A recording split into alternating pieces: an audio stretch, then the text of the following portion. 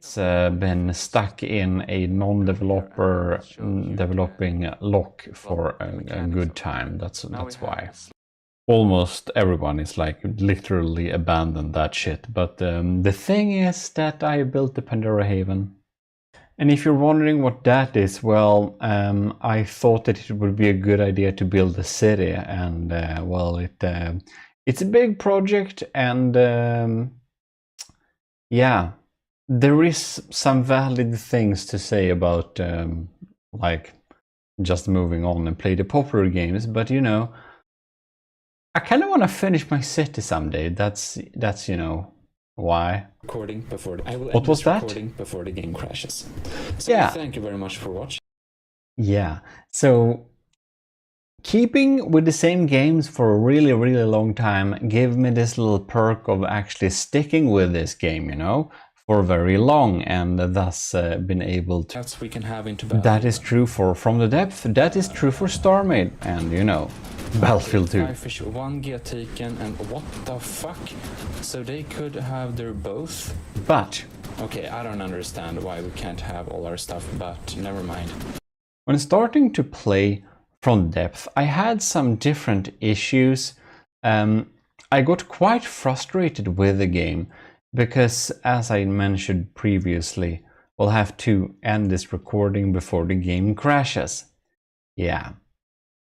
And at that time, when the game crashed when I was recording, it would automatically ruin my recording. It would be void, dead. It's not the case anymore, but at that time it was. And that was extremely annoying. So the game had this issue before of like crashing before 20 minutes or something has passed. So while Scarab and many others were completely right in that From the Depth was a very interesting game, just up my alley, where I could make my fun little weapon systems and all of that stuff, they couldn't know that for some systems at that time, From the Depth had so severe performance issues that it just regularly crashed for a lot of people. By the way, big shout out to Adnecrius, who's been with us for so long. Montrose Adnecrius were one of those people who were very early with supporting us playing From the Depth a big bit, with giving us a lot of tips and all of that. So this we'll be grateful to as well, not only to Scarab for actually giving us the game, and you know, without that, without us getting the game, without his support, we probably wouldn't have stuck with it. Because as you can see here, I tested my luck. It's very reliable. It will crash in about 20 minutes. Every fucking time. Can you imagine how frustrating this was? It was insane. And well, I'm a little bit uncertain where exactly that was fixed. But this is like 8 years ago, and you can see the beautiful old UI. It's darn old. But in any case, so am I. Yeah, we started playing it early on, but the crashes made me kind of quit or play it extremely rarely. But I don't know what it was, but eventually it got fixed and it didn't crash regularly anymore.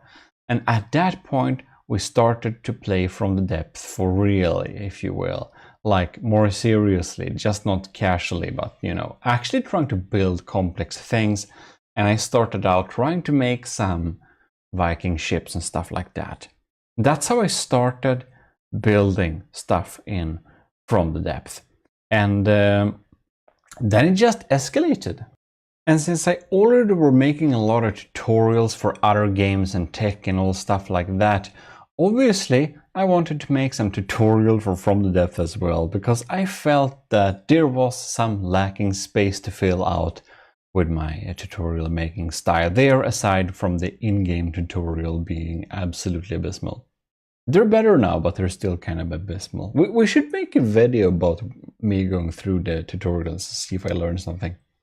Well, I just guess it escalated from there basically. There was a lot to learn, and like this year I've started to look into breadboard for a change. The game keeps me hooked because there is always new things to learn, and it's pretty interesting. And of course, thanks to all of you who are watching and engaging with the channel as well. That's obviously also a really big thing will require. If you want some more from the depth content, look at the Relaxism and GMODISM's GMODIST channel, my secondary channel, for some extra videos as well. But that's basically the story how we got started. We got gifted the game. A lot of our then subscribers and people in the empire of GMODISM were just being really helpful and positive, and that made it so that we stuck, and eventually I learned enough to make tutorials, and you know, I like to think that I'm getting a little bit better each year at least, but I don't know. That's up to you to say. And now I have been dropping in here at, well, 3,260 hours, which is great. This is not totally representative. I have accidentally had From the Depth running this past 2 weeks at least 2 times when I went to go to sleep, so you know, there is that too. But yeah, I've been playing From the Depth a lot at my free time. I have some backlog of content to make too, so there is that. Well, in any case, I enjoy it much, and I hope you're enjoying these videos as well and all of that. If you wanted to know how I got into From the Depth, now you do. Other than that, this is your host Eric, and we are signing out with a paper replica. That's, I mean, with real me. Well, you find links to the other channels there in the corner where the badges are. If you want to support the channel, you can go to gmodims.com/support. You can join the Ecclesiarchy, you can join the commissioned officers, or you can join the government. In any case, thanks a lot for watching. This is your host, signing out.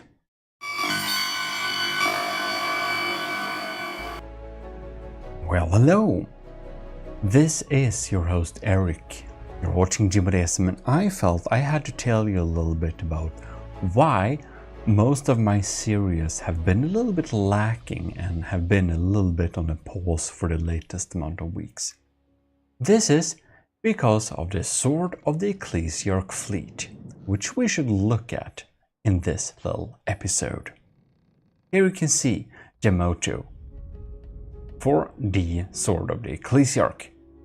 It's Latin, Igne natura renovatur integra, and it basically means through fires, nature is reborn.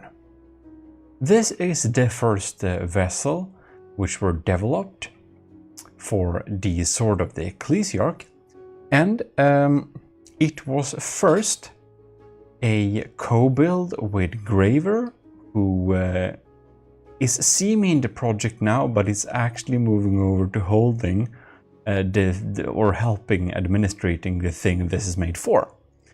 Now it's me. We got the Chaplain General Witch Doctor, and we got the Engineer Robot Stellar helping us build for this little sub-faction. Now this particular build is mostly Graver's work in its shaping, and then I've you know, added many things to it, so that we built. But anyways, we should be looking at the full array. And well, there are some ships to look through here, so I'm not joking around if you think I've been a little bit busy with these things. So that's why we had a little bit low speed of production for the battles, no new tutorials, slow for the builds for Ant Or 2 and the other commissioned officers. Yeah, this is the reason. Sorry about that, but I hope you will enjoy this little fleet. Anyways, so I will showcase the different ships here. We have some adaptations like the croquette ship here, but made for the sword of the Ecclesiarch, so we got bigger diff guns on this thing and some missiles as well. The Army of GMODIST sword of the Ecclesiarch does have its own logo, which is of course accessible on the homepage if that would be a thing, but we got some missiles and some diff guns and stuff like this. Just a little auxiliary build costing just 18,000 materials, so not very expensive. It can better be seen here. We got the sword of the Ecclesiarch, so we got the AOG gear. We got the motto here, Igne Natura Renovatur Integra, and we got the flame around the sword here. That's our logo.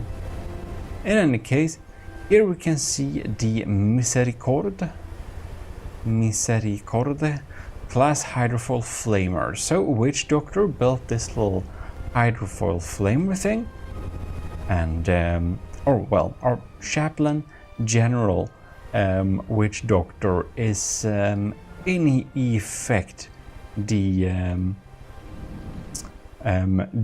deciding function of the sword of the Ecclesiarch, because this is built for something called the Promethean Directive, and it is basically a tabletop war game like Risk. You know, I talked a little bit about the library before, if you saw that, and it's a little bit like that, but it's actually what library was inspired from, and it's not cancelled because library is cancelled. This has already run a season. It was very popular and very big. So this is like a big undertaking to participate in this. Like, you can't basically participate yourself. And there is a lot of spreadsheets involved, like a lot of spreadsheets. I won't show them to you today, maybe in another episode if you wish to see that, but yeah. This is pretty cheap too, 34,000. Flamethrowers are something we like due to our motto, through fire, the world is reborn. And yeah, Witch Doctor built the bulk of it, and I added some details, some more engines like the end. I really like the engines we added here. It looks like they're part of the design. Added some extra missiles and stuff like that. So basically, someone builds the design and someone else goes through, checks and adds or removes some stuff that may or may not be good here. So that's kind of the little teamwork we're having here for each of the builds, really. This is our cargo plane. I don't think we are going to use it for a while though, because we decided to not have all the technologies that may be needed. But you can see if we remove the mimics here, man, this is like basically mostly cargo units. It is a thick plane full of cargo, like minimal anything. It's like wood actually. And this beautiful little design was built by Graver. I just add a few fixes. I did basically nothing to it. Just boring stuff. But it works. It's pretty fast too. Anyways. So the Promethean Directive, being a tabletop wargame, includes a lot of different factions. It's of course too late to join it now. But if you really think this looked like a cool idea, you can join it next year. It will probably be held next year as well, I hope. A lot of participants, and yeah, it's definitely a large undertaking to hold this event. So big thanks to Mizar Luke, who is running all of this on their free time, and to everyone that's helping making it possible as well. we got a lot of ships here. I think we want to start perhaps with checking out like some smaller designs so we can move up in size. We have some land designs as well, which I feel we may need to look a little bit at as well. So yeah, what I think is that... Where is this now? There it is, the Hermitage class scout patrol boat. Yeah. So we got like names like Hermitage, Abbey, Cathedral, types of names for them. So the Ecclesiarchy of GMODISM is, as you may know, what I decided to call YouTube members, which is a little bit funny. So for many of these AIs, you can see we have actually names of people we're supporting. So we have Elevated Dolphin, like there. We got Elevated Matros Halofo. We got some cadets like Wolstenwell and Lieutenant Rick Brell. We just have some mix of Army of GMODISM commissioned officer supporters and people in the Ecclesiarchy of GMODISM at YouTube memberships, just for fun there. Anyways, the Hermitage class is a very tiny boat, just 10,000 in cost. It's probably pretty weak combat wise, but honestly, this is mostly a scout ship that I built it for. So it's not like really built to be this insane battle boat either. It's really not what it's supposed to do. It is supposed to get in early, like frontline. It can deliver some damage with its cram cannons. We do have a small little gun here in the back as well, but that's about it. It will share the position of the enemy and stuff like this, so it will be able to provide some targeting information. And well, in general, it's just built to be sent out there and detect stuff that may or may not want to be hiding from us. It looks nice. So yeah, you will definitely recognize the Merops attack plane, but well, I basically made it almost only missiles. The original one is like much cheaper, so I made the missiles a bit longer and added the cool daggers to it and some other deco. And then our chaplain general has set this thing up to be much more evasive. We may need to hold some battles between this and the previous version at the GMODIST channel, so subscribe there if you haven't already. We have some extra content over there.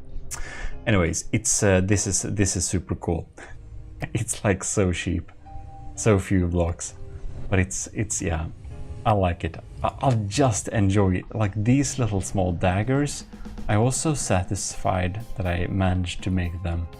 It's not hard, but I thought it was. Well, in any case, the official story is that thousands of years in the future, the galaxy is under existential threat, and only one organization can save it. The Promethean Directive was established to run war games of an unprecedented scale at the Alderson disk known as the New Cancun, to prepare millions of military and civilian leaders for the wars to come. Yeah, and the out-of-character explanation is a unique multiplayer war diplomacy simulator for the video game From the Depth. And a lot of text. I'm going to tag the Promethean Directive YouTube channel in this video description if you want to go and see what's happening there. I think you can join their Discord and just ghost it as well, I suppose, to have some limited understanding on how it's progressing, possibly. I don't really know. Other than that, otherwise you could join next year. Yeah. Oh yeah, so the Hermitage class, the scout ship, that is my creation. I think someone may have fixed it a little bit. I'm not sure entirely. This is also my creation. It is a the Oratory. This is a burner corvette. It's really funny with these turrets because they don't only look like they have engines. Like these guys, they actually have engines. If I can go on these turrets here, and we go, you can see it has an engine. If I remove this, we have less engine power. So they're not really, they have lower priority because they're not very efficient, but yes, each of these flamer turrets are self-sustained. I think I call them Delta Corp, like trash incinerator or something like that. They're not held in high regard. But yeah, so that's the thing. For the Sword of the Ecclesiarch, as a sub-faction of the army of GMODISM, we have a little story as well. So basically, in ancient times, the empire of GMODISM, basically then some kind of historical version of me, the Lord High Admiral and Ecclesiarch Eric of the army of GMODISM, of course, made a super secret task force called the Sword of the Ecclesiarch for obvious reasons, which were to perform some very secretive and important missions in the world then to find important information and stuff, and establishing a civilization there on this Alderson disk, aka New Cancun, was obviously a very important aspect, since there are some very secretive and important information to be gathered there. However, when the Sword of the Ecclesiarch were traveling to get there, their version of their Omnius Prime copy, the AI they brought with them, got damaged and were having some weird output. The time went on, and since the Sword of the Ecclesiarch force lost contact with the general empire of GMODISM for a really long time, well, stuff became a little bit weird. Stuff evolved in a little bit of a different direction. The old AI and communication to the Empire of GMODISM unit, which was damaged and was instead starting to be called the Machine God. And well, after a while, some high priests just took over the Sword of the Ecclesiarchy and ran it as their civilization there on the Promethean Directive for a really, really long time, and it's just been left alone. Now recently, the Ecclesiarch, which is I, were reinstated, recontact was made thus, and the Sword of the Ecclesiarchy is under the Empire of GMODISM's control, which is really high time, and the plan all along, of course, because now stuff is moving about in the Alderson disk, because, well, shit's going down. And that's why I'm here, and that's why our Chaplain General Witch Doctor and our Engineer Robert Stellar were all there to make sure that stuff doesn't go haywire, right? This is the Sky Crusader class air monitor. I believe that Robert Stellar built almost all of this, and then me and Witch Doctor just fixed and added some stuff. I added a lot of diff guns to this thing to make its survivability a little bit better. And I think, yeah, well, we all checked out each other's designs and did something on them, right? Anyways, this will just sit in the sky and output damage. It has a little bit of an evasive problem, so having all of these interceptors, of course, added to the cost a little bit. But it, of course, is worth it to make it survive, but it's not as cheap as we wanted it before. But it looks nice. Yeah. It's not one of our most min-max designs. We have a few of them. Here we have the Sanctuary class frigate, it's pronounced, I think. And this thing is, well, I don't know how good it is in terms of the damage output in comparison to our other designs. I think it's built mainly by Witch Doctor. I'm not sure. Oh, whatever. I'm not really sure. But anyhow, I added some stuff to it. We all did something on it. It's super cool. I added like more defensives and stuff like that. You can see this thing looks super beautiful. It's super nice. Add a little flamer here in the front. Other than that, it's VLMs. We have lots of details, and inside this hole, you'll have to appreciate this hole here. It looks super holy, very nice.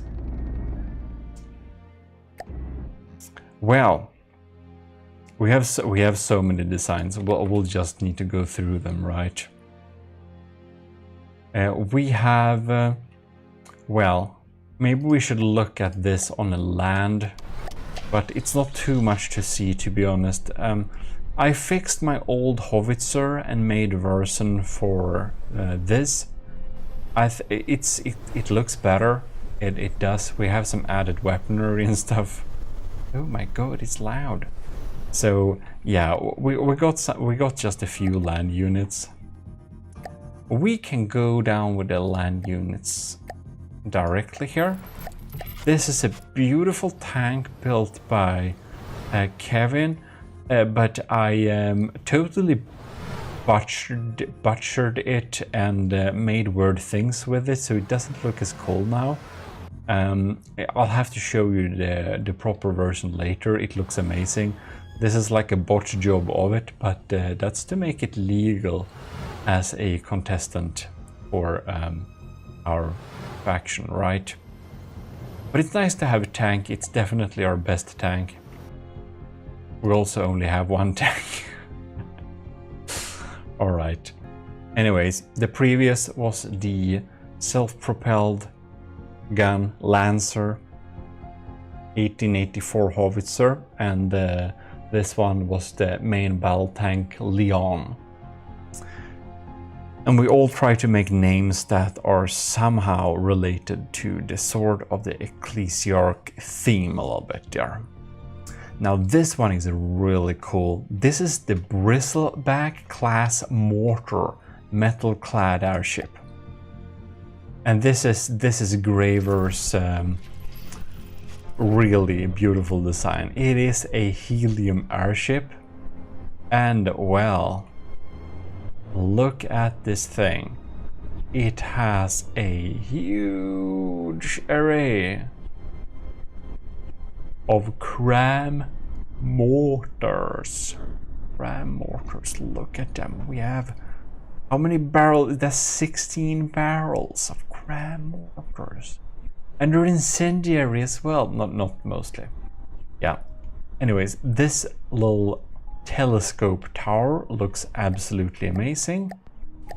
I almost want to destroy the magic by clicking, basically removing mimics. I'm sorry, I shouldn't have done that.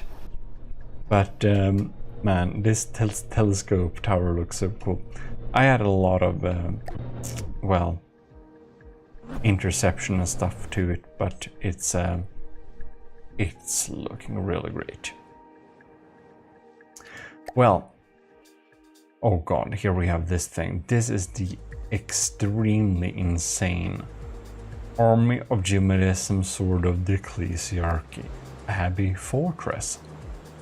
Now, Graver made some really cool cathedral looking designs in the beginning, but our witch doctor has made this insanely beautiful. Look at this thing. Look at this facade. It's absolutely amazing. Look at these details, like around the doors. Like, how many layers is this? It's absolutely insane. Well, it looks absolutely great, so I'm not complaining. I was just looking at this in awe, adding loads of diff cans, smoothing out some details, adding some worthless shit details, flamers and stuff. And this is like Witch Doctor's awesome detail. The flaming sword here.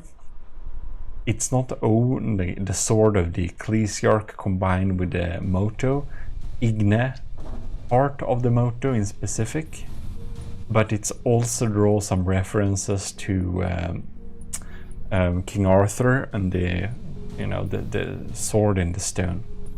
It's very cool. And we have big crams.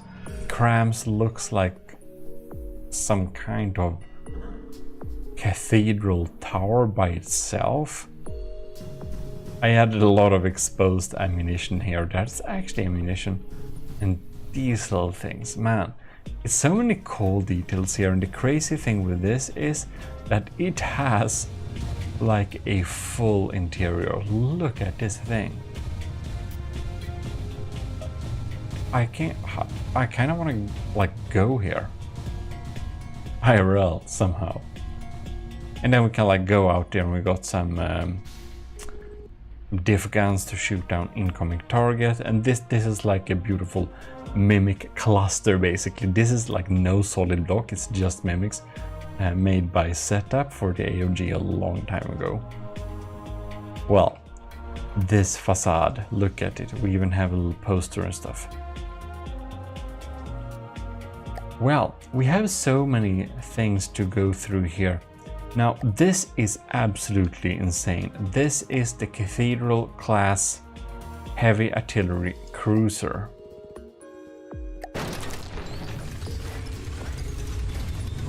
Yeah, this is big. So this was I think mostly like Graver built like all of this, and I added some shit later on, and did some interior armoring, fixing things up, making turrets not die and stuff. But as you can see here, Graver done basically everything on this thing. It was where this little telescope tower was built, and well, it's beautiful. And we have this super ambitious interior here as well, looking pretty great. We all try to keep to the theme, but that we have some small differences just makes it feel so much alive. Yeah, it has diff guns and a insane big gun here in the middle. It is, as you can understand, a very scary railgun of 500 millimeters, shooting a pen depth AP frag shell with oh no, why do we have 2 emergency ejection defuses? Well, that's wrong. Well, whatever. Why did I not notice that when I fixed it? I'm seriously wondering. Oh no. Well, we did a little crash there. That wasn't intentional. Man, this thing looks evil. So yeah, this is the very scary min-maxed airship. This is really cool. It doesn't only look scary, it's pretty classy cool too. The Igne class absolutely fire nukes anything. It's absolutely insane. I mean, this thing is crazy. costing $250,000. It is an expensive one-time fix, but a bit of a one-time fix it kind of is, because this thing just gets in close and unloads insane amounts of incendiary shells at pretty slow speeds. Like, man, it just ignites things permanently. This is thus called the AOG ZTMC in-class incendiary bomber metal class airship. Very cool. Don't mess with that. And Graver made this Terax pattern drill, which is a really cool little concept. We're gonna have a little testing video here, but I just tinkered around and could make a version that almost deals the same amount of damage for about half the cost, just fixing some interior bits. But it is a little bit slower, so we also made a standard drill unit. Not to speak about the land drill unit, which I started on. This is a complete abomination. It needs to be updated. But you can probably guess where it's gonna go. It's gonna go on land. If we're invaded by a land, we can send out that. It's very scary. Alright, so we don't need to look at all of that Enva 2 class. No, we don't really need to do that. We're probably gonna forget something anyways. So anyways, here we have the Flying Commandment class air monitor. This thing, together with the ship I'm gonna show you later, has been developed and built to possibly be able to be our main big production battlecraft. That is basically to be mass produced and deal most amounts of damage. Both our designs are Sandblaster based design, and this is Robot Stellar's version, which is a flying version that deals very good amount of sandblasting action. Really cool looking turrets here too. I really love these ones. That Robot Stellar made with some parts and stuff going on them. They look very cool. This man though, just about to fall out of there. Well, there we have, that's that one. Okay, now before we look at my little version there, we're gonna go and check the defensive airbase fortress. So our witch doctor made this insanely cool little main defensive base. It's only cost 177,000, and it does have some flamers, but most notably it has so many Terax pattern drills that can just be spammed at the enemy to great effect. These drills deal insane damage. We seriously have to have a test video over at the GMODIST channel, so check that out now. We also have a lot of the attack planes here too, getting ready for action somehow, that can be spawned and well, sent into combat. But man, Wish Doctor did a real good job there. I haven't basically added anything. Well, and then before we look at that, we're gonna save the best for last, right? So here we have the Cerebro class assault drill carrier. Obviously, to carry these drills into action, we need an assault drill carrier. So this unit holds 3 drills, and well, they will just be launched as well, jet dive bombers, except they won't move away. They are like diving and killing on contact, especially with these flywheels attached inside. They are very scary. So yeah, don't let them come close, basically. And about what I've been working most on, we had the real need to get something really strong. So the light cruiser, the Renovateur class light cruiser, can't speak anymore. Inside the game there are some reductions of materials, so this one costs almost 300k in spawning game, but it does cost 250k resources in game, which unlocks it so that we can produce it in factories, which will be a better, cheaper way to do it. This, however, is the only thing which I can say I've really spent a lot of time on perfecting, because we need this to work.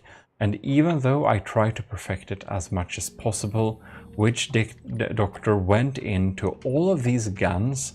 The Vigoletta Marksman, this is a new version of the Vigoletta Marksman. It's actually rail assisted. And we have these one, the Fort SA Sandblasters. The ammo has been changed on them because they needed more accuracy on long ranges, so they use Sabofin Fin. And the Vigoletta Marksman is a little bit more how it was before, but still different formulation, faster shells. We have a lot of interceptors going on here, and they are really quick. They are from my intercepting empirical testing videos too, so you can see it. And of course, I made a little sword in the top here.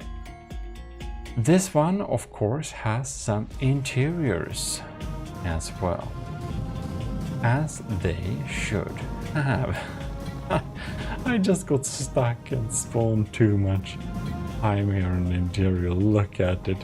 We have like a Lexing, a like list of quotes from your GMODIST and sayings and stuff as a book form. We got some cool guns, setups, little ship in a box.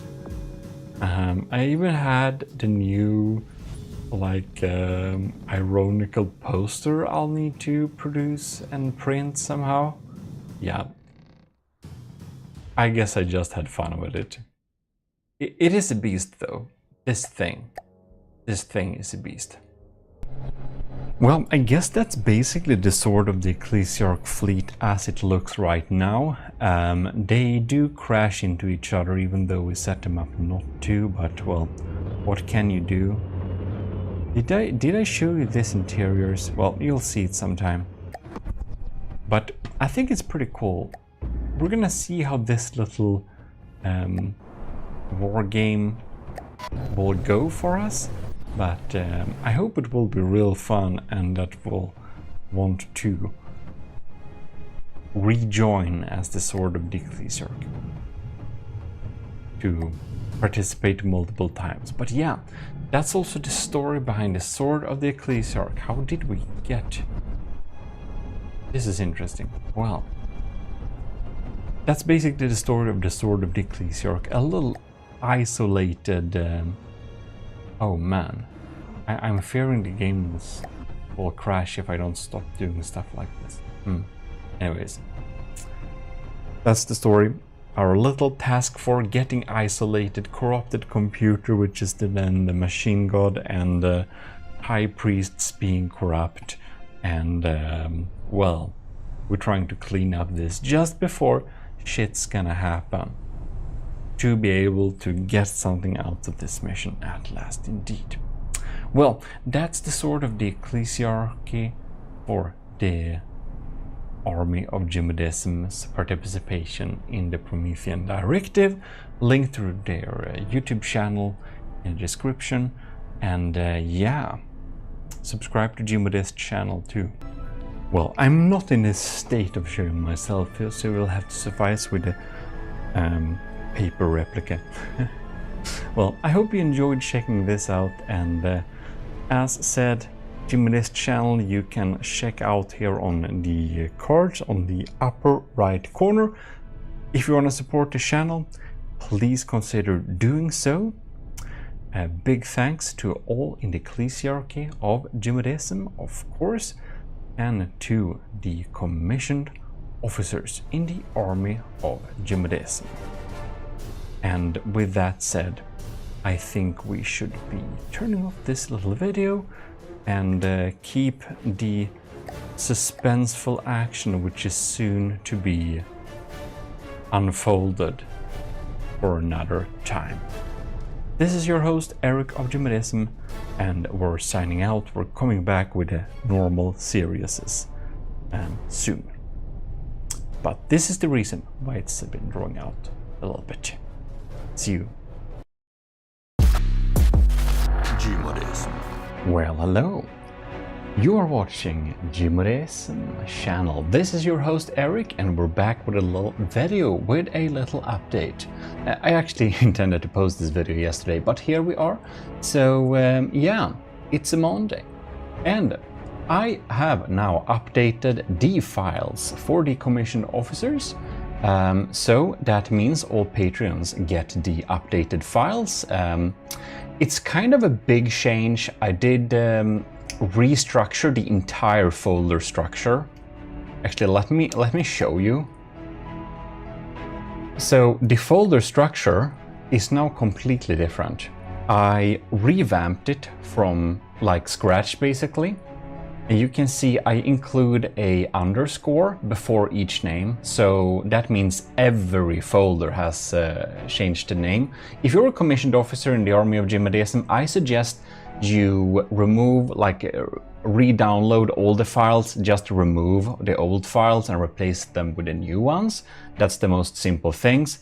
A few items have been removed, but they're kind of not important, so maybe you want to save a backup. But just to let you know, if you're a commissioned officer, definitely do a complete re-download, because the new structure is much better. It's much easier to find stuff.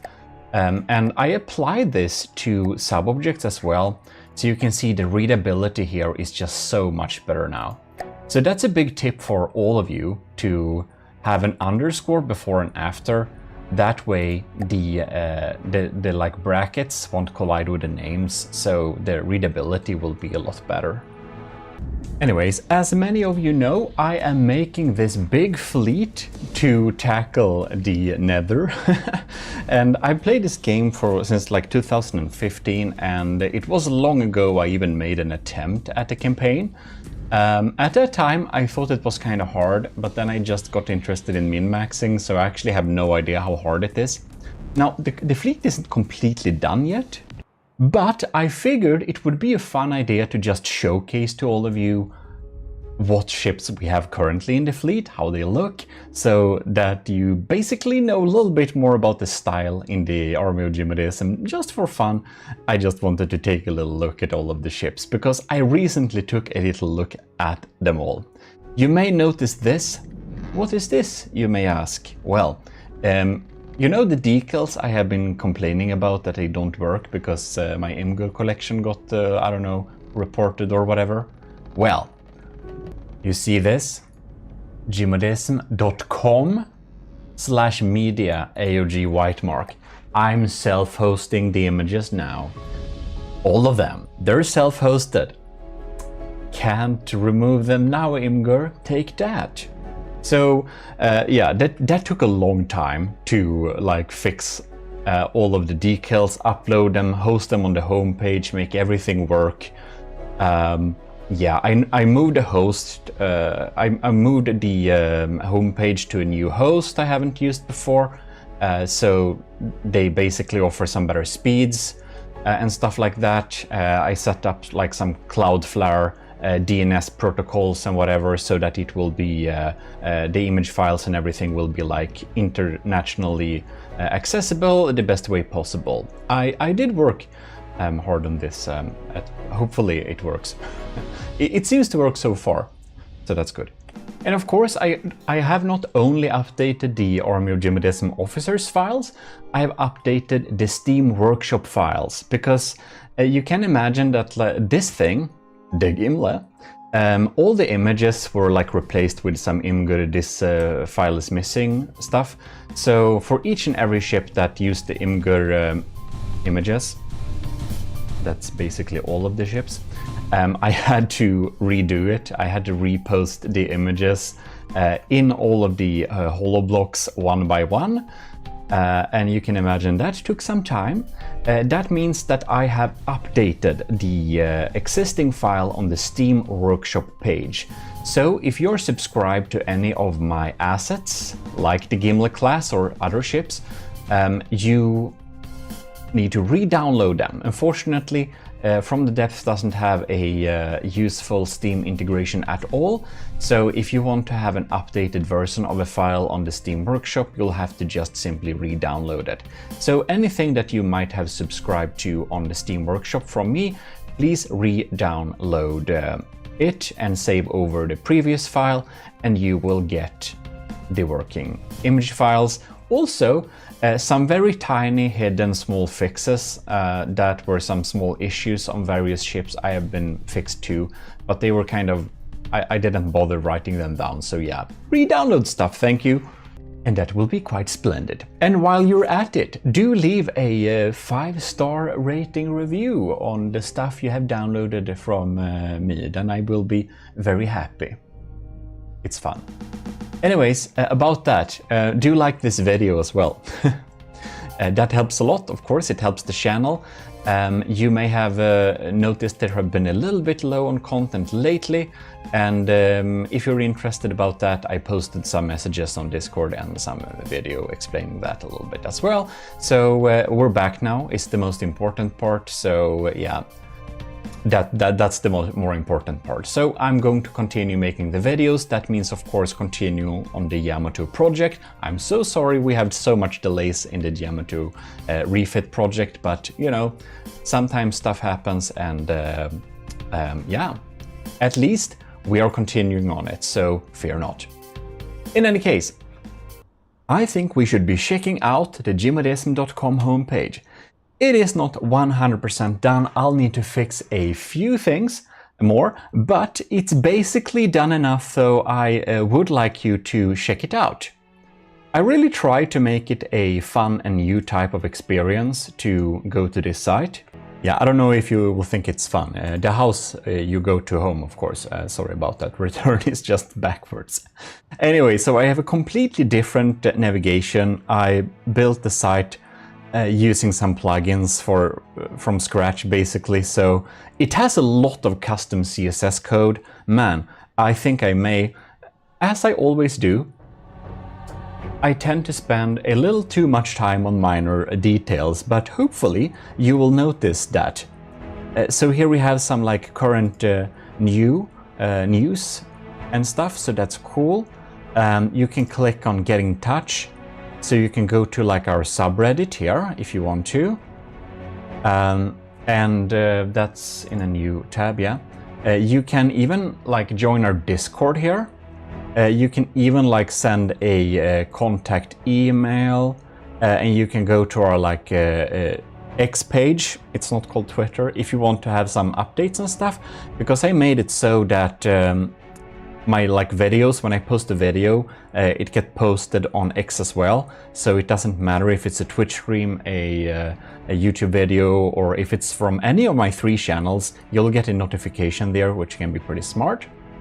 And if you haven't noticed this, the YouTube community page is a good place for making polls and stuff, so I do a lot of polls there, so if you didn't know, you can check it out. And I also listed some official but less used accounts here. Of course, the Steam one is pretty used, but I have other links to my collections there. So here we can see some other like shortcuts to our channel's commissioned officer, the Imperial store. Anyways, if you go here, you can go to the support page. So here you can join the government of GMODISM. I did set up this new support option, and this is like the best support option for me. It doesn't offer as many integrations. So what this basically gives is if you want some like discounts on our store, and if your most important thing why you want to support the channel is like general support, this is the best option for me, because this one basically takes very little in between money. They don't require many percentages like the other options on YouTube and Army of GMODISM on Patreon does. So that's really cool. So if you want to give general support to the channel, well, this is the new place. And if you want to have member recognition, well, I'm gonna set this up so that you will get a member recognition every video. So if that's most important, check out that. We have the, whoops, clicking on OBS now. We got the, well, the Army of GMODISM on Patreon here, of course. Yeah. And we got the ECCLESIARCHY. And that's of course YouTube, if you want to join YouTube like that. So you want to become like over-voicing myself. And of course, we're gonna get back to a Twitch stream. I feel I always say this, but honestly, I really want to. So obviously we have like a Twitch sub option here for those that are most interested in the live experience. Yeah, and then we got like two our different stores like this, where this is of course the most important one, but this store honestly has some of our, according to me at least, coolest projects with, you know, the desk mat here, which is nice, and the flask, yeah, that is not available. It's like a specialty store, but the things that are here are nice, I think, especially the desk mat. Anyways, there is of course like the donation options too, if anyone wants that. There is like that. Yeah, but please like check out this site yourself. It would be fun if you could just take a little look at this site and say what you think, because of course I spent a lot of time on this. We got a new IP to our GarageMod server, by the way. There's like a list to all of the different assets that anyone can get. And naturally, the Steam Workshop downloadables. Oh, I just uploaded the Gimle After Party, by the way. So if you have struggles running the Gimle because it lags too much, this version, while losing against the Gimle in single combat, it's pretty strong and it has so little sub-objects.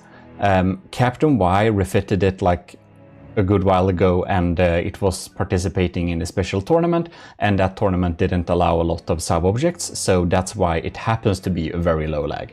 Yeah, so that's fun. And to finally get to it, here is the Army of GMODISM media asset library. So here you can see we got all of them uploaded, looking pretty neat here. So obviously I have listed the link to them for simplicity, but you can always just click on something, just right click and copy image address, and you'll get the image address. You can use it in from the depth, so that's pretty neat. Oh, and we listed our content here on nice little slabs like this, so stuff like that. But please check out the homepage and tell me what you think about it. I would like to have some feedback before I consider it done. Yeah, okay, so I didn't mean for this video to be like a showcase of my homepage, like that much. Maybe I'll cut some parts away, I don't know, but anyways, hopefully you like it, but do please check it out. I didn't mean to spend that much time on it though. I guess half of you aren't watching or not even watching anymore, but whatever. Let's proceed and check out the Army of GMODISM's fleets. Ooh. By the way, I have started to work on the Mark III of the platform. It's super secret, work in progress right now, so I won't tell a lot of details about it, but it's gonna be pretty cool. So here we have the folder with the fleets. So these are basically all of them are available for the commissioned officers, of course. I can't upload entire like folders of fleets, however, to the Steam Workshop. I can make collections, but I can't upload them in a pack like that. So a lot of these vehicles are individually uploaded to the Steam Workshop if you want to check it out. The Sword of the Ecclesiarch, that is a little special force, which I won't show you right now, but basically Me and another person in the AOG, we will be participating in the Promethean Directive, a minigame thing. Or not it's pretty complex, but it's basically from the depth-based board games. More info about that later. Not for the faint of charts. Funny. GMODism, that's not really funny. Right, so we're gonna start off strong, or at least expensive, not really strong. This is the really big super battle carrier. This is the build we built for Admiral Wani Ryujin a long time ago. Our first admiral in the army of GMODism, if I recall correctly. It does look cool, it's really big, and it's not particularly super strong for its cost, because I admittedly wasn't that great at From the Depth when making this, so it is slightly better than Draconia tech, I would suspect, which is not epic, but of course it's acceptable. It will hand anything. It will have all of the in-game designs, it's as, of course, naturally. It also costs 6.5 million. Yeah, so it works. It's pretty hardcore, but hey, it looks cool. And this super battle carrier's name is Ryujin then also. It carries a lot of attack swarmers. So this is the storm attack swarmers. This is like the fleet lead that basically takes command and has some support weapons that actually marks out the targets to help these guys, the regular wingmen here, deal the damage. They're equipped with a big diff gun, so they deal a lot of alpha strike damage. So the thought is that you're basically swarming the enemy ship with a lot of diff guns. The armaments we got here is mainly, what is it, 5 really big railguns. These railguns are kinetic railguns, the best type of railguns. They're absolutely very scary. They're very scary. On the side we have a lot of sieve systems, diff sieves to be specific. We got some big lambs too. We got interceptors, we got basically everything.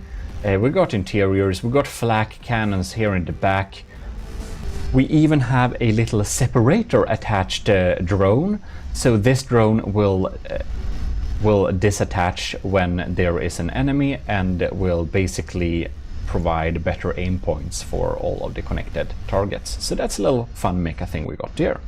We got this crazy huge missile turret as well that delivers very big missiles straight into the face of the enemy.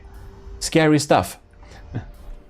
Well, we got a little super fun thing on this also. When we actually have an enemy, now I'm a little bit afraid that it will lag a little bit, but let's just spawn a tiny thing so you can see it in action. Oh god. It lags so much when all of the ships are launching, but when an enemy is detected, the bridge is retracting. My god, my game, I fear my computer will crash. Okay, I removed that thing, because if I think a little bit more closely, it actually doesn't, it's manual. Yeah, there are far too many lights on this thing too. Maybe I should do a Mark II someday. Anyways, what we basically do is we click a button and the entire bridge will retract into the safety of the innards of this ship, which means that, you know, the captains and admirals and rear admirals and commodores and everyone that could be aboard this ship is safe and sound inside the innards of the ship and not exposed up here. Oh, and another thing that lags super much, video screens that gives a live feed of the ship. Yeah, so this ship has some cool interiors too. It's on the workshop, it's updated, so you can download it and check it out if you are so inclined. Oh, and it's really cool that this thing is like, you know, not docked by a docker or things, stuff like that. It's actually attached physically to the ship when not in use. The only issue is that it doesn't reattach automatically. You'll have to do that manually here with some buttons. But that works. Well, give it up for the Ryujin, a super battle carrier that desperately needs a less laggy version. But perhaps you have a supercomputer that's better than my laptop, and if you do, feel free to have some battles with it. Next fleet or force is moderately exciting. It's like my more recent saves of my very old adventure mode attempts. Yeah, so you've seen them, maybe. So then I participated in the Newbie Rumble 17. So yeah, I played the game for some time, but I couldn't participate in the Newbie Rumble because apparently you're not considered a noob if you haven't participated again like previously, which I hadn't.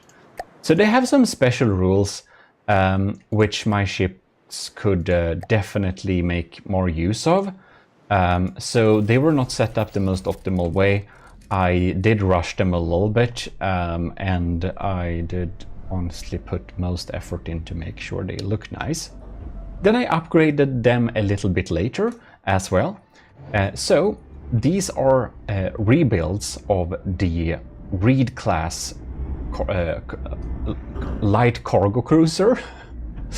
Well, they didn't make it that far in the tournament. They had some issues and stuff. Yeah, they spent... Yeah. I think EMP was banned in the tourney, but they are still EMP proof and stuff like that. I upgraded them a little bit afterwards, however. So I kind of like these rebuilds. I think they are... I actually don't know if this is better than the original Reed class. I probably need to check that. Yeah. In any case, this is the Reed light cruiser. So it's the Mark II of the Reed, and it's then a light cruiser. Then we have a rebuild of the Mark II light cruiser, which is of course a carrier. So this is the Reed carrier. It's significantly cheaper. So this is 112,000, and this is 73,000. It offers much lighter armaments. It has a cram cannon that has timed fuse, so it's like a cram cannon, 180 degrees, I think it was. And then we have the adapted, because it wasn't legal, but my quick adaptation / fix of this beautiful bomber, which you see from the trial season 1. And so nobody forgets, it is built by Jono, Matros 2nd class Jono. Submitted this design, and it was one of the better designs. So that's why it's earned a spot in the Army of GMODISM fleet, and now we have it on top of here mounted. This is an adapted version, however, because we needed to make it, well, abide by their tournament rules. Yeah, and these are not exactly the ships that participated in the Newbie Rumble. Good to know. But just slightly fixed, upgraded version of those, so. I'm actually a little bit curious. So I spawned the Reed class Mark I. This is a cargo light cruiser. So it actually also doubles as a cargo and mining ship. So it has like miners, so it will passively pick up materials when it's not in combat. And it's a little bit updated, so it has some neat interceptors and stuff like that. Yeah. So I actually don't know which one of them is better. The Mark II does have a rotating decoy that will confuse missiles, mostly, that are radar guided or heat guided, and will also confuse lasers if they target the hot blocks onto this instead. They will not deal a lot of damage to the ship itself. Ooh, the Mark I Reed class is a bit more powerful. I think, if I recall correctly, The upgraded or fixed version or for the tournament doesn't have shields or stuff like that, because I think it was banned or something. Not 100. Well, I had to change some stuff to make it weaker anyways, that I know, so I'm not surprised by the results. Then we have the Holy Metropolis Protector Fleet. These are insanely large, the S. Davidos. Here we have the afterparty version of the Gimle, which you can check out on Workshop too. The S. Davidos is also updated on the Workshop. Oh no, I spawned it in as lightning hoods. Well, in any case, just to check out a little bit quickly, we have Captain Y made this super funny thing where they kind of clean up this messy party. And other than that, it looks very similar, but a lot of the turrets, like this one, is actually not a real turret because it's very low on sub-objects and stuff. Well, so this is like the lag-friendly Gimle. This thing is my thickest battleship to date. This is the S. Davidos Mega Super Titan battleship basically. It's a super battleship apparently, and it looks like crap. I know, it's only made to be somewhat effective, and then I hastily tried to deco it a little bit. Yeah, but it's really strong, and I'm not sure, but I don't think it has ever lost against anything that has a higher cost per that has equivalent cost. I don't think it has ever lost against anything that has equivalent cost. It has defeated some really big strong ships by well, Suzu likes to build really big ships, so we fought some of the ships she built, I think the Juno and well, an array of ships anyways. It's pretty strong.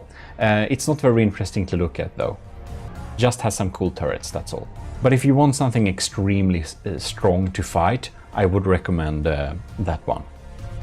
Then we have the Constabulary of GMODISM, which we built for Admiral Scooby-Rocks. So this is the State Trooper observational drone, or a reconnaissance drone. And this thing, I think it looks pretty cool. It's of course not super strong because it's not able to be that evasive, but its main function is actually to provide and share aim points and stuff like that, which it does pretty neatly. Then we also have the Officer, which is a very small little jet fighter, and I'm actually gonna upload these to the workshop independently because I feel they deserve independent uploads as well. Not to match it against anything that may in particular be matched in any regard, but just to see them in action. You can see they are making a mess of this, and here we have the beautiful laser controlled missiles from tubes like that. It's just doing its thing, vibing in the sky, firing some guns. Yeah, I think it's pretty neat. These black medium distance rockets feel really cool. The menacing black smoke is just a nice little addition. Very nice. What is uploaded to the workshop, however, and now updated as well, so we are using working decals, is the Constabulary main items. The Deputy Sheriff, which is a completely super scary thing that will dive in and deal insane amounts of Alpha Strike damage. And the Deputy Sheriff is essentially a real big Alpha Strike system. It contains a big charge laser and a charge plasma system and has some funny quotes in context, and it will just go close to the enemy and unload. It also has some diff guns for auxiliary firepower, a constant stream of incendiary missiles, some bigger torpedo combo missiles so that it can also target submarines as well, And yeah. It also has a sign movement, so it bobs up and down when we have enemies in the vicinity, so that it's less likely to get hit. And then we have the sheriff, and the sheriff is the main thing. This is a carrier, a super battle carrier. It's a lot of big guns naturally. The main systems are actually not these ones. It is the plasma cannons right here. We got some pretty strong plasma cannons. They are really expensive. This ship is really expensive. It's 4.2 millions in cost. And that's of course because we have so much plasma. We've got side charge plasma systems. We got diff guns here. We got a lot of laser outputs. And some really funny stuff here, because of course in From the Depth most enemies are actually AIs, so the thought is that the incarcerated or extracted AI cores they can just be stored in a shelf like this when they have been picked out of the vehicles, so that we can take these brains to be prosecuted. Isn't that neat? But of course we got some traditional dungeons inside of here, naturally, if we would meet something that's not an AI. I got a little bit lost, but here they are, simple cells. Got a pretty fancy big bridge here with some controls and a lot of mood interiors. And naturally it carries the fighters and stuff like that. And I don't know why we started a battle here, but we're not gonna start battles with everything, naturally not. But of course it will do short work of the crossbones, that's for sure. And now we get in here getting some action with this Alpha Striker that also has some revolving blast guns. Yes, of course, because when things are burning, they're a little bit weak to that stuff. Very neat. Yeah, and this is just constantly outputting plasma and laser damage. Very scary. It can be debated how good it is for the cost, however. I haven't made proper comparisons. It's 4 million, but it definitely loses against the S. Davidos, which is 6 millions and very min-maxed. This is looking pretty neat, you see. See, it goes up and down like this to avoid cramps and stuff. Tries to, at least. It's pretty slow because it's very big. Or I wouldn't say slow necessarily. This big thing goes at like 80 meters per second, so you know. I think it can go faster actually. 100, yeah. 100. Well, that is the constabulary of GMODISM, however. Then I think we're gonna check out the very tiny first chapter Wasteland Domination Force. Now, this is my early collection of stuff to use in the what is it called? Ashes of the Empire.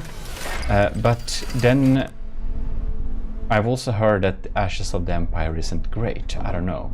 I hope it is. But so I made an outpost. It's pretty long ago actually, but it's fun. It's an outpost. It's a small little station. It looks cool. It's neat.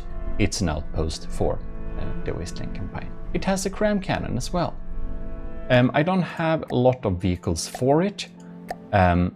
I did make a howitzer, so we got a howitzer here, a cram howitzer. Very cute.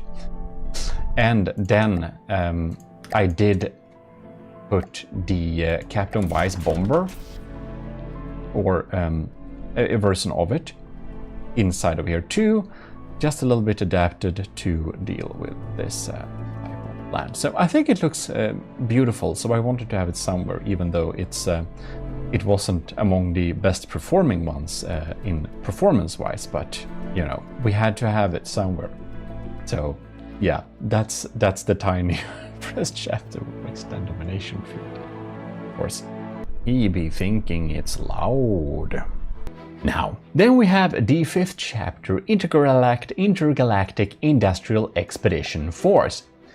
This is a readaptation, cook-up of a lot of previous designs to put together some type of participation. It actually ended up with a lot of forces, but whatever, for the library. So the Great Library is a, or should I say was, I don't know, a basically like a easier version of the Promethean Directive. However, it is, well, I guess the people that are running it don't have as much experience as the ones that are holding the Promethean Directive. So it's a little bit understaffed and the rules are a little bit work in progress. So I don't know, the Discord seems pretty dead. I don't think it's... I hope it will continue, since I did put together this, but it's been dead for some time now, so we'll see if the Great Library come back. But we got the forces for it as well. So I think that holo shields or like projector shields were banned. So basically all my designs that are submitted to it have the shields removed, so they're weaker in that regard. Some designs are actually better. This thing is a good bit more quick, actually, I think, than the original Croquette, so that's cool. We have some adaptations, so for the Filke challenge, Setup / E-Lord, maker of the Turtle Lord, made this beautiful little version of the Filke, and I just had to take some interiors and stuff like that and upgrade the looks of this. Among a lot of interior assets Setup also made, actually, but I made it look a little bit more neat, so threw that in there.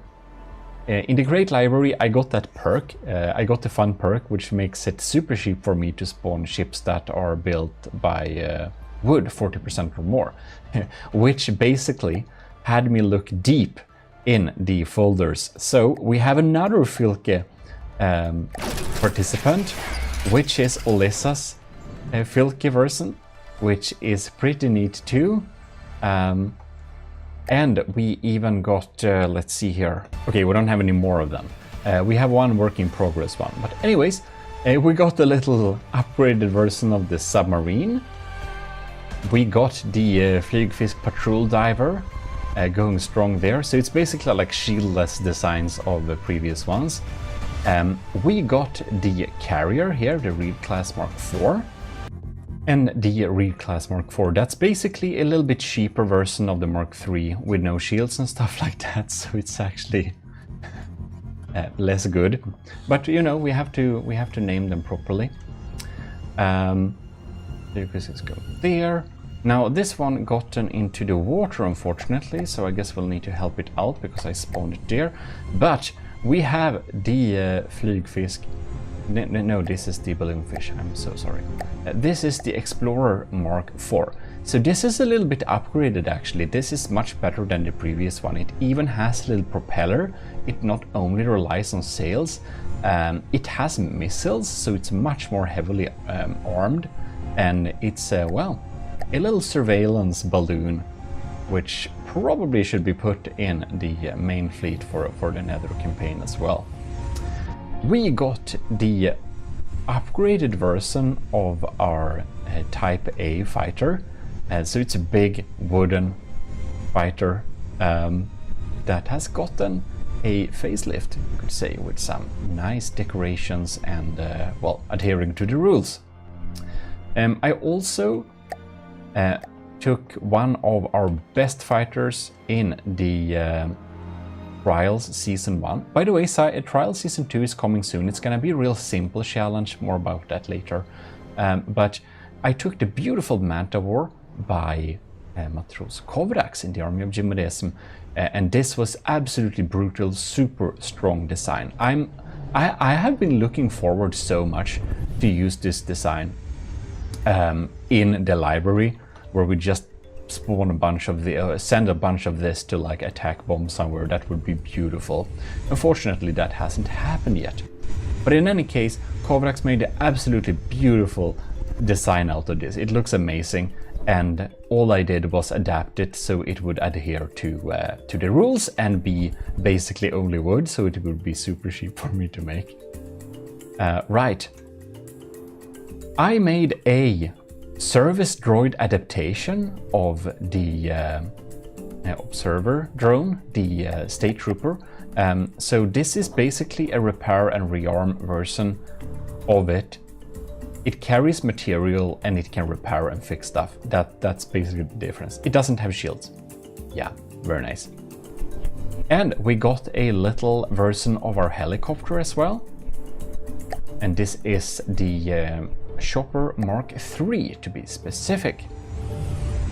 Also, they have their own little adaptation here. They got their own version of the of our little fighter here. I should actually put the Officer Mark II versus the Officer Mark I and see which is best, because it uses a different strategy. I'm not entirely sure which one is best, but this thing actually contains sticky flares instead of chaff to confuse radar. So it has active decoy system instead. So yeah, we need to put them against each other. Not really worthy to display, but this is the work in progress mobile base for the Great Library campaign. So yeah, it is what it is. All right, Officer Mark I from the Constabulary Peacekeeping Force versus this the Officer Mark II, which is from the Great Library. I guess we can just spawn them both and see which will... Oh. Well, that's fast. Well, the original wins. Ooh, I think they banned EMP. EMP is great against small aircraft. Well, now we know. So that's basically the 5th chapter Intergalactic Industrial Expedition Force. You know what? They hated the name. I can understand that, but I like long names. So, last but not least, obviously, we got the 2nd chapter. Yeah, 2nd chapter Frontier Fleet. I know that. I guess I just can't speak, you know? I had a little bit of a hiatus on recording, so I think I probably lost my ability to speak somewhat. In any case, the 2nd chapter Frontier Fleet will need to find some deeper water, man. This is like shallow. This will not... It can be funny. It's gonna be funny. We can spawn it here anyways. Well. Look at the poor thing. This is the broadsword battleship. It's really tall. It's really low tech. It's not one of my most recent Minimax designs, and it's mostly made to look decent, which I think it does. It needs to go somewhere, however, for it to stay at a nice, pleasing level.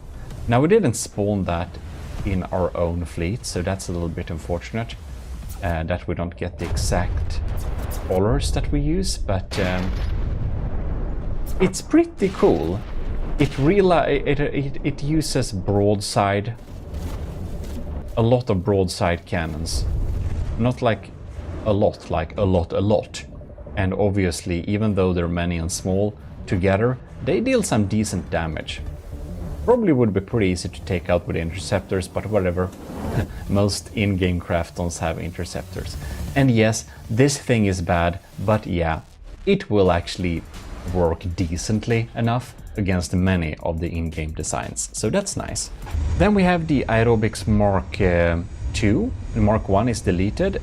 This is a jet fighter that is pretty good, to be honest. It moves so janky, it's really hard to hit. It usually wins against many of similarly priced Steel Strider designs, and definitely works against the Deepwater Guard. Now, I'm not super happy with the design of it anymore, because I kind of upgraded or changed my style at least. You may think this is cooler, I don't know. It's up to you. But it works.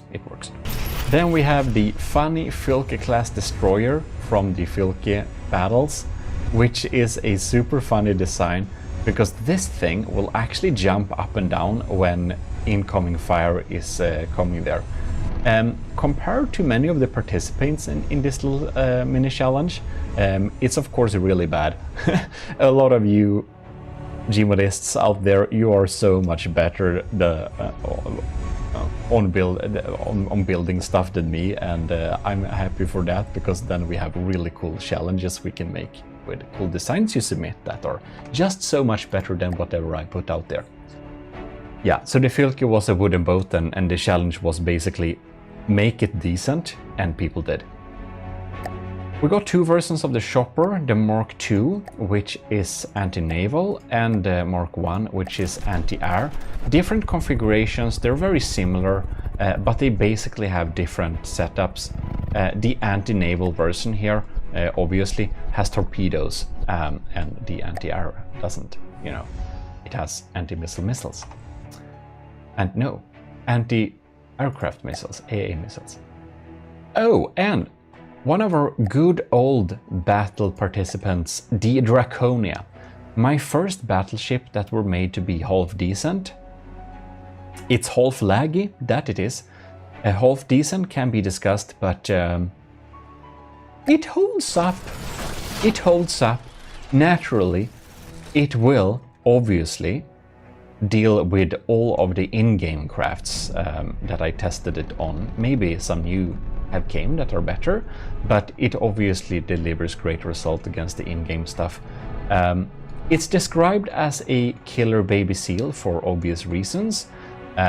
It is equipped with a not so good APS, some really scary laser systems, and some really funny like interiors. It's like a mini city on top of it. A little bit inspired by Philip Reeve. I think his worlds are super cool. If you don't know who Philip Reeve is, Google Mortal Engines. Yeah.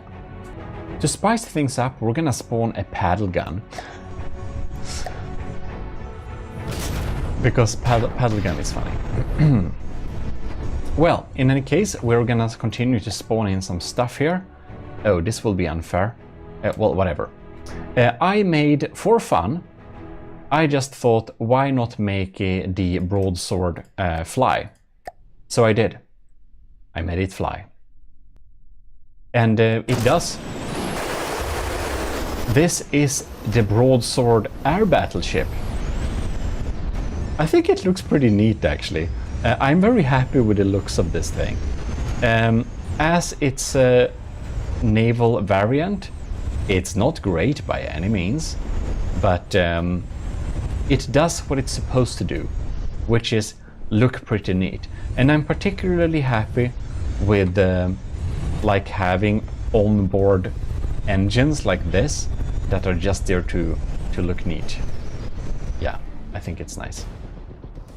I think paddle gun died, unfortunately. Well, we have the crossbones in the background instead. I'm guessing crossbones will do short work against the air battleship. And while we're at that, we're going to continue to show the second chapter Frontier Fleet. These are missiles for another submission you'll see in a moment.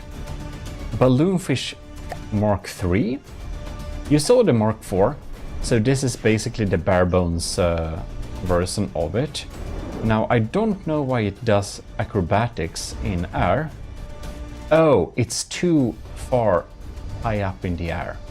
Yeah, it's not set to go that high, so it will just fall until it reaches a nice altitude. So yeah, the Balloonfish Explorer is not great for seasick or like, I don't know, airsick. How to say that anyways? Yeah, I don't know. Roller coaster sick people, or well, enlisted in the army of GMODISM it would be. Which you should be. If you're not enlisted in the army of GMODISM, you can simply go to our Discord and apply the role, and you'll join the army there. And if you basically want to be an officer in the army of GMODISM, well, Patreon is there for you. And we should actually, while spawning in the subby anti-surface, which is a really sad thing to look at, so we're gonna continue and spawning something else. The Carver class hydrofoil, obviously, because that's what we built for Lieutenant Gravy. So that's fitting. Anyways, huge thanks to Commodore Owen, Captain Sebastian Dode, Captain Shiro, Lieutenant Ant-O, Lieutenant Gravy, Lieutenant Flores Dragon, Lieutenant Joseph Vyshkovsky, Lieutenant Parberg Reed, Lieutenant Vincent Veritas, Lieutenant Rick Perel, and Lieutenant Scooby Rocks. Thanks a lot for your continued support. It really helps me a lot, because the income from our supporters, be it the commissioned officers in the army of GMODISM, or if you're watching this video as a YouTube member, you're in the Ecclesiarchy, all of you that are helping, and of course the government of GMODISM that nobody joined yet, so that's you know, but it helps a lot because it keeps the continual expenses the channel has to pay up. We obviously need some services to make it all fit together, and the homepage and all of that stuff. And to stream, I obviously need battery internet, and all you supporters help me keep this thing going really well. So thanks a lot. Man, but the air battleship is no joke. Obviously, it's not great against anything that will shoot at it very effectively, but just because it's kind of bad, it's also kind of big. It's 1.2 million, so it's no joke. It's no joke. Ooh, and here we have the Merops Interceptor, which I made very recently when I just started to build, and I realized, how small can we make a fighter? So this thing is, to be exact, this large. If you look at the blocks without all the fancy stuff, it's this big. So it's kind of small, as you can see, and I think it runs pretty well, to be honest. It's nice. I like this thing. I'm very happy with it, and it will be uploaded to the workshop pretty soon as well. It's also 2.8K materials, so much cheaper fighters you won't find. Do remember that most of that cost is actually the small missiles. If we remove the small missiles, actually, let me do that. Get over here. Ugh. Oh, by the way, if you look at the aerobics here, you can see this thing is 220 square meters big in effectiveness, and it's 21 meters long, costs 8,000. That was my previous tiny fighter. Now this thing is just 19 square meters, so you can see this is like a tenth of the volume, and it's less than, it's like more than 2 times, it's like half the length as well. Yeah, so that's fun. And I'm going to upload that to the workshop soon as well, so you can get this little beautiful thing. And I'm actually gonna make an even smaller fighter plane, because I can do that if I just utilize my breads and use a jet fighter type of setup instead. So I'm gonna see if we can make it even smaller. But removing the what's this now? Oh, that's the detection. Okay, that's all. If we remove the missile system, it costs 800 materials. So yeah, it's cheap. And here you got the Flygfisk, which is well, not made cheaper or adapted to any rules. This is the proper Flygfisk, built for Lieutenant Astera some time ago, which is a patrol diver. So it's a patrol boat, but it also flies up in the air and it dives down again. So it's kind of both a aircraft and a watercraft. And why does it do this? Because it's a fun idea. It also happens to avoid a lot of missiles and torpedoes. It's kind of safe from many of the types of missiles. It's very few people that set up missiles that are able to go in water and in air. And from all those other types of missiles, unless they're super fast and reaches it before it switches like medium, it's pretty safe. So that's cool. When it like goes upward, if missile follows it, they will just end up in space. And if its missiles follow it when it is underwater, well, then they will just get lost in the water and despawn. And flygfisk is of course flying fish in Swedish, if you were wondering. Well, the Reed class light cargo cruiser we looked at before, and the Reed class is actually built for our commander, which that was some good time ago, however, so I'm very sad, but I have to check up, I have to remember the name too as well. Yeah, so it was. We made it for Commander Ayak the Boater. We built the Reed class. So Ayak the Boater was a commander and we built this beautiful thing. And this is a little bit upgraded version, however. And it's pretty strong. I like it. I'm very happy. I'm very happy with that design. Another design I'm very happy about, but I'm not happy with the performance. That is the Fred. So we built the Fred actually for Scooby Rocks. Scooby Rocks was a long time ago a captain before it became an admiral and then a lieutenant. So basically, if you are in the army of GMODIST at a lower tier, if you jump up and join a higher tier, you will get the higher tier's rewards. So you can like jump up and get rewards, and obviously if you have a higher tier and then jump down, you won't get that rewards of that tier automatically, because that's like not very practical for me. Then it's like less support and more work for me, and if people upgrade, it's more support but more work, which is fair. Anyways, to keep things not too long-winded, Scooby Rocks was the captain and wanted something to beat the stronghold. So I made a Fred. The Fred has a very cool setup with a lot of engines underwater. It's so adapted to take on the stronghold specifically. And even though it only costs 700k, it could defeat the stronghold, even though the stronghold was twice as expensive. Yeah, so it has a very cool weapon system set up to deal with the stronghold, in particular lambs. It's keeping itself pretty safe against basically anything the stronghold threw at it.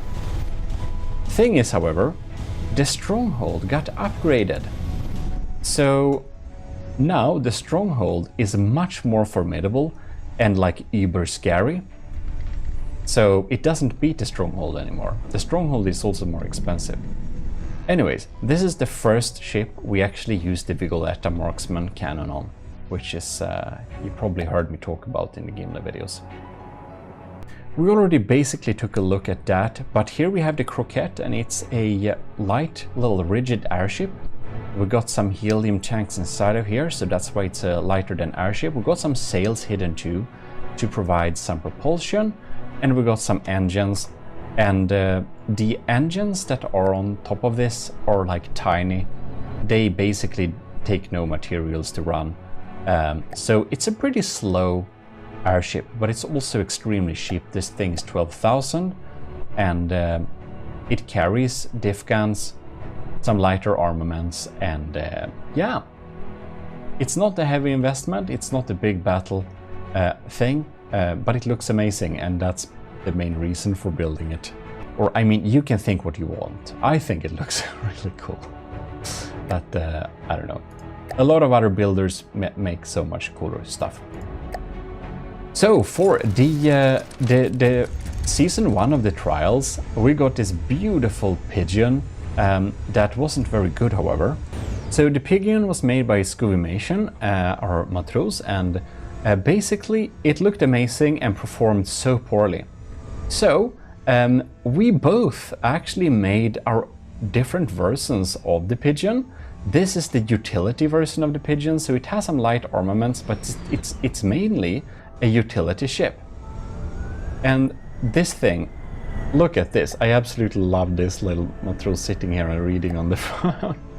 Yeah, some fun Easter eggs, a utility ship. And then I made my version of the pigeon, which is the barbecue pigeon. This is a combat airship that uses a lot of flamers.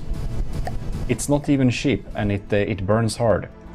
Yeah, so both of these actually will be uploaded to Steam Workshop as well. I already made some art to display them there by my new template. Oh, and this is the aesthetical winner of the Slabman challenge. So the Slabman was a really bad ship and I wanted it to be upgraded. So, Setup, aka E-Lord that made the Turtle Lord, made this beautiful stridsjacht, and it's absolutely amazing. I even made it into a desk mat, which anyone can get if they want to by a blueprint style. But in any case, or I didn't do it, Kevin did it, so thank him very much, because that was amazing. It looks awesome. Anyways, this is a 1 million ship that's looking really great. It didn't win the combat, but it did win a lot of, it did win the aesthetical part of the competition. And obviously, this is also where Setup designed so many assets in AOG style, like the cupboards and stuff, which we have used on other areas as well. Isn't this nice? It's very nice. And these little diff guns we also have on the Gimle. They are absolutely beautiful. Yeah, it's so nice. I hope Setup will do some more cool stuff from the depth in the future. I think it's taking a little break. This thing has so many decos and so many details. It's absolutely amazing, and I know Setup was a little bit frustrated with reaching the deco limit, because you can see here, if you try to add some more decos, you can't. And it even has this little aquarium of this the rat from the Deepwater Guard inside of it. It's just too funny. Well, anyways, it's absolutely amazing. What can we say? Huge thanks to Setup for sending in this beautiful design. It really is gonna be like the base or the flagship of the fleet, where we're going to sit when we do the campaign. We're gonna exist on it. So maybe less glamorous, but here we just have the Type A attack plane, the original version. So yeah, a little not as cool as the one we just looked at a little while ago. Here we have a, whoops, I'm not sure it can spawn inside of there. Oh yeah, it can. I actually provided balloons for it. This is a hover tank. It's a flying heavy armor brick that does hover tank things. It has a burst railgun, so that's cool. It doesn't have a great evasion, however, so I don't know, it's old. Then we have the Bolster repair and rearm. This is a very fast little transport hydrofoil. This was our build for Lieutenant powered by greed. So it was some time ago, but it is a very awesome little ship or little hydrofoil that will just deliver goods very, very quickly. I try to set up the AI very carefully to not collide and stuff, but it doesn't work. It kind of collides in stuff anyway sometimes, so that's not great when it goes too close to stuff. I guess we'll have to be careful when we use this in game, or we'll have to set it up in some different way. Maybe we can make bread save us. I don't know. You can get this as a like a lot of these designs you can get on the workshop by however. So go into gmodism.com and just click your way to the workshop. Here we got the Lytepost, the Raider Outpost made by Captain Y, because he wanted to make something for the army of GMODIST at a time. So it's a beautiful little station that basically, I never thought you could do this, but it basically uses a big like snooper, or what is it called? What are these called? Antennas. The strategic antennas. So they're just placed with like one block down, down, down, down, down, and they just naturally make this beautiful shape. So that was absolutely super smart of Captain Y to make there. Yeah, it looks amazing. It's a, well, radar outpost to remove fog of war. So that's the only structure we have right now officially. And here is another thing that Captain Y wanted to construct for the AOG, which is the beautiful big transport system. This is the almost 200k head mod class, which is a hydrofoil with a big like tunnel with propellers in the middle that holds, like, how much does it hold? I don't remember. 7 million materials. Yeah, this thing can basically on its own carry materials to build, what is it? 3 Gimli class? Yeah, it's pretty big. Anyways, it's pretty cool because it even spawns missiles, torpedo or cruising missiles basically, that contains nuclear weapons if any enemy is coming there. So that's a bit fun. Then we have the CH Minuteman. So this is made by powered by Greed actually for the Slabman challenge, and this was the winner of the performance part, I believe it was. So this is quite decent in performance. It's a cram version, and it does look so much better than the Slabman. It looked terrible, the Slabman. Yeah, it did. The Reed class Mark III we already looked at, and lastly on the list is obviously the Gimli class. You can see a little picture. That's from when I measured the Gimli. So that's a bit fun. It is 1, 2, 3, 4, 5 Marauders long roundabout. Well, I think you've seen the Gimli class before, and we did take a little look at it previously as well. But that is our fleets and forces. Well, and there we basically have it. We checked through all of our fleets and forces in the Army of GMODISM right now. So now you know what forces the Army of GMODISM has, and a lot more is in the making. Maybe I should go through my ongoing projects folder if you want to. I don't know. In any case, we just spawned 2 crossbones to keep it a little bit interesting here while we end this little video. And do check out their homepage so that I know what you think about it, and tell me if there are any improvements to be made, or well, frankly, what do you think about it? I didn't get inspiration for the design's navigation or anything like that. I just basically made it all up. So it would be interesting to see or hear what people think about it. Or thing. In any case, huge thanks for watching, and do stay tuned. If you would like to like this video and maybe even share it somewhere, I will be very happy. And big thanks to all of you that are supporting the channel right now. Well, the government, maybe right now we have someone there. The ECCLESIARCHY Twitch subs on there, and as commissioned officers. In any case, this is your host, Eric of GMODISM, and I'm signing out. Thanks for watching. That's our fleet.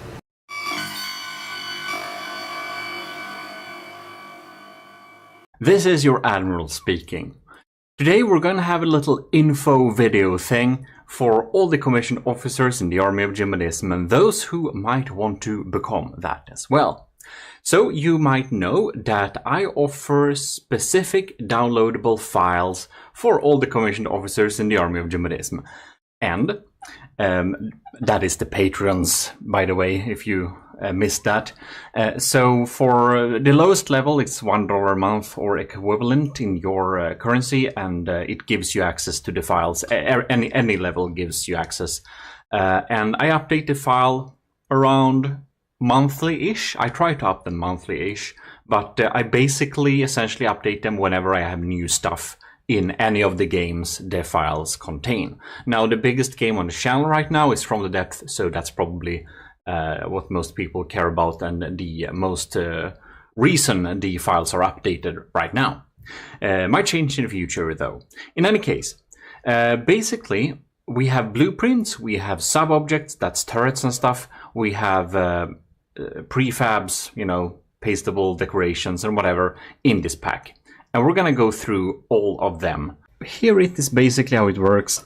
Maybe I build on a thing, and now this is obviously not done. But when this is done, it's gonna be put in a folder, right? And whenever I'm going to finish a thing, it's put in one of the folders here. Now most of the things will be in the fleets and forces, but we of course also have the platforms. We can check the platforms a little bit too.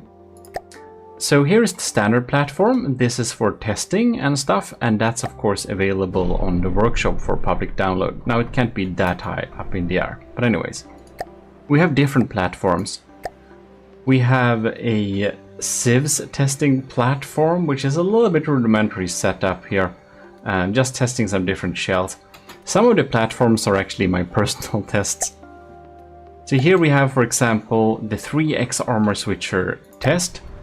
And in this thing, one can select the different buttons, G, H, and J, and then fire a shell on each of them to then determine the penetrative capability of that particular shell at that particular gauge. Pretty nice, isn't it? Right. Then we got, here we have the proper APS tester. That's of course for testing really big APS guns. Yeah. And here we have the battleship armor simulator. So this is just the thickest armor you could imagine. And it has one of these. So we can make this an enemy, which means that we can target this with a weapon on another platform and shoot at it. So if we, for example, load in, I don't know, some test. Now, that's not gonna work very well, is it? But here we have the cram test. And this cram test tests cram cannons. Makes a lot of sense. And by the way, when you test cram and APS, you can reload them instantly by going into the Q menu. Very nice. We also, of course, got laser test. So here we can connect up different modules and explore how different lasers work and how they burn.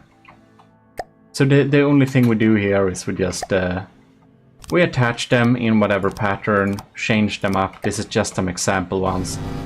And then we have a weird laser which is both continuous and then pulsing.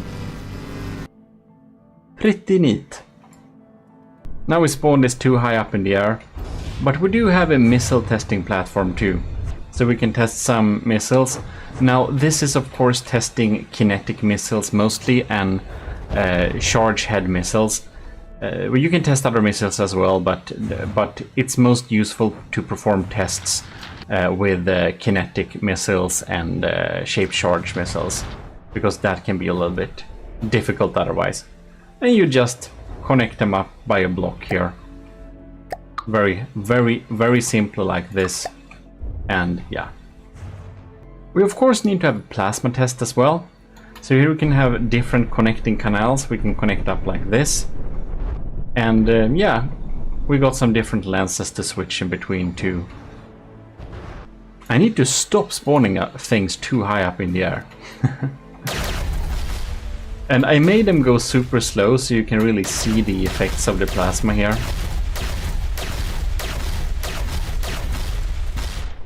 Pretty neat, I think. This is a charge plasma setup.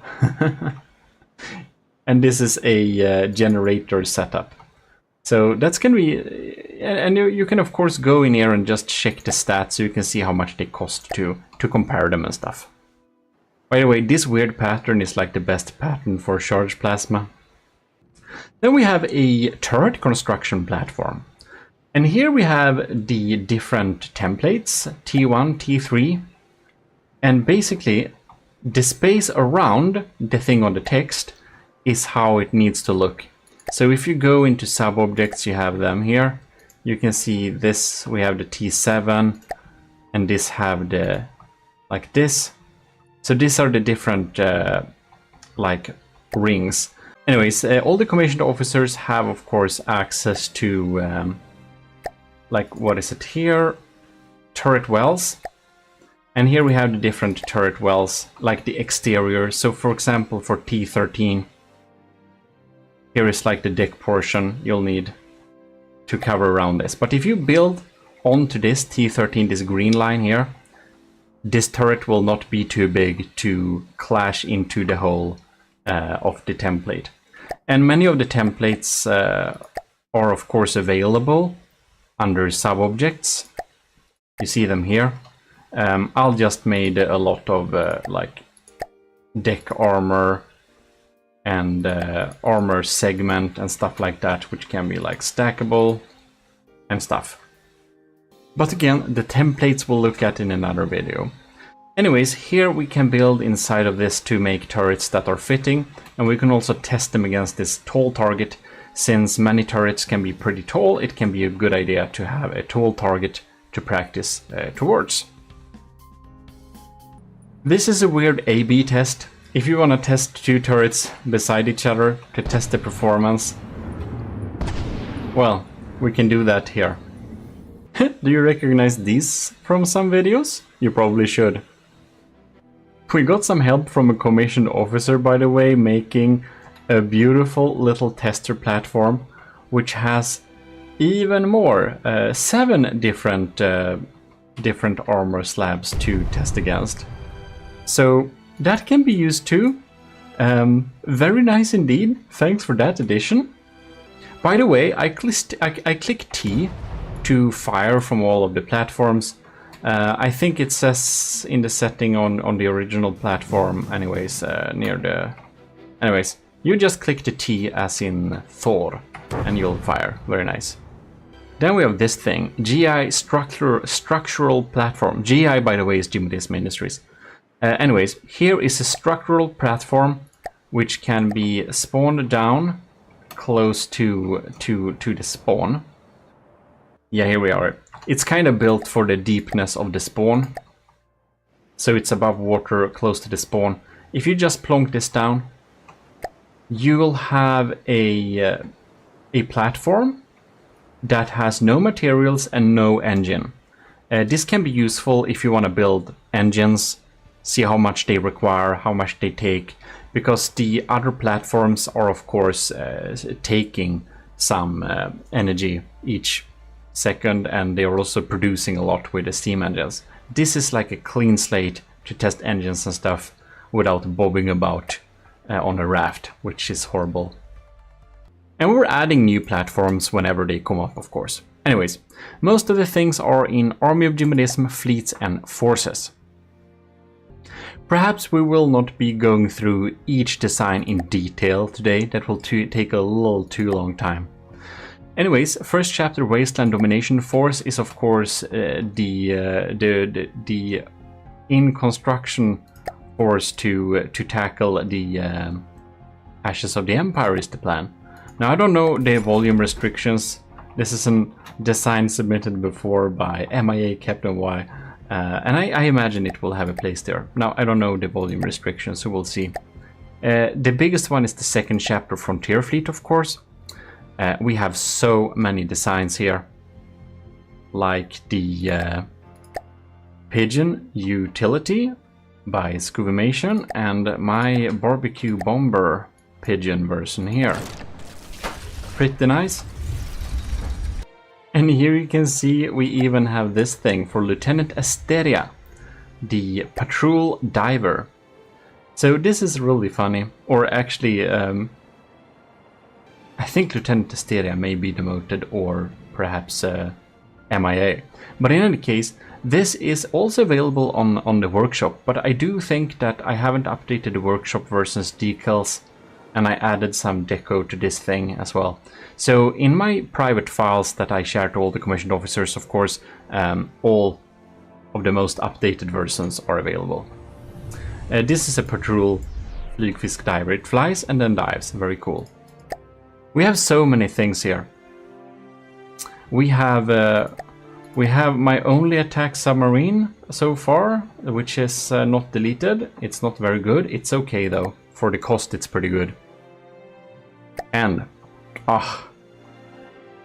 the flying battleship broadsword class air battleship, of course.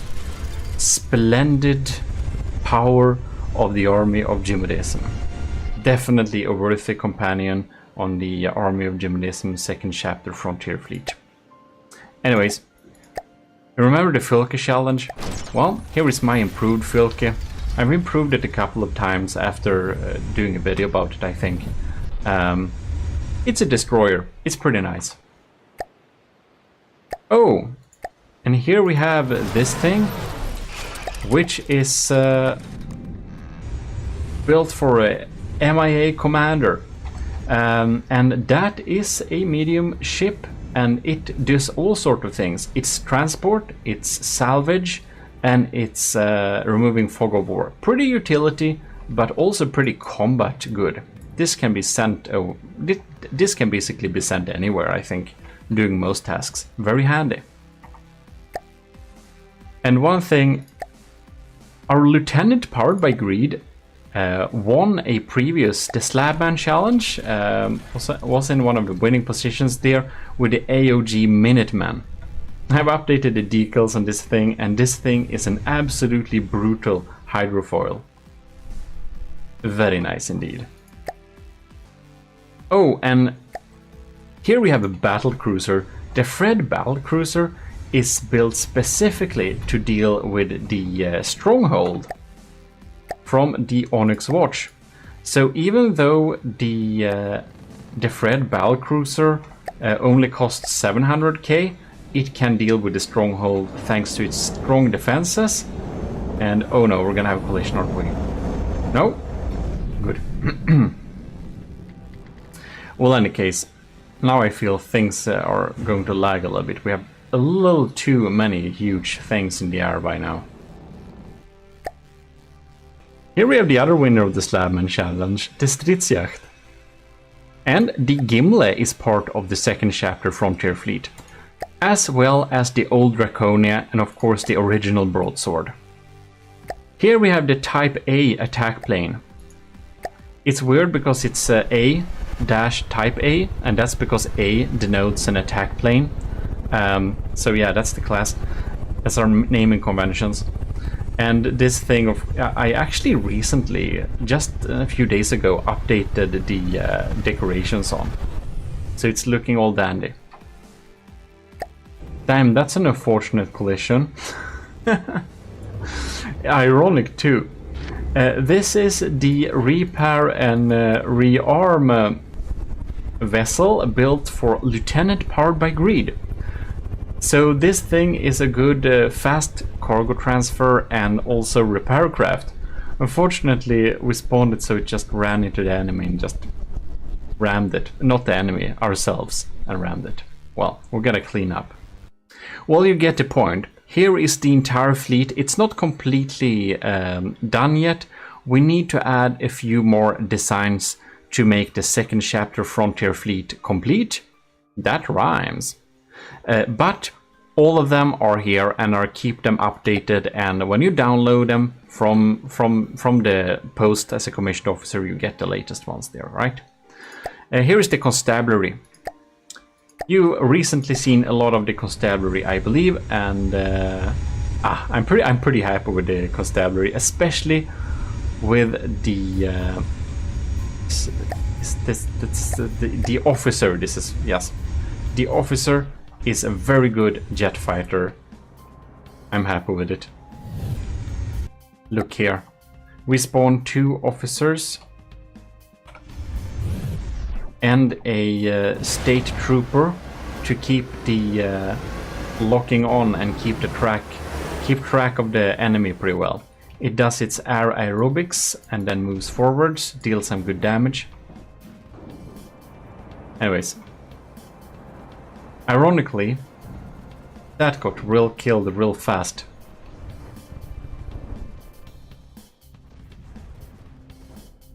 That went so fast.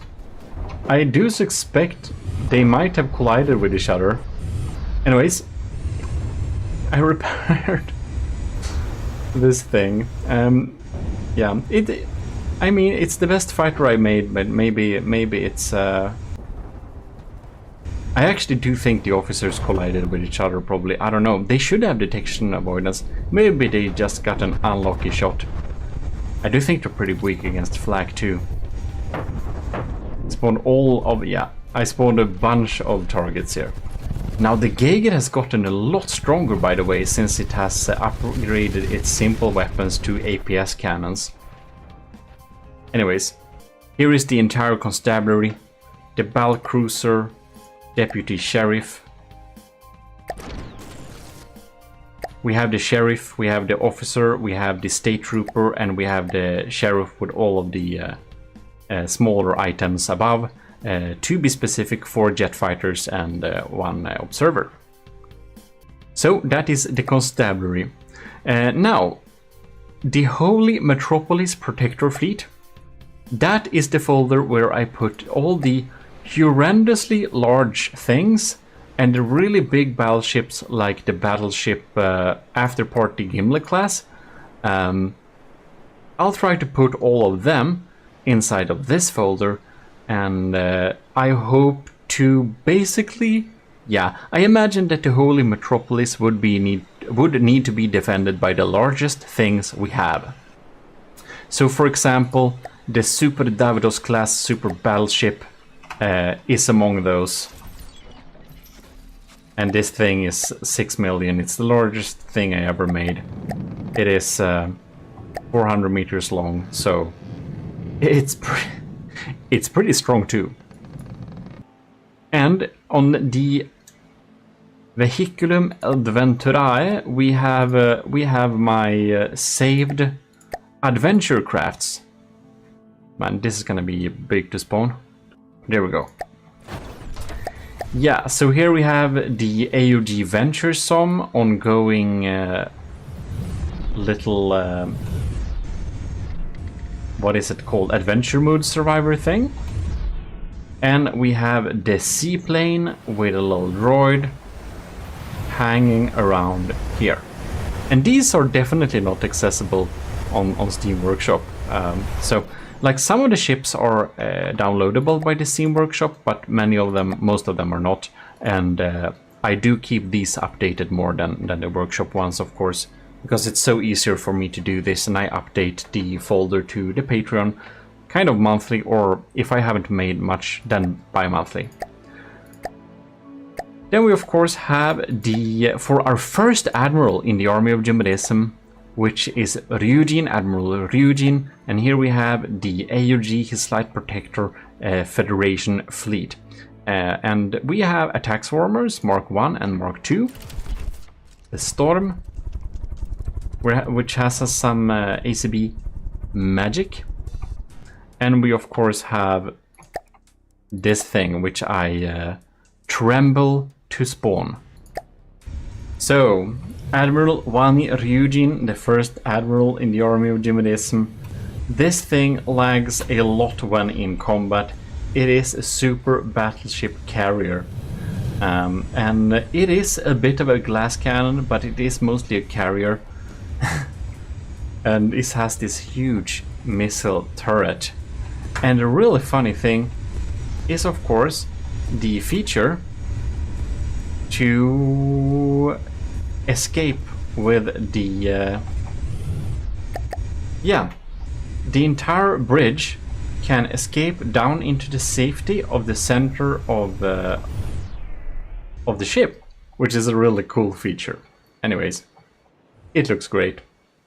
It also lags a bit, but maybe when I get 64 bits of RAM, gigabyte of RAM, we can have some battles. We had battles, of course, on the shell. Check them out, by the way. We had some help recording them, so that's great fun. Well, and more fleets and forces are, of course, being added as they are completed. And the more people who join the army of GMODISM, of course, the more forces I'll have to build. So if you join the army of GMODISM as a commissioned officer at a certain level from lieutenant, you can request a craft. And that will be definitely put into these folders. So If you want to have an opinion of what I must make, well, join at the appropriate class and request it. So we're here at the testing platform. We have APS turrets, we have sieves and anti-munition systems, we have cram turrets, we have decoration, we have flamer turrets, we have laser turrets, we have missile turrets, we have pack, plasma, propulsion, simple turrets, tracking and detection. So let's start from the bottom. Tracking and detection. I got some different tracking and detection towers, like this thing here, the mini thing there, we have the ballistic tracker here, and we have the lightweight tracker there. So basically they're set up with different aspects in mind. We'll need one of these, what are they called? They're called coincidence rangefinders, right? They're really good for ballistic tracking. So if you want to have accurate cram cannons, you need some ballistic tracker, right? We have directional cameras built in, and also gimbal cameras to really give a good accurate bearing and detection. We have different ones in the different units, and this one is of course the most decorated one with a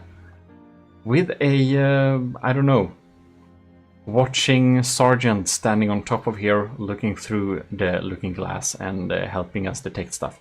This is, by the way, EMP insulated. So if we just look here, this one is a little bit too tiny, can't EMP insulate it.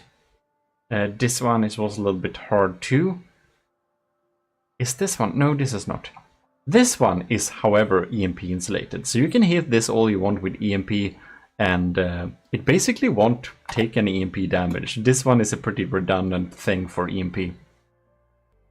And having a tracker turret of course helps a lot with detection, because then the cameras and stuff will be pointed towards the enemy and will almost guarantee that we see the enemy basically.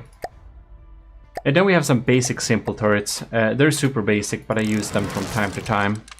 The only thing that's, neat is supposedly the settings, not for that one, for the other one.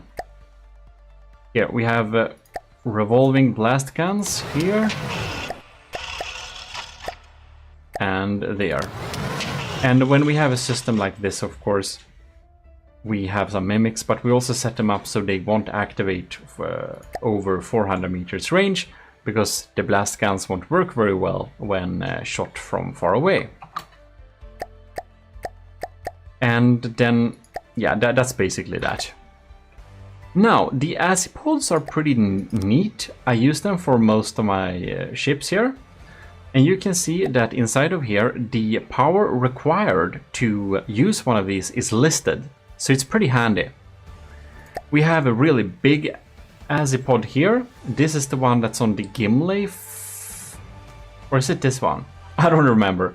Anyways, the azipods are really good at providing maneuverability and propulsion.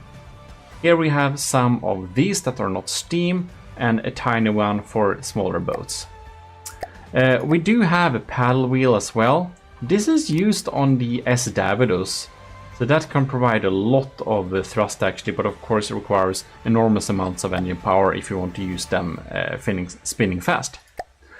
Then we also have a vertical azipod. Now that gets stuck here, and that's of course supposed to be used like this.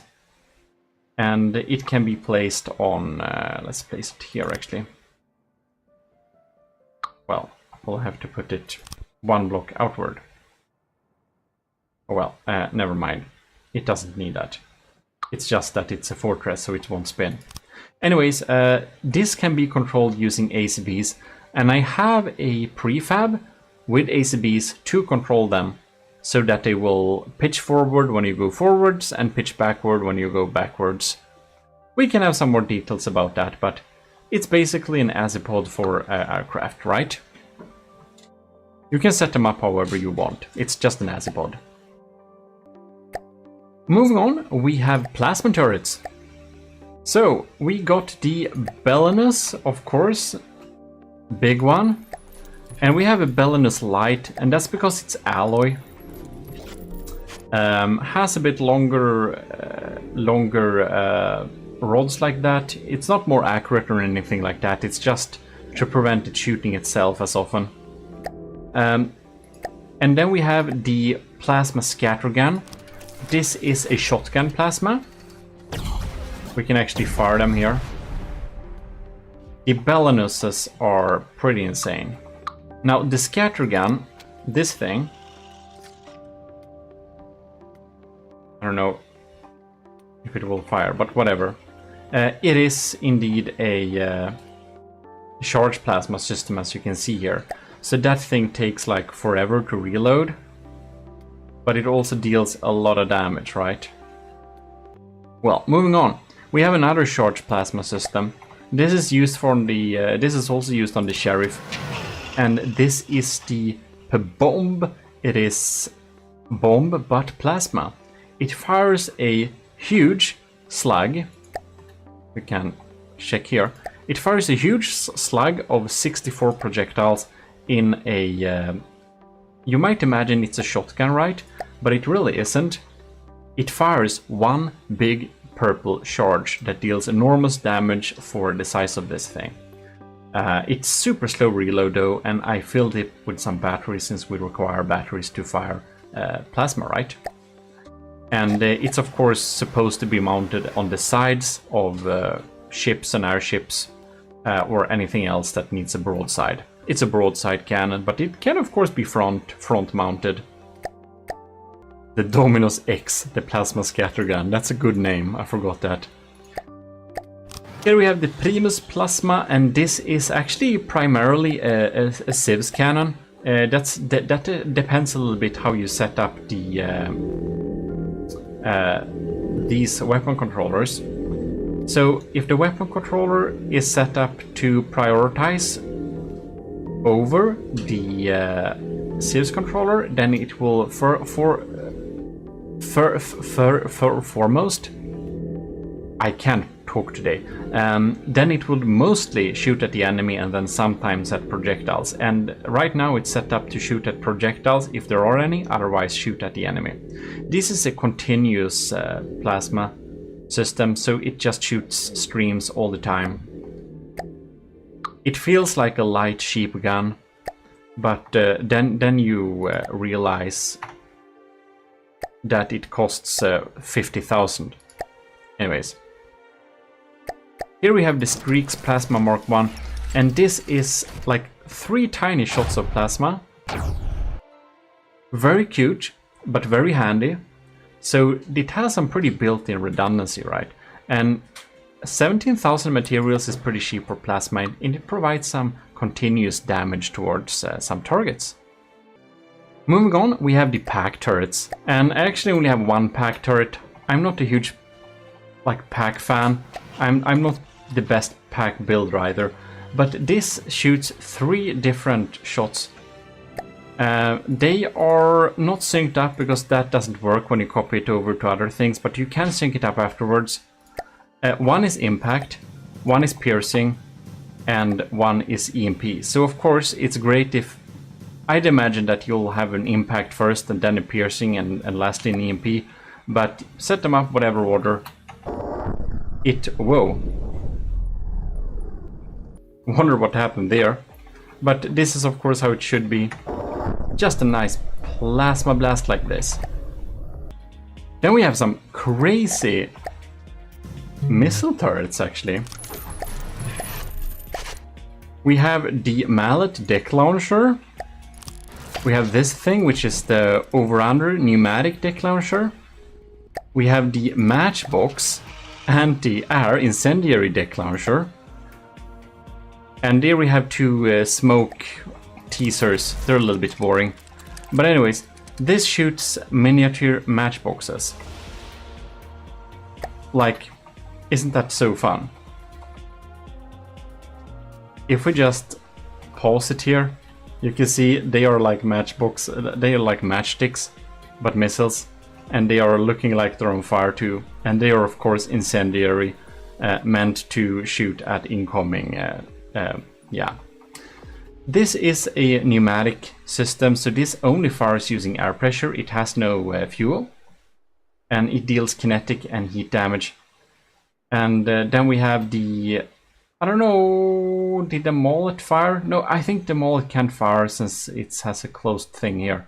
But this is like a really big kinetic missile that deals huge damage. Very fun. Then we have the laser turrets. The laser turrets are not having anything on them really. They are just to be connected up to a bigger laser system. They are of course redundant, EMP insulated. We have the classical version here you see on the Gimle, and then you have an aerodynamic version which you'll see on the Sheriff. So, and they have some specific settings inside of them to help them target the right targets on the LVC, local weapon controller. You can check it out a little bit more in detail if you want to, but it's pretty simple. The thing with laser turrets is of course, well, watch my laser tutorial, but you'll need to direct a beam of laser energy, you know, into it using the laser transceivers. Basically just under this turret block in the middle, it will go upward like this, and we can connect a laser storage to that beam. Next out we have our flamer turrets. We have the pretty big bad Icarus system, which is a 3 flame nozzle system. It's really big, does a lot of damage. And we have something more sensible like the AA burner, and then the high performance burner class B here, which makes more sense installed on the Pigeon, for example. They all deal a lot of flame damage obviously, but personally I think the Icarus is very fun, but it's 100k for a flamer, so that's pretty insane. The thing is that this has only fuel, and this has a mix, so it has higher intensity and some oxidizer, which you can't have on a system like this. But this is more bang for the buck if you compare the performance. This is just insane and fun. Then we have some pretty fun stuff. This was actually submitted by Nilden. So Nilden is a matros in the army of GMODISM. And this is actually an energy generating setup, but it's on a sub-object, so we can have all those beautiful details. And yeah, doesn't it look amazing? It's like gears and stuff spinning around, so it's super advanced. And inspired from that, I wanted to build a V10 engine also on a spin block, of course, to make it have this angle. And this is basically a, well, it's a steam engine. That is a V10. So that's why I wanted to put them in this angle, so we could actually have the V movement going on there. Pretty neat, I think. Brassy and nice. I want to have this on a car or something. It's really fun, you can have energy generation on sub-objects. Now cram turrets I built a lot, so we won't look through all of them in too much detail, but, whoops, we'll have some different ones here on the smaller one. So for example, the lead cast brass one, we have the 1650mm there. We have the crusher, which is a previous turret for the Gimle. This is real big. It uses hollow point. We have the detonator Mark II, and the detonator Mark III, which is going to be put on a future and more updated, upgraded version of the Gimle. We got the Dragon's Claw here. We have so many ones. The Holy Power is the largest one. It's an incendiary cram turret. It's insane. Stealth Dagger you've seen before. It's a little bit stealthy. Many, of course, these you have seen before. We even have a cram mortar here on the gimlets. We have the pipe organ, and we have the Type A's in different configurations here. different classes and configurations here. So let's see here. This is a little bit more accurate. That's a nice one. That's on the Fylke. Yeah. And we have GMODISM Industries flak cram. This is a new one actually, and it's made to shoot down airplanes. Very nice. Maybe not so new. Maybe it's not new, but we have the Delta Corp Type 9 Airburst AA cram, and this thing shoots a layer of shrapnel in front of the enemy aircrafts. So yeah, it's an airburst cram. I don't see if we will see it detonate. Probably not. Anyways, it's laser targeted, of course. So a while ago we streamed with Rorsten and this cram cannon, which is called, what is it called? Arkem Quad. I was pretty impressed with this thing when we streamed with Rorsten, so maybe it, the type of design will get stolen and put on some future Deepwater Guard build. It's a pretty nice. It's also flak based. I think it's laser targeted too. Now the civs and anti-munition system, we have a lot of different ones here. We have, for example, Vigoletta Precision, kinetic civs. That's a new, that's actually a new system. And we have the Exacto, also kinetic civs. Here we have my older kinetic civs, which is much more expensive, but works pretty well. That's also on the Gimle. Here we have the Type I flak. So it's a flak system, but it's not super good. Let's see here. This one is a better flak cannon in that case. It's on the Eugen actually. Here we have cram civs. So this is actually a cram cannon that is set up as a civs cannon, will detonate in the air with a big explosion, and does actually reliably take out many things. It doesn't deal enough damage to take out Doom Cram, but it's really good to clean up missiles. So that's nice. Here we have the Type A's, and these are my very nice little anti-missile and cram turrets. They're pretty accurate. Since they aim towards the target, they're really good. Here we have the Orion Combined Speedex. It's very good at shooting incoming crams and missiles. Expensive though. So let's see here. Here we have Type X, and this is a pneumatic civ system, so it only fires using air pressure. Here is a torpedo civs used for, this is of course for underwater use, gonna be placed under ships. Same as the Submarina, but this is instead a kinetic civs system for underwater use. And they are of course having their shells included, so it's gonna be real easy to install them. This is a little bit experimental, but it's a charge laser civs cannon, short range. Should work well in theory, haven't tested it too extensively.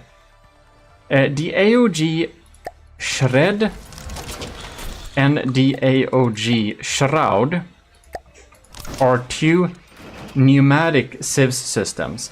So they are just placing them here in the air, and they are actually provide really good damage. And the upside with using pneumatic civs is that the reload time is like cut down to, I think it's only 10 seconds per missile. So we got the Shrapnel Frag civs too. This is pretty good, but doesn't hit too reliably. So the Shrapnel Flak version is much more reliable. But the thing is, when you have a frag civs, if you hit dead on a target, you can deal more damage than a flak. We did, or rather, not we, Cadet Kovraks did some good testing with that a while ago, so I decided to try and build my own. Here we have a subsurface, another subsurface system to shoot at the incoming things. Crackler APS. This is my only burst flak system. Now burst flak can be very, very powerful, but of course the reload time is very long. This system deals 136,000 damage in one blast, so that will take out many doom crams. And we got the good old Defender that has a lot of missiles on it. Then we have an extensive amount of different diff civs systems. You've seen most of them, and neither of these of course have built-in. This is from setup, by the way, as it says the setups manual. But these of course require us to add an ammo to them. My favorite is probably the Vigoletta Skyfire. It proves to be pretty efficient. The S-Corp Iron is pretty good though for the cost. Yeah, of course, all of them are good-ish because otherwise I wouldn't have them in the folder. Then the only thing that's left is the APS turrets. So same here, we got APS diff guns. Here we can see the one on the Sheriff Deputy. The Octodads, they are pretty crazy. They actually have built-in shells. That's the only diff gun with built-in shells. And they fire 8 shots each. 8 times, what is it? It's like 8 times 5 is the number of shot of it has. Here we have the regular one. So they can deal a lot of damage from a very cheap turret, since it's only cost 6 or 9,000, but we get 500mm almost super scary shots. Anyways, we have a broadside cannon here. So we have a diff broadside with three shots. I think it's pretty cool. And we have a single broadside here that's present on the Sheriff. This thing, this diff damage gun, I think looks pretty cool. Yeah, we have many different ones. Check around and find your favorite. You'll see the stats on them. Yeah. I like the Skyfire so much I did a damage diff gun version of it. Oh, and we have smaller ones too. This is like the manual gun, so it's a 67mm diff gun, so it fires like... It looks like a manual gun and it fires every 6 seconds or something, dependent on the shell you put in it. I think it looks nice though. For the APS cannons, you've seen many of them. This is the Arqueballista, which I like a lot, which has like max penetrative capability and a design I'm very happy about. We also have the Bolter, which is huge, expensive systems with a nice sound. We have the Dome. Fang. Fang Shield Killer is fun. It's built to basically help with taking out shields. I wonder, was the horror part of the Draconia? No? Can't remember. It's a pretty sniper one though. Mini Bolter looks the same as the Bolter. Here we have a deck gun. I'm looking forward to use this on the Ashes of the Empire. And even though this is like a tiny deck gun, it actually has ammo built into it.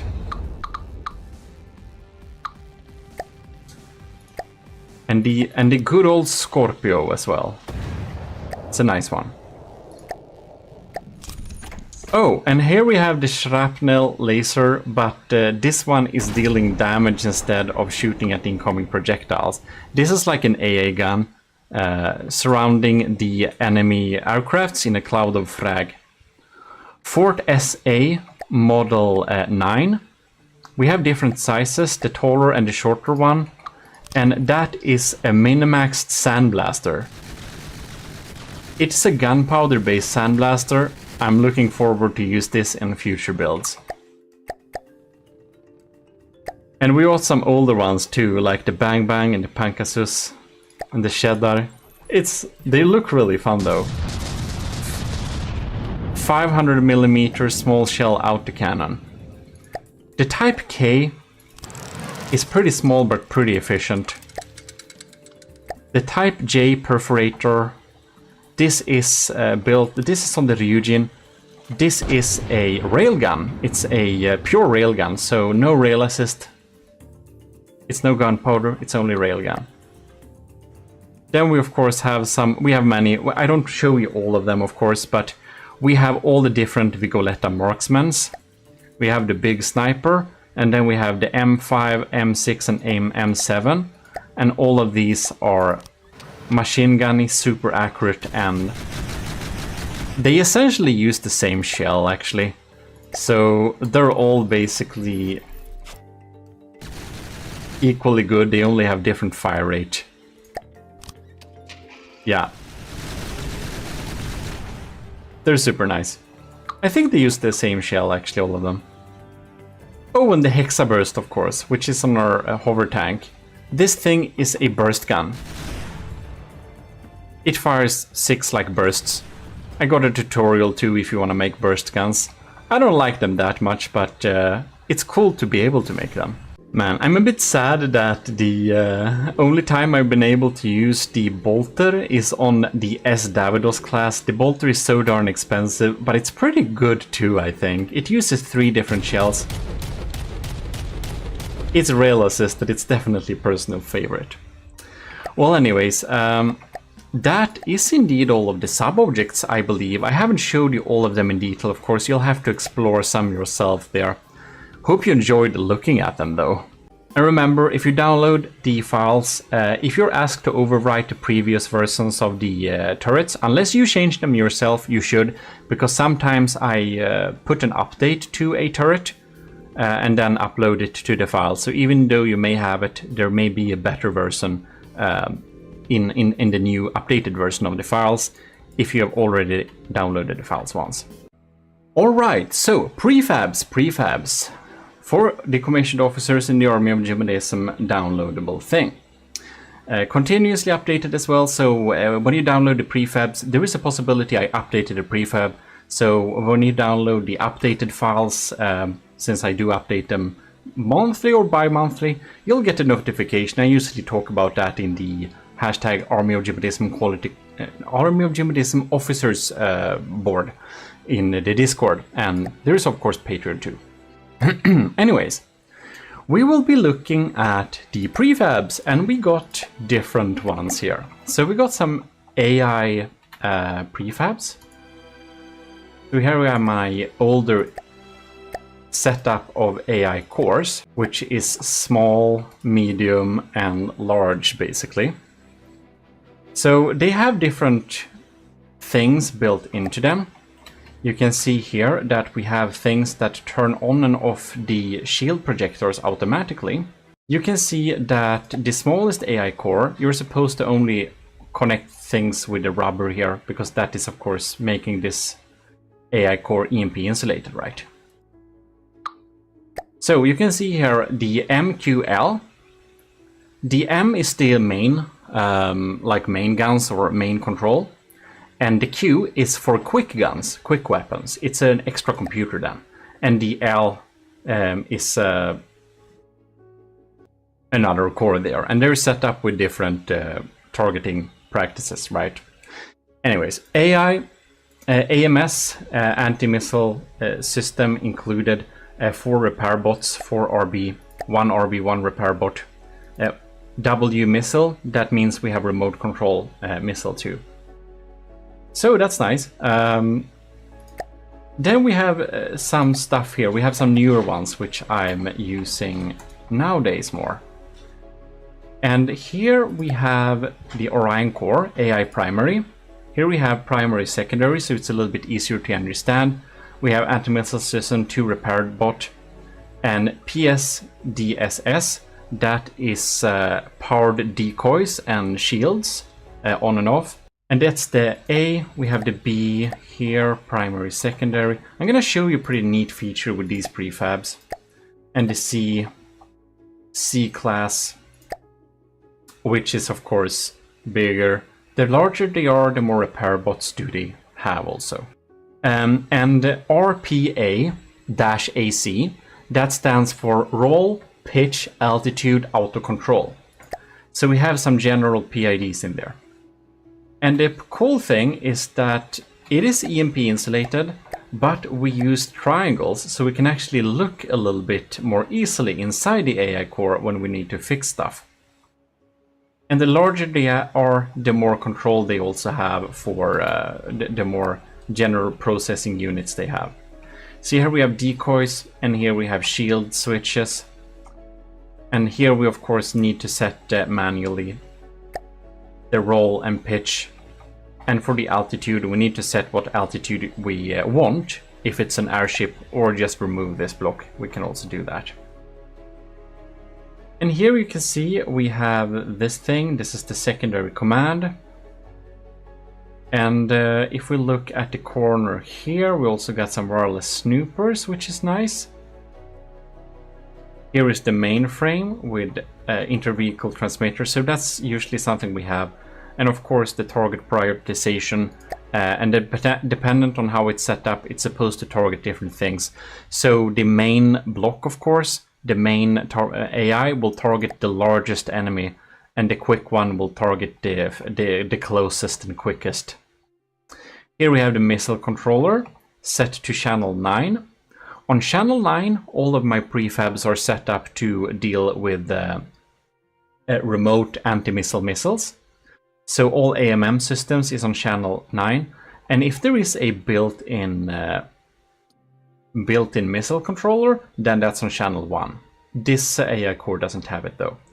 But the civs controller is of course connected up to the missile controller, which is connected up so that you can have civs stuff. Anyways, and the smaller ones are basically just smaller versions of that with not as many cores. And this one is the most rudimentary one. They all have the smart switch, however, so that's handy. I like these new cores a lot more than the old ones. Yeah, makes sense. And they of course also have some EMP, they have some surge protectors built in there somewhere. I do think they have that somewhere. Maybe. I think they do. Let's do like this. Yeah, exactly. Touching the heavy armor on the corners, we have surge protectors. And there is more, but wait, there is more. Anyways, here we have the Orion Core Remote Missile Computer Processing Core. So basically, when you want to have remote controlled missiles, you also want to have a general purpose processing power to even control them.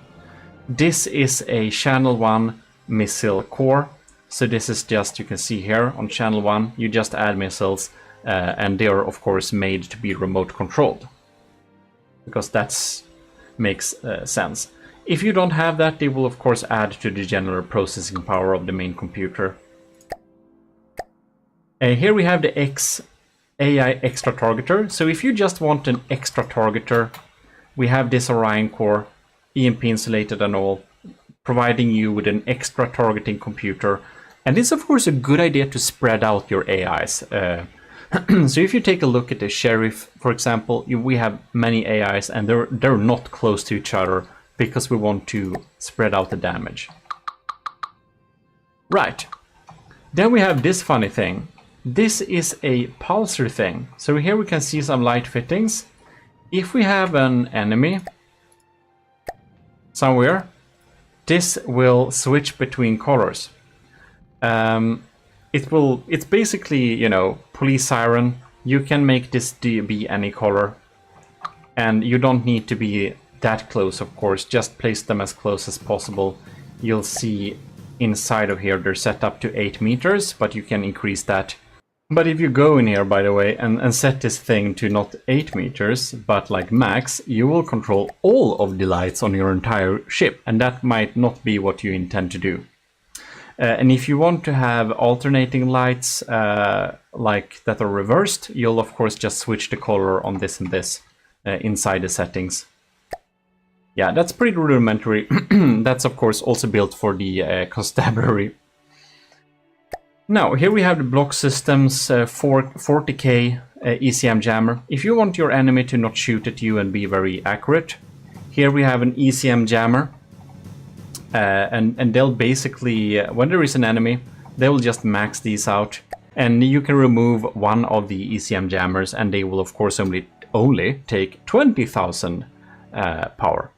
And ECM jammers makes missiles and like crams and whatever shot at you less accurate. Here we have a big off switch. So if you have a ship that has all sorts of weird shit activated, like smoke, lights, whatever, decoration, causing a lot of lag, you'll just... and hologram projectors too, you can put it there and you just turn off all of it.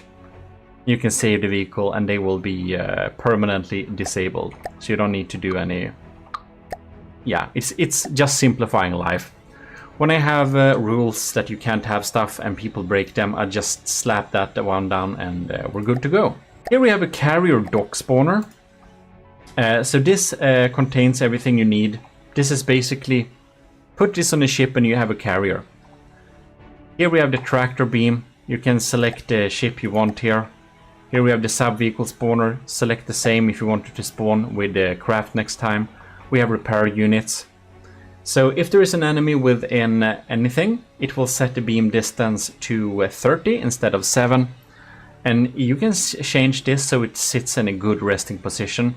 And then it will basically make it go up in the air a bit. And then after a little while it will release the vehicle. And when there is no enemy, it will recall them. And it's of course EMP insulated too. Very handy. Here we have the Block Systems Limited Liability Company. I like to put companies behind stuff. A processor, computer processor CPU. So this is a cute little data center. Yeah, it's a processing cores, EMP insulated, in a very cool little data center machine green thing. Here we have the shield projector decoy smart switch. So this is of course what is included in the AI course. If you want to have your own AI, you can just plonk this down and you have the shields and decoys automatically enabled and disabled if there is an enemy. Here we have the other thing included, roll, pitch, altitude, auto control. Using this with PIDs is a good idea because if you do that, you can control the ship manually without it falling out of the sky, without messing out the roll, without messing out pitch. This is like a must-have if you want to control an airplane by yourself. Here we have, otherwise it will be like a bad World War I type of experience where if you don't hold dearly onto the joystick, you'll crash and burn instantly. Anyways, here we have a thruster jaw director. So if we have a thruster, like a thruster, right? It can be directed, dependent on inputs. Now this is a fortress, so I bet it won't work, but it sets jaw of this thing by 15 degrees and helps you turn. This is something that everything in the constabulary actually uses. That's what makes the thrusters tilt in different directions whenever they get a jaw command. Very handy. And here we have the GMODIST Industries Azipods controller propulsion jaw thing. This works better in theory than it does in practice. But in theory, this will provide that your... this will make it so that the... in the earlier video on the sub-objects, you see the propulsion, this thing, this can control this thing. And even if they are on each side. The trick is that the left side, this spin block, you'll need to click Shift N, name it A, and you'll need to go to this side, click Shift N and name it B. So right side is B, left side is A, and then it should tilt them forwards when you're going forwards, tilt them backwards, and when you're going backwards, tilt half of them, tilt like the, let's see here, the left ones are tilted so your propulsion is forward, and the right ones are anyways, tank steering. They're like opposite directions to turn. However, they have a weird thing where they have a hierarchy. So to make it work properly, you'll have to basically choose if you want going forwards and backwards is more important or doing jaw is more important. If jaw is more important, set these priorities to higher. And if going forwards and backwards is more important, then you'll need to set these priorities, the gray ones, to max. Yeah. Hope it helps someone. I should learn breadboard, I know, but this works pretty well for the pigeon. I'll give you that. Which you saw in the first video in this little micro series, or the second one, where we looked at all the blueprints. Yeah, this is the AI systems anyways. The following folders are not as large. We have ammunition. This is a stackable type of barrel. It contains ammunition. However, this is not full heavy armor blocks, it's half heavy armor. And I found out that this is the minimum thing we can get away with when stacking ammunition like this and not make them serial detonate. It also looks like a barrel, which is cool. Then we have diff gun flak shell. So if you have diff systems and you don't know how to set up a diff shell, or you're just lazy like me, here we have it. Munition defense bodies, a head, a timed fuse, and minimal gunpowder. Just as it should be. We also got a kinetic sieves shells for our kinetic guns, or kinetic sieves guns. Here we have it. Heavy head, 2 stabilizer fins, and they are of course made to be perfectly balanced with the turrets we have that are using kinetics. And here we have a big shell ammo. So that's just a fun ammo barrel that looks like a cram shot. And this is of course for decorative purposes. You can make like a machine gun line for your crams. I don't know, it's cool. Now, here we have some armor slabs. So I thought up some different armor slabs basically. And I'm in the process of updating these a little bit. But anyways, here we have some heavy armor stagger like this for some kind of middle layer. Here we have maxed out kinetic absorbing armor. And they are S12 because they are 12 wide and they are 8 high. So they're like 2 stacked box high. Here we have the heavy naval hull, which was the original hull for the Super Davidos. And I also made diagonal variants. But this is for a lighter one actually. Anyways. Light naval hull. Class A is the most expensive. Class B is kind of the middleman. And Class C is like the cheapest one. So here we can see we have like minimal air gap hull. You can get a pretty decent armor like this, just plonking it down. And I'm about to update them or add new variants, so keep that in mind. Here we have naval hull armor, Class B. This is the original armor for the Gimli actually. So yeah. People think this was thin, but you know, this is pretty good too. We have an integrated spall liner here with a thinner armor type. I won't go through all of these, but here we have aviation armor. I think the name is so cool, I want to use them. Anyways. Here we have something useful.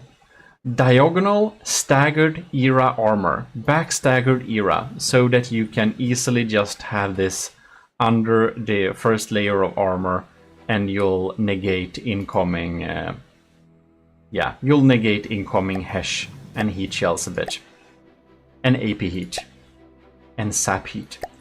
Here we have a funny diamond coat that is basically a nice way to deal with high armor piercing but low damage shell and also redirect stuff. This is also for redirecting HESH shells, to be specific. So this is just a studded wooden board. You can plonk it on top of your flat armor and you'll redirect some HESH shells. This is the only new armor slab. This is the ultimate HP sponge. So the thing hits the metal here, so it got some armor debuff, whatever. Then we have wood and stone. So we have some float, and we most importantly have sheep health points. This armor slab is only meant to be internal armor, and it's a HP sponge, so it's not supposed to be on the surface. It has no air gap, right? Next out, we have cram systems. Now, we do have some pretty funny cram systems that may not be too much up to date because they are not 3D crams, but this is basically a cram broadside cannon. The broadsword uses these. Now, the ones that are really cool are the stackable ones, because they take inspiration, they take energy of each other, they take packing, you know. So if you stack a line of them like this, they'll be more powerful together because they get connections from each other. And we have this one is stackable too here. Yeah, stackable broadside cram cannons, if you ever wanted that. Here we have flat Tetris. This is like 3D Tetris, 3 blocks high. So if you want to have broadside cannons with decently more efficient Tetris, well, here you got that. Now here we go with our other Tetris. So basically the furthest down layer should be the top layer here, and then you'll just add on top of them like this. And the funny thing, you can see this green pattern here. That tells you how many barrels you can have at max. Now they won't be equally balanced, but they don't have to be. So how it works here, this is a D11, so the diameter is turret 11. So yeah, the standard turret widths. And they have up to 5 barrel support, and you can connect them up together. Here we have a D13 with multi-barrel support as well. I didn't bother to count them for some reason. And here we have D15, 7 barrel. Here we have D5, only 1 barrel support. So you'll connect them all together. Yeah, and of course 3D Tetris is much more efficient. We have different D5s. If you want a 4 barrel, you can just check the stats, which is best for your project. D7, D9, diameter 9. That's of course how wide they are. The diameter should explain itself. So we have a 3 barrel support. We have a 2 barrel support. 4 barrel / 2 barrel, depends how you. Yeah, they have a little bit different stats, but are in all, very good 3D setups, all of them. And one of my favorite for smaller cram turrets, this is a stackable 3D cram that's only 3x3. Of course, it's gonna be less efficient at these sizes, but it's as good as it gets. And of course, here we have the T17. So we have the different layers here. Now the layer A, this is the good stuff. The layer C, that's like the sheep stuff. This is the connection layer. And then you're supposed to have a B. No, you're supposed to have, no wait. I think, yeah, you're not supposed to have that, never mind. You're supposed to have the layer A, and then the B, and then the A, and the B, and the A, and the B, and top off with the C. That's how it's supposed to work. Very redundant, very sturdy T17 turret design, if you wanted that. And I do believe that's probably the Tetris That is the Tetris used on my largest cram turrets. So, it's pretty nice. Oh, we even have a budget mortar system here, isn't that fun? So if you want to plonk down a cheap mortar, it's better on spin blocks, but this works. It's only Draconia, I think. Anyways, moving on, we have decks and detections. This is not the best, it's just I wanted to make some decks. So yeah, this is actually on the Adventure Seaplane. Here we have the Lavish Cabin. This is on the Super Davidos. It looks like a train cabin. Well, and here we have the EMP resistant detection tower. So if you want to have a nice big piece of superstructure, you can just plonk this on top, and this has detection inside of it, and it's also EMP insulated. Isn't that quite nice? It is. Then we have decoration. We have so much here in the decoration, I won't go into all of it on details. We have stuff like my chandeliers for the gimlet. We have stuff like black text for slope. So if you got the slope, you'll just put this on the slope here, and you'll have the black text perfectly matched. We have logo with the Imgur links for slopes here. You don't need to set them up every time. And you can switch the pictures with whatever you want. So this is an on-surface sticker, which means that it goes on the outside of stuff. You just put it on the outside, it's hidden, but it's perfectly aligned.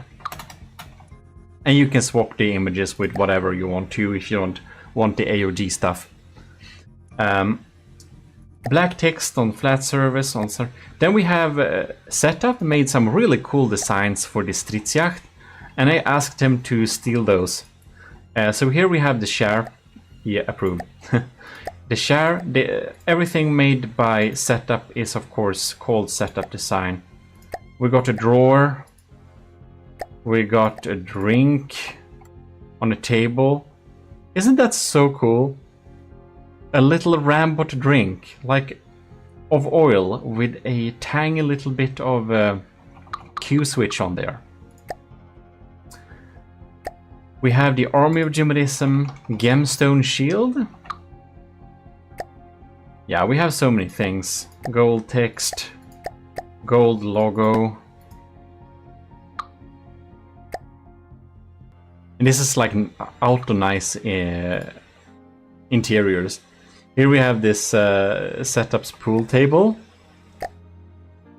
And we got, let's see here, the AOG poster. Isn't that nice?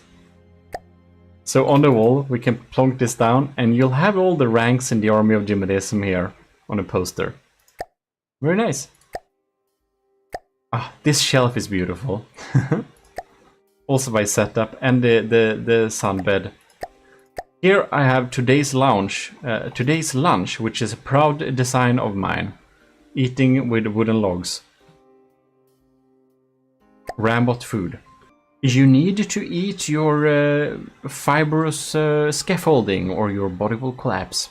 And don't forget the micro mainframes from tiny creatures.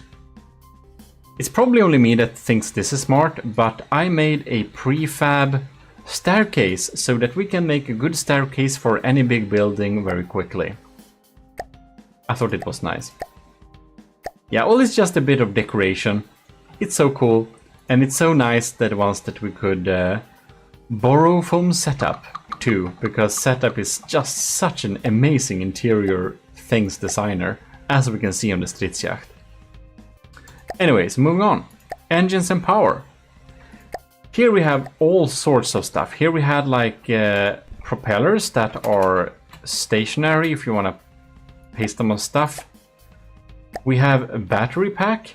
So this is basically a big piece of battery and some engines inside of a big nice EMP insulated box. We have a gas recycler module. So this thing can actually be connected up on the green port, and in the red port it will output the gases again. So if you have gases on your engines, you put them into this green pipe, and then they will be reused by this engine, and your entire build will be much more efficient. Very handy, the gas recycler. We have the Slim Jim Eco Plus, which is super handy because it doesn't require an exhaust and can be put in random spaces. It's still decently efficient, and it provides 1000 power. Here we have the trash bin gas recycler, and that's the same as the previous one, but it's a double setup, so for larger builds. The El Variable mini engine uses 3 different engines with different priorities in a setup like this. It's kind of small, but you know, 1000 power in that space is pretty good. We have a 3-stage fuel engine here, which been around for a while, but it's still pretty good. It's so asymmetrical, I'm owing myself how I made this work. But it does work. And this is the better 3-stage engine. I like this one.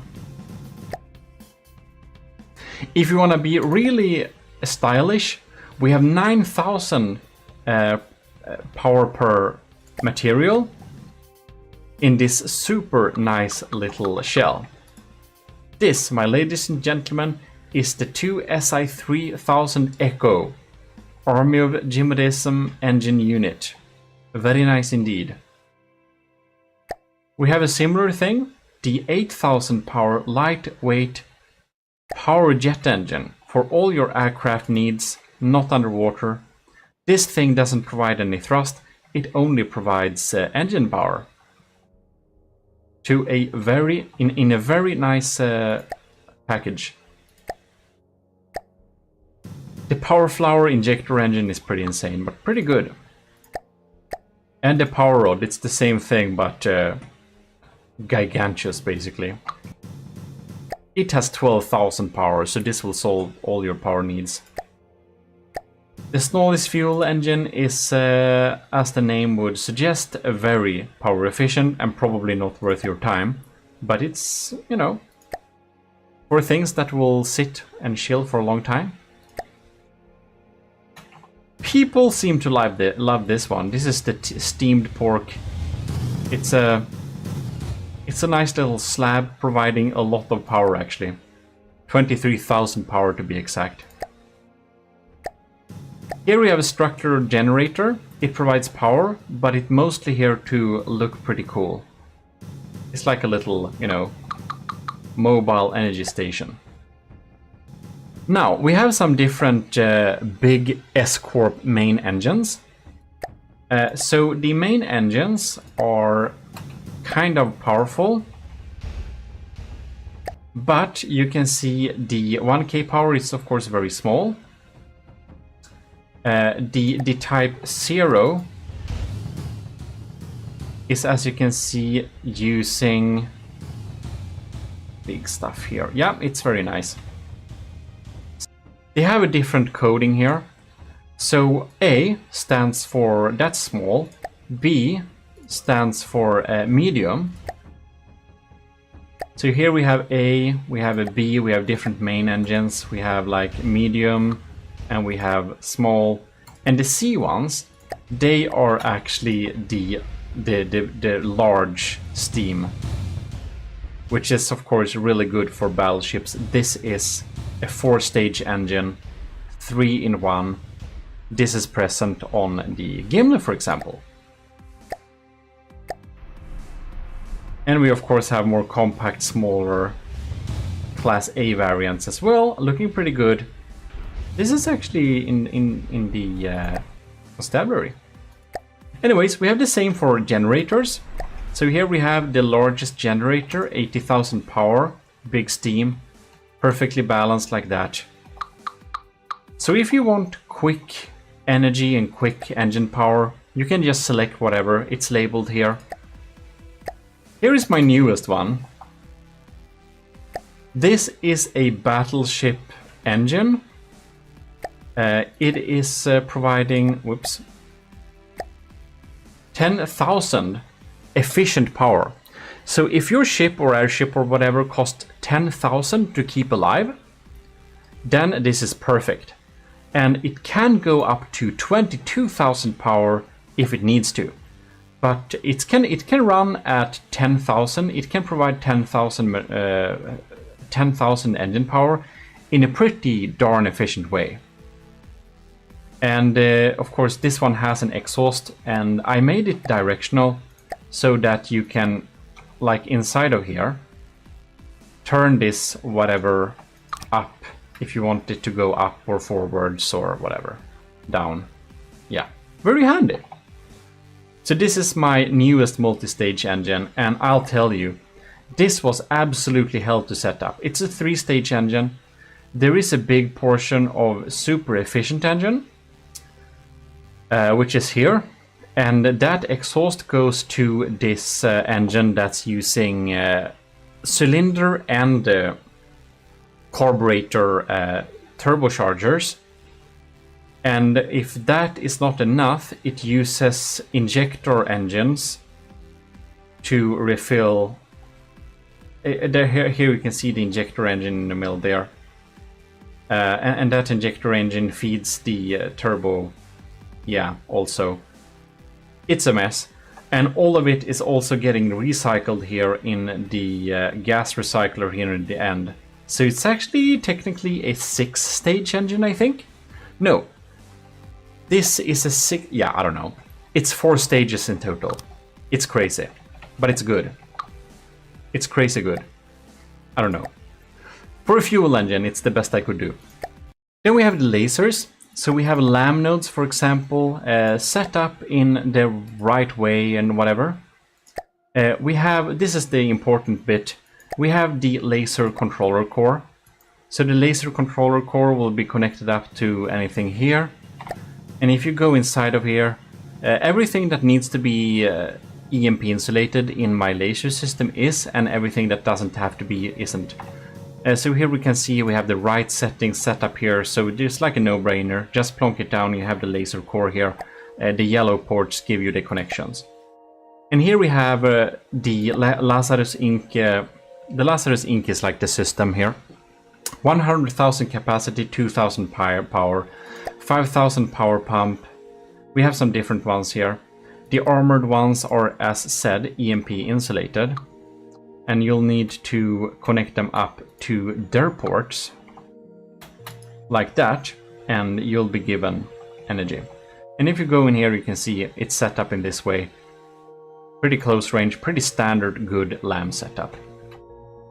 Now, there are different Lazarus blocks here. We don't need to go to them in detail, but in the system I also provide some armored connections. So for example, if I want to connect here, I can just quickly set up a connection, you know, pretty easily with the different 2-3-way L connectors. Now, we also have some other stuff like a big integrated box. This is a pretty big scary laser. I don't really recommend it having it like this, but it is EMP insulated. And if you want to have a really big laser in a simple way, that's the way to go. We also have pulse lasers and also unarmored components. So all are not armored. So a pulse laser, of course, is set up in a way to work with a pulse system. It has a Q switch as well. So that I usually prefer Q0 lasers, but some people like to have, I don't know, Q4, Q2, Q whatever. And there we have the pulsars, right? Well, it's basically a nice little setup of different types of lasers. And the black sheep here is, of course, the this thing, which is the same thing, but it's not the Lazarus system, but it is actually a weapon. It's seriously a broadside cannon. This is actually the thing that's installed on the Sheriff. Pretty simple, but effective. Anyways, moving on, we have mannequins. We have shilling. We have like mannequins doing different things, made to stand on different ways. Here's the shilling on the railing. This one I lended from Scovimation, who built an updated version of the Pigeon. So he had some super funny. This one, the Deep Thinker, I had to steal it basically. And then we have what is it? I need to see it. Sleeping. No, that's I made that one. Yeah, Sneaky Surfer. This is my favorite. So it has to be in the right direction though. Like, no. Okay. Well, whatever. Now it works. Okay. It's someone sitting and surfing with their phone. It's so nice. And I made most of them, of course. Taking cover because it's loud and just simplifying stuff. And oh, this one is also Scovimation's. A cadet checking their time. Isn't that nice? So, yeah. That's very nice. Binoculars, user, all of stuff. Anyways, mannequins, if you want that, some AOG navy blue ones. Then we have missile systems. So here we have all-in-one 16 munition packs. So this is of course super quick anti-missile missiles integrated into one system. We have for Captain Scoobrox, the former captain, who is now an admiral, a big vertical launch missile system, all integrated and EMP insulated. We also have some anti-torpedo systems to be mounted under your hulls. And I even have a amphibious system. So these work both under and over water, targeting missiles and torpedoes. We also got some super quick armored and EMP insulated VLMs. And these are of course very good at shooting at incoming cram shells also. They have been super tweaked to have ultimate performance. So I'm pretty happy with the Ultra 21s. VLM we also have in an EMP insulated Sifney if you just want that. And you can make them how large you want to as well. Very nice. That's gonna be expensive. You can see it costs like 21,000 materials too. Here we have the Deruta KK AOG Metropolis class huge vertical launch missile system. I haven't used this yet, but this is a huge missile that is very dangerous, a vertical launch that we're gonna use for some capital ships in the future. I think that one is set up to be incendiary. The good old needles. That's like Draconia era. And this one is super good for two super tiny builds. We have the Type A little, well, integrated anti-missile missile system. So that's the missile templates. Now we have some plasma. And I just provided some plasma patterns. This is basically a big nice slab of charged plasma. So if you want a charged plasma system, this is a good way to go. You can just copy and paste this. And if you want continuous plasma, you'll have stackable redundant plasma, which you can just build into towers like this, and you'll have constant damage redundant plasma. And the funny thing with this is that it can be basically built in all and any directions. You can just add on top of them like that and it should work absolutely fine. Also got some integrated power, since we require a lot of battery power for plasma builds. It can be smart to be having it integrated there. Then we got some shields. This is some iron rivets which can be installed in the hull of ships. That provides you with laser warners, detection, automatic release of smoke, and a shield projector that is activated.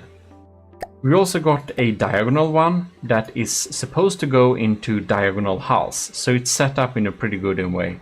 And of course it's also EMP insulated. So the BIR is the black iron rivet system, different versions of that, and we have one under the waterline as well that doesn't have that doesn't need things that don't, you know, we don't need smoke there really, and we don't need laser warners or munition warners because they don't work underwater. Right, then we also have ring shields. This is a gigacube of ring shields to improve that. And we have a slice too, an EMP insulated slice, which we can add onto stuff to make it more safe. This blue little rod here symbolizes if this thing breaks, where will the enemy beam go? So don't place anything important in front of this blue little exhaust port, because if this breaks, there is the exit beam. And as you know, with the ring shields, the exit beams are pretty scary stuff. And if you want maximum distance between the shields, well, then you need a way to measure that, right? So I made a way to measure that. That's the measuring sticks. And if you're having diagonal ones, well, you can see this little thing that here is where the shield projector goes. That means that the next shield projector goes here. So it's like a smart network to set up shields in the optimal way, so you don't need to measure.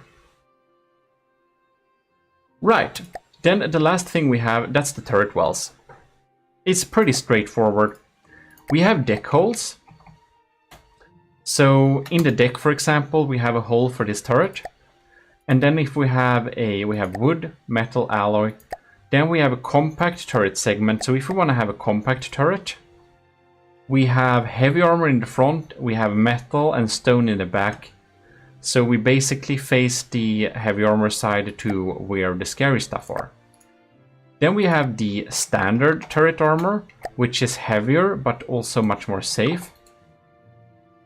And they get stacked down like this, and of course it's the same thing. The sides are covered with heavy armor and the back is stone. So it's really important to have protected turret wells, and this makes it very easy. And that is available for T11, T13, T15, T17, T3. Like even T3. And the standard one for T3. Yeah, T5, T7, T9. Basically all the common ones. Yeah. And these are my two old turret wells, but the newer ones are preferable. Wow, that was really something. That's a lot of prefabs, and that's all the prefabs. So now we did all the now I have made all the three parts. We have the constructibles, we have the turrets, we have the prefabs, and with the knowledge on how to install them, you should probably join the commissioned officers and get a head start of getting efficient systems into this game, if that is something you don't want. Or if you just want to support the channel, of course, it helps a lot. Huge thank to all the current commissioned officers. Anyways, that's all my prefabs I have right now. I'm adding new all the time, and they will be in the updated files as usual. And there we have it. Here we have the prefabs. Also, if the prefabs and anything looks weird on your system, it's probably because you haven't set up the Army of GMODISM color scheme as a secondary color scheme. I highly recommend that you do that. You can have several fleet colors and you can switch between them. And you only need to set them up one time and you got them forever, so that you can see all of the Army of GMODISM stuff in its full glory, which I think is pretty dandy. Check out my other channels here, the GMODIST channel, the GMODISM channel, and the Relaxism channel. On the GMODIST channel, if that's up and running right now, you should have some 24/7 entertainment. Basically, full, like 24/7 combat entertainment. I put together so many hours, like, is it 100 hours? I don't know. Anyways, it just goes in a loop with fun combat stuff. On the Relaxism, you find some cool, relaxing videos. I actually got it from the depth themed one there. Anyways, see you next time. Thanks a lot for watching. This is your host Eric, your Admiral, signing out.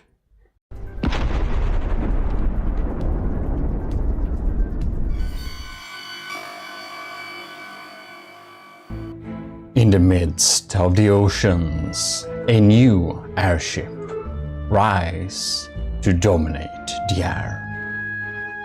This is Army of GMODISM's latest and greatest very small airship of like 10k with an amazing capacity of firing a rotary howitzer. This is the unyielding Hierophant rotary howitzer airship, built for our Lieutenant Anto of the Army of GMODISM. And this video is about how it was created.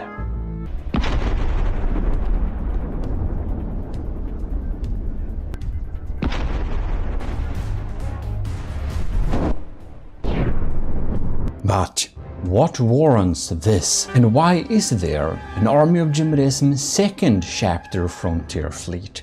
What happened with the first chapter fleet? And like this thing, it's like from 8 years ago. It's like very old. God damn it, have I been playing this game for like 10 years? So next time you beat yourself up over that you're not good at the game despite playing it for 3 months already. Yeah. Anyways, the first chapter Frontier Fleet was absolutely decimated. Not a single blueprint remains. And that's because it was poorly built, with bad strat, and like, yeah, ill-prepared. So that's why we're constructing the second chapter Frontier Fleet to come back and dominate Nether. Like, for example, when scary parachuters jump down on our airships and causing big death. This was literally a big threat for the first chapter Frontier Fleet, because, well, obviously I didn't know how to play the game. Now, some 10 years later, I basically know how to play the game-ish, or starting to learn. So, now we have that ability. And what we basically are doing here is that we have started building a little airship. If you're new to the channel, those that support me over at Patreon are commissioned officers in the Army of GMODISM, and after some time of supporting, I'll get going and create a project for them as, well, basically size parted up dependent on the rank. This time it is Lieutenant Anto's turn. Also big thanks to our other commissioned officers as well, Captain Awesome Pupper, Shiro, Commanders Ben Wilkie and Delphin, and our lieutenants, other than Anto, which is Ali Rudolph, Cravey, Flores Dagan, Josef Ishowski, Owen, Parbag Reed, Vincent Veritas, Rick Prell, Scooby Rocks, and all the cadets. In our contact with Lieutenant Anto, we got some instruction on how to do it. Our Anto likes black point bits and doesn't like plasma, for example. I have started to do a little smart thing. I have like a template vehicle where I have saved all the colors on. I'll upload them to the workshop later too. If you want to build something AOG style, you can get the colors, or if you just want to use the colors your way, you can do it, of course. The fleet colors you'll need to set up elsewhere, however, but whatever. If you download the style board, you can actually like disattach a thing from it, and that basically gives you basically this, but in another way. Anyway, this is the like first iteration. We just created the well, shape, or quickly going over and basically making a little outline looking like cast iron a little bit, a style I do like. Now it is a lot of like black point bits. I really try to incorporate this somehow, and I think we are starting to get an interesting shape here, which is, of course, I saved this down. The idea is to have the gun and the cockpit on top of the airship right now. So with the like black point bits part, there is a little lore section I came up with that I'll be returning back to. I'm also having our little instructions here hovering like this, so that it's going to be very easy to, well, basically see and reference this while we're building it. And Ant also on YouTube, I don't remember by whom right now, but it was like a really old video of someone building a rotary cram cannon. That was a really cool idea. I never built a rotary cram cannon, and Anto thought that the rotary cram cannon would be pretty cool. But due to the size limitations of a small crafts, which we built for lieutenants, I realized that a small cram cannon of this size will be so incredibly weak, especially if it's going to be rotary. It might not be the best idea, basically. So I said, how about direct input fed APS guns? That's probably where your firepower lies. I basically said, might be possible to do on a micro scale, but it's gonna be challenging. Well, in case Anto accepted, and we moved over to make a diff system instead. However, I got completely sidetracked and started to build a modular AI system, which basically removed my need for having prefabbed, pre-defined size AI cores, and instead having the Army of GMODISM modular AI system. Nice. Very nice. It has everything from empty modules to like really cool stuff. This is the wrong area, sorry. I mix up my buttons here. I have them bound to like backwards and forwards on my mouse, so that I need to do the control movements. Anyways, we have like pre-set up bread, we have AIs, we have different target prioritization. It took some time to put this little AI system together. We have like 2 predefined sizes for the AIs. Now I'm here again, I should just swap the locations.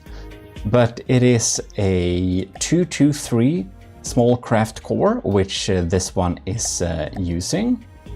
And we also have a X3 aero core. And the smart thing with this is, of course, that it can easily be placed in the fuselage of a plane. That's the reason. Any case, this took some time, and these will be in the next update to the commissioned officers downloadable files, where you can get all these prefabs. Simply put them in your folder. Yeah, there are instructions. If you're a commissioned officer, you probably know this. Anyways, move on. You'd imagine, but I spent so long time building on this that I saved different iterations of it. Due to making up thrust vectoring pre-set up for like stuff and having decoy switches and stuff that I previously used with ACB, as well as built-in missile controllers for remote, comparing it to my previous core, making sure that everything is set up nicely and works, and yeah, you can imagine this took some time. We set up different target prioritization setups, so we can preset them up dependent on what we want to... I'm just clicking the wrong buttons, what's wrong with me? So basically, if you want to have targeting different types of stuff, like if you're having lasers and sandblasters, or if you're having a fly swatter AA system, if you have snipers, if you have ballistics, I preset up the targeting cards like how I use them, in order to save me some time and everyone who want to use them. Anyways, next iteration, I don't remember if this is another version of the AI systems. Well, fortunately, I have started to build on the airship again. The AI system is saved down. So I started constructing this gun, having the AI system in place, EMP insulated, and all as all good ships should be. I had to offset the firing pieces of the APSs a little bit in order to fit 4 barrels. They'll have 3 inputs each, which basically means that they have a potential maximum shot of 4 per cannon, which is... because it's one inside of here, so that makes it Oh wait, there is an extra one too. So it's like 4 times 4. Oh, that's 15. That's 15 shots in total, because in the middle I ended up adding an extra input. Anyways, they are put in a very weird way, and I could get the gauge to be 348 millimeters. Works pretty good, I would think. Very crammed, very crammed. Now the ship has a little bit of an issue. You know, it basically flips around like this. And did you know that there is actually an unpowered way to stabilize things? And it's not only involving these are just there for show actually, they're mostly decorative. If this would be useful, yeah, we can make some use of them, but it's not the main way. So what we basically have done here is we have stabilized this thing with helium.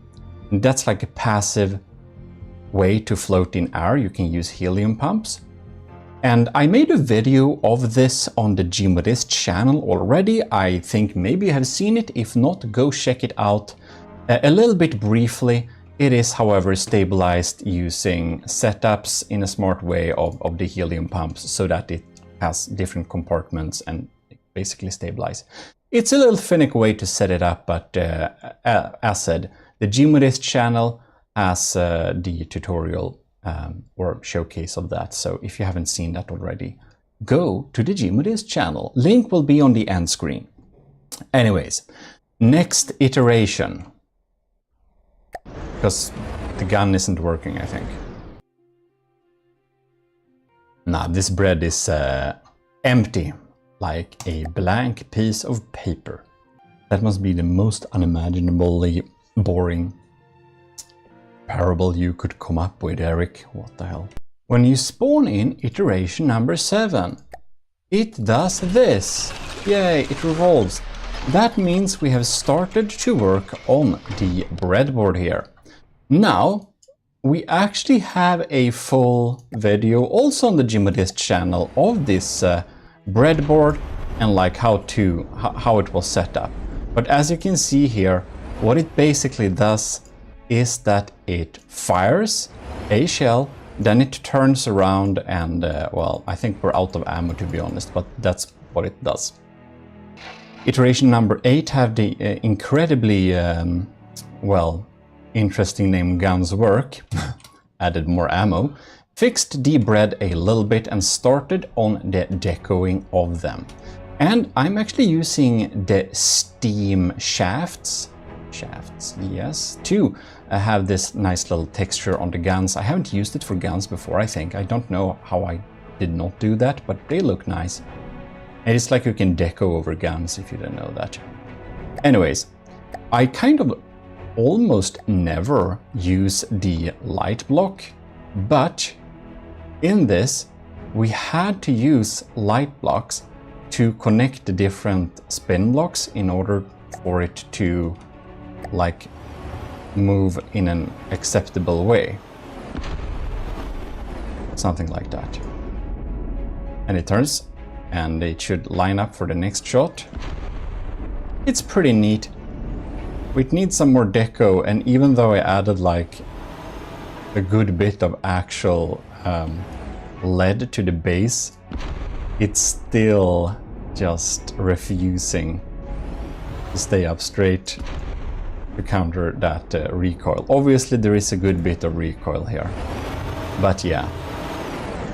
A little bit shortly, it takes the fire, puts it through an equation, like spins it 90 degrees and switches system to make all guns but one even be able to fire. And it kind of does that. So, good times, you know? With iteration number 9, we have started to become a little bit, well, heavy, shall we say. And I think perhaps the previous version actually wasn't neatly set up in terms of the placement of the spin blocks. But here it's kind of how it works. This is the, like this one. And then we have a elevation going here. And this obviously can't sit on a thing that rotates. So inside of here, now you can't see it because light, or you can see it if you look very carefully. But as you can see here, it's a light block. Light block provide connection points while being ethereal. Can be damaged though, so not a smart way to use regularly. And yeah, we place it here to be able to basically host this spin block up here, which holds all of these barrels, guns, yeah, ammo intakes, all that stuff. Neat. Well, that's just my opinion, but I built it, so that makes sense. Yeah, so it didn't really turn out to be a reasonable way to stabilize this thing. When we had it on a like gun on top, it was so darn top heavy, it would require like so much weight at the base of it that it wouldn't really fly anymore, as you saw in the previous version. So I removed the counterweights because we don't want that stuff and just placed the gun underneath instead. Much better idea. It can also handle recoil a lot better now. Of course it like tilts and stuff, but it doesn't do barrel rolls. So like that's an improvement. We have also started to design the cockpit, and you may have missed that or something, but basically since I use all the same colors each time, I made up some lore for them. It's crazy. But the colors are green because the hyper durable glass the army of GMODIST uses happen to be having to contain some chromium dioxide. That's why it's green. That's the lore. Anyways, detection tower on top, looking neat. Also, I can just not get enough of shooting this gun. And yes, we will be making this gun with even more barrels, as you have suggested on the original video about the rotating APS howitzer on the GMODIST channel. For iteration number 11, we have really not done anything, have we? Maybe we sorted out the cockpit and set up the AI maneuvers. Yeah, I think that was it.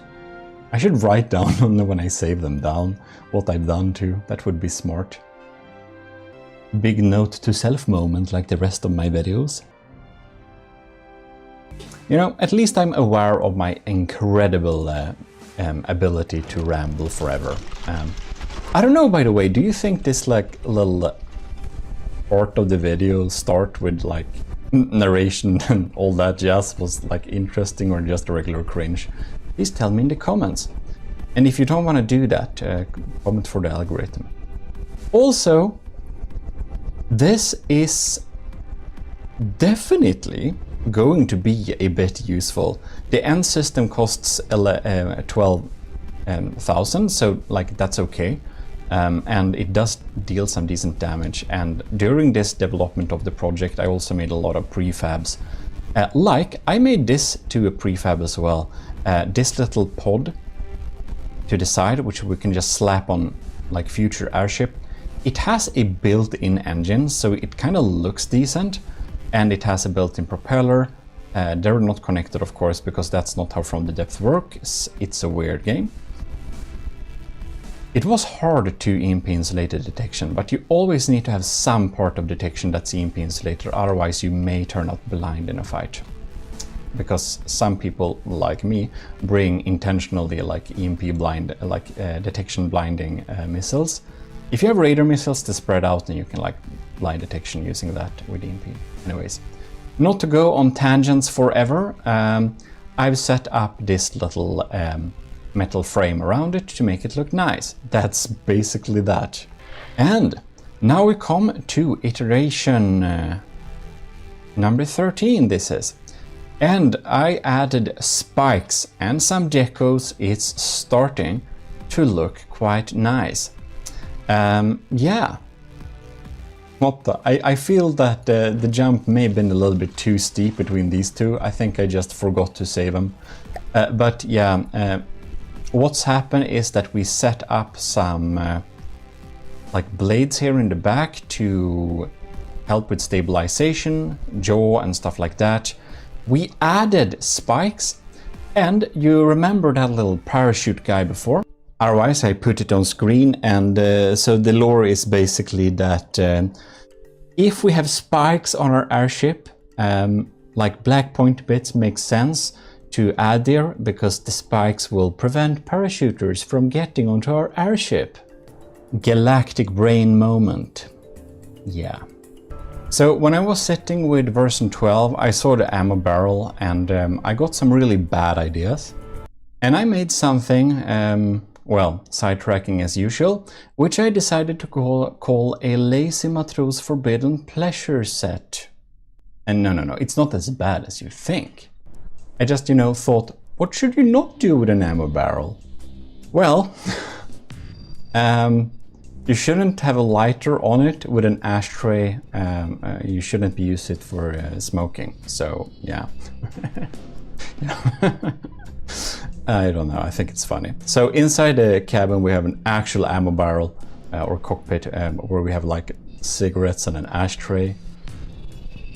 Yeah, bad humor. I don't know, maybe I'll get demonetized next year for this, I don't know. Anyways, hopefully not.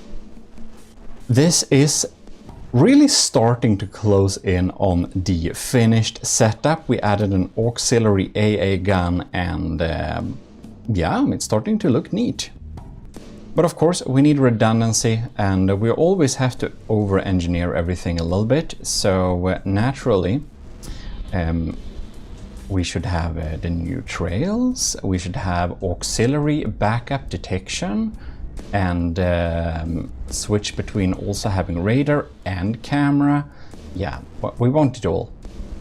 I feel this airship could probably have been a lot cheaper, but it isn't. Swapping out some logos, adding more spikes, adding more details like the red and green lights for, well, port and starboard respectively. Yeah, setting it all up, talking with Ant-O, and having some like neat interiors. Of course we need to have that, and this is so close for the last iteration, so we'll just spawn it. And there it is. Some Latin quotes with the inspirational words. We have an AMS system looking like small darts. We have set up the AI so that it will do decent combat performance, get as close so it hits, but also not getting hit too much. We have designed the APS shells in a smart little way. So the first round that comes out of this system happens to be a disruptor conduit. It will basically bring the enemy shields to 0% and deal internal EMP damage. The next shell popping in here will be the party mix we developed before, but an upgraded version. Armor piercing, high explosive frag with a little bit of incendiary trails. And the last shell, or the mix-in shell, the last shell is actually the APP, that's armor piercing party mix, will be an armor piercing heat shell. So, whoops, it basically just secondary heat penetrates, then releases heat. Can kill some designs in one stroke. So obviously this is meant to provide fire support to battles even later in game. Now, I did take some tips from Imp, one of our builders that has submitted a lot of game battleships, and due to this cannon having a tendency to miss sometimes and the recoil is getting out of hand, it needs to be really accurate, especially the first shot. So we actually changed the detection components inside of here so that the averaging times are longer than usual. This means it will be really bad against fast targets, but it will have a much better chance at shooting stationary, slow targets.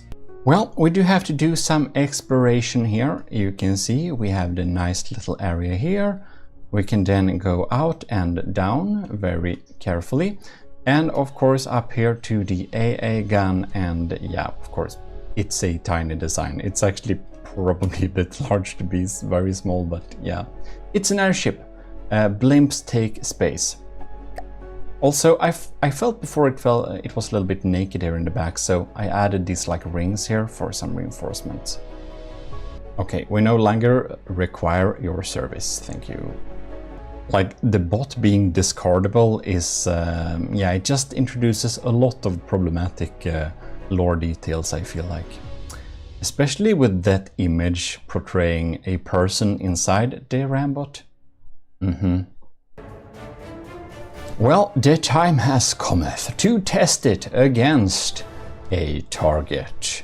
Namely, the very stationary, not very scary Marauder, because that is the benchmark of all good things. No, the airship isn't this slow, I'm running it at slow motion. Because I'm hoping the first shell will hit. Oh, I think it's getting ready to fire. The firing computer has its like first seconds locked, so it cannot fire, and that's because the detection need to gather detailed detection before any gun are allowed to fire. And I'm hoping to use that on a future update of the Gimli class in order to hopefully get rid of that little issue that makes my cram cannons miss the first volley. I don't know if we can pull it off, but I hope it's gonna do the same here like it did there. Glad we have those fuses, at least we did some damage. I feel we don't need to slow-mo this. Let's just see what damage we can deal with the first volley. And it turns around and goes to the next input. Now the issue is that when the first round of volleys have been completed, well, we kinda have this little problem called recoil, you know? Because it kinda makes it not stable. Oh, damn! I think we probably AI sniped something there. Or we just got lucky. Anyways, very nice work of the Unyielding Hierophant class, which is on the workshop right now as you're watching this video, so remember to go there and upvote it for the Empire of GMODISM. We request your service. Anyways, we should paste this in the second chapter, Frontier Fleet. And about super slow sad ships, well, the obvious thing to do is to measure it. How many Marauders long is it? The important question. Roughly we can say it's about half a Marauder long, give or take. And now, checking the stats, 12k cost, 700 blocks, armor cost is very small, top speed is 29, weird, I've seen more. We'll need to check the details, of course, and the length of this thing is 34 heretical units. So we'll just input this in our heresy converter. Length Marauder units 34 gives us exactly 0.45 length Marauder units. We can also see how much it costs. It costs 12,000, and that gives us a cost of 0.28 cost Marauder units. So now you know. Cutaway units, views, I can't even speak, is always fun to look at, so here is how it looks inside. It has huge tons of ammunition inside because, well, diff guns require a lot of ammunition. That's like their downside. They run through ammunition faster than they say they will in the stats. Anyways, on a bleak, perfect weather day, the enemy is spotted. Swiftly going to action, letting the computer think for far too long before we're even firing the first round. We are engaging the monkey barrel. Gloriously missing the first shot, following it up with a perfect shot. Killing it once and for all. We didn't even need to install those spikes. The parachutes unit of the deep water heretic guard will not even able to land at us. Sad, because we would have liked to have a red paint job. I'm just kidding, it will be pink. It's just brains and boxes, you know. Well, that will be it. Thanks a lot for watching. And of course, extra thanks in this video to Lieutenant Anto for supporting us over this time. I hope you enjoy this little build, and we will be moving on to the next one in queue. So, this is your host Eric of GMODISM, and don't forget the GMODIST channel there in bronze. Check it out and check those videos if you want to learn more about that rotary bread. Anyways, this is your host Eric of GMODISM, and I'm signing out. GMODIST. We're going to make a superior battleship. I need to come up with something that can do like that to all the other battleships. So that's kind of cool. In any case, we're going to build a new battleship project, and I got some requirements which I'm going to show you right now. The project is called Q for now, and its objectives are 1. Beat the Ragnarok at lower materials than the Ragnarok. Now, the Ragnarok tournament thing has some other rules, but I won't adhere to these rules really. I got my own rules, but I will take some inspiration from those rules. The second requirement is to beat the Draconia and Borderwise's Titan Slang. The Draconia can beat the Titan Slang, but not all of the time. It usually does, but not always. Which is why I want to make that the new ship I'm making should be able to always beat Borderwise's Titan Slang Mark 1 and Mark 2, because in some sense I think Mark 1 is actually a little bit stronger. It has better crams. 3, and most importantly, is to look good. So I made a big boy called the broadsword. You've seen that. It looks pretty cool, and I like that aesthetic a little bit. I did that a little bit for the Fred Battlecruiser for Captain Scubarocks, but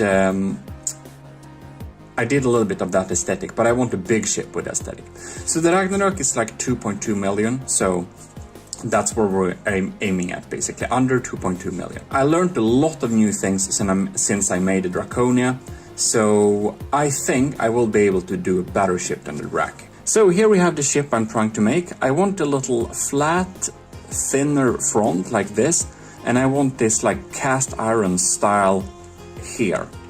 And then it's gonna be a pretty thick ship, like this. It's gonna have a lot of empty space. And I want a normal back there, and I want turrets stacked in different levels. We're probably gonna go with some main weapons of Cram, and we're gonna have some auxiliary sniper cannons. Then I'm gonna make a pretty high superstructure. I don't know exactly how I'm gonna design this, we'll see as we go. But this superstructure will be very important to get that broadsword look. I can insert a little picture of the broadsword here so you can see what I'm talking about. Alright, so here we are, literally in from the depth. Right, so we should begin with construction, and the first iteration I will show you is this beast. So I'm trying to do a really cost-saving maneuver here. I really want to only have like armor where it matters and just skip it where it doesn't matter.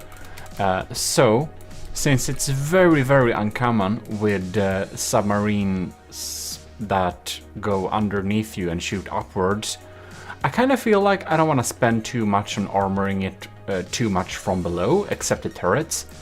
We're gonna have some pretty light armor where it doesn't matter, so we're actually gonna have a pretty thin bottom ship. Alright, so we have some weapons on here too. And this is my never used before except in some other videos perhaps, but it's pretty new. This is the Crusher. So if we go to sub-objects mode, cram turrets. By the way, all my Patreons can access all of my turrets and prefabs if you want to have them. That's the way. $1 a month. Right, so here we have it. This is the Crusher. And it is a turret 17. I might release some turrets to the public sometime. However, but I don't know which of them. I have so many. In any case, this is the Crusher. It costs 171,000 materials. It is what you would say a complete tank of lambs. Like each of the, like this shell here, it has 143,000 health, and the mill have 130,000, and this one the same. And you can see they are 15 seconds, 18 seconds. They come pretty frequently, so they are big shots. And these are, of course, hollow point. So these will crumple and crush most armor types bit by bit. There is nothing that can defend you against this except deflecting the shots. So that's what I wanted to have, because I do know that the Ragnarök 2.0 has some extremely formidable civs and lamb system. Like the budget for those is unusually high. That thing has better civs and lambs, or a more expensive better civs and lambs than most ships of that price range, I'd say. So I really need something to get through, and I am pretty certain that these boys will get through. It's a pure hardener, and it has a hollow point thing somewhere. Here, these are actually the stoners. So these are the crushers, and these are the stoner class B mortar turret. And I'm thinking to have 6 of these mortars, because if anything doesn't confuse lambs as much as mortars, I don't know what does, because this is also a hollow point, by the way.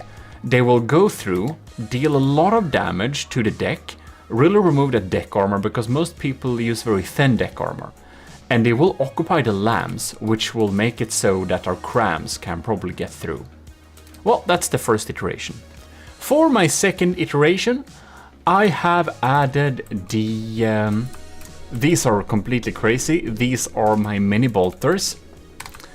And we looked a little bit about them on them at the adventure mode. It's 125 millimeter. They're pretty crazy. I don't know if I have a fire control computer somewhere. In that case, I think we should add one and check them out a little bit. Just check the sound of them, because I love the sound of them. Okay. Listen. Isn't that beautiful? And here we have the regular bolter. As I said, we looked at them a little bit in adventure mode, and like this thing fires pretty quickly. It has a RPM of, well, 2000, and this thing has an RPM of close to 200. So they're pretty fast firing, shoots a pretty good party mix.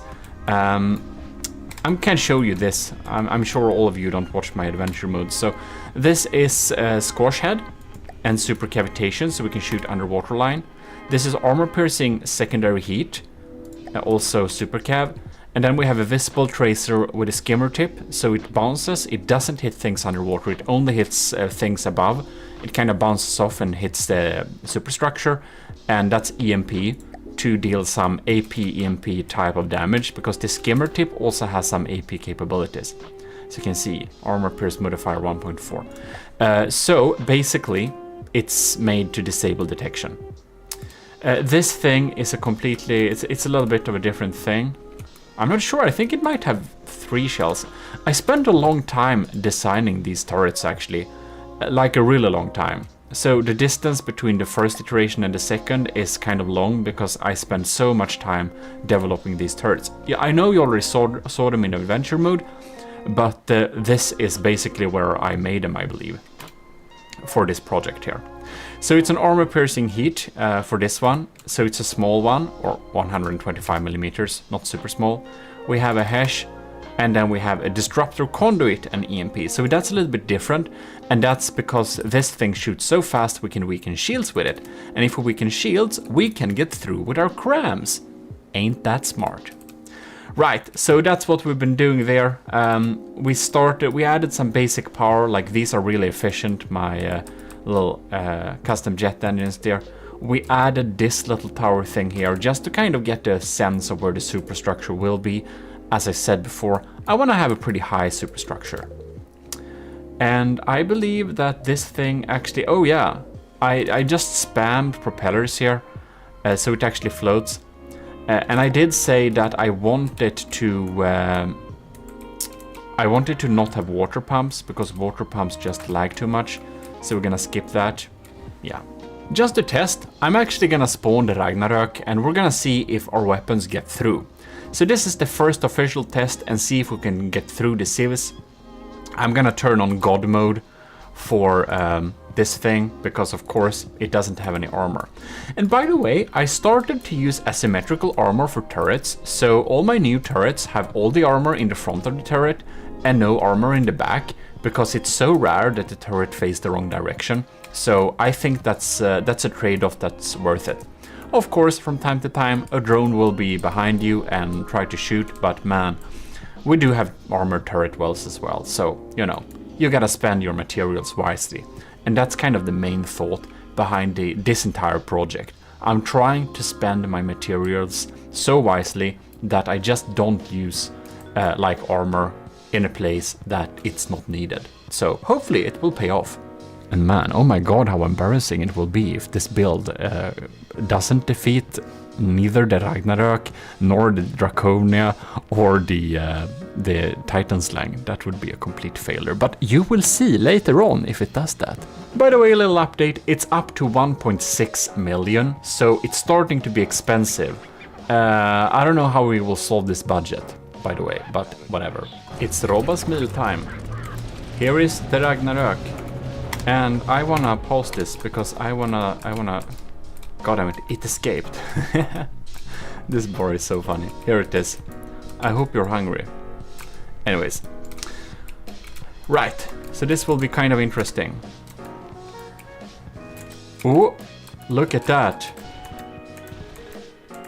Many of the shots get sniped by lambs. It's so fast. You know what? I think we should turn down time a little bit. We're gonna see. Alright, so here comes the first Quran barrage. And this is like, these have loads of health, man. It's so much health. It's completely insane how much health I put in these. Ah, look at that. Look at that. Of course this is just empty air, but it's a pretty fail-safe method. Oh yes, 2 of the barrels completely gone. It's like, of course, they will be able to shoot still, but I'm thinking this is a pretty good strategy.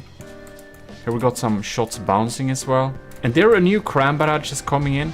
Ah, you can see they are actually getting through. That's so nice. That's so nice, because most crams won't get through the Ragnarök. It's very good at killing cram shells. Of course, hollow point damage ain't the best, but it's something. Yeah, I think we can use big crusher crams to do this. And you might wonder why we have several barrels. Well, that's basically because if one of these shots hits our cram turrets in the right spaces, they will be completely disabled. So I thought it's a good trade-off to have several firing pieces. Even though the individual health of that shell will be lower, it's high enough that it will get through when it is a hollow point. And it adds so much redundancy with adding multiple barrels. And there are some advantages of multi-barrel turrets, but I found out that those advantages kind of decrease a little bit the larger we get. When we're really large, it's mostly redundancy that we get. If we have some smaller cram turrets, it might be more material efficient per firepower to have several barrels. But I'm gonna make a proper empirical testing video about that in the future, so we can clear that up once and for all. In any case, this test is a success. The Crusher Cram turret does get through the defenses. And there we have it, the third iteration of the ship. So, what did I do now? Well, I basically spawned everything I got that I think could fit on this system, just to see around how much this would cost. And the really bad news is that this cost 2.1 million. And as you kinda can imagine, I can't make a armor scheme that will work for this. Like if I make an armor scheme that is gonna cover up this thing, like after all, it's how large is this thing? It's 341 meters long. If I'm gonna make an armor scheme that would protect it, I think I would reach somewhere around 100,000 if I only use wood, like one layer. And that's of course not acceptable, we can't do that. But anyways, we'll go through a little bit and see what we got for types of weapon systems. So, here we have my Arquebalista Invictus. It is a sniper cannon that you also see in adventure mode that penetrates really deeply, and that's meant to poke holes under the waterline of enemy ships and make them sink. And that's one of the methods I thought to use to combat Waterwise's Titan Slangs and the Draconia. No, not the Draconia, that's floating. I meant, of course, the Ragnarök. I think I might want to combat them ships by having a sniper cannon that shoots holes under waterline so that they sink. And that's a good method. And this is a pretty nice 480 millimeters. These shells travel at almost 2,000 meters per second, and they are sabots. You will not stop them very easily, and they shoot a shot every 10 seconds. I'm pretty happy about this design. I am. I spent some time doing it. Here we also have a nice little like auxiliary turret, 49 millimeters, almost 400 RPM. More like, yeah, something like that. And it shoots HESH shells really to annoy and detonate any eventual era armor scheme that you might have. Here we also have the larger version of the 60-70mm Vigoletta system. This is the Vigoletta Mark 5, I think. This is the Vigoletta Mark 4, it's smaller. And this is of course a really nice thing shooting. I don't think it's even rail assisted. I think it's pure gunpowder. But it shoots some really dangerous shells, and they are actually sabot frag, really weird combo, but I did tests and they work better. Here we have my new Octodad diff gun. They are 479mm, just to make them a little bit smaller than 500 so we can save on the blocks a little bit. And well, that's a diff gun. It's the optimal diff setup. It's super nice, deals a lot of damage. Smaller diff cannon, what do we have here? Here is, this was used on the Slabman. If you've seen the Slabman challenge, it's there. It's also featuring on the Battle Cruiser for Captain Scoober-Oxen. Here we have a stealth dagger. It's a smaller cram turret, lower tier class, but it does provide some stealthy shots because at 1300mm, the detection range is only 257, which means that a lot of the Civ systems will not have time to aim before it hits it. Now here is another little turret, I don't remember the name of this, but it's nice. Here we have my tall pipe organ. It's a really slow reload time, like over a minute. This is like 80 seconds, but they deal some decent damage. 40,000 health for this size of a turret is okay. Pretty tall though. Here we have some other cheaper systems, some even more cheap systems, and of course the laser turret that was featured on the Draconia. And as I want the lasers on this thing too, I think I want to have at least 2 laser turrets in order to not make it too volatile and too easy to take out. Pretty decent turret, and here is a laser cube. So this is a really big system that we can actually do like this. Here you can see we have some laser systems stacked up here, some basic storage, and they are connected up to each other, and they are then divided by heavy armor, and everything is EMP insulated and closed into a box. A very neat little way to make a laser system, I thought at least. So I'm gonna stick it on here because it's pretty big, and hopefully this will be powerful enough to beat the enemies.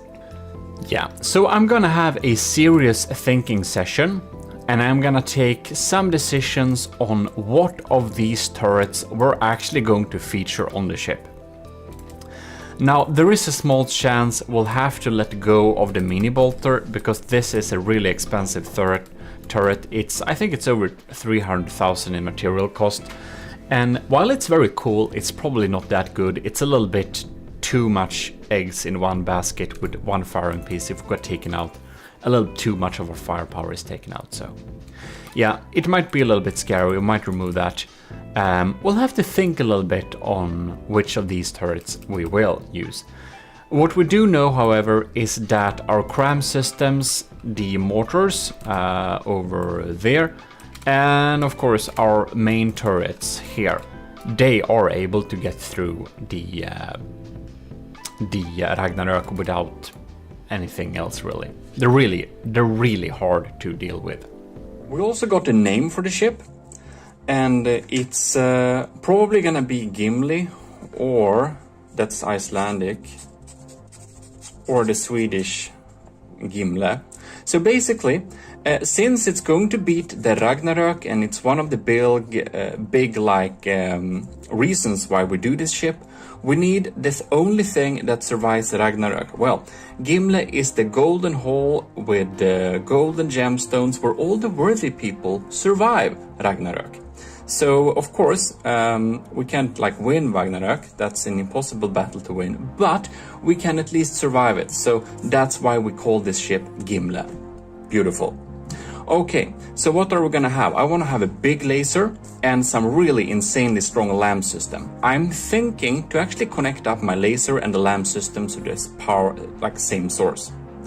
I want some kind of Hesh spammer, 300 millimeters or something like that. I have some specific number to get specific sounds. If you want to know how to get specific APS sounds from different guns, check out my tutorial about that.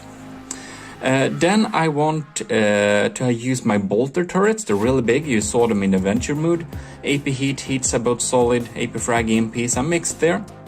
I want some hollow point crams to really tank and completely make it so that the enemy CVs and lasers will not even be able to take them out. Really high health point hollow point cram. I want a tiny missile laser system that just targets the enemy ship and just confuses their smoke so they get very confused. Alright, here we have the ship thing. So it's gonna be a right-sider, so I want to have most of the armor on the right side of the ship. Then I want to have some laser lamps and sieve stick around some turrets. I want to have them on deck too, small things sticking up. I want 2 big cram turrets in the front, 2 big cram turrets in the back, and a couple of APS in the middle here. Then we want engines here, engines there, engines there. So we have engines in different positions, and one of these engines should be able to keep this thing floating. Because one thing I noticed, and that's that water pumps cause so much lag, block count isn't even a thing. I can have 100k blocks at ships battling each other with not having serious lag, as long as there is no water pumps. Water pumps really eat up my CPU and make it stutter, and I just hate that. So to not make my system lag, I'm going to not have any water pumps.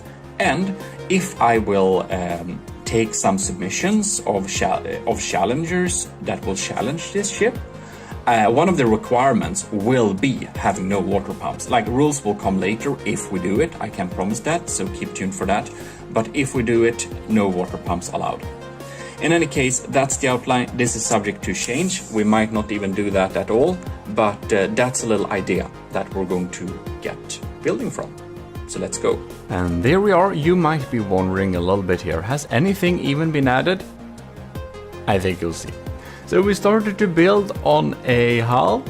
It looks like this. And when I spawned these turrets here and looking at the design we just saw, I felt like my current ship design was a little bit too elongated and thin, and I wanted a thicker design. So I have constructed this little board. I am very aware of that we basically have no armor from underneath it. So that is a choice I made, to have very little armor where I don't think it's needed. And this makes us extremely susceptible to torpedoes coming from below. This ship, we're going to try and make it pretty fast, so we're actually just going to ignore torpedoes completely, because you can always counter a ship with something, and torpedoes is something that we choose to not focus our resources on. So if it might be a problem sometime, maybe we'll have to update it and add anti-torpedo defenses, but we're not going to armor very well against torpedoes. We're going to go for redundancy instead. So here is one of the engine models I've made. S-Corp main engine Type 1C 40k power. So this thing, obviously, it produces a lot more than 40k power, but when we are putting it under heavy load, it only produces 40k power. So I tested them under load to decide. And under load, they're 40k, so that's what they're listed as. Right, here we have some different armor slabs. I developed some different types of armor. You can see them in the cross section here. So this is a pretty heavy armor, and it's using a little bit interesting setup here. So the first layer of armor is very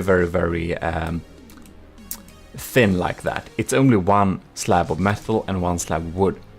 And that is because if we're hit with HESH shells, if we're having a spall liner that's like 50% of the armor, from our earlier empirical test, as you may have seen, this basically is the best setup against HESH, having a spall liner this strong.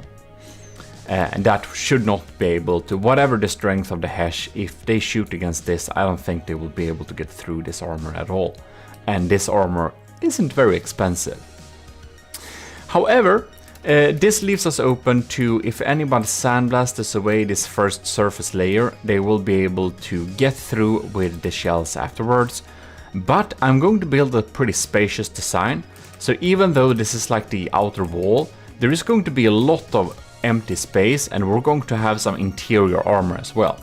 So it's okay that I have my air gap so near the surface of the armor, because we are effectively going to have another air gap, because we're going to have interior armor. Now we had some discussions before and tests, and we now know that checkerboard armor is less efficient. I talked with some different people in the Discord, like Pitts, Summer, Balkent, Scarabas, and all those names. I don't even remember who's in the discussions, but basically checkerboard armor isn't very good. It's useful in some certain circumstances, but in general it's not a generally good design. So the Draconia had it, and it is a-okay, but it's not the best, because High Explosive has gotten a little buff, so when a high explosive shell detonates in a enclosed space, it has a damage buff, so it deals more damage. And when we have a checkerboard armor, if the wood gets blown away very easily, an explosion can get into that empty space and effectively deal more damage to the blocks around it. And that's the theory around it. It seems to be correct, but we're going to do an empirical testing video about checkerboard armor, because it indeed seems that it's better to just do like this, for example. So we can kind of put them in slabs like this instead. Should be better than having them,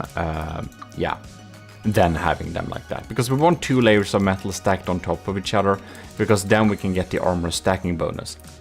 In any case, I'm thinking what armor scheme I'm going to use here. This is the heavy armor. You can see it has actually 2 built-in air gaps, and that's of course not needed. It's just that it has the equivalent of 1 block of heavy armor, but it's ported up like this, so if a shot hits this thing and destroys it, we still have a surface that the shot can get deflected on. For example, for armor-piercing heat shells. Pretty scary stuff. Well, in any case, that's basically that. This is the heavy layer, this is the standard layer, and this is my super heavy layer with like 4-meter beams of heavy armor. And I think this is a little bit too heavy to have on this design. I'm going to go more for redundancy than heavy armor. Well, anyways, this is the shape of the ship, and the other side of the armor is already set up here. It's gonna be a right-sider, so I only expect some stray missiles and stray stuff to come in from this direction. So it's using a pretty thin and light armor here. So this is the 5th iteration of the ship, and the fifth iteration basically cost 3 million because we now have started to build the turret placement. So as you could have seen from my little outline, I wanted 2 big cram cannons, but I'm thinking maybe we'll go with 3 big cram cannons. And this is the crusher cram we looked at before, which will go through the Ragnarok's lambs and most other systems, civ systems, like as well. But these are some high health points, boys. Here we also have the Arcaballista Invictus, the 480mm sabot sniper cannon that's designed to shoot underwater parts on ships to really make them sink, which is one of the other strategies we'll use to tackle the Ragnarok.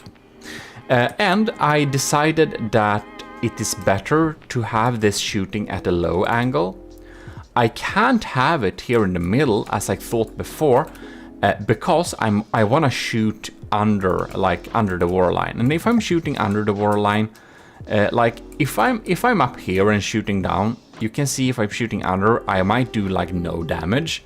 But if I'm like here and shooting underwater, I might do the double damage. So just a few meters up and down for a submarine or subsurface sniper cannon like this matters a lot. So all of my Arcaballista Invictus will be moved to a position where it's pretty like low. Here we also have some basic armor for the engine here. We don't need a lot of armor, but we want something that can catch up some stray shots from above, no, from in front of it and from the side, because of course the ship will spawn with its nose to the enemy, so we'll need to have some armor in the front. Not much, we mostly need to be lucky, but we need to have some armor. And here you can see the shape I talked about in the earlier video here. I wanted this kind of boxing thing going to a flat little surface, and we're going to have a cast iron structure down here. So this is just a flat little simple surface, pretty cheap armor, nothing important is gonna be here, it's mostly there to be hydrodynamic. Here we have the 6th iteration of the ship, and I started to play around a little bit with having some diff guns here perhaps. We'll see. Here we also have some interior armor, and this is another checkerboard pattern. And I'm wondering how it is the case with the stone and metal, because their health values are pretty similar, like 16 and 12. So this should give each other some kind of AP bonus, because stone is more efficient armor technically than metal. But I don't know, I think we'll need to test that later, but I added some of that here because I had my prefabs. So I maybe use this some interior armor, but I think I'll need to have proper turret wells as well, because otherwise we're gonna be pretty sad. We added our laser cube here. So this is the, maybe I can do like this actually, to just show you. This is like the laser cube. It's an integrated laser system, and I hope this will be protected enough to survive. It's pretty well protected up, and it should be able to deliver laser to lambs and damaged lasers in a decent way. I think it costs like, I think it's a 45,000 power laser. Yeah, continuous of course.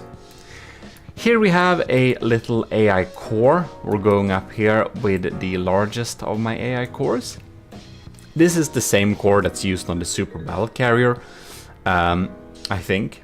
It's pretty nice, protected, well set up, has automatic shield switch and stuff integrated. So I think it's gonna serve us well. It's gonna provide us with like 3 4 AIs? No? 3 AIs. Yeah, it should be 3. Here I also added my S-Corp's 80k power generators, because of course the Arcabalista Invictus uses a lot of power to shoot those railgun shells. It's like a mixed system, but we need some decent power. So that's why we have so much power here. However, I'm not sure I'm gonna have them at the same place, because, you know, they might get shot at. And we have some heavy armor framework here to just keep the turrets up. It's pretty unlikely that they will be destroyed completely.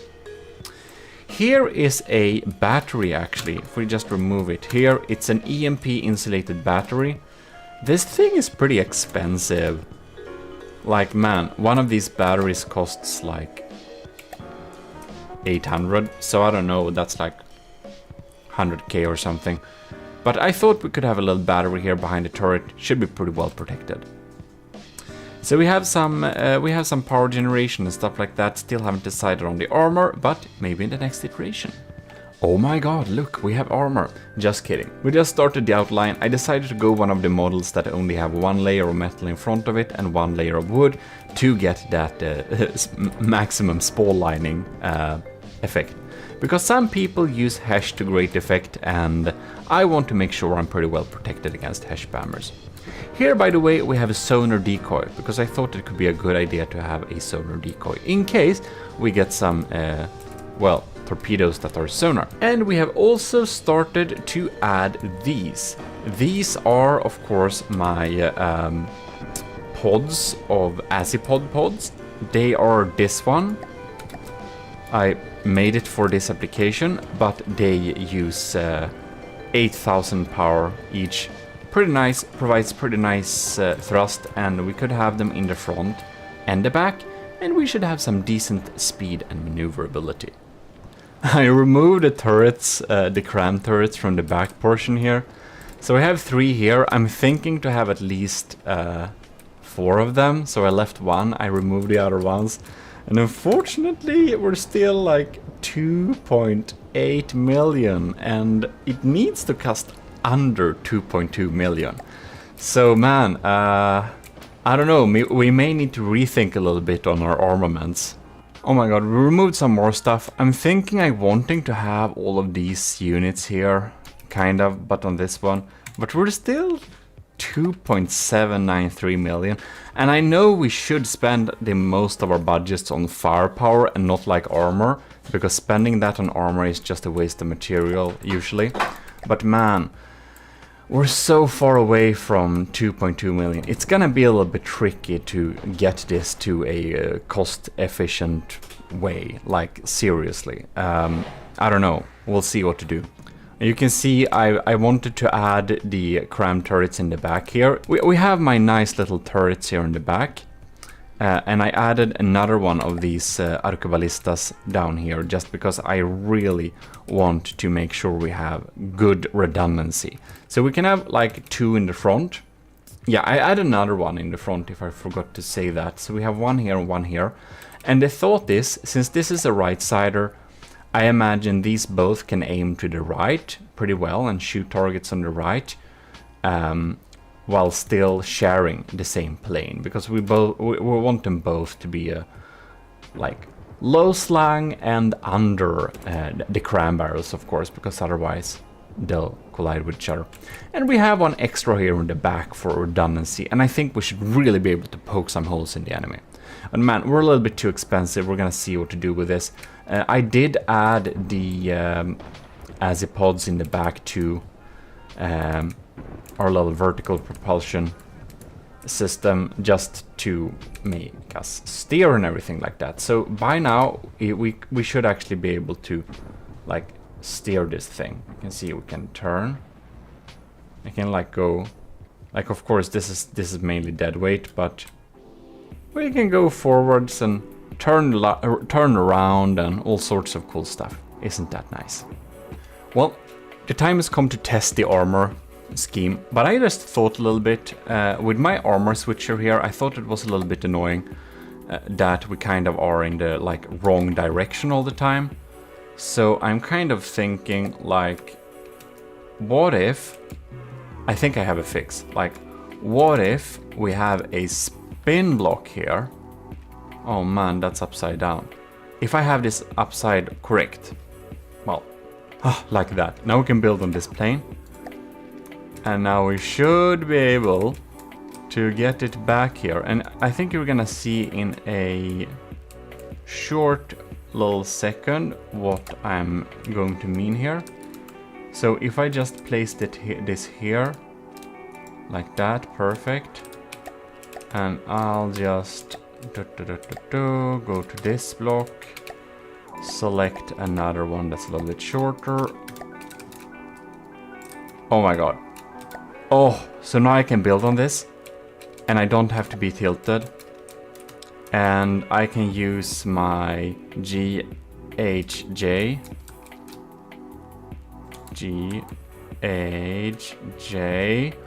Oh my god, that's amazing. And I can change this armor upright. Isn't that smart? Using a spin block to change the direction. Wow, I'm feeling very intelligent today. Oh my god. We're going to do some tests. I have worked together the different armor schemes a little bit before here. And by the way, they are all, you can see there, available for all the commissioned officers in the army of GMODISM. So I just want to give a huge thanks to our channel supporters, the commanding officers, Admiral Super Dave, Stellar Lieutenant C2, Ayak the Boater, Commander Ayak the Boater, Commander Egin, Lieutenant Asteria, powered by Greed, Tyler Russ, and Vincent Veritas. Thanks a lot for supporting the channel. It really helps us out to make more videos and stuff. In any case, here we have the standard level hull armor here. Here we have the direct hit capable super heavy armor. And here we have the normal heavy armor. This one costs 4,000. So I made them cover the same surface. They're different. They are differently thick, but they cover different surfaces. And these two have some alloy in them just to give some floatiness and better internal armor. In any case, this one has a cost of 4,269. This one has a cost of 6,336. And this one has a cost of 1,944. So we're going to test their effectiveness, and we're gonna do a cost-benefit analysis and see which of them should be the main armor.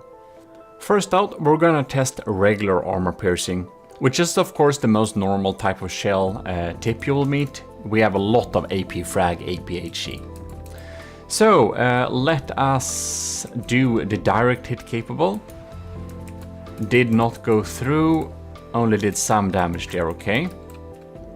And this, by the way, is like 200mm shells, so this could be a sandblaster thing almost.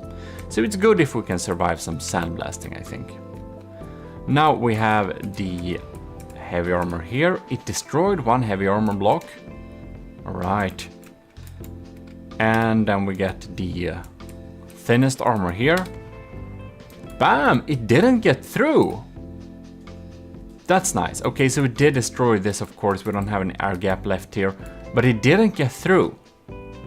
Well, okay, so they're all safe from sandblasting. We're gonna try Sabot.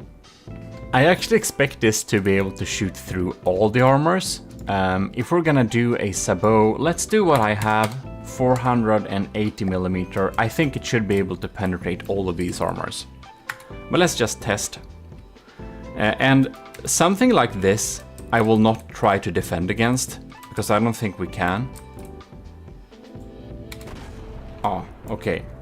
And what about the heaviest of the heavy armors? Ah, melts right through. Okay. Sabots, we can protect against Sabots, like not in a reasonable fashion, because of course ERA doesn't defend against them either. So I think when it comes to Sabots like the Arqueballista Invictus, we'll just have to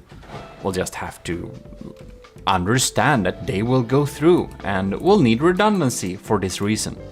And of course, we can spot protect some areas like the AI that we just cannot lose, but in general, we can't defend against that. Alright, now we're going to test 400mm heat shells. So it's 400 millimeter, it's heat, and we're gonna test them against the armor types. Oh, awesome. It didn't go through this one. And do remember, like, this armor costs 1,944. And this one costs basically like more than 3 times as much. And this one, it costs the double of this one. So that's why I thought it was remarkable. I thought they might be able to get through, but that's cool to know. And then we're gonna do the next one.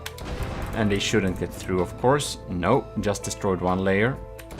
We should be able to fire a couple of more of them before we get through. Yeah. We're gonna go back to this one actually. Fire another one. Yeah, it gets through on the other one.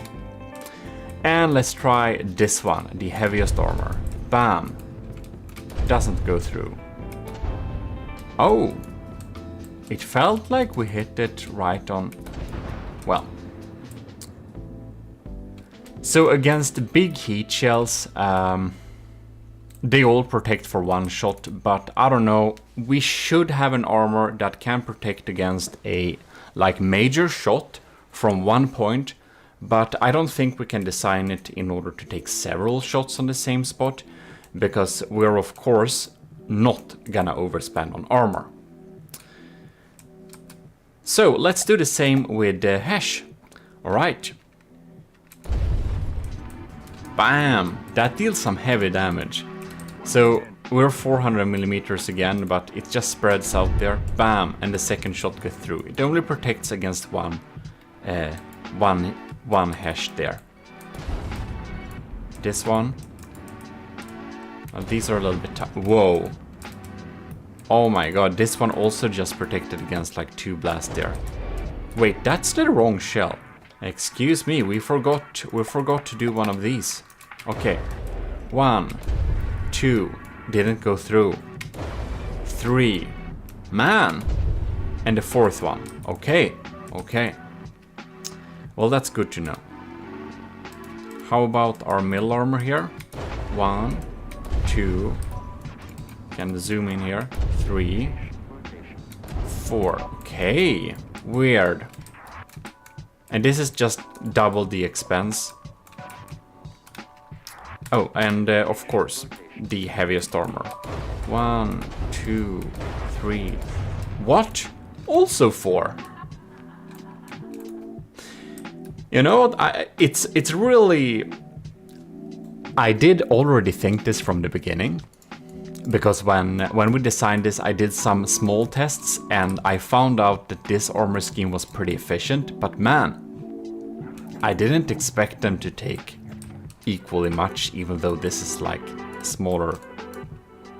That's a little bit crazy. That is a little bit crazy. But of course, the damage done to this part is a little bit less. It's less spread out. But seriously, they protected kind of equally well. This is definitely a current favorite. We're gonna do a hollow point shell.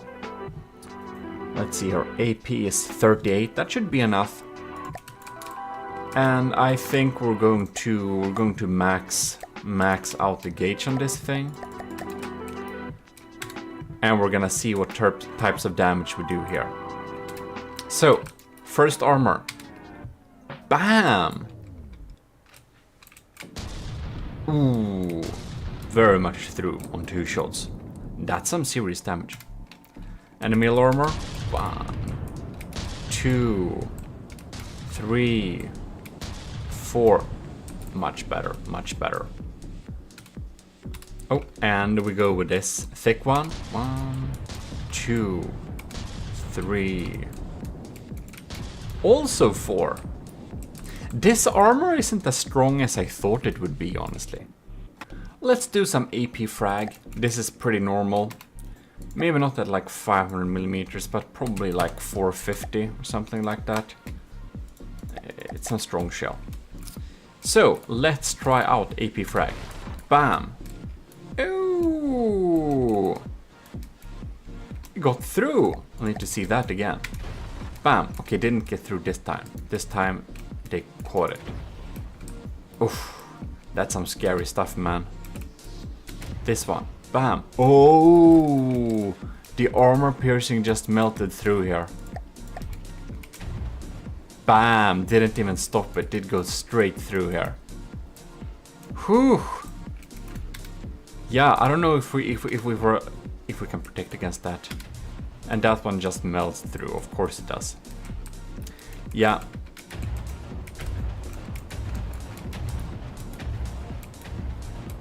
Cool sound. I don't remember what I labeled that sound, but I have a video about that.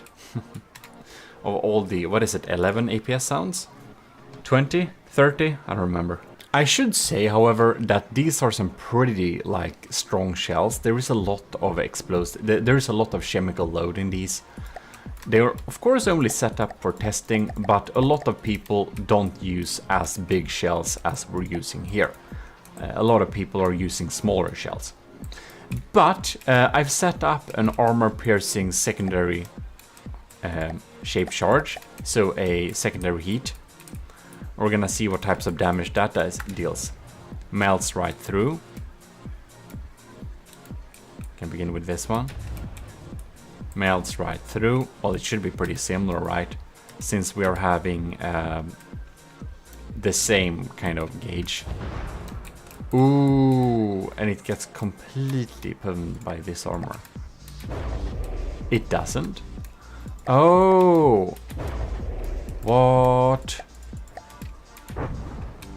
Does it perhaps exactly hit the spot here so it actually detonates the shaped charge and bypasses the air gap? That's a little bit scary. Do we actually need a like physical air gap to prevent this? I think we may do. Like, since it's a wedge, it's hitting straight on. I wonder if we can use this to our advantage by having just a total heat spammer, an AP heat spammer in very low gauge, and we could get some lucky shots to go through even the best armors. We're gonna try some sand/gravel blaster here. So we're going to go with the first armor here, and we're basically set up a, well, it's a sabot shell. It's just 125 millimeters. Wow, it melts through pretty easily, doesn't it? Did I set the RPM on this thing? Because, yeah. 1 shot, 2 shots, it gets through in 2 shots. That's not very good. 1 shot, 2 shot, 3 shots. Only takes 3 shots? It's like only 125. Man. 1, 2. 3 on this too? So this is better, but I don't know, man. I guess this is a pretty insane shell. I don't know if it is, but it deals a lot of damage, this thing. Interesting. Interesting. You know what? I really like this armor scheme. It's like half the cost. I feel we're gonna use this armor scheme, and we're gonna use this one on some spots where we want some heavier protection. And I think we're just gonna skip the direct hull capable one, direct hit capable one, because it really isn't. And I'm going to build on the 10th iteration, which will be the next one, because the last one was the 9th. And I'm gonna be back. The Gimle battleship, 10th iteration, here it is, ladies and gentlemen. I have built a lot on the armor here, as you can see. We have also started to outline some structures here. So I did go with the cheaper of the options, naturally, because it was almost as good as the other ones, but cost half as much. And this one, I put a little section here with the more expensive armor, just because I think I'll just need to protect this laser core a little bit. I just need to make sure it's not damaged, and we're having it out here a little bit, since the enemy can be in an angle like this, or an angle like that. It's not gonna be straight broadside, most likely. And then, since I don't want to lose the Arqueballista Invictus, I did put some heavy armor here too, because a shot could theoretically go and kill both of the turrets in one shot, which would be very sad. So I did add some front-facing armor to this turret too, so it wouldn't get damaged early on. And yeah, that's basically what we added here. We added that type of armor, and I started to add some shapes and general outlines of the structure. I'm going to have the same type of armor there, with just one layer of metal and one layer of wood like that. And we of course kept our thinner, lighter armor on the side here. Just one layer, one little spall liner there, and just like this. Very basic stuff, because it, of course, in the best of worlds, won't even get shot one time, so we shouldn't spend too much on it. Yeah, but hopefully this will be a better armor and a much better armor scheme on than the Draconia. Since wood is technically the best armor in the game, since it has the most amounts of health points if we measure it with armor. I think it has the most amounts of health points times armor class than any of the other materials. So wood is actually pretty good. But it's not good to have it too much on the surface, and the Draconia had that problem, because then you can get your health points pretty quickly burnt away by a big laser. So it's kind of good to have at least one layer of hard shell in front of it. Of course, we're gonna use a lot of heavy armor, and that is for the turrets. So you can see we have some turret wells here. I don't know if they were here before, but it's one layer of, well, some pretty heavy armor poles, and we have metal armor poles on the side that will not face the enemy, in just in case like a cram or a missile with frag lands behind the turret, and we don't want the fragments to get easy. We don't want to make the fragments go and do damage to the interior of the turret too easily, basically, as you might understand. So that's what we added there, but this is the 10th iteration, and we're going to think a little bit about how we're going to develop it more. But our largest issue right now is that we are a little bit too expensive. We kept this turret here, and we're still, like you can see, 202 million. Almost 3 million, and that's of course too much. We moved around some stuff there. I decided to have the materials under the turrets here, so they should have some decent protection. But yeah, it's pretty expensive there. Now this is the 11th iteration. Just did some minor changes, removed some turrets and stuff. Well, this is the 12th iteration of the ship, and the last one for this episode. As you can see, we have started to outline some beautiful shapes around the turrets here, make it look pretty cool. I'm really looking forward on shaping and designing this ship to look super awesome. But now we are finally getting rid of that extra section. So, of course, I won't be able to keep all those turrets. We're gonna see what we can afford or not. But now we're only costing 1.7 million. Yay! We have some basic armor in the back here. We got what we set up to do. And I'm thinking we are developing some nice shapes on this thing. But we are going to get back onto building this ship next time. This is the 12th iteration of the ship, but well, I think we have been looking at the armor long enough, and hopefully it will perform as well on the battlefield as it performs in my small tests. And we are building a super battleship in From the Depth. If you haven't subscribed already, you should definitely do so. This is the last thing we looked at, and well, I've started to add some lasers and stuff like that, and the armor is added, and I might update this armor later on. We'll see. I'll need to do some more conclusive tests, but it has come to my knowledge that wedges have some very specific uses, but that beam slopes might be better.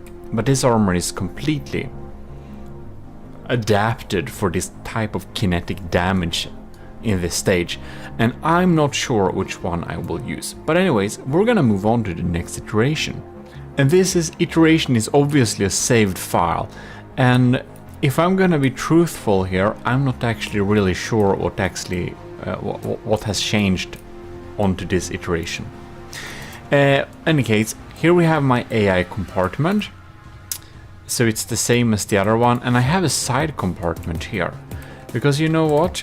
I needed some extra stuff here.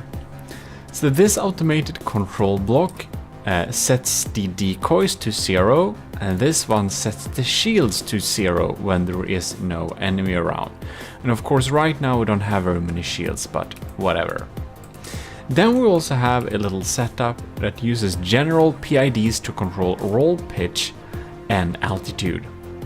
And I have found out that unfortunately the general purpose PIDs, I think they're a little bit better and a little bit more reliable than the AI itself for ships, because it just feels like these general purpose PIDs, they're just deliver a little bit more results.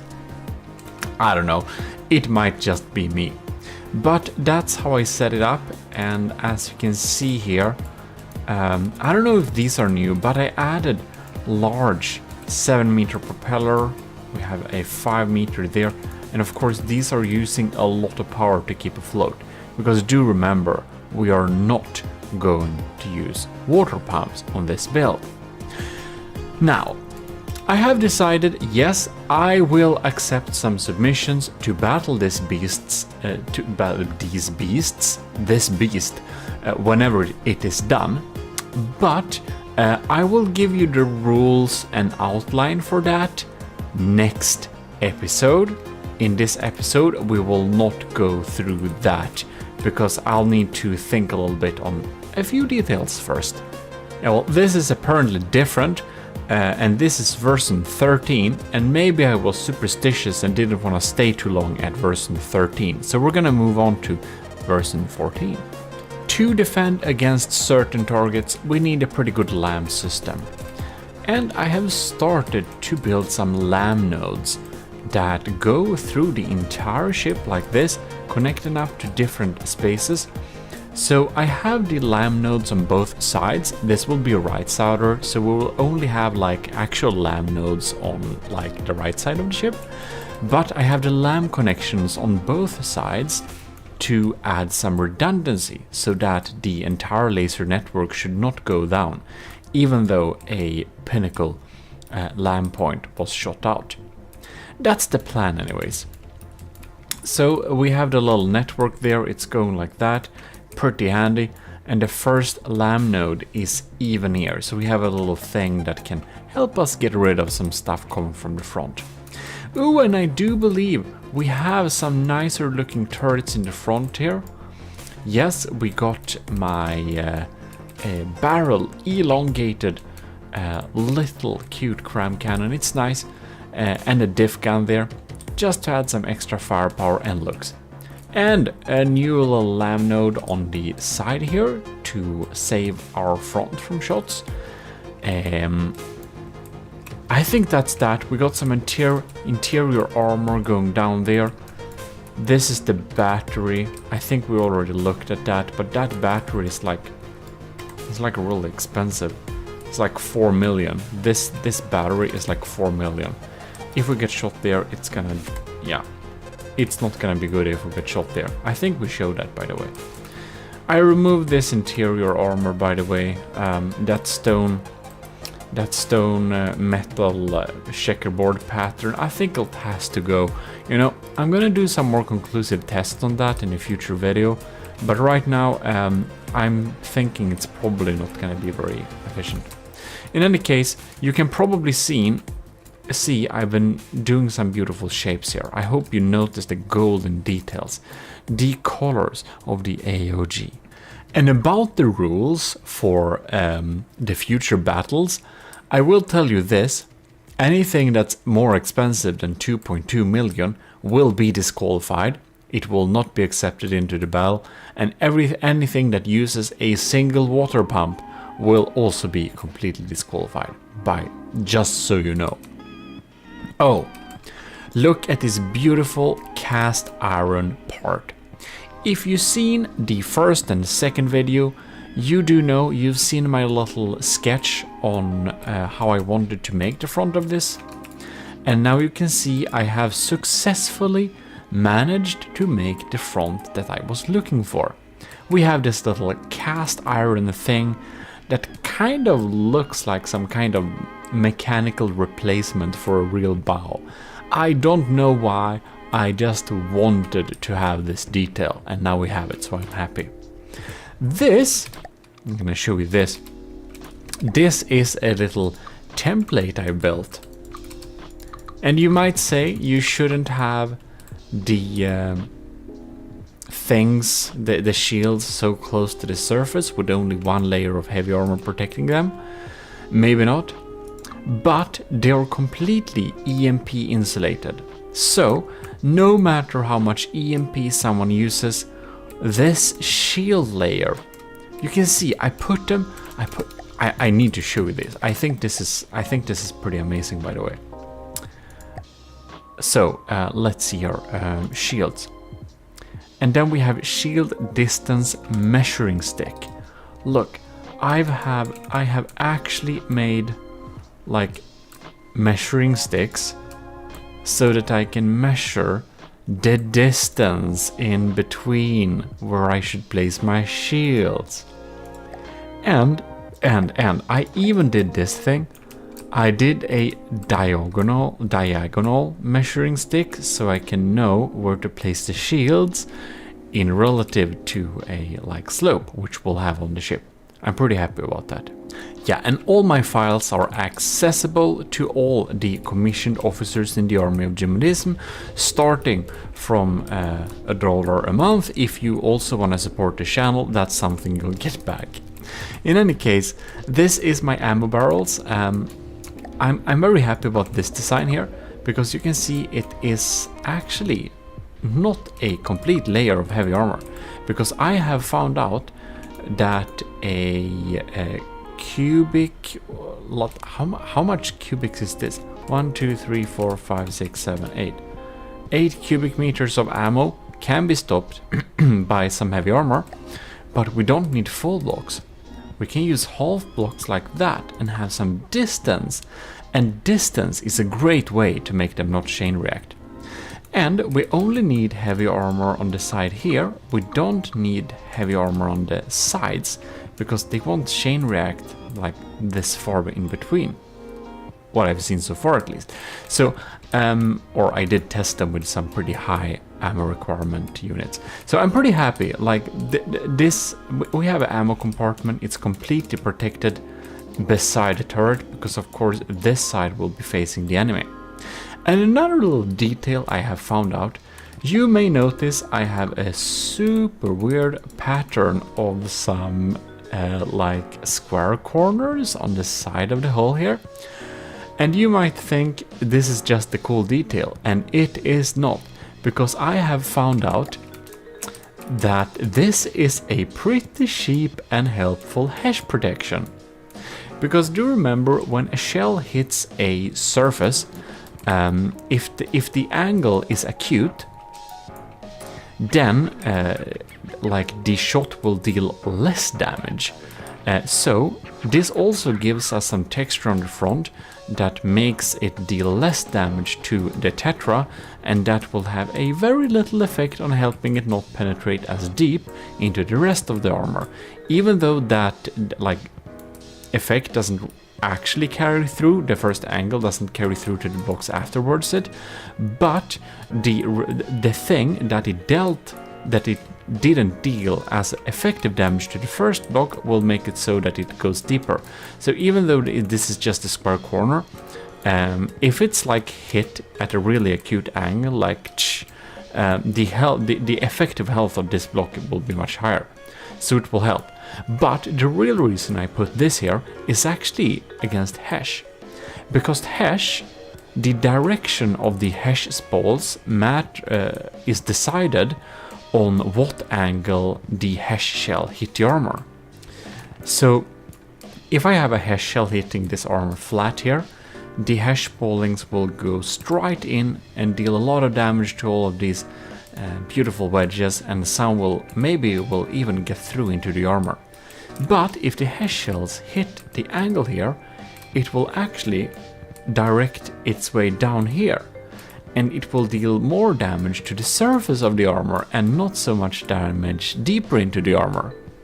So having these weird angles in the surface, according to my small tests, makes it so that Hesh is a little less scary.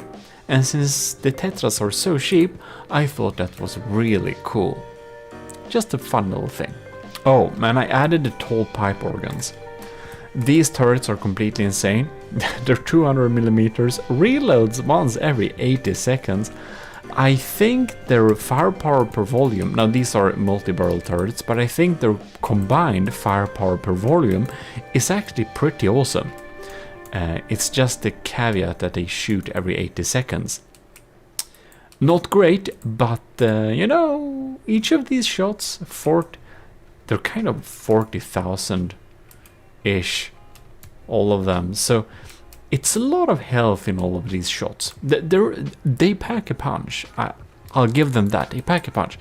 And they happen to be the perfect size to fit here beside the turrets here. So I think they look pretty cool there.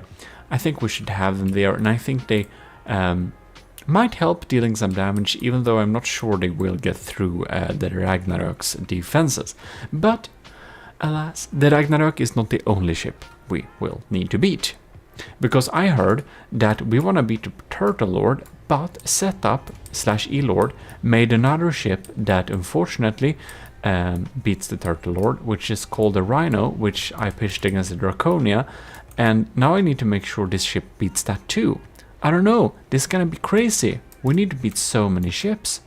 And hopefully not miserably fail at beating all of them. So let's just keep trying and building. Hey, distraction! Look at how many cool details I put on this turret. The Arcoballista Invictus is beautiful, is it not? Like the video if you agree.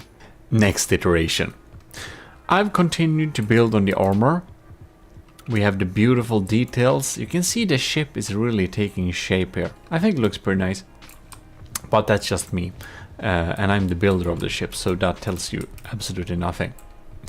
In any case, what I have been doing is I've started to build on the diagonal armor. You can see here I added some of my templates there. Kind of the same type of armor, but up here. Some alloy, some stuff like that, and you know, anti-kinetic armor, to be quite specific. I decided to have some kind of opening here, not sure what we're gonna have there, but we'll see. I have, in any case, started to build on this little back portion here. And I think that's pretty funny, because since this is in one of the extremities of the ship, it's not very likely to be shot, is it? It is not. Oh fuck. The plan was to make the ammo not be able to chain react anyways, because this area is very unlikely to get hit, and we needed some more ammo on this thing. So I put some here, and I'm gonna fix this so it doesn't chain react. Anyways, it's also very unlikely to get hit, this area, if I didn't tell you this. I already told you twice, but I'm telling you a third time to look less embarrassing. Thank you very much. GMODISM, that doesn't work. Your inner thoughts, you should keep them to yourself, because you're making a public fool of yours. Okay, never mind. Instead of making a public fool of myself, I'm gonna talk about the next point, which is, the diversion plan. These are the turrets. You know the turrets I just lined up on the last ship because I wanted to see my options, and then I removed them all.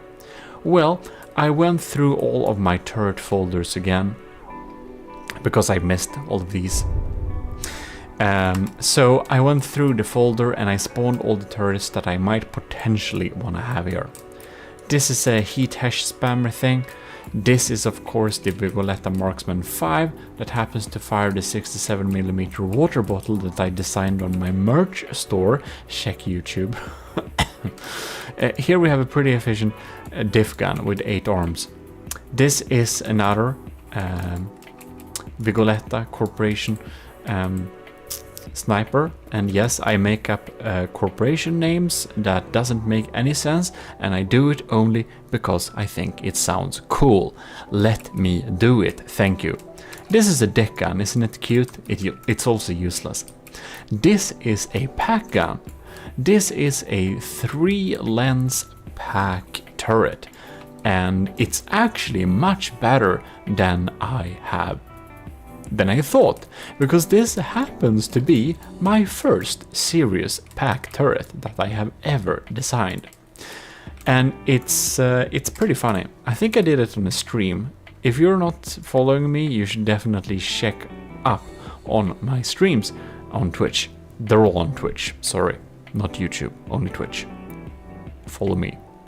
So, it's 1 EMP, it's 1 piercing, and it's 1 impact.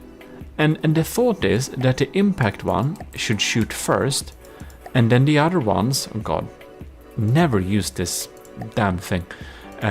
I need to resave this blueprint. Anyways, the thought is that the impact pack shoots first, and like a millisecond later, the pierce pack shoots, and the next millisecond, the EMP pack shoots, and if we're really lucky, we could potentially like EMP crit something. Now, this turret is pretty decent, to be honest. I never seen what I described actually happen, but I'm praying that it will someday. Ooh, Azusa from our Discord, she suggested that I should probably have some kind of system that just uses a guided laser to kind of focus on the enemy where the laser is not focusing. So this thing focuses on the enemy where the laser is not, so that the enemy will always disperse all its like steam materials all the time, and not only where the actual damage laser shoot, because most people's like smoke dispenser system actually gives out some smoke when we shoot or when we point a missile guidance laser on it. This is just a like kinetic missile, just because I thought that the Ragnarok has so good civs, and I again want the ship to beat it, so I thought that I should probably use some systems that just don't die. More cramps, you've seen this before in earlier videos. More cramps, you may have seen this too. This is the Stoner Cram Mortar, which you've seen before, will be used on it somehow. And this is the Bolter, which I hope I will be able to use, but I have started to get some doubts, because this boy isn't also extremely cool, only it's also very expensive and probably not worth it, but it sounds cool. Instead of worrying about what turrets I want to use, this is the next iteration. And I have continued to perfect some beautiful details and shaping of the hull. And this area we don't expect to receive much fire from here. So we have really thin armor here. And when I'm saying really thin armor, oh boy, I mean it. Because I have made the armor thinner on this side. So it's 1 layer of metal, 1 layer of wood, empty space, some alloy and some wood for floatiness. So I made this thing a lot thinner just because I wanted to save materials. No reason to have a darn spall catcher. Why do I need a spall catcher if we're not even gonna have heat missiles and heat shells and whatnot coming from this direction? So I just removed it. Saved some materials. Ain't I smart? Thank you, I am. I'm just kidding. We have some armor adding here, I don't know. We're gonna see what we're gonna do with the inside, but I'm starting to understand that the inside will be an empty void. Look, you know my hash reasoning before? I made the same thing with heavy armor to hopefully not make the laser die so fast. Well, I guess that's probably that, isn't it? Is it is there anything more to this iteration? I think there maybe not. But look how cleverly I have hidden these 3-meter propellers. Isn't it beautiful? I just feel that this ship, in its current state, would probably be pretty shredded by like super cavitation sandblasters. Anyways, no, scratch that. I'm not giving you any ideas on how to beat this thing. Shh. Oh, and this is the next iteration. Isn't that fantastic? Which is iteration 18.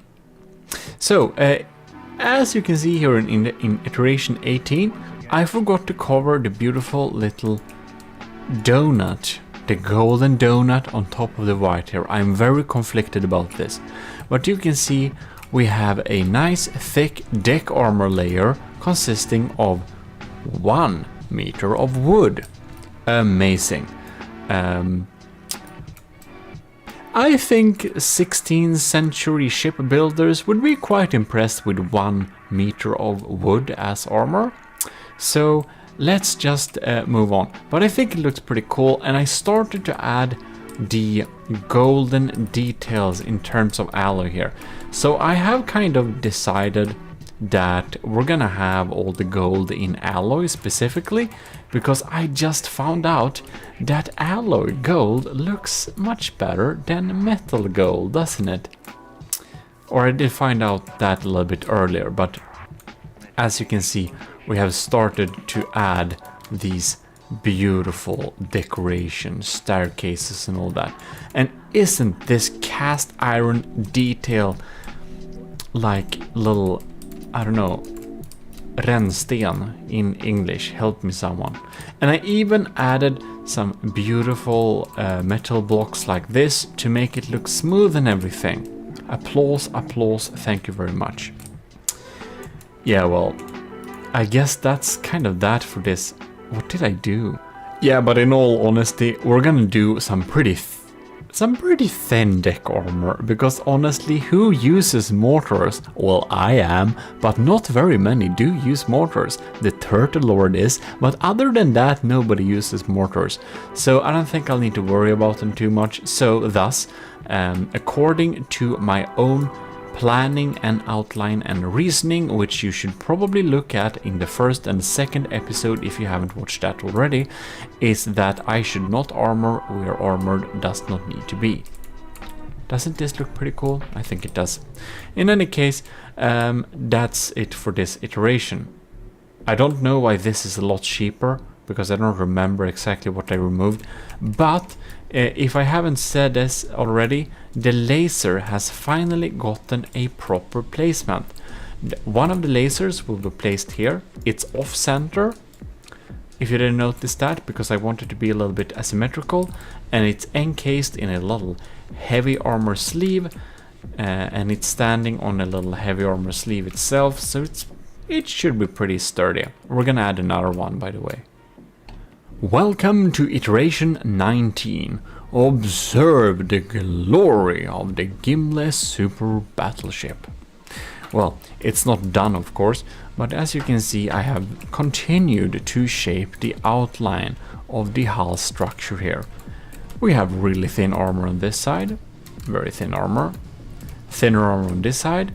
We have a beautiful wooden little support structure on the inside, and we have thick armor on this side, which I know you all in comments have been complaining about is too thin anyways, but I don't care, because I want to spend my materials on loads of firepower, because my personal belief is that the bigger gun wins. But we shall see. I might spectacularly lose, of course. In any case, look at this. I've added the thick little like slope to the top of it, and we are going to build a pretty big superstructure. So that is why I really want to make sure that the ship is like pretty bulky like this, having these big angles, because in the center of this, as you've probably seen from episode 1, I want to have a glorious superstructure, making us remember the broadsword. Also, a beautiful little golden encasement for the laser turret there, and stuff like that. I don't know if there is anything like important other than this. This is my new little blueprint thing, which encases a laser warner, a munition detector thing, and within that system here we have a completely EMP insulated smoke dispenser and a shield, so they can't be killed by the EMP. They're completely surrounded and embedded inside of here. So I thought that was pretty smart to have there. So it's basically the same as this, but it's with detection for both smoke and projectiles, and very, very handy. I'm thinking I should have some guns like here and there and there and there, but we shall see exactly how they will look like. In any case, this side is of course empty and boring. I think we should probably have a lot of text there. Well, in any case, let's move on. Look at these beautiful cast iron details below the water. I just love mixing stuff like this, making stuff looks like other materials. Like we have actual like brass, gilded brass, and we have like cast iron, and we have painted steel plates. I don't know, just my imagination. But this is the iteration 20, and again I did some detail fix whatever. Not exactly sure what changed from version 9. Oh yes, there it is. So I have finally decided what to do it with one of the outputs. This, my ladies and gentlemen, is a laser.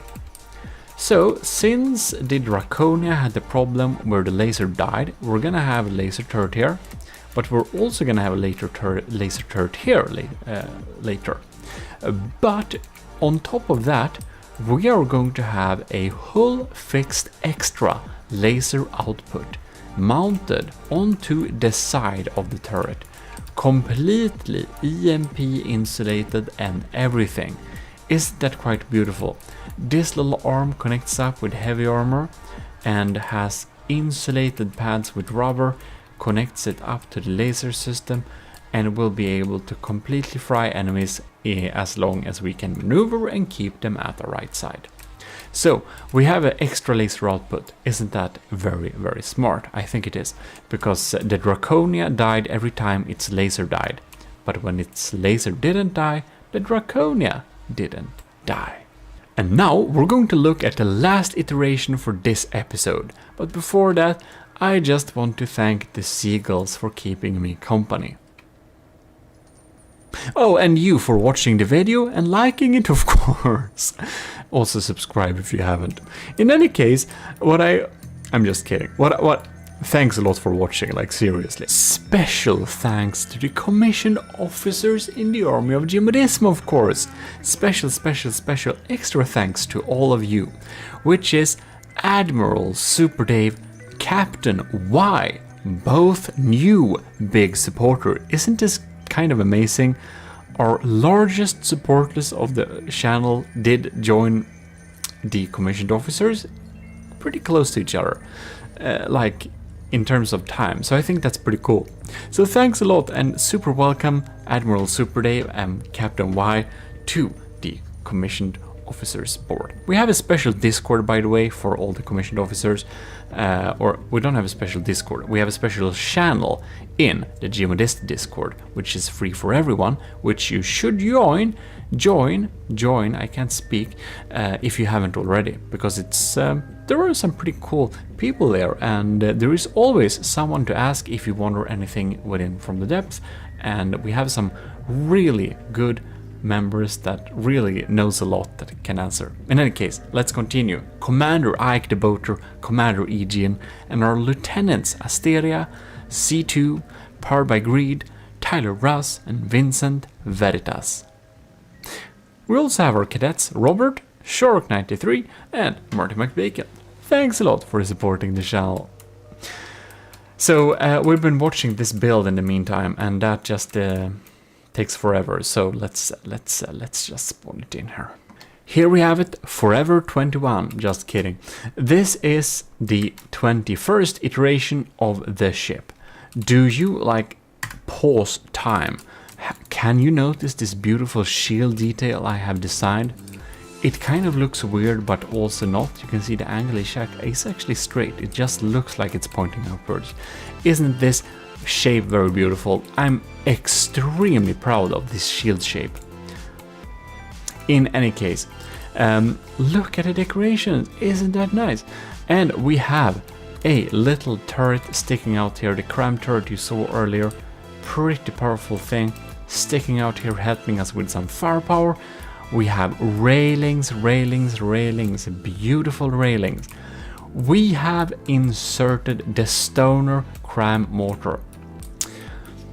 I have realized that I will not be able to fit 6 of these as intended, so I will suffice with 1 of them for the meantime, and we'll see if it does anything. What I do know is that we can't fit another turret here that's sensible, so we're gonna have the Stoner here. Hidden in this little box here, we had to cut out some ammo, but whatever. The Stoner is here, and well, now I am lost. Better. No. Oh my god. Anyways, the Stoner is here, and well, from the depth camera you can't get used to it. So I hope it will provide some help with getting through harsh labs, but we'll never know. We're probably not gonna have more than 1, except if we have to. But you can see it's like clearly taking shape here. We have some stuff going on here and there. We have some...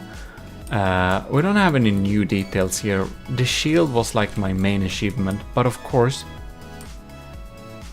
as you've noticed, we have the second laser turret in place.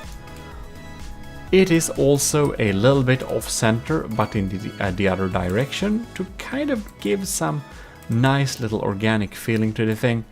So we have a second completely not independent, but a laser output that's connected up to the same big laser system.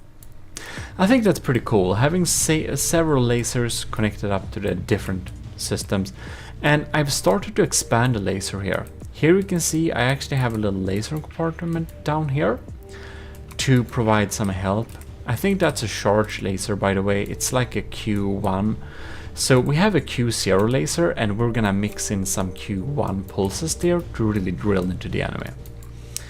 I have also inserted a little extra AI core, and this way to use the rubber tetras to kind of make it so that we can look inside the AI without needing to like tear everything apart. I think I learned that from Bell Kent in our Discord. A reason you should join. You can ask some people there. You can see it may look like we have connection to heavy armor, but we don't. We're completely insulated via rubber. Isn't that quite cool? And we can still access the extra AI targeter.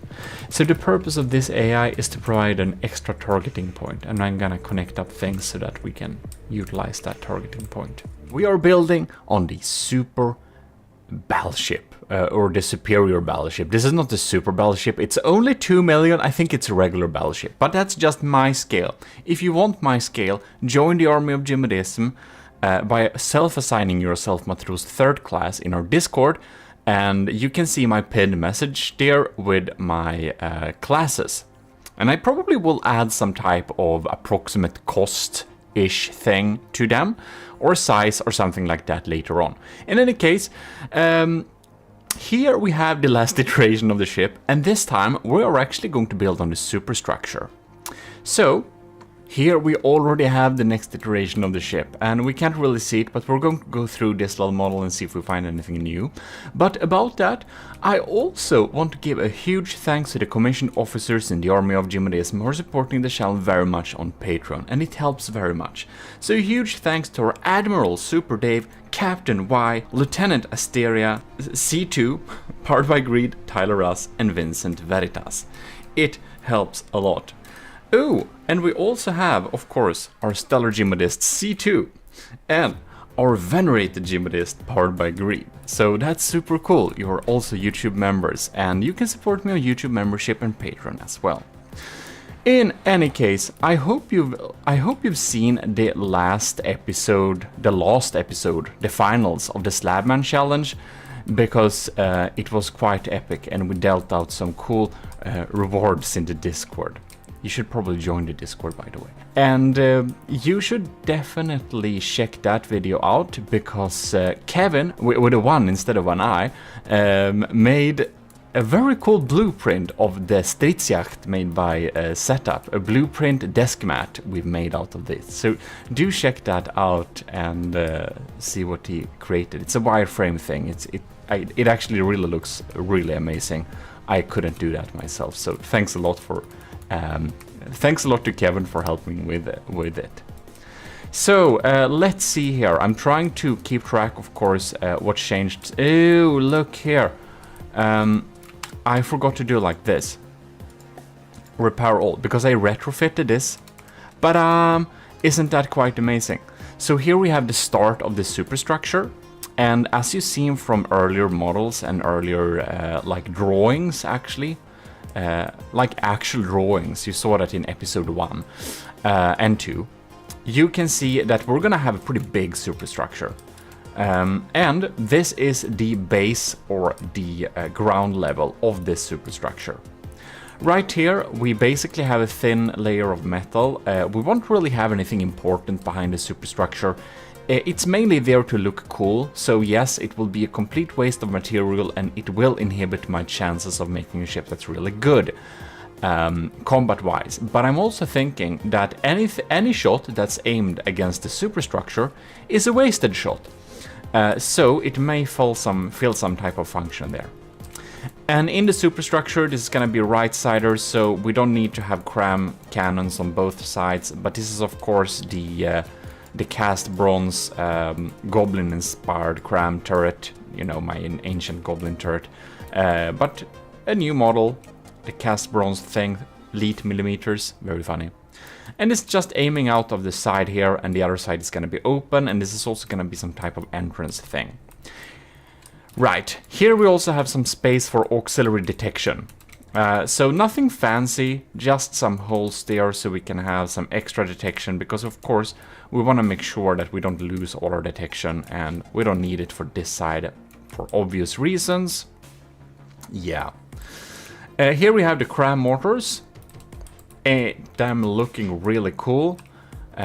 We got the decorations, really thin deck armor here, so that's probably somewhere an enemy could aim to deal some damage. It's like, is it like 1 layer of wood? Why is it 2 layers of wood here?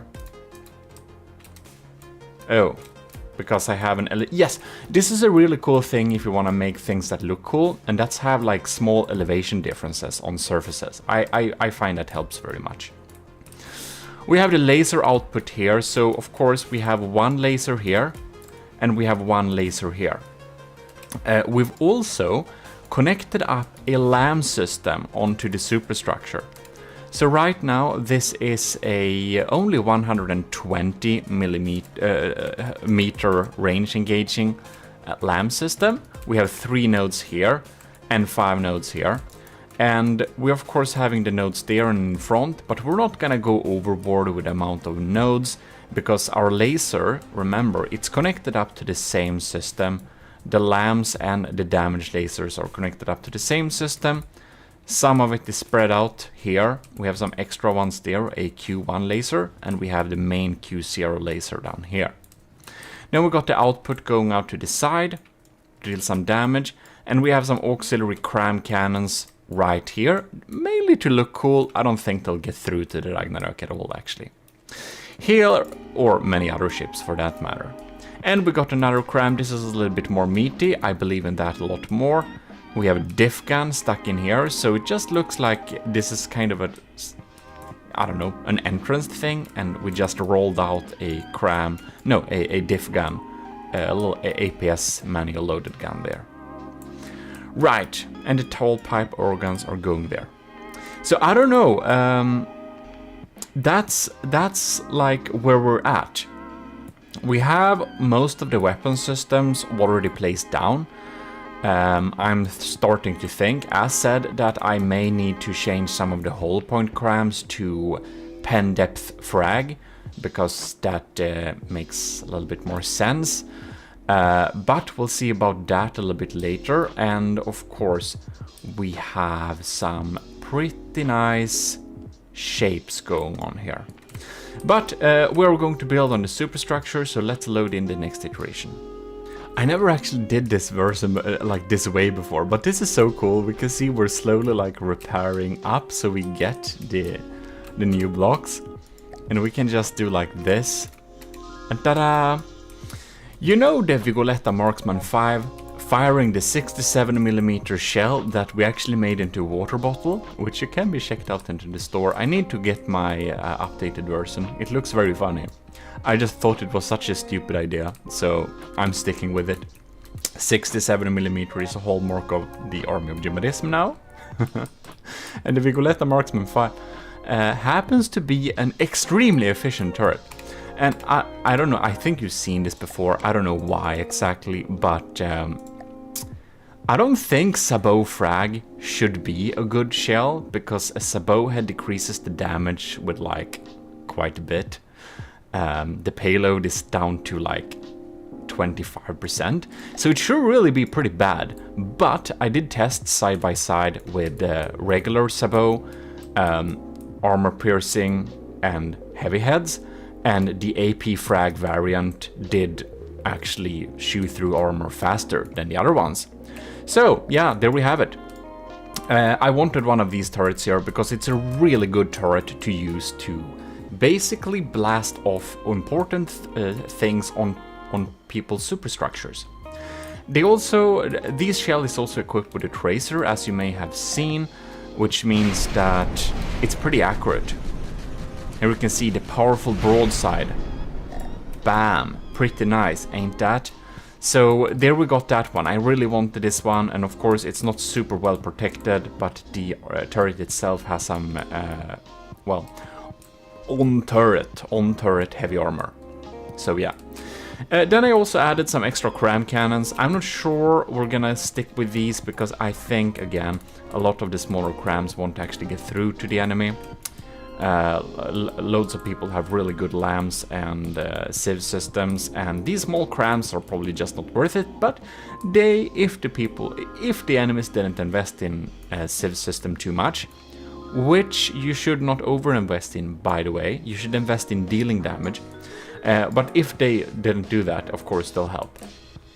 So yeah, by the way, I just love this shield, ain't it very cool? Like the video if you agree. If you disagree, you'll unfortunately have to dislike the video, but it's important you press one of the buttons. Thank you. In any case, that's like the extent of that, so we're all gonna move on to the next iteration. Yeah.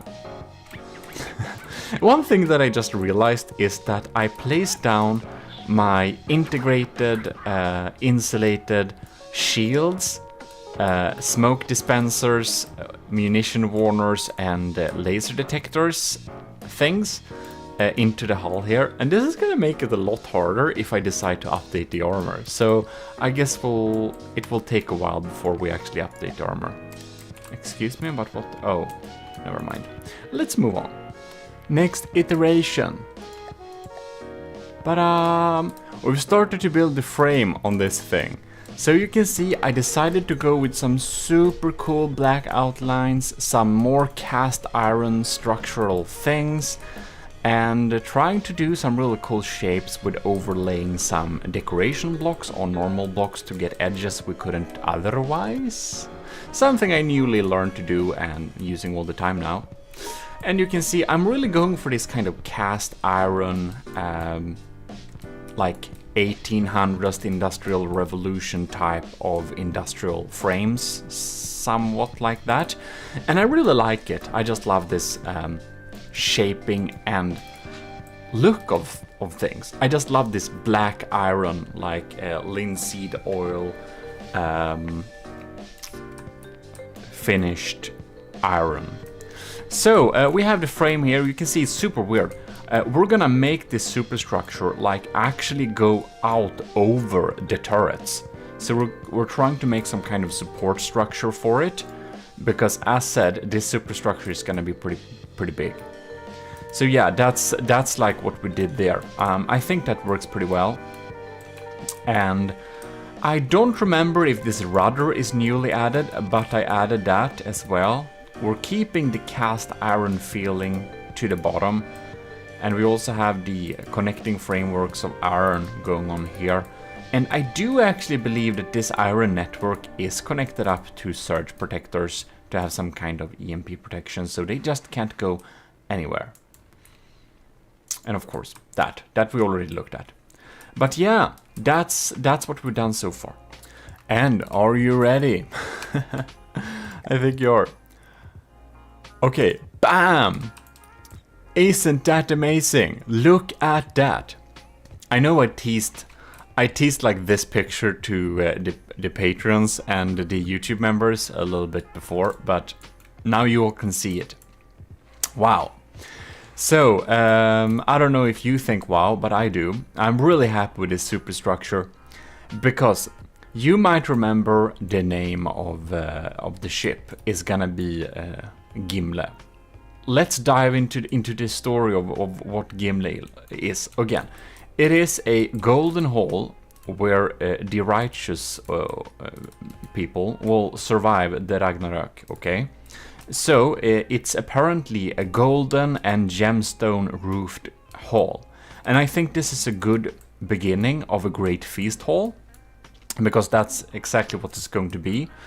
The thought behind the Gimle is that this ship is so great and so strong that we can afford to have a really big deck of feasting soldiers in the army of GMODISM and officers that just sit as at this extremely long table with my newly designed chandeliers. Because of course we want to have chandeliers, don't we? Yes, we do. And they're just sitting at this really great table, having this amazing feast while the Gimle wins every battle.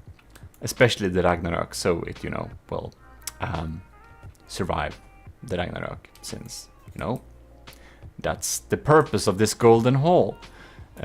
So they're just sitting here and feasting. The Gimli is doing and winning the battle, and well, that's the idea behind the ship. I'm gonna fix some gemstones in the roof too, see how I can design that, but it's gonna be pretty cool. Yeah, we have windows going on here. I decided again to use all golden materials will be alloyed to kind of get a nice difference. And if you like the chandeliers, remember to like the video. And if you really like the chandeliers, you have to subscribe. And if you really like the chandeliers, if you become a commissioned officer in the army of GMODISM, you'll get access to the prefab. In any case, we have the golden shields here on the sides that they're looking pretty cool, don't they? They're of course completely useless, but they look nice. And we're really going for this cast iron industrial frame all the way, unless where we have the gilded support struts. Right, so of course we'll be able to access the area from here. In this part of the superstructure we have a little staircase, and it's going up to this hall. I don't know what I'm going to do with this hall. Right now it's just a transit hall. Gonna have some basic detection in here, just because it's unlikely to get shot. We're going up here, and yeah, there we are. So I think I didn't add any. I think that's what we've been doing, like building on the superstructure. So let me load in the next iteration, because yes, there is more. And it's a bit more expensive but we added some cool stuff, like one of my favorite details. You see this? This is an actual ammo barrel, but I made it look like kind of a cram cartridge or something like that. Yeah, so I think that's pretty funny. It's like a round of big gun, and it's an actual ammo barrel. This will blow up, but it looks cool. I like that prefab. So in any case, I built a cram artillery piece for Ashes of the Empire we're gonna use sometime. If you've seen that, you've seen it in stream on Twitch, so sub there. Yes, that would be nice, but follow there is probably what you want to do. So in any case, what has been going on here? Well, we've been developing some details. We have some diff guns going on there, if I didn't show that last time. Like, honestly, I wonder why I, like... This is such a small difference from the last one. In any case, we started to add some cannons here. I think we should have some Age of Sail cannons to just have the right feeling. I have a couple of them there too. And yeah, let's move on to the next iteration. By the way, we found a place to put some decoys. So here we have a little radar decoy that we can kind of revert some missiles, because if they're aiming here, and if like the missile doesn't have what is it, APN or prediction guidance, it will go straight towards the ship like this, and it will like try to turn when it comes close, and then it's gonna miss. Very nice. The next iteration, and we're missing a big chunk here. Why are we missing a big chunk here? Well, that you will see in ta-da! We have smokestacks. Isn't that quite amazing? So we added these smokestacks here just for like aesthetical reasons, of course. They're producing smoke, and we get that broadside look.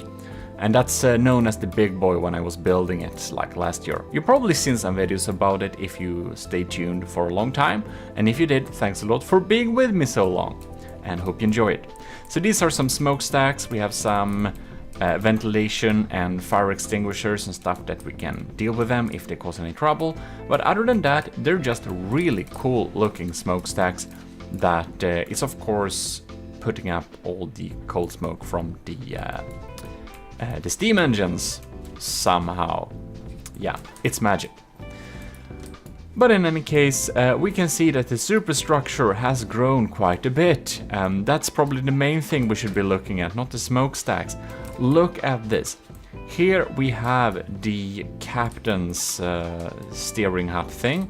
And you may think that this is a really bad place to sit because you're absolutely not very well protected. And you are right. So you should probably have a captain here. And since we only have one captain right now in the army of GMODISM, I'm afraid that's you, Captain Y. You're gonna sit up here.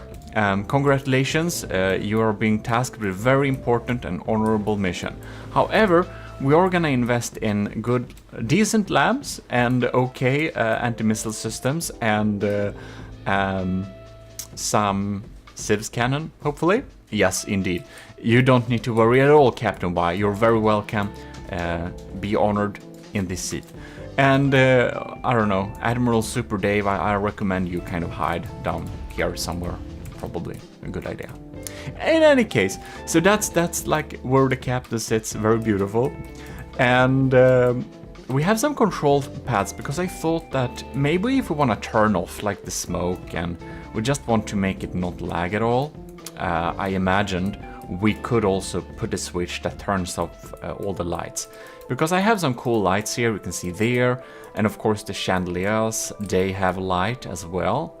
And I've understood that light causes some lag, so that's why I want to have a global on and off switch for all lights and all smoke to kind of boost some FPS.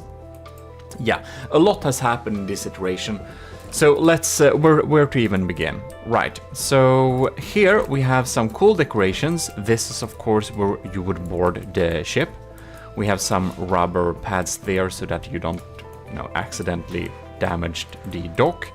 So you can just walk on top here. You can kind of tie up the land gang or whatever it's called. We have a little anchor too, really small one, but probably just to anchor some basic things.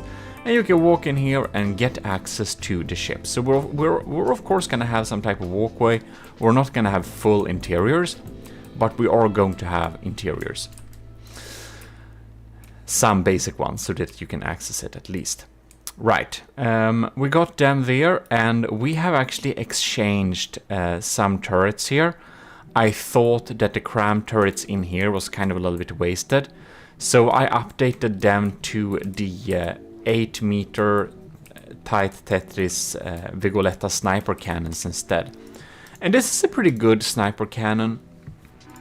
It is a sabot sniper only, sabot head, dealing some penetrative damage, and I wanted this to not only deal sandblasting damage to superstructures and potential enemy turrets, but to also be able to help in shooting off barrels, penetrating turret head armor, and stuff like that.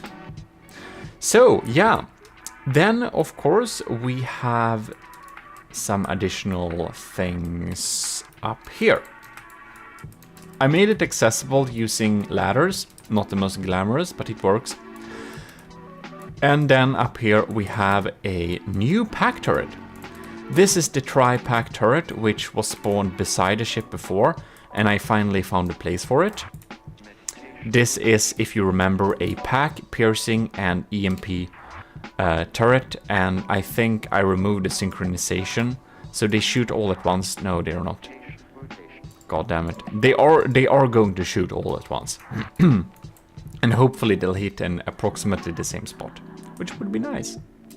We also got some surface era here. It's actually mostly for the looks, but also to not make one armor-piercing HE shell kill us if it hits right.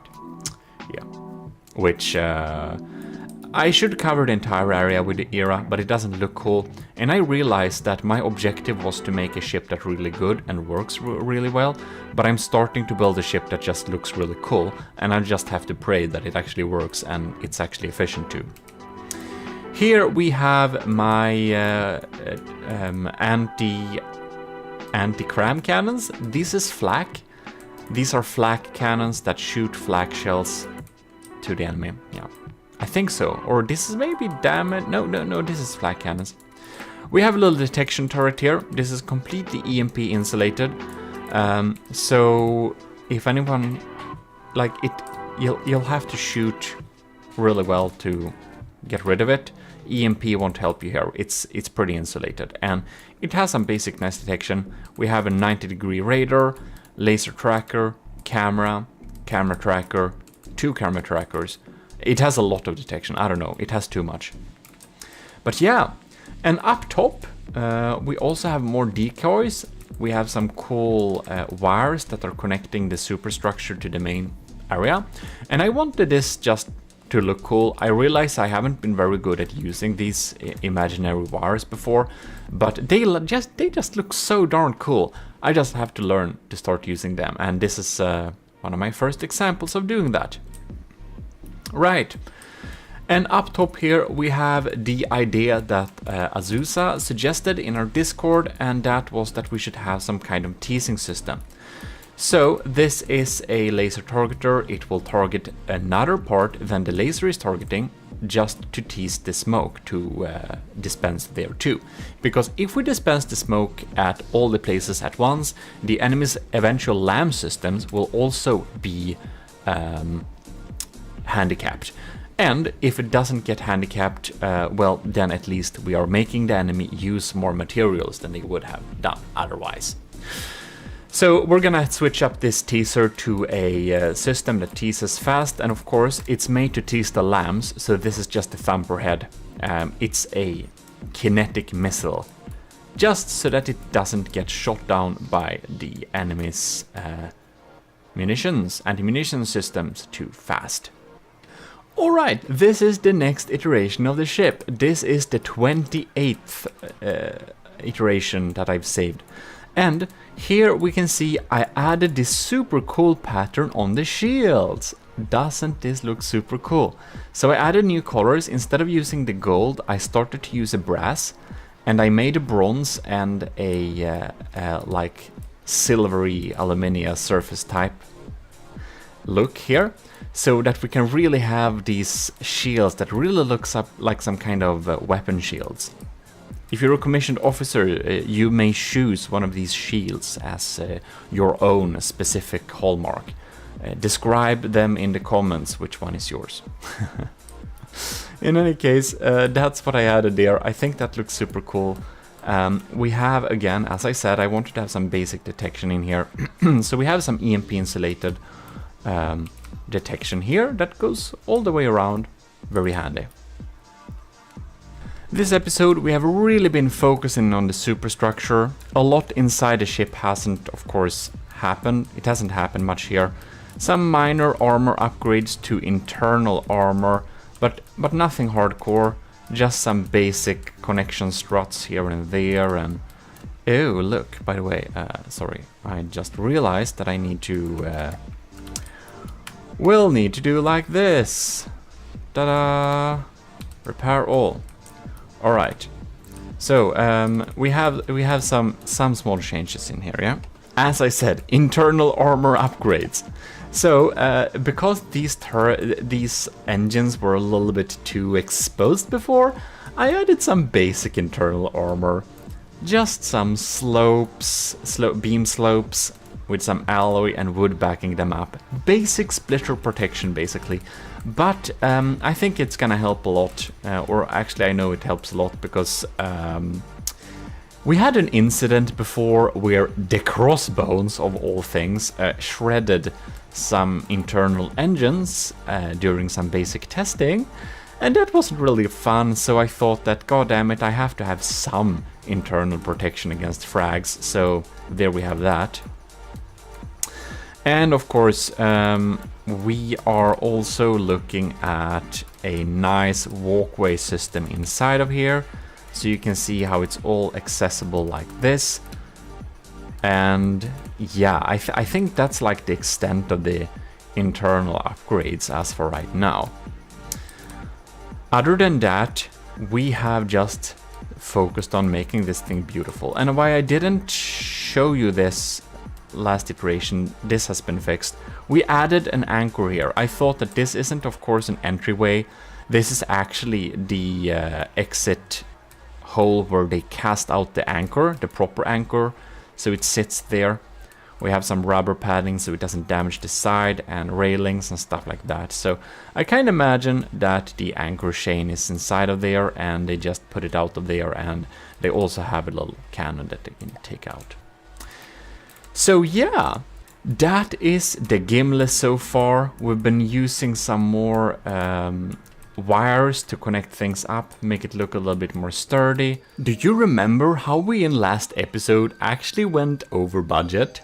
Well, let me present to you the fix. We're just going to check this side out here. You see this armor here? 2 layers of materials and alloy and more wood. Is this a little bit too thick? Maybe we're wasting materials having a lot of armor here. Hint, hint.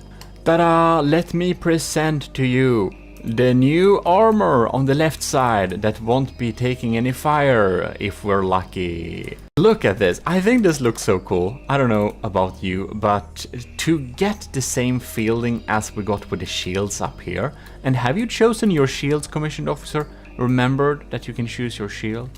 In any case, we can see here that I've used the same colors, kinda-ish, a little bit, the bronze at least, to go through and have a little holy structure to the side here. I think it looks pretty cool, and it actually saves a lot of materials. Now we are 2.158, so we still have some materials to play around with. And this armor is of course very thin. It is literally look, it's just tetras. Yes, I've become one of the tetra people. That's really bad. We have some of them for connection. Otherwise we just have like 1 layer of alloy. That's the extent of it. We have 1 layer of alloy as armor here. And on these stripes you can see we don't even have like 1 layer of alloy. We basically have very thin, almost non-existent armor to the side here. So yeah, it's thin. It's thinner than thin. If an enemy comes... I shouldn't give you ideas, but if a challenger tries to use missiles that will go around and come from the other side, I think we'll be in deep trouble, man. Look at that. Yeah, well, in any case, it's thin armor. It's not very likely anything will shoot us from here, but man, we've saved a lot of materials doing this, man. So much materials. So yeah, I thought this was a pretty smart idea. Again, the idea behind the Gimli ship is that we should only use materials where we need to. We should only armor where we have to. And the left side, we don't have to armor that. So of course, this upper layer is super thin too. It's like half a layer of metal, half a layer of wood, and then we have just one layer of, basically one layer of alloy down here. So I think that makes a lot of sense actually. And even though the thought behind the Gimli is to not armor more than we have to, I somehow decided to spend a huge budget on decorations, so it doesn't make sense, really. I'm a little bit hypocritical. I'm sorry, but you know, you gotta spend on design, you gotta spend on the looks. Otherwise, you know, no one will remember a sad-looking battleship that is good. Everyone will remember a good-looking battleship that's decent, I think. So I removed some lam nodes on this side because, of course, when a shot comes here, zoom, we want it to stop shooting at it when it's like out of range. So I think that's pretty nice indeed. I forgot to show these last times, but we actually have like access points now, so you can walk in here, and not here. No, that's only one access point. But anyways, we got the shapes pretty smooth, so that's one thing. Here we have the next iteration of the ship, and you can't see huge differences right now, but we have some small anti-cram missiles or anti-missile missiles going up here. I think that looks pretty nice. And if something appeared before and I just forgot to showcase it, then I'm sorry, but you know, I'll be able to show you everything eventually. So in any case, what has been going on here? Well, you can see the teaser. It was a little bit too expensive, 30,000 materials just for a big missile system to tease the enemy. So I exchanged that with the same type of system, but small medium missiles. And I think they'll do the same job, basically, because I frankly think that those large missiles wouldn't have gone through the Ragnarok anyways. Like, its defenses were pretty strong. I also did some small tests, and I found out that this big little laser box here, it wasn't really well protected. This hard shell, heavy armor hard shell thing didn't work. So I put some staggered era here for now, and hopefully that will make it not blow up. I added some hard shell on these, however, yeah. So we have the beautiful little structure here, we have a lot of empty space, and as you know, empty space is the best armor. Void armor is the best armor, because you can't get hurt when your enemy shoots at nothing. So that's why actually having big empty spaces is pretty useful. However, I would love to have water pumps in here. Man, that would just make me able to like remove 2/3 of these engines, to be honest. I don't need all these engines, I need them for floating, so it's really expensive. But if I'd removed a lot of engines and had air pumps instead, we're gonna lag so much that's gonna be unacceptable. Did I show this? This is an extra, I think I did. This is an extra targeter. Yeah, I did that like 2 videos ago. That's some time ago. Yeah, so that's basically like that. We have been making the shape of this really beautiful. I think you can see exactly how this shape is going to develop. And we have a lot of testing to do and a lot of things to try out. We're just gonna add some finishing touches, and then we can like think a little bit about which turrets and which armor we need to switch out, what defensive systems we should have or not have. In any case, I will give you some rules on how to build the ship if you want to send it into some official battles. However, I'm gonna do that next video, and you don't need to hurry, there is a lot of time. We have a long list of ships that are already existing, like the Turtle Lord, the Ragnarok, and like 5 others that we're gonna do battle videos with. So we're looking at 1 to 2 like extra month of time after this ship is finally done, which is probably a couple of weeks away anyways. So yeah, you don't need to worry, you don't need to hurry. I'm gonna give you a little set of rules to abide by if you want to send in the ship to battle this. In any case, let's move on to the next iteration. And have you seen all my beautiful golden details and lining here? Isn't this quite beautiful? I think I did a pretty good job. Like, this is a small detail, but I just think that small detail, that golden trim, just adds so much. Or the golden inlays between the iron and the wood. Maybe it's just me. Let's move on. What happened here? We're now 2,045,000. Yeah, we decreased the cost a lot on this. Why did we do that? Well, turns out the pipe organs, I did pitch this a little bit against the Meg, you know, for testing, and they didn't get through, and they shoot every 80 seconds, so I just thought that's a complete waste of material, go away, because they're not cheap, they're not super cheap. So they went away, and now we have a much cheaper ship. We've been doing some cost-saving measures because, of course, I want to be able to upgrade this ship to actually pack a good punch. We don't want to have anything on here that deals useless damage. This means that these crams will probably have to go as well, but they cost so little that it's not a high priority. Another thing that cost a lot was my darn laser box, and it turns out my laser box did not protect them well enough. Like, they had heavy armor surrounded by them, but it turned out that a shell could get through and detonate stuff here. So it was a little bit like, yeah,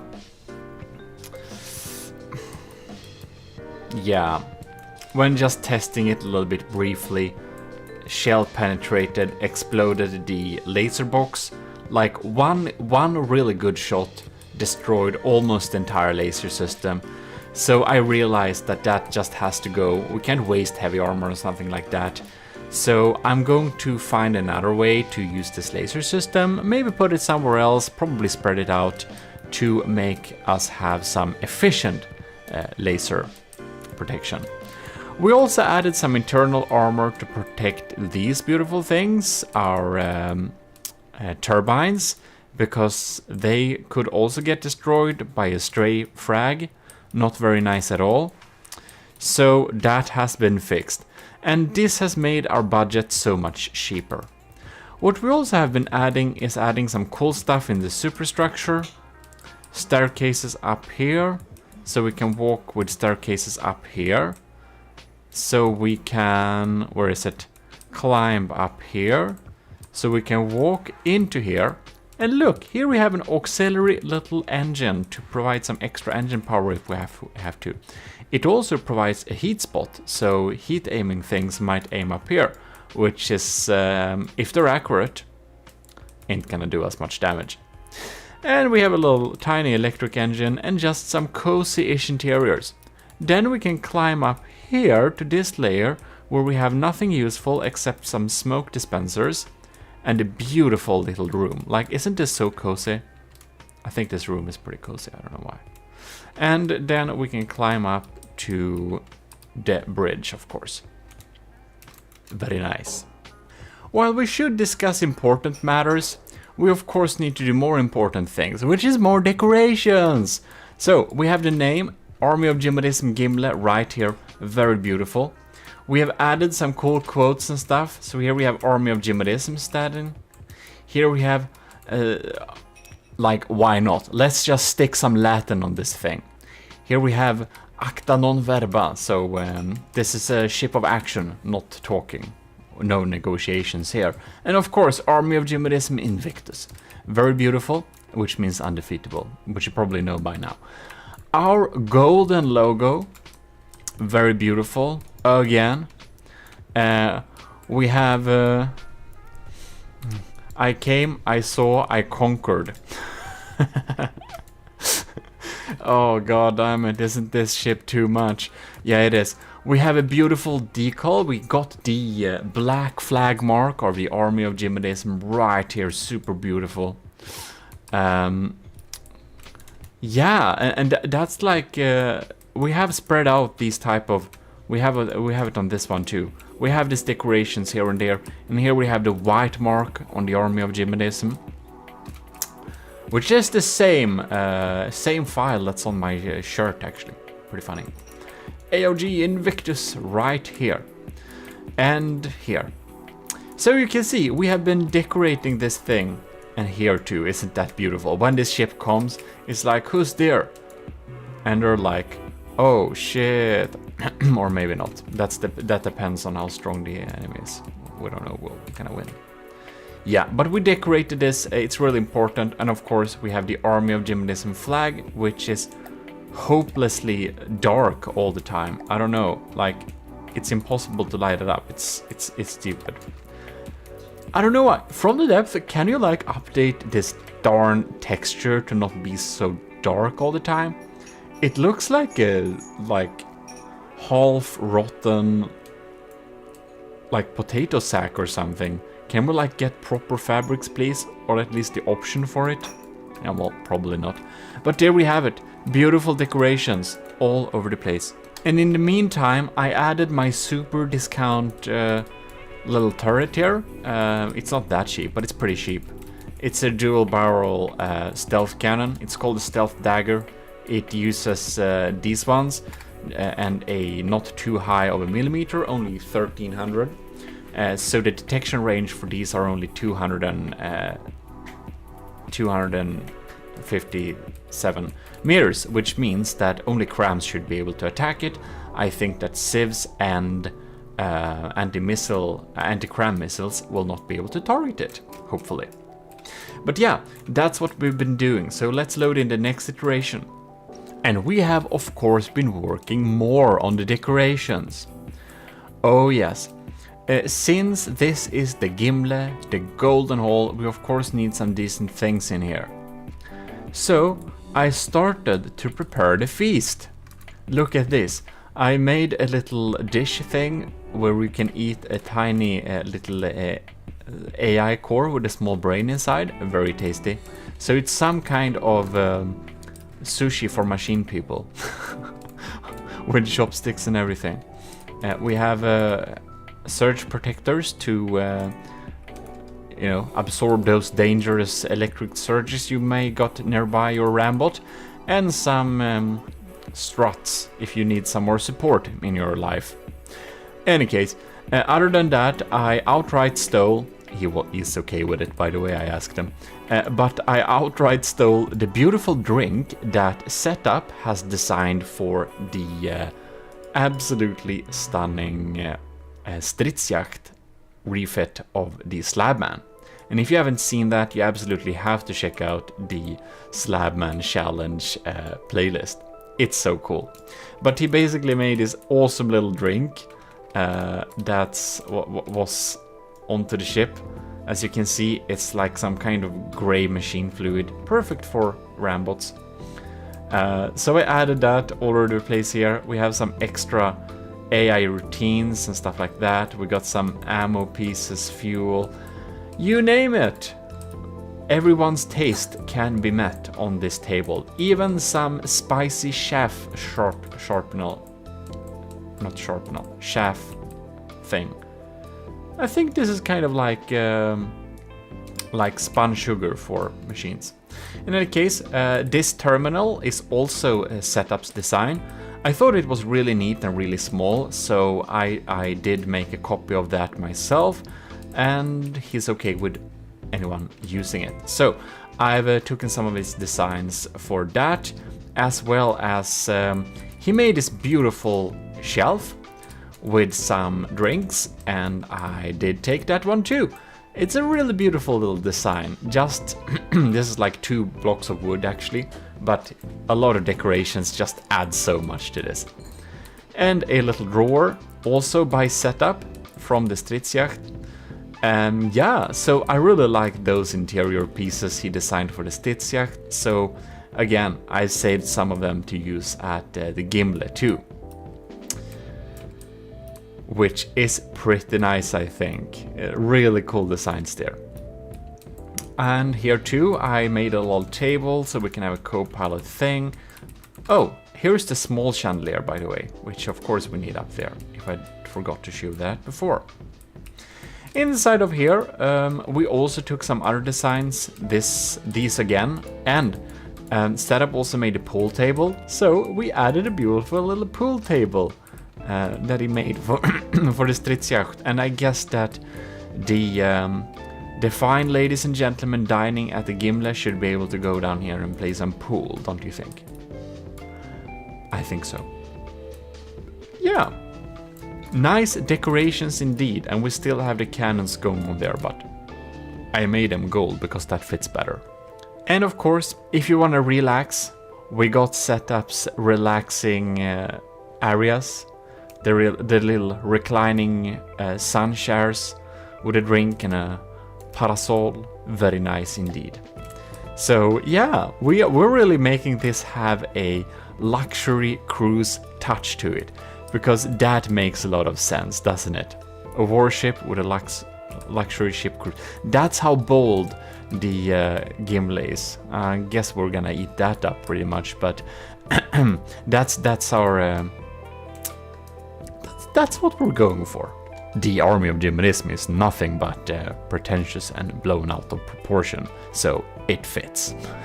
GMODISM, stop giving away your inner strategies. Other than things in the looks department, we have upgraded some interior armor here. We have also been having some places where to have lasers. The laser box was simply too dangerous. I removed all the lasers from here. We can't stack them close to each other anyways. I don't know, maybe we'll have something else in here, because now this structure is pretty, like, it's pretty connected to the rest of it. We do have some pumps here. I think we have the laser core in here. No, we only have some small pumps in here, yeah. And that's the extent of it. Otherwise, it's an empty area. Just some extra auxiliary pumps and connection points. That's it. And instead, I've spawned my beautiful little prefabs of insulated and armored laser pumps like this. Isn't this pretty nice? And we have some cool angles so they won't get hurt by frags too easily, I hope. Like this one in the back, but more protected. Yeah, so there we have it. We have some of the lasers spread out. Right now the lasers is a little bit less strong than it was before, but that is going to be fixed. We have finally started to make this little walkway, so we have this little basic interior feeling. We added a little laser here, not very well protected, but we couldn't fit it. We added some lasers on the side vertically here, not EMP protected at all, but they are just behind the turret, so they will not be getting too easily damaged, because this turret is of course pretty well protected with heavy armor and angles. We even stuck a little area in here, so yeah, we have been working on making this laser a lot stronger. And since I realized the wiseness of protecting things behind the turret wells, which are really well armored anyways, since the right side is going to face the enemy, I putted my laser core in here. This is my new laser core prefab. All the commissioned officers can access them. And before I forget it, I will just give out a huge thanks to Admiral Super Dave, Captain Y, Stellar Lieutenant C2, Venerated Lieutenant Powered by Greed, Lieutenant Asteria, Tyler Russ, and Vincent Veritas. Thanks a lot for being a higher member in the army of GMODIST. So in any case, let's move on here. We got some basic splitter protection and stuff like that going on there. I removed some of the battery because it was just a little too much. Because if you haven't noticed that, batteries are really expensive, man. And again, we're working on the interior looks. We got some golden stuff going on there, diff guns, and if we go in here. Now this is going a little bit too low, so I'll have to fix that later. But now we can go down here, go into there, and we just have a ladder down here, I don't know. We'll see how we connect that up later on. It's gonna be better when we're actually going forwards as well, by the way. And if we remove the GPU ocean, I think the problem goes away too. In any case, oh, I forgot to show these, but I added some small hydrofoils rudders in the back here, just to help a little bit with, well, like keeping the ship straight, even if we get a loss out of power. If we get the loss of power, we can still do that. Yeah, by the way, this is what I imagine a little entranceway for the guests to the big feast that come with balloon or airship. So we can kind of, or a kind of hovercraft, so we can kind of dock it here, is the idea. Yeah, so I believe that's so far as this iteration goes. So let's move on to the next. And before we move on, this is version 33, by the way. 33! Oh, no, I mean iteration 33. Like the version is closing into 100. But the iteration where I've saved that it has been changed long enough to get a new like save. Because every time I build on this thing and I made something major that I think is worth taking up, I do a new manual save. And it's just a number higher than the number before. So this time I saved it as 33. Well, version 33 with a cost of 2.11 million. We will do a little, we're just gonna spawn in a Megalodon to see this in a little bit of action, because in next episode we're going to go through and see which turrets will stay and which turrets will go. Did I show you this golden trim, by the way? Isn't that super cool? I think it is. So yeah, let's load that in, and we're going to look in future episodes on changing out and switching out turrets if we need to. Or we do actually need to change some of them, but no spoilers. Let the battle testing begin. So right, we're following the crams here. Ooh, and these are hollow point crams, most of them. We're gonna see... Big miss. Let's see here. The laser is really frying stuff off here. Yeah, we have a pretty powerful laser. Damage B. Yeah, that should be it. Oh, there we have it. So here is my sniper cannons. They're shooting underwater. Alright, see there. And there we have one, two, no? Well, they only shoot every 10 seconds, we'll see. We have successfully turned towards the enemy at least. Ooh, I'd suspect we will not be able to deal with these incoming missiles very well. We don't have any decent missile defenses as for now. You can see it deals some pretty big holes in our armor here. That's probably torpedoes. Ooh, scary. Look at that. Oh, we're actually outrunning them. That's beautiful. So we're just gonna check.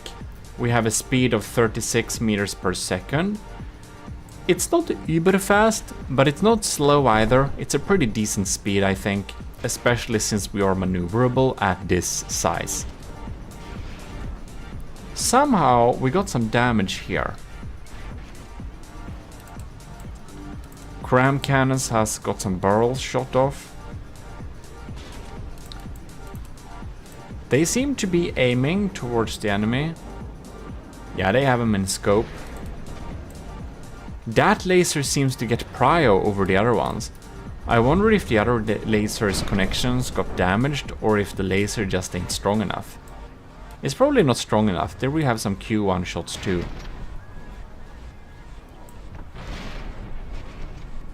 We have engine power still. So before we had a little bit of a problems with the engine power running out, I know. So I added more engines. That kind of upped the budget for that. The pack is going on there too. And our crams are going through here. Yeah. So I think we should turn off this damage debugging. clear all. There we go. Let's check what's happening here. The laser is doing a decent job, I think. Really digging through there, despite the smoke. I don't know how much smoke the Megalodon has, actually. But of course, the Megalodon is a bit cheaper, but it's good to know we can actually beat this thing. Like, the Megalodon is no match, but we are also a good bit more expensive.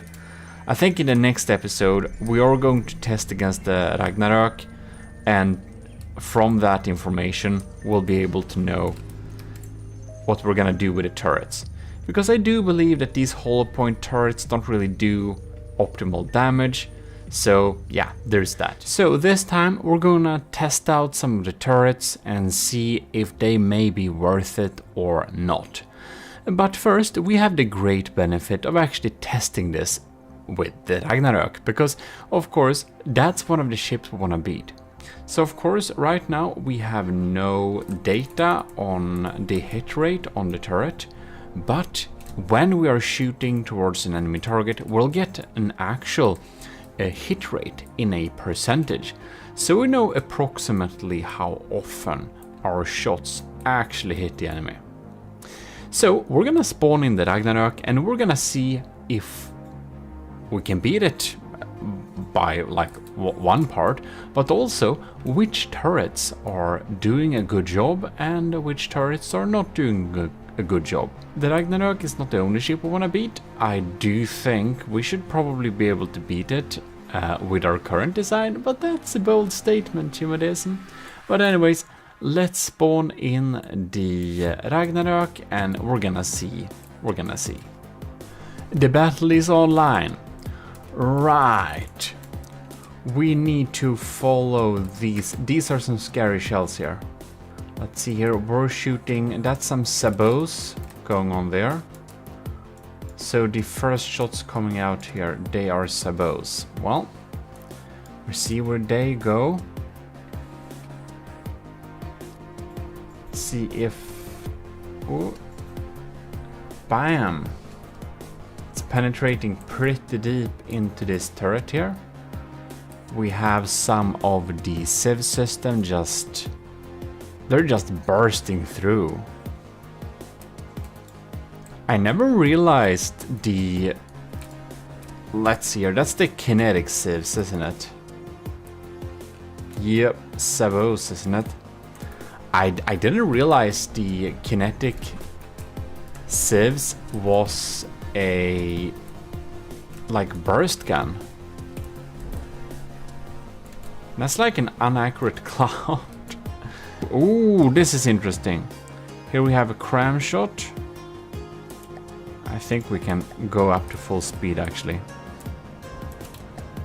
And I think we're gonna do damage debug. We got the pack coming in there. Ah, that's beautiful. Okay, so here we see my under subsurface sabots. Oh, beautiful. This is exactly why I designed them. I want them to be able to shoot into the engine compartment here. And they do that all right. So we really want them to be able to take out some important stuff down there. We're getting new holes popping up there. Now we got the full broadside. We are into degraded mode. Not surprised. You can see that sieve system is they're taking down my cram mortars. But my cram mortars were actually on spot. They would have hit. The laser ain't doing much damage because we have so much smoke. It's doing something though. Alright, let's see here. The crams, they're going through alright. Right. They are indeed. And we have dealt a good damage to the turrets there. The pack is still alive, so we have some pretty good health on the pack, it seems. Now they somehow targeted the top here. That's very interesting. So we are shedding bits, of course. If we check the menu here, we can see that Ragnarok. Oh no, the Ragnarok is actually in the lead in terms of health points. One of our big cram turrets is dead. Alright, that's not good. We have to investigate that. Right. So, as suspected, no damage has been dealt to the side that's, well, not meant to combat the enemy. We have some pretty damaged steam engines there, but they're not connected up all to each other. We have some good ones here. We have engine power still, that's good. Now this is open of course, but the damage type makes it unlikely that we'll be hurt. Alright, this laser compartment is hurt. This one too, but not dead. Oh, this is dead. Yeah, okay, damn it. Seems that maybe I'll need to protect my lasers more. Right now we can see that the thing that did the damage was that the damage was dealt to the turret block itself. So that's a very nice and lucky hit. That we'll have to anticipate, of course. The shields are doing a good job, it seems. Most of the shields are online. We have the heavy armor beam slope band there. Are we having yeah, we got good battery power. Let me check here. Our engine power is going down.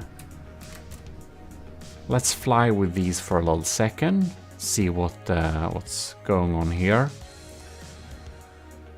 And they're 200 mil, so I guess they'll be detected pretty soon. They are not shooting slower if I remember. Bam. Yeah, it gets... Oh, bam. That one is actually... Kill that cram one. So, our penetrating stuff is definitely shooting through here. But I think we should clear that away now. So, some of the turrets are pretty hurt. But just straight off the bat, it kind of feels like these cram cannons, the hollow point ones, they have a lot of health, and that's good and all, but they just lack that really heavy cram type of damage that we just absolutely love. That cram type of damage is just pretty beautiful. It can make the enemy's ship explode from within with having an armor-piercing frag model. I think we'll need some of those shots. So that's definitely something we'll have to look at. And of course, they're not toothless. They have a tiny bit of EMP2, but the other type of damage we can deal with crams are just so much more. And we have them divided up in 3 barrels, and that adds a certain type of redundancy, but it also makes that the total shell health of the shell itself is lower, which means that more of them got shot out. If it was only 1 barrel, I think we could get away with having a lot more chemical in there. The stats are as this, 88 to 88 percentages. So it's pretty even now. Okay, well that's at least more hopeful. Laser, it's doing its best to fry, and oh, this turret already looks pretty sad, man. I wonder why. And we'll also need to fine-tune the AI targeting and stuff like that, because right now it's... I think we'll need to focus the laser longer at each spot, especially with the smoke, to really make sure that we dig through, drill through rather, burn through a deeper hole. Yeah, seems that those crams ain't getting really through, are they? I think the levels we get from the turrets in terms of stats, we could actually probably check them right now. I think the levels we get here is the number of shots that actually were hit. So that means if the enemy took it out with lambs, it's not showing up on the list. Here we can see this deep cannon, this penetrating thing, hits 78% of each shot. I think that's pretty good. Oh, wow. 100%? Damn. It has hit every shot. That's interesting. Cram cannon here. So, how much is getting through here? 42%. 45%, 63%. Man. So even though we have so much... Yeah. That's interesting. Oh, by the way, for these ones, the health was a little bit decreased.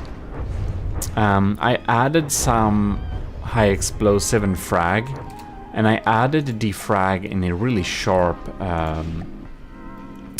spread, I believe. Or is it? No? What is this? This is so weird. This is so...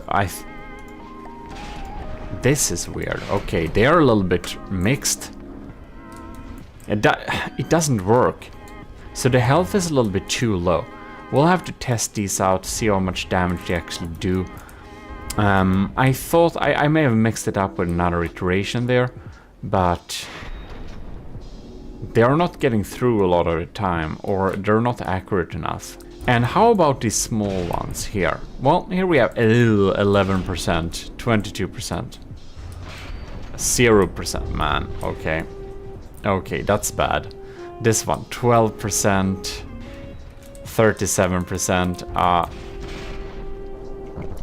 well, these cram cannons here, they probably need to be switched out. They're not doing much, are they? This one here, 1 shot fired. Not even hit. How are we doing down here then? This one is 0%. Yeah, okay, this one has to go. It doesn't do anything. It just doesn't get through the lamps. And this one here then. Alright, what are we doing on this? 41%? 56%. I think we're aiming these at above the superstructure, so I guess some of them can miss, but they should deal some pretty decent damage. Our favorite Vigoletta, 85%. Wow, that's amazing. Okay, that's a stayer. That's a stay turret. How are we doing at the stern cannons here? Now we're missing one. 35%, 42%. Yeah, well, we're tanking some health points with having loads of shells in the air, but man, they're not getting through. 69. Nice. Oh man, we have sync on these. That's bad. Okay. We need to make sure we remove the sync. I think the cram system has, in any case, done some decent job at distracting the Ragnarok's Siv's cannons, because when they are turning to point upwards, and oh look, we won the bell. Okay, that's amazing. Well, we are stronger than the Ragnarok, but I feel that our cram cannons are a little bit lackluster, and we didn't win as fast as we should have. Well, that's good news, at least. That's good news. But I do feel that some of the stuff here is a little bit lackluster. These cram cannons are just not really packing it, if you know what I mean. That's a bad joke, GMODIST. Packing, come on. Anyways, this damage doesn't say much. I wonder why this one is prioritized. Oh well, doesn't matter much, does it? 3 of 5 shells hit. Well, I think that's some decent damage done here. We don't have to keep them, of course. 40%. That's bad though, 40%. The pack cannon. Alright. Hit rate 100%, 92%, 64%. I think that's good, man. I think that's good. Okay, good. And our pack cannon is still alive. We lost engine power, by the way, but whatever. 40%, 60%. Yeah, well, that's diff guns. I'm not really sure we need them. I'm not sure they actually do much in terms of winning the battle for us. do these have a hit rate? Shouldn't they? Maybe they just don't reach. How about you? Nope. Well then. 5% of... Okay, they're not reaching the target very often, are they? I'm not sure even this is a worthwhile... like a worthwhile cost to spend on teasing the smoke. I think in Ragnarok in particular, I think it just always dispenses its smoke. Well, I think we'll need to find some options to these turrets, so we're going to dive into looking at turrets. I have worked a little bit on our cram turrets, and I have found a solution I think works pretty well. So this is the Crusher, and I have updated it to suit our needs a little bit better. This is a new turret which will be added to the ship. This is the Detonator, and it is a 1970mm cannon, and it's a single barrel, chemical, big cram. This is one of the more classical crams that a lot of people are using in big tournament battles, and since I found that having multiple barrels makes it so that each shell has lower health, which makes it more likely to get taken out by the lambs in the end. And I'm hoping that when having a big one here, you can see that the shell health is almost 180,000, and I think that's gonna be pretty hard to kill. These shell health I've added and changed a little bit, so its shell health is now kind of in the 140,000 as we had before, and the middle one is in 126,000. I think that's more because the previous version on the ship, their health was a little bit lower. So in any case, let us show what are these type of cannons now. This one, which we have here, the Detonator. No, this is the this is the Crusher. The Crusher is still a hollow point system, so we have hollow point here, and the previous version we just saw on the cannon, I don't remember if it was hollow point or not, but the original one was hollow point, and then it got changed for some reason. So these are hollow point systems, yeah, and they're loaded out in a little interesting way. I added them to have frag, and as I said, I set the angle to 1 degree, and I got a little bit confused before if I already did this or not, and I didn't, and it sucked. And this means from the future I can tell you that this works a little bit better. I think, at least. Sometimes it's hard to know. But I set it at an angle of 1 degree, and of course this makes the frags super weak, but this is a hollow point, and the shell will detonate at the armor surface. So I'm really setting this up to work a little bit as a shaped charge with max pen. So it just penetrates as deep as possible with this 1 degree angle. We also have a tiny bit of EMP to deal some slight EMP surface damage.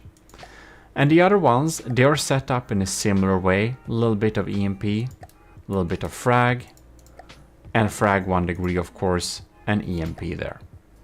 So yeah, and the EMP they are dealing, it's 2000 damage, so if we hit near a detection component, we should be able to take it out. Now, to the Detonator, it's 1970mm, mostly because I think it's funny. There is no real reason why I skipped some 30mm. It's just, you know, I like to have that. I think it's boring when all APS cannons are 500mm and all crams are 2000. Like, I want some variation, even though it's more like in my head. But in any case, this is a 150 degree, so wide angle frag cannon. We have a tiny bit of high explosives to really clear out some blocks exactly where the detonation takes place, but other than that, it's a big fragger. And having the frag angle as large as this makes the fragments very powerful. We have 51 fragments with almost kind of 120 damage each. these are gonna kill some blocks, are they not? Yes, they are. And I think this is detonate from first impact or something like this. Wherever I have the fuse. I don't know where I have the fuse. Is it kind of here? No, oh, there it is. Right, so here I put the fuse and it is time from first impact 0.09. And I set that up to be approximately exactly what I want to deal some damage towards enemy battleships. So we don't want to penetrate too deep, we just want to penetrate deep enough. So we're gonna do like this, and we are going to slow down time, and we're gonna fire these ones, so we can see what type of damage we have set up. Bam! Now, this one may be penetrating a little bit too deeply, but I kind of imagine that this will be pretty decent damage. If we are penetrating a battleship with some stronger armor than this. This is one layer of heavy armor going through like that. Just some metal and wood here. And I don't remember exactly how thick the Ragnarök is, but I think this would be kind of in the middle of most battleships. So that's why we have the detonation taking place there. Now here we can see at the hollow point cram, of course, the combined output of this cannon is a lot more health than this, because this is effectively like, what is it? I don't know, it's like 300-400-ish K, so all of them are not going to be taken out. And here you can see the detonation is taking place here. This entire chunk, it was a pretty, only 2 layers thick, but all of these blocks in the surface were destroyed, and the fragments went through and dealing some deep penetrating damage. I'm suspecting these will do more successful damage on a real target than on this dummy. So I think that should be a good combo for our cram cannons. A more classical doomer and a little pseudo heat shell, kinda. This is the Vigoletta Marksman sniper turret you saw at the side of the ship, and I'm not exactly sure how much damage they do. We can see they penetrate.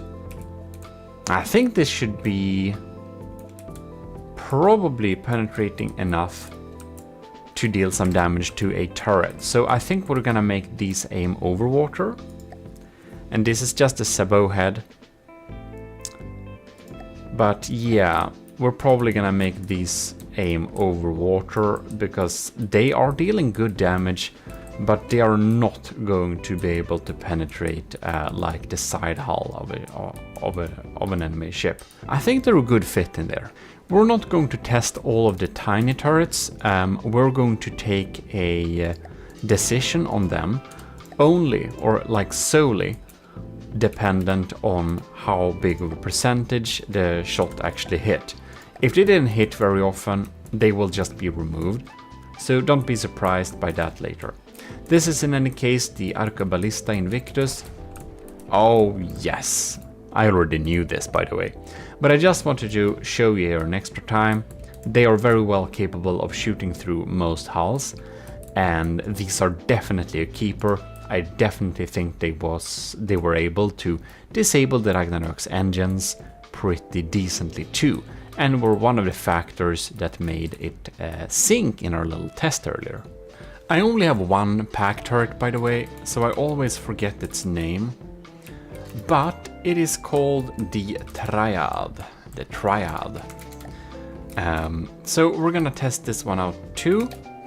We of course need to damage, clear all, repair, and we're just gonna... Excuse me? Excuse me? My god, they're acting super weird. I replaced them, let's see if they work now. like these worked actually pretty well in the battle. They hit almost every time. Some of them hit every time. So, okay, let's see here. Ooh, the piercing ones are actually going through, man. That's pretty cool. Each of these turrets only cost... they only cost 30,000, by the way. But man, I didn't expect the pierce one to go through like that.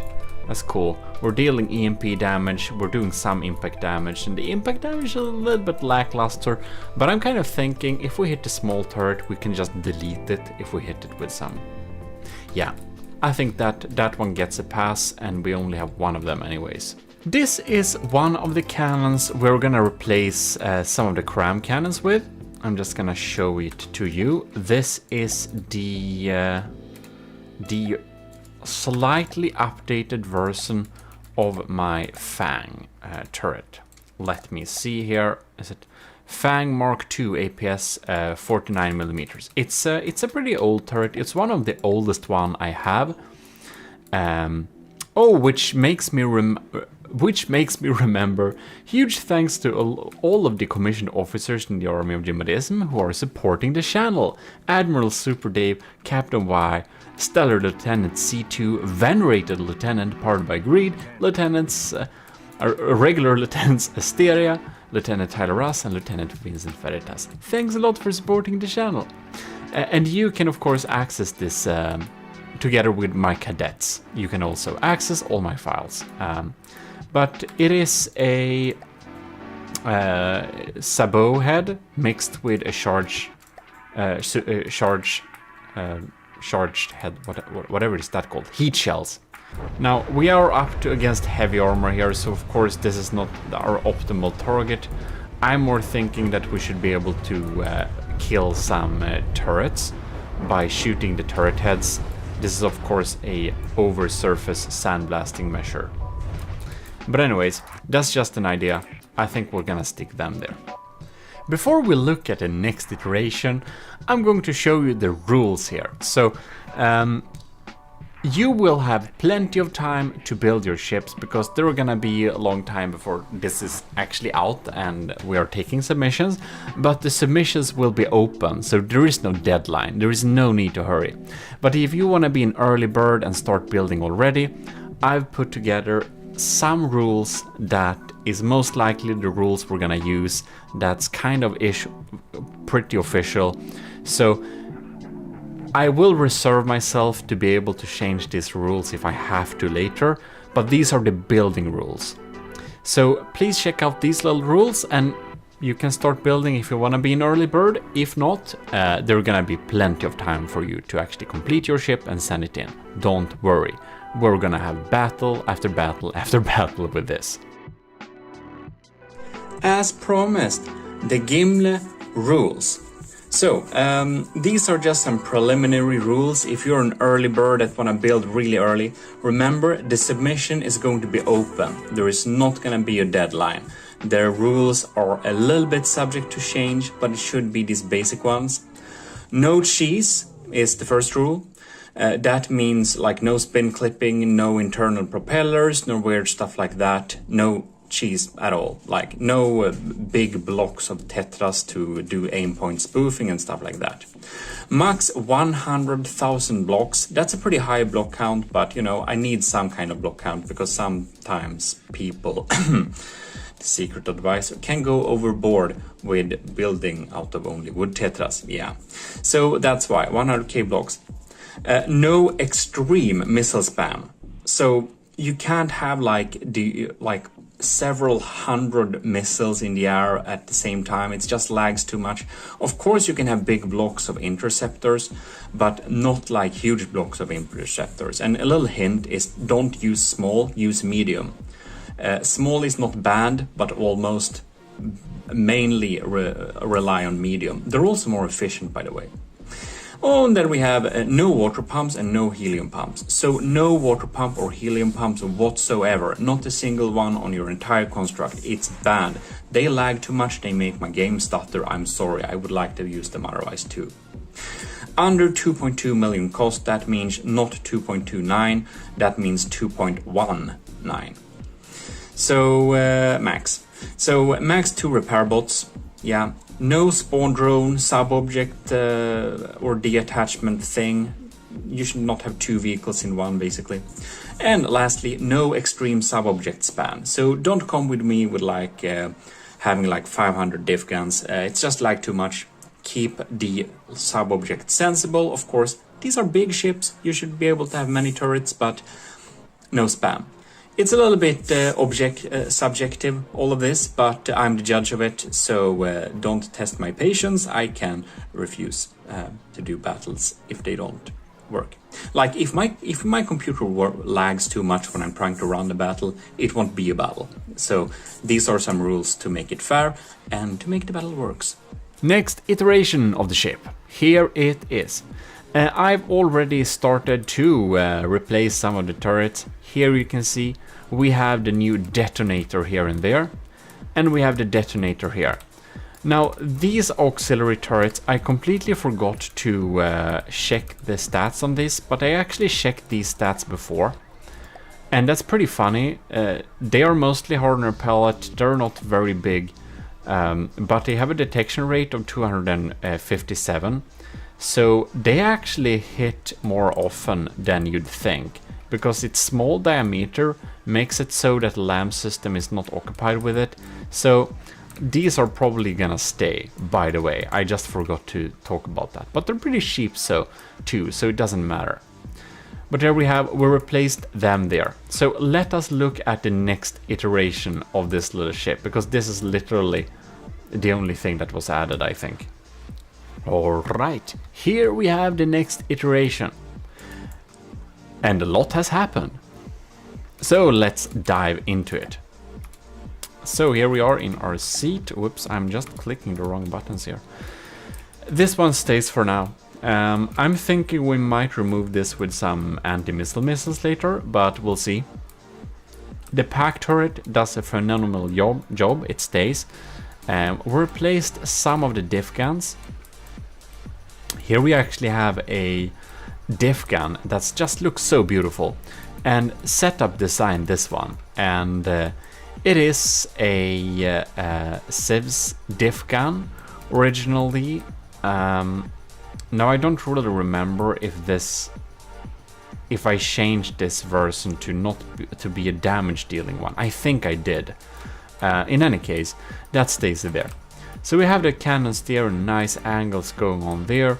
We have them sticking out at broadside so they hit the enemy more oftenly. And here we have the Fang we talked about before. It's sitting here instead of those cram cannons. These cram cannons here, they were a little bit too expensive and they kind of sucked. So I stuck some super cheap cram cannons in here too. I think each of these cost like less than 2,000. And they are only kinetic, and they are mostly here to look cool, to be honest. But since they have a small diameter, I think that they, like them, will not be very much prioritized, so I don't think they will be shot down too often. So that's what we did there. We have some damage dealing areas, and I have a fantastic detail to show you. I've added the gemstone roof, just as promised. Now the Gimle is really living up to its name. It's a golden hall with the roof covered in gemstones, and a very safe and nice place to be, thanks to the military powers it yields. So I think it looks absolutely stunning. Please leave a like for my artwork in the roof here. I think it's pretty cool. Yeah. So here we have it, the Golden Hall, a hall that is worthy of kings and queens. If you're a king and queen, you need to subscribe right now. In any case, that's the things we have added. I don't remember if this area was so cozy, but it is now. Yeah, that's basically that. Oh, by the way, this entranceway, look at that. Beautiful golden trim around the corners like that so we can go in here. Yeah, we needed something like that. So, what we're going to do is we're going to test this against the Setups Turtle Lord, because I want to see how it survives a beast like that. We don't really have much in terms of anti-munition systems, so it's going to be very interesting. Beautiful Lagfest Turtle Lord, let's go. Alright, this is just absolutely terrifying, oh my god. So the laser is lasing, but oh, okay. I don't want to wait for this to be so scary. We're gonna speed up time to normal again. Ha. All right. We have some anti-missile missiles trying to deal some damage. Oh. That's a big taste of my own medicine.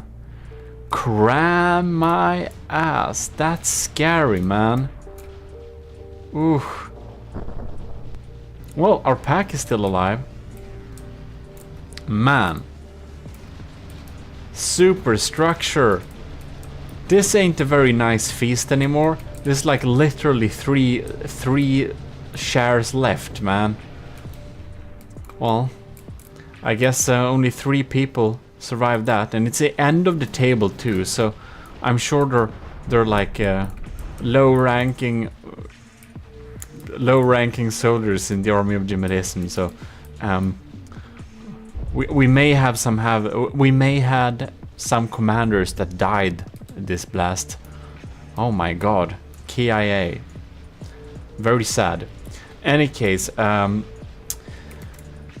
the next episode is gonna be about Civ systems. If you could have guessed that.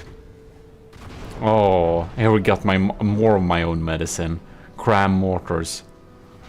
How is the stats, by the way? Ooh, I'm only 1% behind. That's pretty cool.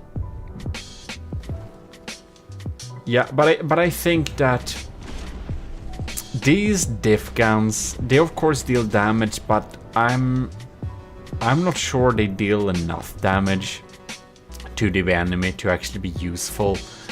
If we'd compare that to actually making us not die from these very scary blasts of cram. We're still in pretty good health, but man. Ooh, you can see that that's just clouds of fragmentations.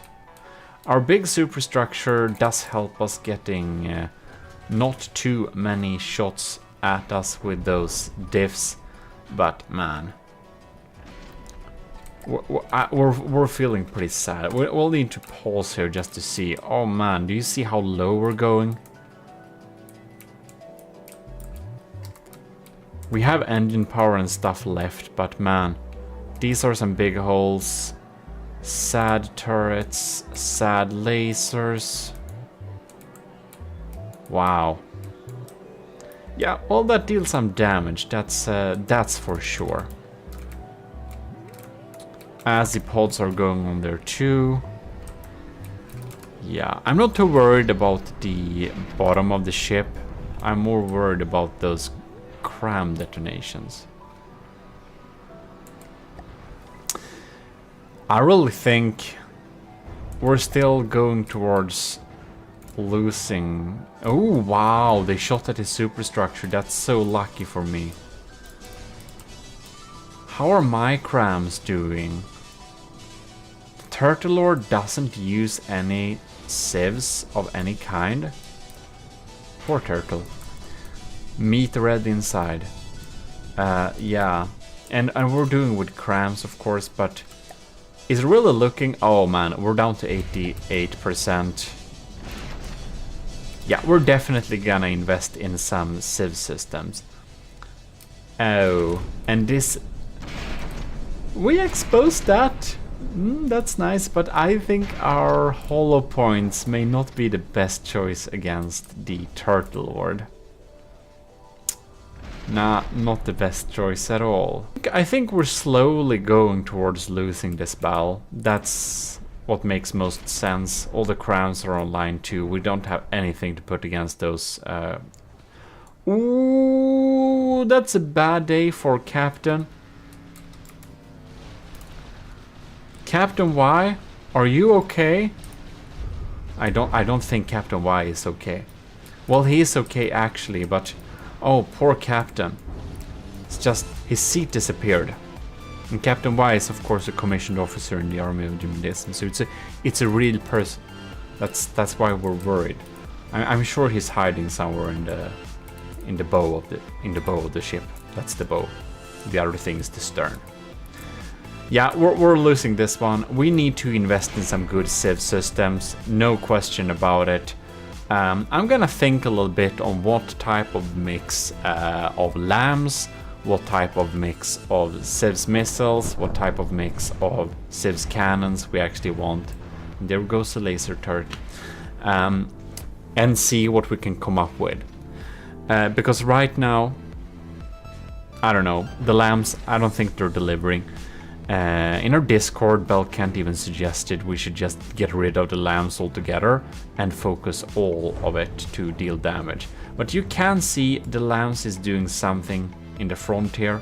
They are taking down the mortars that are popping down there, and those are a bit scary. They really are. It's me, not Mario. It's GMODIST back again from the other long country which you don't know the name of because you always mix it up with Switzerland. Post my country's real name in comments if you're smart. Anyways, we're back with building a battleship, and we're using the beautiful Rambot costume because you have told me that the droid costume is heretical. So I myself cramped into this space and it's very cozy. Anyways, this time we're gonna talk about civ systems, so I thought we should be looking at a couple of different designs I have been experimenting with. Right, so when we're trying to develop some kind of civs, close-in weapon systems, we need to have a good mix of different systems. Now, these are 3 different ones. This is an old medium one. I updated it a little bit, but it's pretty efficient. However, I do not want to have too many sub-objects, so I think this might be a little bit too small. Then we have this really big design. This is kind of expensive, but it has loads of missiles and should deal pretty good damage. And then we have a pneumatic system actually, and this is proven to be pretty efficient. And if you haven't watched that, you should probably watch my empirical testing about pneumatic civ systems, because we can make a medium missile that has a much smaller reload time. So this is like 14 seconds each, and this is 10 seconds each. So of course they have limited range, but I think it may actually be worth it. So we might use some missile systems, and then we might also use some kinetic type of system. This is original a flak civs cannon, and I want flak to be able to deal with crams coming in for the Turtle Lord. But then we have a kinetic civ system here. This one I've been pretty happy with in the future. No, in the past. It is the kinetic 49mm civs, costs 11,000. I'm pretty happy with that. And then we have this combined system I made recently, and I think this is pretty cool. I like this one a lot. But it's a kinetic, a flak system, and a missile system combined. But I'm wondering if this will be too many sub-objects. You may recognize this from Adventure Mode, by the way, which you should check out otherwise. Let's just spawn in something for the eyes to see. Here the crams come in. You can see they actually take some of them out. It's pretty cool. So, what I'm looking for is to deal all sorts of different types of damage. You can see that's pretty beautiful. We can blow up stuff there. We got the kinetic system popping in there, and the anti-missile missiles seem to be doing a pretty good job. The pneumatic civs can be a little bit hard to see because they're kind of not.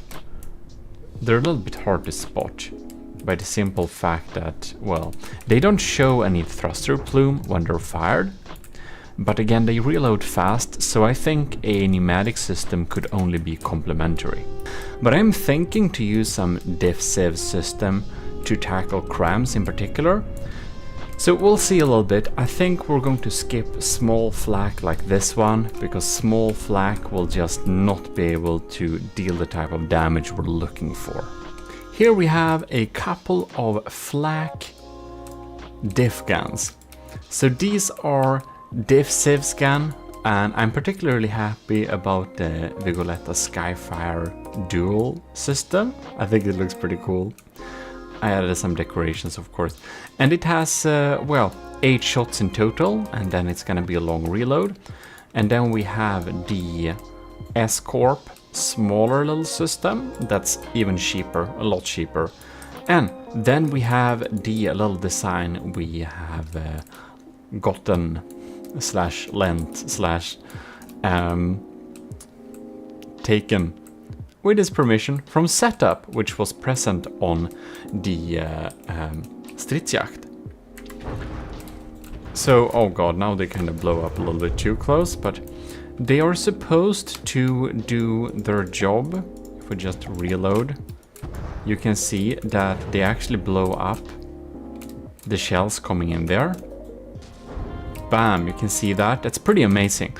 And since the Turtle Lord is firing swarms of crams like this, I think we need a couple of these flak diff guns to clear up the sky a little bit. And maybe we can make the lambs deal with the rest. That's the strategy in any case. I am thinking to combine it a little bit with some missile systems, medium missile system, because we want to keep the small missiles low to be able to like not have too many missiles in the air, because that will lag. That was one of the problems with the Draconia. It just kind of lagged too much when we had too many things in the air at once. It was a little bit crazy with all those VLM small missiles. The needles, they were called. Well, in any case, I'm going to test and look at different missile designs, and we'll see what we can come up with.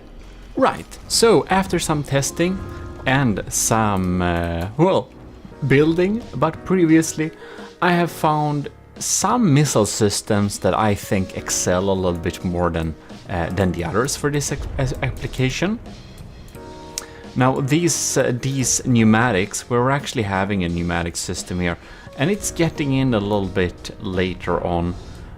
It's really only getting activated if the enemy is a little bit too close, if the shots are a little bit too close, so they may be wasted, but again, these are loaded each and every time the enemy shells come towards us.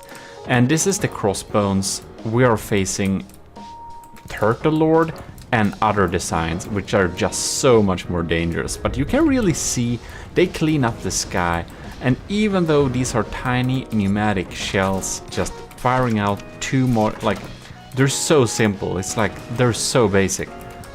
But you can see they really make a little cloud that just appears in the air here, and whenever there are target crams close by, they will detonate into this cloud and really clear up a lot of those shells, and they will basically be in the vicinity each time a cram shot is fired. It's a very few cram shells that reload faster than every 10 seconds. So I really like them, and I also just like the idea of having a pneumatic sieve system. So you can see 3 of them are good to clean up the rest that comes in too close. Then we have this beautiful system. It's a high cost, high risk system. These are the Speedex, and they are using short range thrusters. They're going at like full force, they're going really fast, they're having some things that help them launch. We have turning thrusters, fuel tank interceptors. They're just built for speed. They actually don't have any pneumatic systems attached to them, do they? No, they don't. They can't fit that. But they are fast enough anyways, and they have this beautiful thing of really getting out some shells or really getting out some shrapnel into the air long before anything else is there. So now we have 3 of them. And let's see the cost here. This is the shred, that's the pneumatic system. It costs 9,000 materials each. And then we have the, it's actually down there. Orion Combined, Medium Missiles, SpeedX Intercivs. I think they're pretty cool. They do the job very well. And to combine with that, we have these beauties, which I have in an earlier testing video fine-tuned for hours to make these missiles have the most chance of actually getting onto a trajectory that will blow up and do some damage to cramshells. So this is a vertical launch system, a VLM sieve system, but they are medium, but they are still pretty maneuverable. You can see they're actually having time to go into a trajectory and deal damage to those cramshells, and I think that's pretty cool, because a lot of the VLM sieves missiles don't do the job against crams. So it was really hard to set this up, and if you want some tips on that, you can check the earlier video, but a little bit quickly. They're coordinated, they have a high APN guidance, they have turning thrusters and no fins, and a variable thruster. And the crucial component here is the start delay of exactly 0.4 seconds and a pretty nice, well, yeah, they're balanced like that. So I think we try to integrate these systems onto our battleship together with some kinetic sieves. We got the basic lambs and and we're going to use that together with some flak divs, probably a lot of flak divs, to deal some good damage.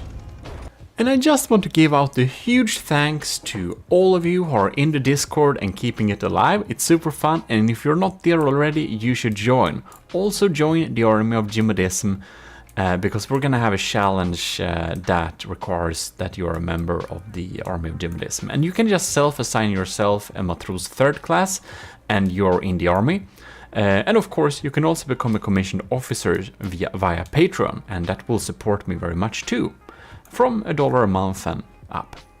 And about that, huge thanks to our commissioned officers, most notably Admiral Super Dave, Captain Y, Stellar Lieutenant C2, Venerated Lieutenant powered by Greed, Lieutenant Asteria, Lieutenant powered by Greed, Lieutenant Vincent Veritas, and Lieutenant Tyler Russ. I said powered by Greed 2 times, I just realized. But, well, thanks a lot. So here it is. This is the updated version, and here you can see I've chose to install a Vigoletta dual barrel Skyfire flak diff gun back here. So we have 8 shots of protection there. Onto this side here, I don't know if I mentioned this, but the cram turret that was installed here was so bad. It was so bad I just had to remove it, and we replaced it with a well, a diff gun, dealing damage, very basic. It's just a shaped charge. I'm not sure it's gonna get through, but we really need a turret there for looks. We might replace this with a flak diff gun later. But in any case, I did some interior accessways, so you can see it looks really beautiful now with the golden railings, and I don't remember if it's sometimes hard to remember what was added where. Look at this. The AOG BB Gimli battleship commissioned by Lord Admiral GMODISM for the Army of GMODISM. Oh my god. The narcissism, tune it down. No, it's the part of the army.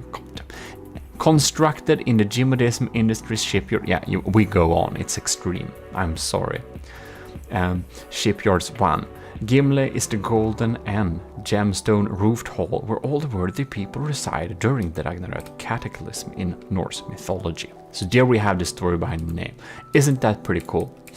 Yeah. In any case, I think it is. And yeah. Anyways, about the Skyfire, we have the Vigoletta Skyfire durable 2 of them in the front here too, because we really want to keep the skies clear. We also got a couple of diff guns there as before. We retained this system because it feels so integrated. I don't know if it does much, but what the hell. And here we have the S-Corp flak getting mounted there to shoot some shells from in front of us whenever we're spawning, because we're gonna spawn nose to nose. We also have these setups, beautiful little manual diff gun here. We've got 2 of them and a little tiny cannon for the looks. And I've added one to the side here to get that broadside action protection. And we added one down here together with a couple of S-Corps. So yeah, now that's the extent of it. I think I'll need to add some of the... I think I need to add some missiles too that really keep us covered.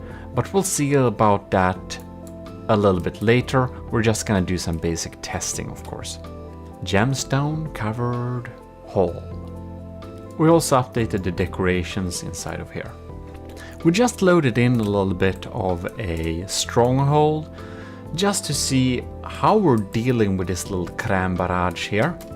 So the crème barrage of the stronghold is not the scariest thing in the world, but if you don't know how to protect yourself against crème barrages like this, Civs diff, they can be pretty scary, especially if you don't have any lamps or anything. Bam, there we can see, isn't that quite beautiful? Now it would have missed, but we got some style points, don't you think? Alright, so we'll access the intakes here. We can see this is, I think it's 500 millimeter. Unless it's not, but if it's 500, we have a flak damage of 30,000. So that's why you need a lot of hardeners, by the way, so that you can make sure... Oh, it's 450. Yeah, well, in any case, that puts our damage of this flak shell to 26,000. But on this particular turret, and the flak radius is 64 meters, so if we shoot at the center of the cluster, we can probably get rid of it, so that's pretty cool. But yeah, that's why we put a lot of hardener pellets, and why we have some hull points on this middle turret here, just to deal some extra damage against the incoming targets. Now, I don't really want to protect against torpedoes and stuff like that, because that feels a little bit boring, but we might need to do that. We can see we're still at 100%, we're protecting pretty well against those crème barrages, since we do have the nice radius of the flak. But keep in mind that most of our flak guns only have, it's 5 shots. So I don't know how much how long it takes to reload. Oh my god, we don't have any defense against these torpedoes, man. Ugh. Okay, yeah, I don't want to have torpedo defenses because torpedoes are better to outrun, and we're pushing like 40 meters per second. But you can see they're doing big holes in our armor here. Now, we don't have anything important at that part of the armor really, but man, it's a little bit annoying. It would be nice to maybe have some missile to just slow them down at least. You can see we can outrun some of them, but not all of them. Darn, and this missile actually hit... Yeah, that missile actually hit us in the side there. That killed the turret, so it did damage. We might need to have some anti-missile missiles for sure. But in any case, about diff guns, the normal ones have 5 shots, 1 in the barrel and 4 in the ammo inputs. And if they have a reload time, the enemy scram cannons of say 25 seconds, we do have more than 2 minutes of being safe from their damage, basically. If we have like 1, yeah. If that makes any sense. So, I think that it's pretty worth it, and for the Vigoletta Skyfire, now they fire at once, but they have 9 shots in total, 8 from... No, they have 10 shots in total, of course. What am I saying? So that should deal a lot of damage and really clear up. You can see they fire in succession, bang, bang. And of course, the turtle already spare set up, so its cram cannons are much more scary and we need a lot more damage to deal with them. I really think we're gonna replace this teaser up here with something a little bit more scary. What? We got a torpedo that got in the damage to the other side. But because it's so much empty space, it didn't kill anything critical. That's pretty funny. Well, in any case, we're gonna add some more systems and check the next iteration. And there we go. I went to go with the SpeedX on top here, so we should have some nice cover there. And I integrated the beautiful actual VLM system, but I figured we might as well point them towards the enemy. So we have a little VLM system integrated here, and caution tape so you don't stand in front of them. There's the decoy, and we have a couple of diff civs there too now, so we need to spread them out because some of them could get shot out. I noticed when I tested that a little bit too off screen. Now, if we have to, we could change this to diff civs, by the way. That's an easy fix if we need to. And other than that, I think that's like the most of it. But I do think I actually updated the share during this thing, so you can see I made a beautifully designed custom share for Captain Y sitting in the commanding position, steering the ship. A little bit more scary position to sit at, but you know, we can't put the Admiral at a dangerous place like this, so I think the Admiral would probably sit here and just chill.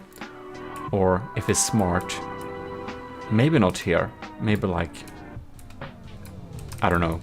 There is no good places to stay really. Oh, I know. Maybe we can make a little share for Admiral Super Dave in the compartment. I think that would be great. Yeah, well, in any case, we have done that. Did I add something in the inside? That's something I'll need to check. It's like I'm building all over this ship, so sometimes it's hard to remember if I fixed something. I upgraded the laser but sticking some more units somewhere. I do know that. Question is exactly where. That's more of a mystery. However, I did notice that there were a few problems, like some of the diff guns at my offline testing were actually blowing up shells a little bit too close to our structure, so we did damage to our own blocks. So yeah, we're gonna move to the next iteration because I already know what's wrong with this, and that is some diff flags are killing us, literally shooting off blocks. Not good at all, and the safety distance I set for them apparently doesn't matter. I don't know why. I think it's just that the failsafe margin can't be wide enough or something. I don't know. It just doesn't work, the placement of some of the turrets. So, the placement here, with my offline testings, I noted that this exact placement was pretty rarely getting shot at, because I think it's like in the outer edge and there is pretty low risk that anything shoots here. So I removed the diff flag and replaced it with another one of the SpeedX systems because they're pretty nice. And I did remove the diff gun up here because it was too good of a placement for a diff gun, because again, this placement also didn't got shot very often. So inside of here, I could fit a little nicer shield and nicer interiors. Look at this now. I think it looks a little bit more glorious. And I even added a sleeping matros of the army of GMODIST there. Maybe it's you, who knows? Maybe it's one of you. And we also have a little symbolical docking station here. Now this won't come with a drone, but I figured if this is gonna be a land gang for like airships, we should absolutely have a docking station so we can make it possible. Well, in any case, that's not really what we're talking about. We are talking about Civ scans. This kinetic Civ scan was a good complement to combat big incoming missiles and also crams, so I figured 11,000, let's stick it in here because I like it. Yeah. Somehow I removed the green light because the red light is... Did I mix this up? Please tell me in comments if my placement of the lights are correct. I think that I think that this side of the ship, which is not starboard, port. I think port is red and starboard is green. The green disappeared, but whatever. Yeah, so that has happened. Now, there has been some slight changes too. We added some extra boosted interior armor because some stray frags were just ripping up stuff. And we finally put the armor on the AI compartment so it's safe. Admiral Super Dave, do you want to share inside the AI compartment? Tell me. Admiral Dave, do you want a little hut that you can stay in? A little admiral's hut at this particular space? Because I realized I don't have anything to use this space for. If you want that, please tell me in the comments or in Discord. I think it would be funny. But in any case, we added some basic interior armor there. And yeah, I think that's the extent of it. However, there is a few more problems that we need to tackle, and it turns out that these flak guns actually shoot each other sometimes. I did remove the diff gun that was dealing damage there because it was just getting in the way, and I just have these two flak guns, but it seems that these two flak guns blow up each other half of the time, so I'm unfortunately will have to remove like this one. Then we are still having a little bit of trouble with this cannon. It sometimes blows us up. So yeah, I'm gonna do some more testing and do some slight updates. But good news, we are finally having the pneumatic system on a serious battleship. So here we have it, the pneumatic little, I can't remember the darn name on my own. This is the shred. Yes, the shred system has been installed. Is that not quite beautiful? It is, very nice. And there is another issue we have. We are over budget. We're 2.208 materials. And that's like 10k at least over budget. Because I don't want to be cheesing my way to like the finish line. I want to have a decent end cost. So we're a bit over budget. We'll need to fix that. Let me present to you the discounted fixed version of the previous iteration. There it is. We have a little double sun bed there, but we only have one of the Vigolettas here because we don't want them to blow up each other. That's just super sad. Okay. Other than that, what do we have? We got some different types of diff civs. You can see we have removed the problem shy that was there. This one, we were able to fix that one and that one with having just limitations on how they can aim. And other than that, we're looking pretty smart here. It's working perfectly fine, and I'm trying to remember how I decreased the cost because we are now under the limit. We're a little bit too close to the limit for my liking. It feels cheese almost, even though it isn't. But yeah, we are under. We're within budget at least. I added a green light, by the way. So that's nice. We're having a ship that should work, should have defenses, and it's under the budget. But we're going to move on to the next iteration with some small fixes on it. They are so small they're not really noticeable with the eye, but it's more like lambs tweaking. We have been tweaking some turret movements so that they can't shoot where they shouldn't shoot and all sorts of stuff. We've been going through the system during some light battle testing just to see that it kind of works. But for now, I think we should end this video with checking out if we can defend ourselves against the Turtle Lord's cram systems, which I definitely hope we can do. Now the Turtle Lord is almost 200k less expensive. Oh my god. But the barrage is very scary. So we're going to stay with this barrage and see how our newly-ish set up LAM system is able to deal with it. Now the LAMs will take the power from the lasers when it's getting in close. They are not lasers that have much storage. They are more like a continuous laser system, which makes it so we can actually combine it with our LAM systems too, because our LAMs does take from the same pool. So here we can see the LAMs are taking, oh yes, bam, come on. We're getting in the closest ones. Bam. Here we see some flak diffs. Oh, do you see that? Bam! What a cloud, man. That's so scary. I'm very glad we got rid of that. You can see some Civs missiles popping in here in slow motion, trying to take on these very strong cram shells there. And they are of course filling the air with a cloud of sorts. Man, look at that! We got him! We got him! Amazing! Can we get this one too? No way. Are we gonna kill the turret? Are we going? No! Oh yes, we're so lucky.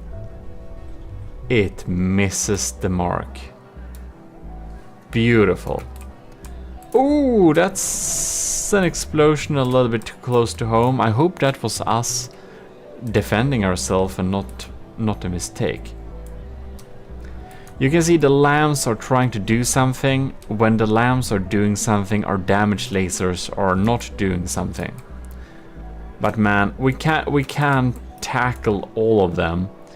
And that was probably very foreseen. We already knew that they couldn't take out all of them, but yeah. The LAMs are nice that they help with taking out these diff shells coming in here. And our diff shells are doing a good job at taking out the enemy cram systems. So now we have kind of seen how that works. No serious damage has really been dealt yet. We're gonna move up time to real-time speed and we're gonna see. But yeah, I think so far I'm pretty happy with this system. And we have the kinetic sieve system going in here too. Going with this barrage. Yes! Yes! We almost took out all of those cram barrages with our flak diffs. Ladies and gentlemen, are you having trouble with flak? No, are you having trouble with cram barrages? Flak diffs is your answer. And that's super nice. Okay then, that's good. One thing we do want to check, and that is which turrets hit or not. We'll need to do some fine tuning and stuff like that, but I'm thinking this ship is starting to be a formidable opponent. It's not quite done yet. I do want to have a proper battle testing video. And we are within budget still, but we're really closing on the limit. What I'm going to need to try, I want to try if my cram cannons are worth it or not, or if I should use other cram cannons, or if I should use maybe only detonators and skip my triple barrel crushers. We're gonna see about that. But in any case, I think we'll be coming back next time. Ooh, our LAMs are doing a nice job keeping out those mortars.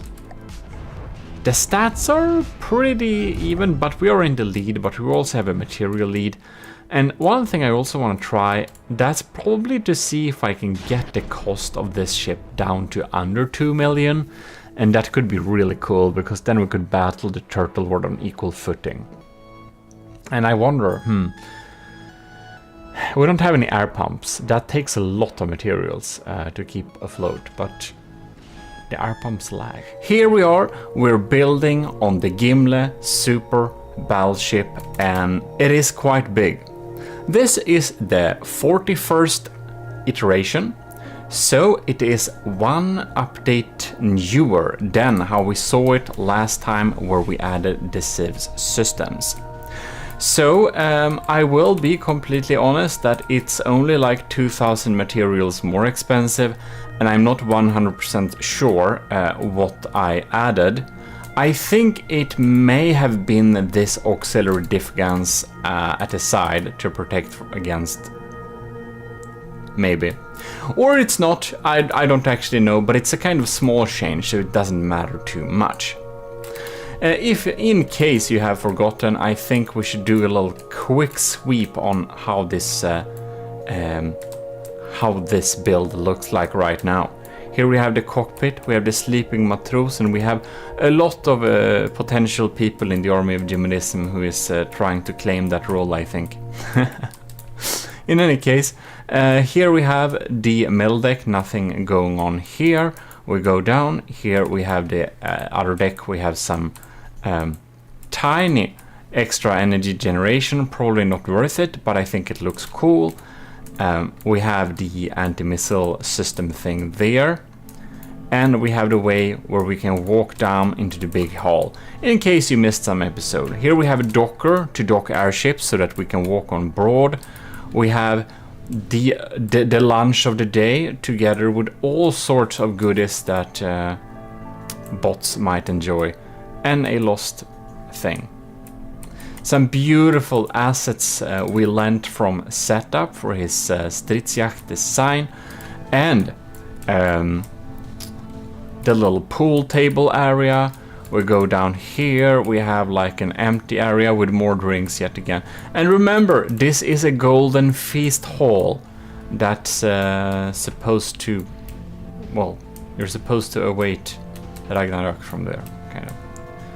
Now these connections, they look kind of weird. Why did I add them? I'm not sure if I completely... whatever. It looks pretty cool. We have the Vigoletta Marksman. We have the Arquebalista. We got all sorts of cool turrets going on here. So yeah. And if we look inside this portion here, we still have a very empty, big shell of a ship. If we go here. We of course don't use any water pumps because that lags too much, but I think you already know that. And I think my speed mode for going around is a little bit too quick. It's really twitching like that. I'm not sure if you like that or not. Like the video if you like it. Also like the video if you don't like it.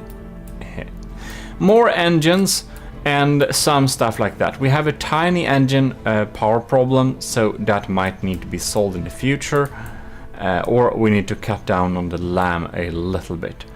We shall indeed see. Now here we have this armor here, and I think this armor has a little too high block count, and it's probably not really delivering.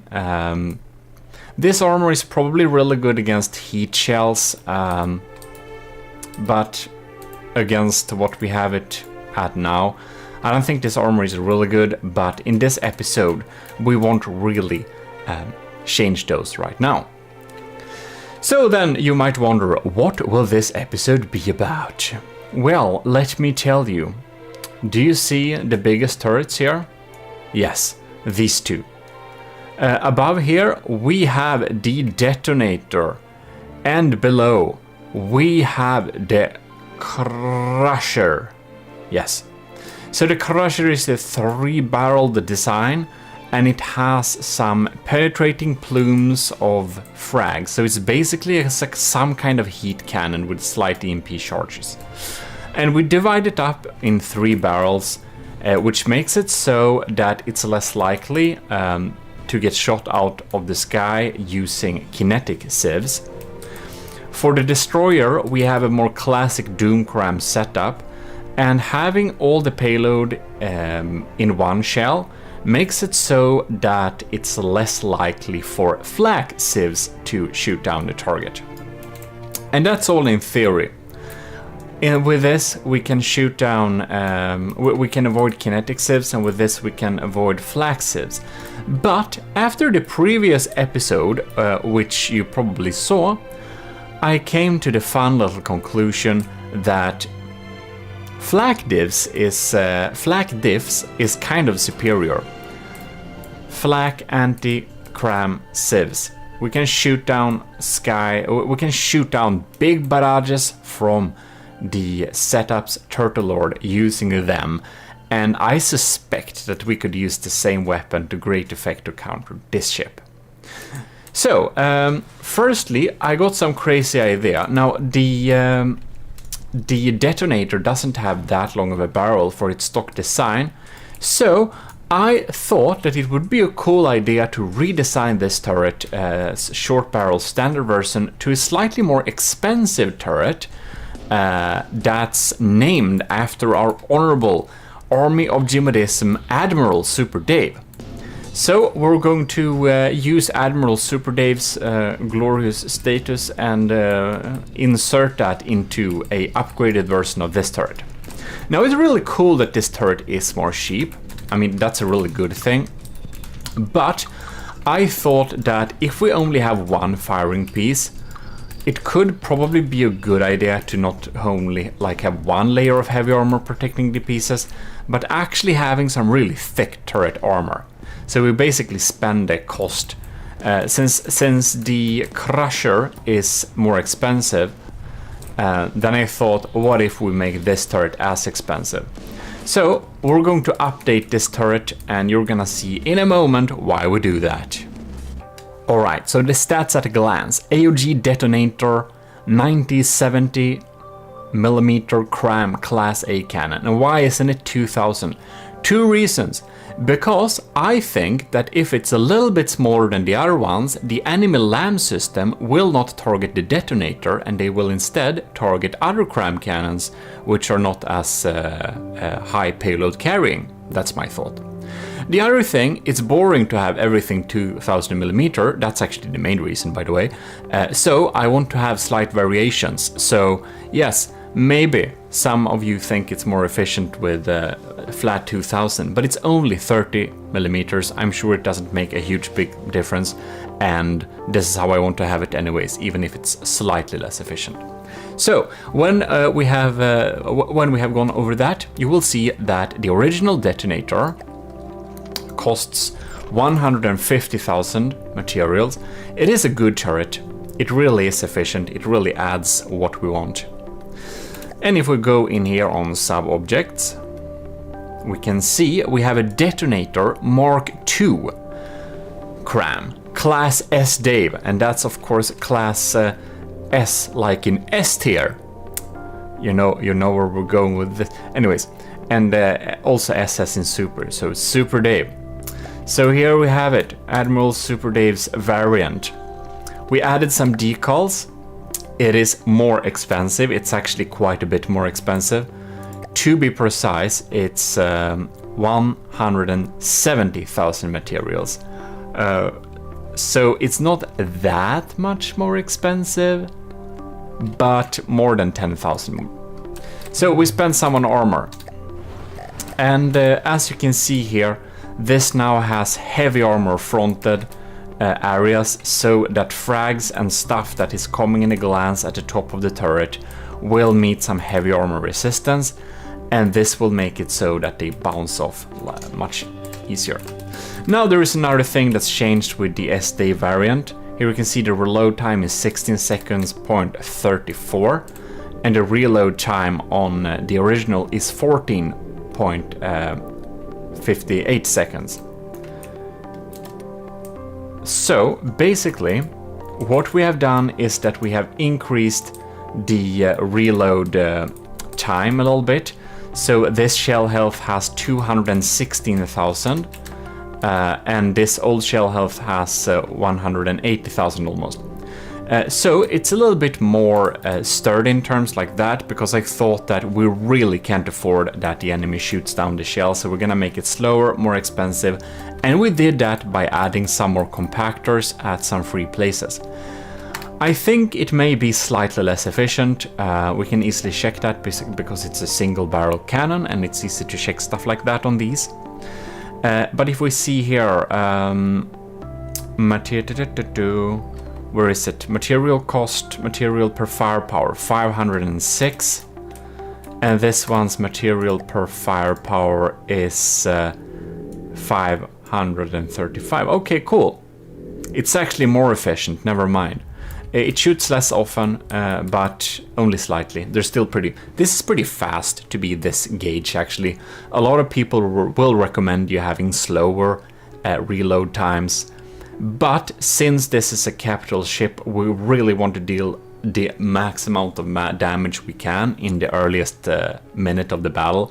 So I think it's personally worth it for me to have a faster reload speed, because in case the first shell misses, and it has like 40-second reload speed like some people recommend you to have, I think that would be a catastrophe. So it's less than 20 seconds, so we can chug out 2 shells, and I hope it will not be too easy to actually shoot down this shell. Anyways, so that's an upgrade, and you might think we're pretty close to the material limit on cost. How are you gonna be able to support this? Well, you'll see in a moment. Anyways, this has, let's see here, what do we have? We have pellets, Horner, HE, frag, mostly frag, 12 EMP. This one has some more EMP, some less explosives, the same amount of frag. Yeah, so it's basically a similar loadout actually. And thanks to the longer barrel, the base inaccuracy is a little bit smaller. I think we should do like this. We should go into, what is it, delete, no, insert, no, home, end it is. And we're gonna cut off left, right. Where is he? Can have this little cutting thing here. You can see this also has a little shield projector in here. It's just turned off. This one is turned on, but I kept it there, of course. It has more heavy armor in front of it. It's of course a little bit EMP susceptible, as you probably know. But I really wanted the armor there, so I didn't think it was... here it is. I didn't... like 60% susceptible, yeah. I didn't think it was worth it to use one of these spaces there. Instead, I think we have some hidden surge protectors there. But you can see here we have some lighter heavy armor going on here. We of course have some serious heavy armor, but we don't have the thick stuff. Alright, I was just gone for like 5 minutes and you didn't notice, but whatever. Right, where were we? So it has much thicker armor here, right? And one thing I really wanted to add, you can see this thing is kind of a little bit susceptible to hash spam in the wrong area. So if it gets shot here, bionk, the hash shells might get in here and deal some damage. It doesn't really have a lot of those angles to deal with the hash. It has it from above, because I would think that a hash spammer would come mostly from above, but that's a small weakness. So for the upgraded version, I made an little air pocket everywhere that's like heavy armor, and we had to have heavy armor versus heavy armor here just because we want to have enough armor, right? So I think this investment might be worthwhile.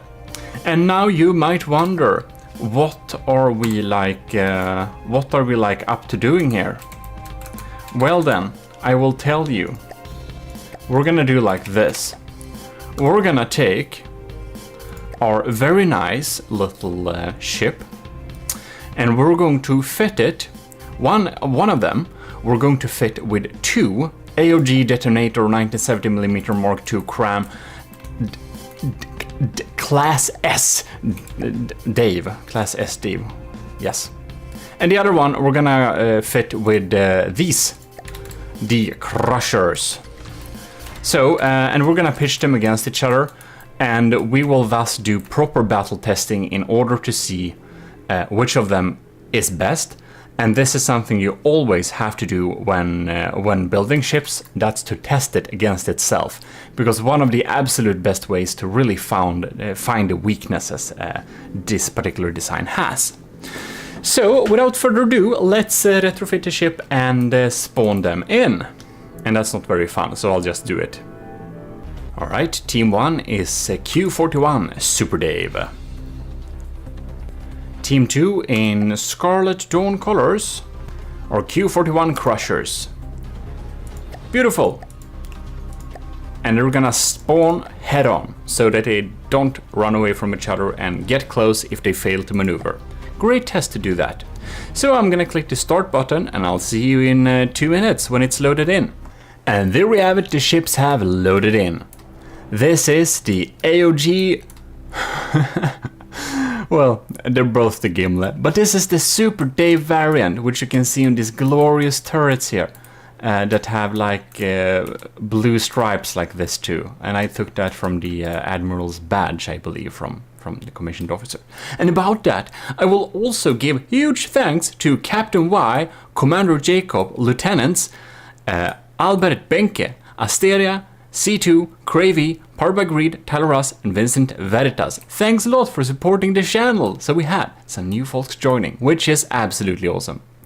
In any case, here we have it. That's the Super Dave thing. Let's move over to this evil Scarlet Dawn design, which is of course fitted with quadruple crushers. So it should really crush through any kinetic lamps. So let us slow... you know what? We should actually slow down time here. I want to see what happens. Alright. We got some shots incoming there. This is gonna be completely off, isn't it? They are grilling each other. Ooh. Yes, this laser, I'm not sure we have a lot of smoke in this area.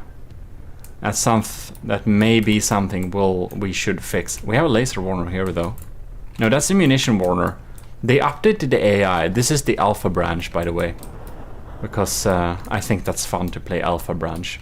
So our results should also be a little bit... well, we shouldn't believe them too much. Alright then. I wonder if the cram shells got through here. Hard to say. We should sneak by the cram shells coming in here. So here we have detonators, Super Dave detonators. 200k damage. These are really scary. If they get through, they can deal some serious damage. And one thing I was actually thinking about when building this design, that is that our armor is probably too expensive. Like, I know what you're saying, your armor is too thin, but honestly, I'm not sure about that. Oh, here we see the first flak rod is in there. Interceptors is popping in. Kinetic sieves 2. Oh, 3 flaks. Okay, and we got more. More interceptors. Oh, they got them out of the sky. Whew, that was that could have been real scary. And the laser is lasing here. Seem to not have stopped anything from moving yet. The laser has started to target up here. And that's probably because it's set against hot blocks and we have a heat decoy up there. And that's exactly why you need some heat decoys. Okay. Interesting. So, Crushers is actually behind, which is this one. I think it's time we speed up. We should probably speed up to normal speed, to be honest. Alright. I wonder where they did damage to this one. Now Super Dave has taken some damage too. It's equal stats for now. The pack is popping in. Bam. EMP Surges goes through there. Oh, here we see the crams. We got 4 shots incoming there. Lambs target them. Whoa, they all go through, right? Bam. That's probably some damage there. Oh, this part of the feast hall isn't very easy. Did I mention this is hollow point mainly? The crushes are hollow points, so they basically crumple structures like this. Now, oh no. I forgot to set up the rotation limit on the turret. This is what happens if you don't set up your rotation limits properly. Your turrets might be sad like this. And is this one having the same? No, it's actually popping along very fine. Well, since 2 of the doom crams of the Super Dave is disabled for this test, I must say I think it's a little bit unfair. Actually, quite a bit unfair. Alright. Oh, well, we can see it's good to have bulk, that's for sure. I think actually Super Dave, in terms of like armor, has a little bit of an advantage here. Just because the crushers do a lot of surface damage and the Gimla has a lot of bulk. Both versions have the same bulk, of course. Yeah, these just go through. They get damaged, of course, but man.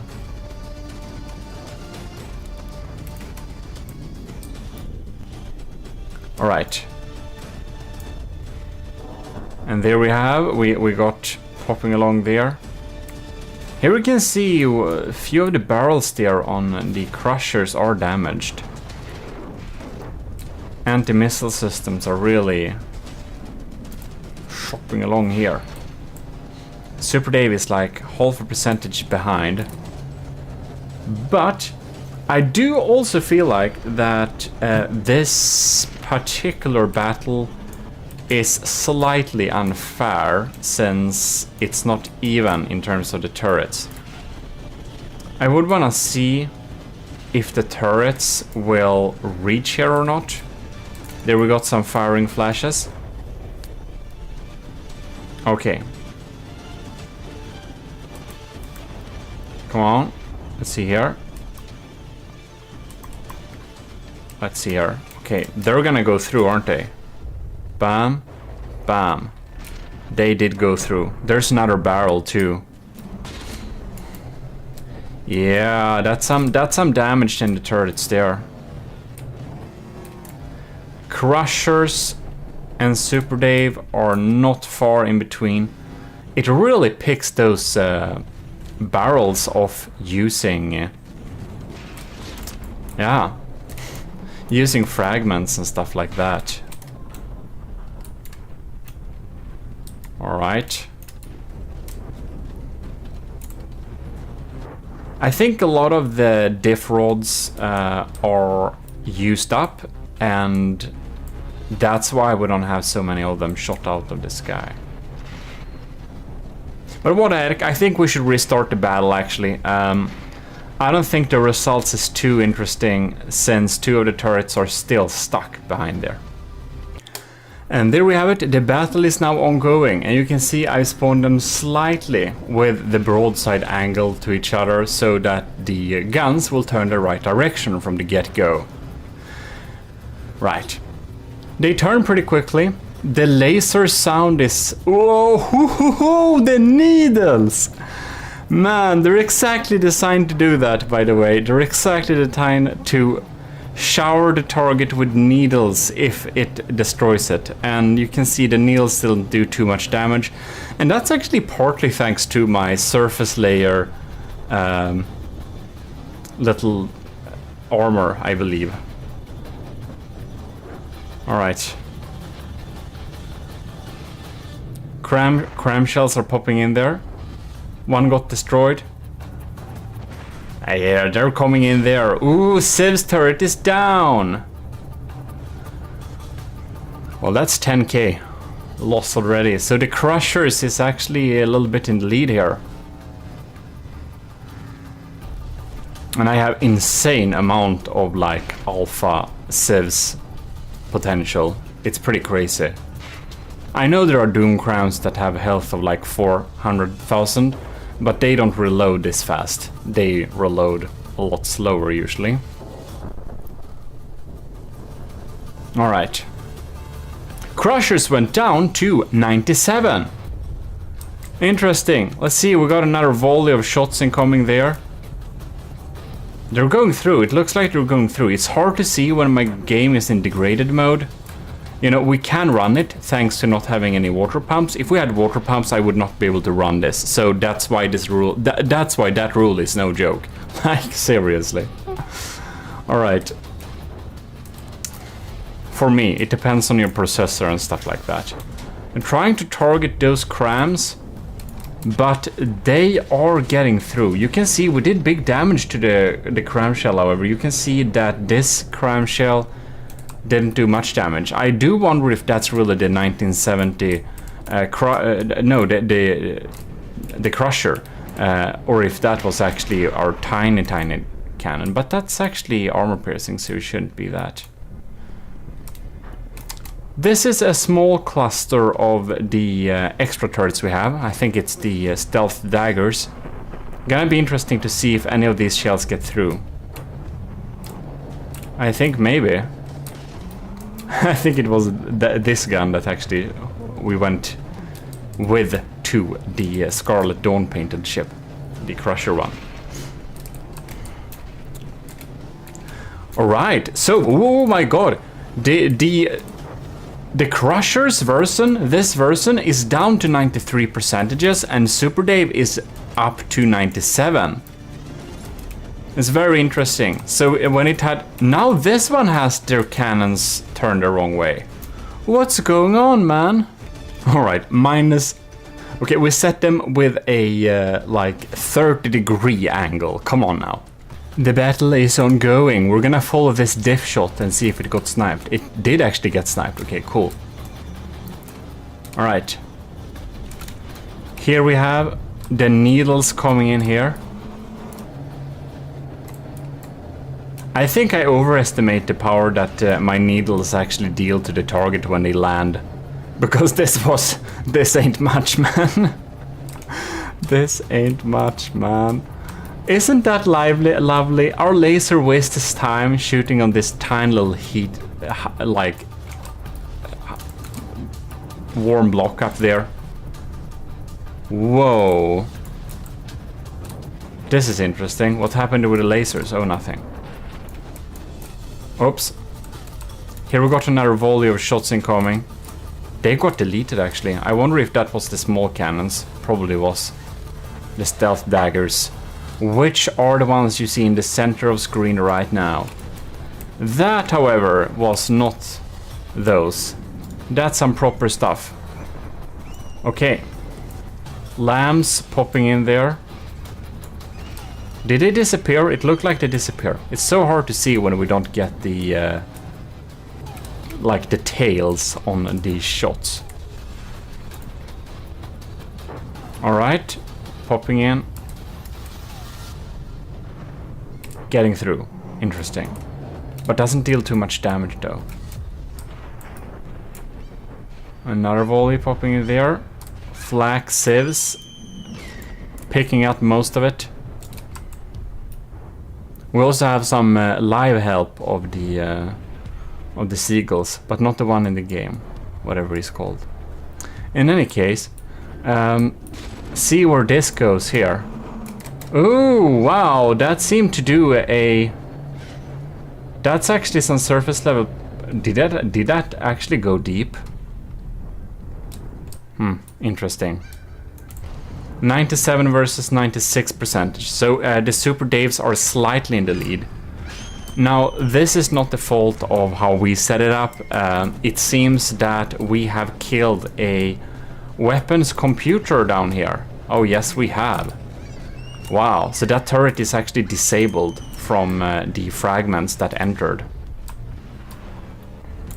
It felt like the battle has been going in this direction, the small like tests we have done previously. So we'll see if this continues, but I really wonder, it may be so that the Super Dave variant turret is superior and that we should only have that.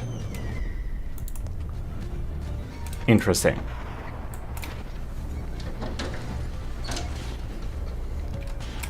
Do we get any shots coming in from here too?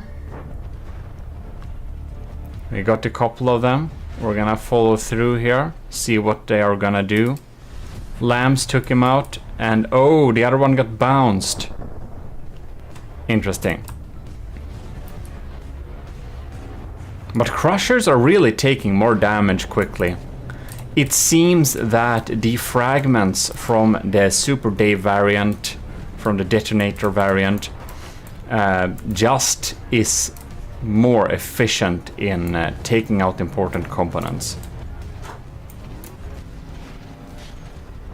And I must say, I do feel I have a really high budget that's put onto shooting at onto shooting at incoming cramshells, so I'm really wondering if this like actually will pay off or not, because it is expensive to have this anti-cram system thing. And of course both of the ship have the same system. Now we're gonna see, will these get through? Do we have any diff guns shot left? Wow! They all got deleted. 2 minutes in. That's impressive, I think. 2 minutes in. This one also has the kinetic sieves left. And this beefed up turret seems to be more resilient than the crushers for sure. They do have quite a bit of more.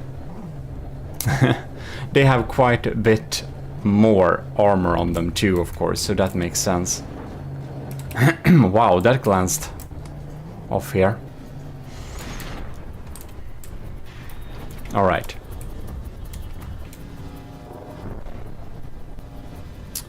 The crushers is down to 89%. This is very interesting. I think we need to check the ships inside a little bit here. Yeah, the needles. They only deal damage if they actually reach the target. Alright, so we have a little quick interior sweep here to see. We got some big holes there. But you can see it hasn't reached through to damage any of the important components, so I bet the Super Dave variant has so much more healthy lambs, while the crushers are down to 89%. And here we are. So what's happened here? We got a lot more of surface damage. I do think that the frags that has been able to penetrate has made, oh yes, they've dealt so much internal damage.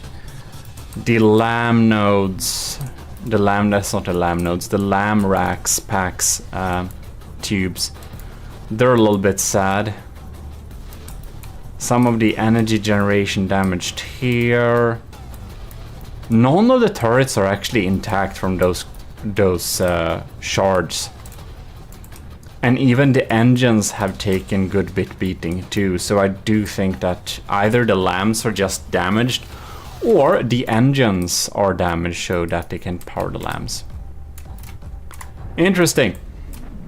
Oh, bam! Did you see that? Holy crap!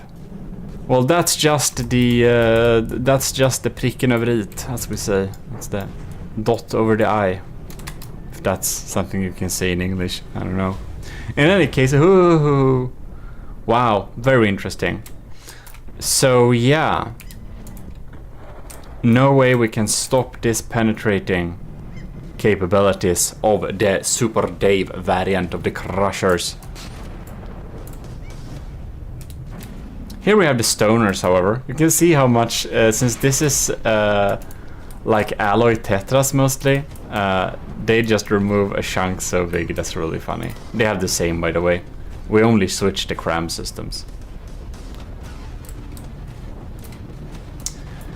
Well, this makes it very apparent that the Crushers, they're not really doing the heavy lifting, and since we have 4 Super Dave detonator turrets, we don't need to have Crushers as cover, because as said, they have 3 shots in them, and that would make it more likely for enemy civs to aim at clusters, which would be them, which would let the others through. But since the detonators are so strong in themselves, we don't really need to spend materials on that. And the higher health of the shots from the detonators makes it so that all of them are not shot out. And it seems that Super Dave's variant there is able to shoot out more of the cram shells that are coming in. But look at this design, it's not giving up. It is losing, but it's not giving up. Ooh, that was a nasty hit, man. Wow. I'm pretty happy with my detonators, especially the Super Dave variant. They're extra good, but also extra expensive.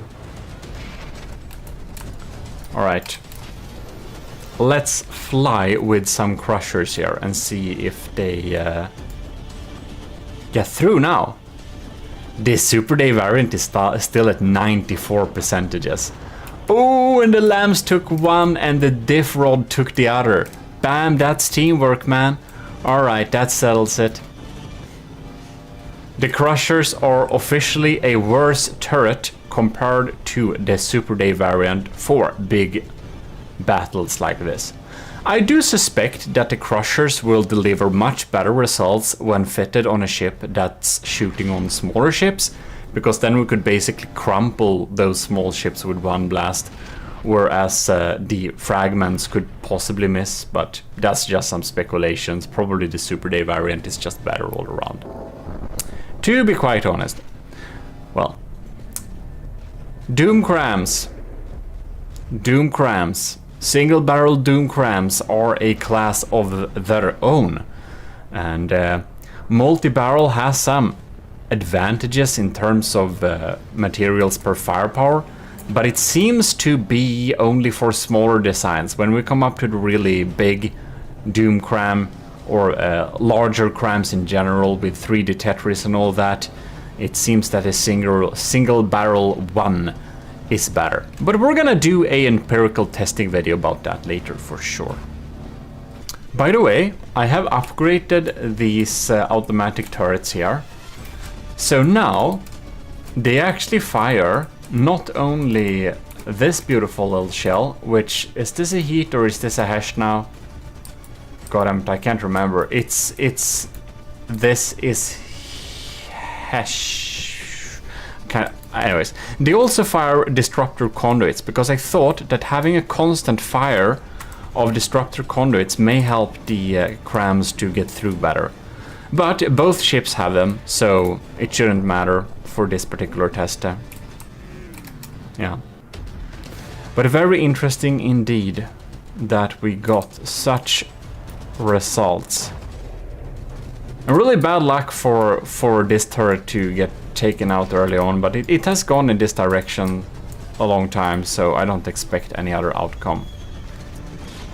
Well, in any case, I think we're gonna look at some future things that we're gonna work on in some future iterations. 42 is the answer, and this is version 154. Yay! Of the Q or Gimle project. And as you can see, both the Super Dave and Crushers variant were actually over budget. And now I have removed some stuff to make it not be over budget anymore, which is good. And here we have it. The awesome AOG Gimli Super Battleship. Not at all dramatic. Anyways, so what have we done? We made it fit the budget. So I had to remove some stuff. I wouldn't say it's junk, but I have to remove some stuff.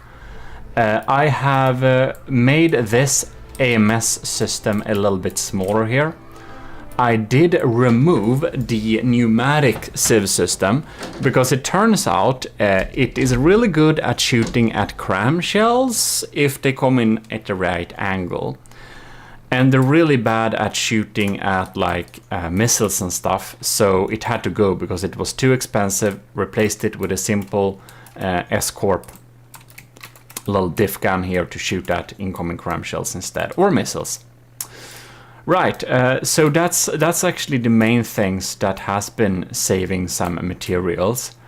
And what we are going to do in future little iterations here is that we're going to switch up and test which armor could be potentially better than with the one we have here, since the one we have here is really good against heat, but that's something we're probably not gonna see and be spammed with. And heat at these sizes anyways doesn't matter too much, so whatever. Oh, and now I just remembered, we have a typo I need to fix that some of you in comments kindly told me to fix. So, and that is probably inside of here. Yeah, that's the Ragnarök. It's the Ragnarök, of course. I think it was that. Please, everyone, do a quick spell check. No. I'm gonna fix that later. So yeah, that's really cool. We're going to remove the side of the armor here and we're gonna replace it with some new stuff. All right, so here we are. This is the ship. This is the Gimli, and of course we had some improvements from the previous versions, as you might imagine. Now, last time, I almost didn't remember, but last time we did some battle testing. And, well, sorry for the delay between this episode and the last episode during this series, but that happens. I needed to test this ship extra carefully and see what things I could improve, because I really wanted to make sure that this version of the ship is actually a good one that I'm going to put up for the battles. Because basically I felt with the Draconia it had so many flaws that I could have addressed earlier that it felt like the Mark II was just so much better than the like newer ships. The Mark II was so much better than the Mark I, so I thought it was really nice to kind of have that. Now let's see here. The cutting point still doesn't... No, it doesn't work. Well, that's sad. Anyways, what we can do here, we can just see the armor here. We have a lot of wedges here. And this armor scheme isn't bad. It is, however, adapted for not very strong kinetic shots. So I think that the type of damage we are more likely to actually get damaged from is not any kind of sandblasting or armor piercing, like armor piercing high explosive things, which I actually made this for. The things that will damage us and actually make a lot of damage is cram shots. And this is not helping a slight bit with cram shots, and thus it is providing a lot of unnecessary materials spent for this armor.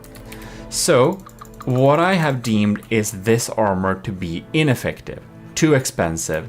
And I know a lot of you have said that, GMODIST, come on, you're building a big ship, you should actually have thicker armor. And you know what? I'm not listening to you. So we are starting to strip away the armor here. You can see that here are the wedges. There is just so many blocks here, and most of these blocks ain't doing jack shit, to be quite honest. It doesn't make sense. We also have some sections of heavy armor, wedge armor here to really back some important components behind of it. but I am thinking this is a waste of material. So yes, maybe it's good for some ships to have thicker armor, but when we are facing crams, come on mate, you can't armor against that. Whatever you do, the cram shot, the doom cram shot will get through. So we are opting for redundancy, which was the plan with this ship from the beginning. And that's something we should continue with, because that's one of the core values with this ship. It's size, bulk and redundancy. And then we don't need to spend a lot of armor cost really, because we won't stop the cram shell. Yes, it will help with armor piercing shells from APS cannons, but not much more than that. Yes, it will help with fragments that are really steep. It will help a lot against heat shells. In our tests, this was one of the most effective armor types we could have against heat shells. And yes, that is true. But still, what is a heat shell going to do against this ship? I mean, this beast is huge. We won't be taken down by a simple, petty heat shots. Not even a thing that spams a lot of heat shots. So what I have been thinking is that we should probably make the armor thinner at the outside, because you may have seen the Secret Advisor's wooden diff gun ships that just provides great performance, and they basically have no armor. The greatest armor, some say, is air. And I'm starting to believe that a little more. And I'm not believing that completely, because I don't think that's quite true. I think you can make a good Alpha Strike craft using a lot of diff guns, but that lags too much, honestly.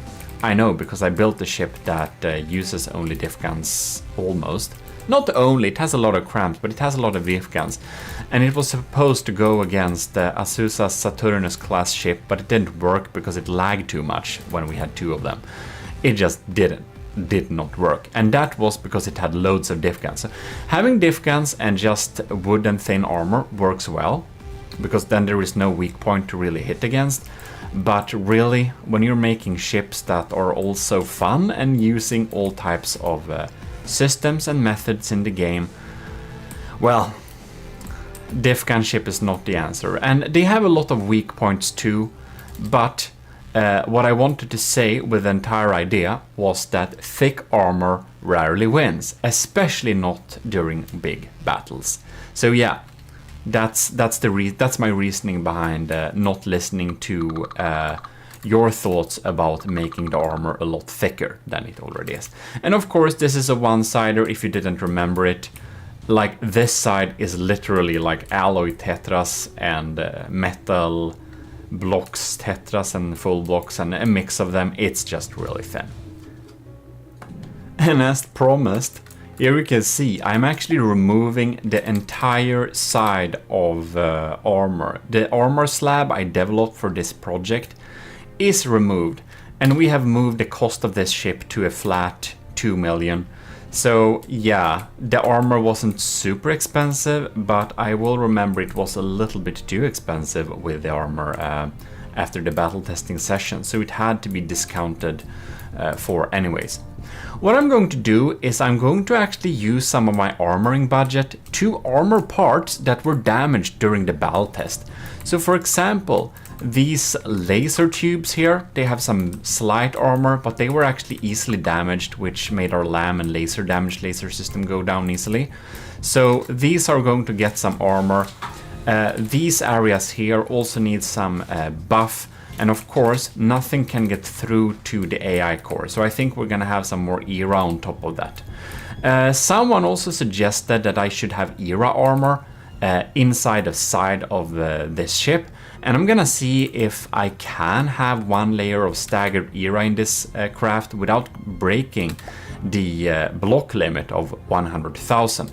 So I'm also going to give you some rules in this video for what you need to adhere to if you want to participate in the open submission Gimle battle. Basically, battle the Gimle. It's a little bit similar. You know, Brenzo remade the Ragnarök ship, and that was super cool. And he had a Kill the Ragnarök tournament. Now, I probably won't do a real tournament. I most likely would just do a kill the Gimle. But if we have some particularly nice ships we really like, we might pitch them against each other anyways, because that can be quite fun. So yeah, there we have it. We're going to move on to the next iteration. I will also say that some of the rules, I've been slightly inspired by Brenzo's rules, like the altitude. You can't build a submarine, basically, and you can't build an airship that flies too high, but I'm gonna give you the rules at the end of this video, so you know exactly what to adhere to for the open submission. And there is no deadline, it's an open submission, and that's also one of the reasons why there is not a real, like, proper tournament. So yeah, it's like that. But anyways, let's move on to the next iteration. Alright, so this is a weird little session here. You can see my FPS is actually fine, because I went into here and I clicked boost my performance. So if you think my game looks like shit, well, that's why. I hope you enjoy the 60 FPS. I do. But in any case, I will say this, the texts and logos don't always work on other faction colors, but I will say that Gimle looks basically great in any faction color. It still looks kinda cool. Now this is a little weird thing, this is the first iteration we looked at during this session, and it is actually battling, if I may ride with something, I may not. It is actually battling this thing, which is a test version. This is Gimle working in Q44, and it is void armor. This is no armor. This is just one layer of metal. That's it. I wanted to test if it even matters if we have armor or not. Like, basically, if I put armor on this thing, will it be improved at all? Like, does it matter? So that's what I did. I added just one layer of metal, nothing inside of here, nothing fancy, just 1 meter of regular metal, not backed by anything, just to compare how it does battle with the original design. So this ship has a cost, it's basically like 2 million, of course, very cheap. So this is battling against itself, and I already ran this test. I'm not going to make you watch these tests. You don't know how many battles I've tried the Gimle with itself with. Like, I did different iterations of the ship and I put them against each other so that I can, like, compare which version of the Gimle is the better. So this is one of the reasons it has taken so much time for me to get this episode out, because I have literally run more than 10 tests where the Gimle battles different versions of itself, and this is one of them. Now, not to spoil any action you won't see anyways, but the armor actually matters. This version that has no armor actually loses always against this version that has the previous armor. So by this test we can conclude that yes, the Gimle should have armor. It matters if it has armor. So now we need to go to the next point, how to make the armor. And yes, I've literally used this clipboard to check things like check for excessive heavy armor, add spawn smoke in the front, check diff guns, and like everything. Torpedoes, sieves. This is like, I filled this block with like improvements and suggestions and stuff. So anyways, let's dive in. So this version we have started to work on the internal armor of the Gimle. So basically here, if you go in here, you can see we added more armor so that we won't be killed by stray fragments that often anymore. We buffed up some era in the front in case the AI gets sniped from in front during the first frame. That would be really sad with charge lasers. Another reason we're adding spawn smoke in the front, but that will come in a later iteration. And you can see we have got some internal armor for that. And again, the laser units I talked about earlier, they have gotten a nice little box of alloy poles to have some weird angles against the incoming frags, as well as give floatiness, as well as activate any armor piercing heat shell. So yeah, that's what we've been working on here. And again, some internal heavy armor that I had before has actually been removed, and we have some wooden barriers inside of here actually to detonate shells, perhaps before they deal any super weird damage. Anyways, that's what I've been doing. And that leaves the next point. How to build the armor so it kind of works against most things. I already know that I cannot stop a cramshell. So I will try to make a armor that is much cheaper, but is still decent against kinetic damage types like armor piercing with a payload. So armor piercing with a payload is best tackled with ERA. So I decided to try and develop an armor pattern that we can use inside of the side hull of the Gimle that has ERA in it. So that will basically negate enemies' APS shells, which is great.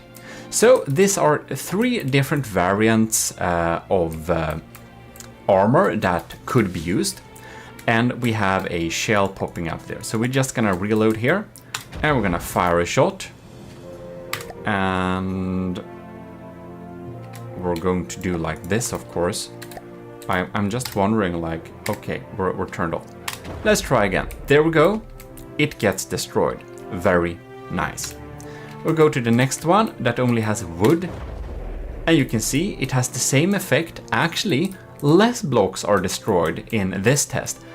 But you can see that these wooden blocks are actually very damaged, so they would get easily damaged during the next blast. And here we have this one, which has the amazing effect of having a wood-backed metal area, which I have been testing in earlier things. Works like a spall liner. In this case it don't, but we get some slight boost from the wood to the metal, and backing metal with wood is actually quite efficient. You know the wood metal checkerboard pattern? Well, it turns out it works better with layering, having 1 layer of metal backed by 1 layer of wood. So that's actually better. So this is like the upgraded and more simple checkerboard armor, but a very thin layer. So yeah, that's pretty decent. And if we run the tests again, we can just see here, we go back here. We're gonna do a blast there, deletes those blocks, blast there, deletes those blocks, and blast here, deletes those blocks. So I feel that having an extra layer of wood here kind of improves it quite a lot. On top of that, this one has alloy blocks, and these alloy blocks don't take much more damage than those metal blocks that were here. So technically, this armor is thicker and better, but in terms of floatiness, I think this armor will perform better for less. So it is a little bit cheaper and it's a quite bit lighter. So I think we're gonna go with this type of armor for the Gimle. So with those tests, which I have been doing a lot, I actually was intended to upload an empirical testing video about this itself, but I did that in secret instead. So here are the fast results. Anyways, let's move on to the next iteration. And there we are. This is the next iteration of the Gimle. And I have started to add armor here. I also decided to add a layer, like here, a thin layer of just these beam slopes of alloy to provide some deflection points for fragments, alternatively armor piercing things. So when they blast through and kind of penetrate, that they deal less damage, since we already know that shots will come from almost a 90-degree angle. Why is we should have an angle? That's also the reason why we had all of those wedges before. The problem with the wedges was 1, a little bit too expensive, 2, a little bit too heavy because it was metal. And 3, well, it only gives a great buff if the enemy is using kinetic APS, and since they're probably gonna use cram, well, whatever. So, but I added that, I think it's worth it, but I did realize one thing. Here is my armor. It looks like this. 1 meter of metal, 1 meter of wood. Then we have staggered era with alloy. Gives floatiness and good protection from APS. The only problem with this is that we cannot cover the entire side of this. If we do that, we're going to exceed budget. And I don't want to remove any weapon systems to basically have less firepower. Right now we have a firepower of 1687, and I don't want to have less than that, I hope. So what I did instead is that I have looked internally where we should be able to actually protect. So of course we want to protect our turrets, so in front of the turrets we're gonna have the staggered era, and this turret, well, it doesn't start from the bottom, it actually starts from the middle of the ship because it's the same turret. So we don't need to have staggered era all the way down. So what I'm basically doing is that I'm putting the staggered era pattern wherever I need to have it and skipping it where I don't need to have it. And hopefully this method will be able to have a cost-efficient but still effective armoring scheme. Finally it is restored to its former glory. We have the Hesh deflection tetras on top of here.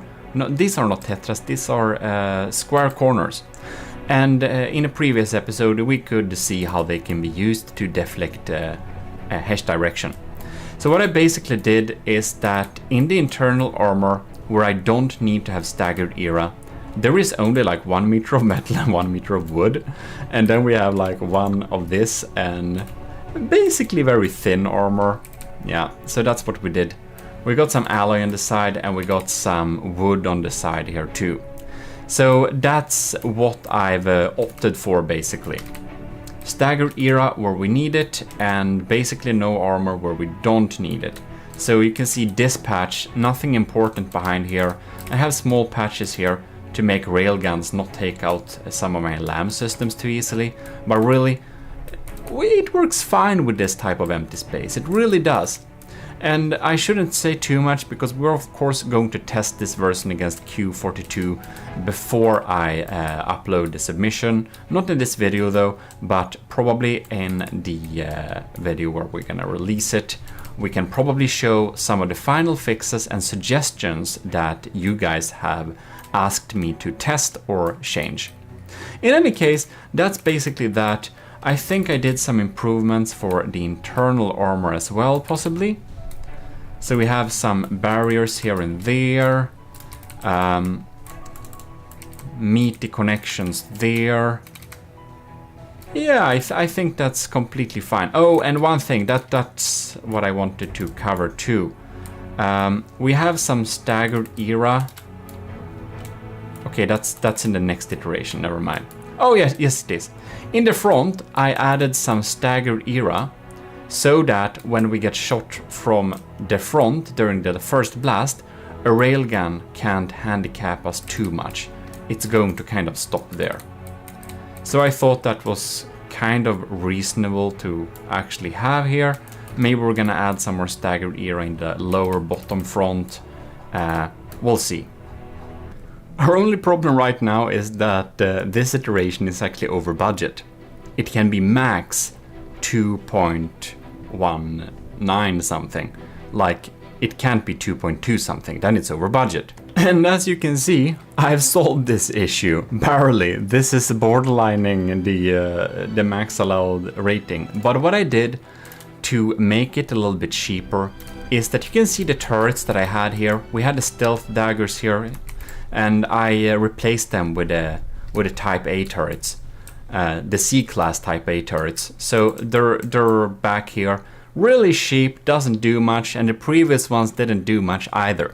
The problem with the previous turrets was that they were not able to get through serious civs systems, and they were still kind of expensive. So when we're really building something that can get through like heavy civs and interceptors and stuff like that, we basically need doom crams. That is the entire reason why we had to scrap the crushers and or was it the crushers? No, that's yeah. Maybe, yeah, the crushers.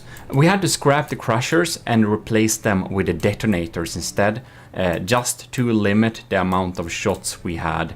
The crushers were great against smaller vessels, but when we're up against heavy civs, one shot beats it all. So yeah, that's why. So we made those turrets cheaper. I think we discounted some other systems somewhere too, perhaps somewhere. But basically, we made it meet the budget, basically. We also removed some of the metal beams at the side where it doesn't take any fire with just, metal square corners like this, because it didn't make sense to spend on full beams here, really.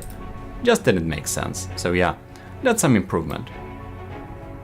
Another thing we have been working on is that these missile interceptors in the back that was supposed to target torpedoes, they just didn't work very well at all.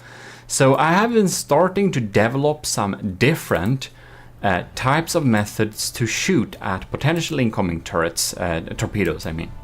Here for example we have a kinetic autocannon that if not able in combat against torpedoes, will shoot against the enemy's ship underwater. So it actually has a function. And it's basically shooting kind of accurate heavy head shots like this. You can see it's heavy head, stabilizer fins, super cavitation, dealing some damage to torpedoes. Not shooting too fast. How fast is it shooting? 6 seconds between the shots, but still does decent damage and helps. During some tests against the strongholds torpedoes, they still got through, however, so I started to also develop a diff gun, a diff flak cannon with a super cavitation module, so that we can actually use a diff flak system to target incoming torpedoes. And this system is of course super cheap because it's a diff gun with very minimal armor. So yeah, I actually had better luck with this flak diff guns against torpedoes, so I ended up adding more of them and less of the kinetic system, because the kinetic system still costs ish 6,000 per turret. The commissioned officers can see them if you want to download it. I'm not sure if they are in the files actually, they might, I will update them. In any case, that's basically that. And I added a cool little shield here. But in any case, what I did now is that I did a little combat testing against a random Megalodon and realized that, one, it doesn't look cool because it sits too low in the water. And this doesn't affect performance, I know that.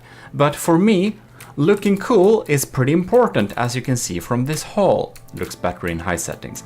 But anyways, I elevated its like altitude. It's of course using uprops, because in this tournament or this challenge, the Gimle battles, using air pumps is completely banned because it lags too much on my system. I can't record that.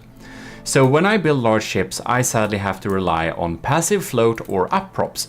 Water pumps lag too much. Having one of those or a helium pump on your ship will immediately disqualify you from participating. So just make sure that you don't have it on your ship.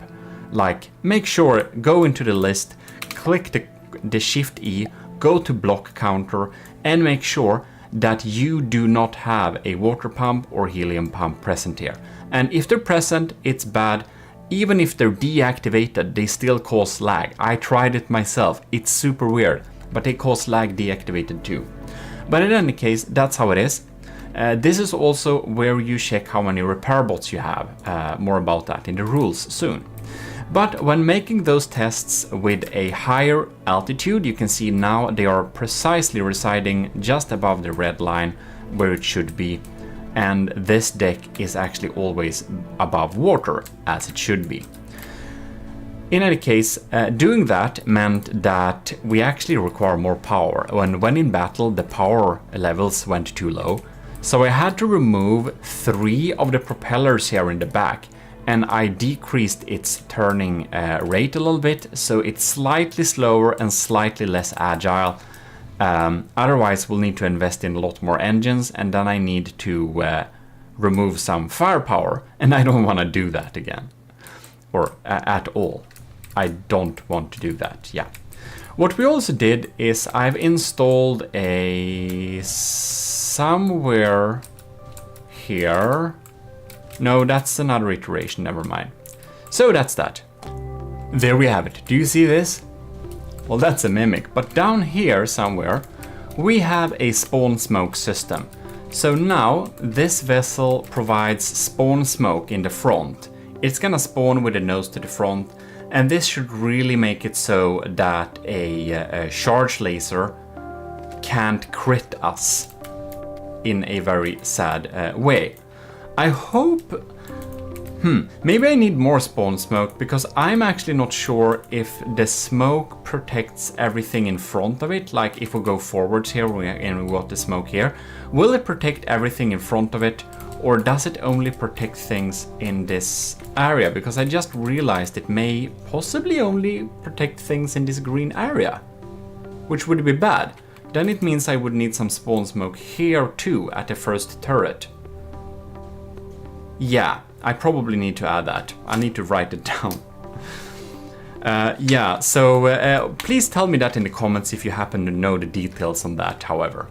But in any case, that's some things that have been done. Maybe I need to improve the spawn smoke, protect the ship from the front, the entire ship. But again, please tell me, because I'm not completely sure about this now when I realize it, because let's actually check the values. Yeah, I'm not sure, but I'm thinking that the smoke only reduces AP to the blocks within its green vicinity, and that we basically need more spawn smoke in that case. And this basically means that when we're moving, the smoke gets reduced, the effectiveness, but it doesn't move. So having smoke in the front of the ship, like in the nose here, won't like flow behind it and cover and envelop the ship in smoke. I don't think that's how it works. Yeah, well, anyways, that's how that is. It's a little bit weird, but again, please enlighten me if you know. And here we got a test mini iteration of the previous design, and you may wonder what's the difference between this. Well, what I did for this craft is that I disconnected each of the lamps. So the lamp systems on this build is actually disconnected. It has the same cost as the previous iteration over there, and the only difference is that it can't use its lamps. This also means that the laser's full potential will be outputted in damage laser.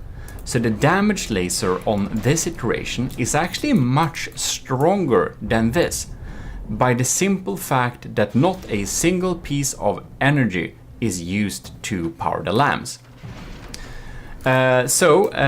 This is a test I have been running a good couple of times too, which I of course won't necessarily show you again, because this is a slow battle, which may not be very interesting for you, and absolutely not interesting for me, because I already know the outcome, and I will spoiler alert for a battle you won't see, but basically a lot of people have been suggesting that for really large ships you should not waste anything on lambs, because at this scale lamb should not matter. But from my tests with the Gimle versus the Gimle, the ship that doesn't have lambs, this one over here, always loses. So it's increased damage potential from only using the lasers as damage lasers doesn't really provide a benefit. The lambs actually decrease the damage we are taking by quite a lot. So I've done some tests and I've come to the conclusion that lambs are worth it, even at this scale, even though a lot of people have been saying it shouldn't be worth it. But that's that, I guess. What I did, by the way, is that I have been putting the damaged lasers and the lamps lasers on the same laser system to save costs. If it, however, was that we had a lamp system that was separate from the laser system, I probably think that the cost of that system would have not been worth it. But having the lamps and damaged lasers on the same system actually seems to be a great way to save costs. So there we have it. Lamps, yes. But I will, however, say that it's not weird that people come to the conclusion that lamps are not worth it, because the difference isn't very huge, as you can see here. The system with no lamps can still win, and sometimes it's up to luck.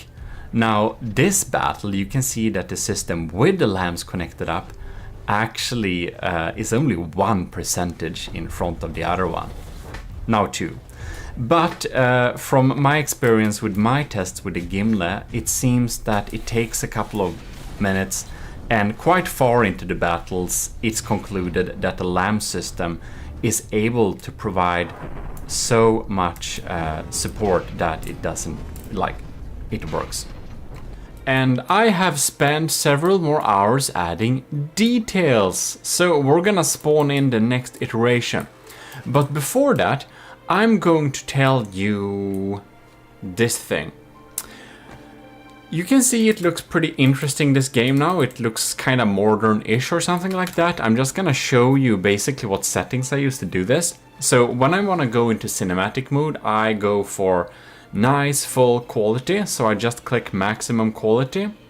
And by the way, excuse my camera, it just stopped working, so it's a little bit scuffed right now. I think I need to replace it. But in any case, so basically here you can see I drag down ambient light just a little nudge. You know what? I'm gonna do like this. So just a little bit. And then reflection intensity factor is drawn up so that we get more shiny reflections. And then down here at bloom threshold, it's actually dragged down so that we get more bloom reactions. Then we have bloom intensity factor, and that can be drawn up or drawn down, depends on your taste. So, and of course full clarity. And this combination makes this little dreamy feeling in from the depth. So if you want to take nice screenshots, those are my tips. So let's go and just explain one little thing that I had questions about last time. So for this smoke emitter right here, you can see this little green sphere. Any laser or missile laser that passes through this green sphere whenever it is active and emitting smoke will get a reduced accuracy / AP value. The lasers for missiles, of course, get reduced accuracy, and the damage doing lasers, of course, get reduced AP. So it is not, as I said, that I was fearing that it only protected the blocks within this sphere. It is not so. If it just goes through this green sphere, it will get reduced AP. And the AP will be reduced if we're moving quickly, but the smoke per se won't move. So if we move really quickly, it just gets weaker, but the smoke itself don't move like behind it, so it's not realistic in that way. But yeah, so that's how it worked. If you were confused about that, I had some very nice people in the comments or in Discord, don't remember which. I think I shouldn't, yeah. So basically, thanks for that. I did additional tests. I almost made a little testing session, but I didn't. But basically, I found the same results. It is true. It does indeed work. As long as the laser just passes through, AP is reduced. So we can survive with only having this spawn smoke here, since enemies will spawn in front of the enemy. Wait, enemy spawning in front of the enemy? I mean enemy spawning in front of the glorious army of GMODIST, of course. Well, let us spawn in the final iteration of this ship in 3, 2, 1. Ta-da! Gimli Q51 is right here and spawned. So here it is, the final iteration of the Gimli, and it has some new beautiful details. Now you can't see much from here, but I've spent hours fixing up some scuffed corners and adding some nice decorations, so we should take a little look at them. Now, before we do any of that, I will just give a huge thank to all of you who has followed this series through and enjoyed the process. Thanks a lot for staying tuned, and I hope you have enjoyed it so far. We'll do many more building sessions in the future, so I hope you will stay tuned. And other than that, I will thank an extra time to setup. So elord/setup made some assets for the the Slabman challenge. Well, they made a really beautiful Stridsjacht Slabman, and it has some AOG assets on there.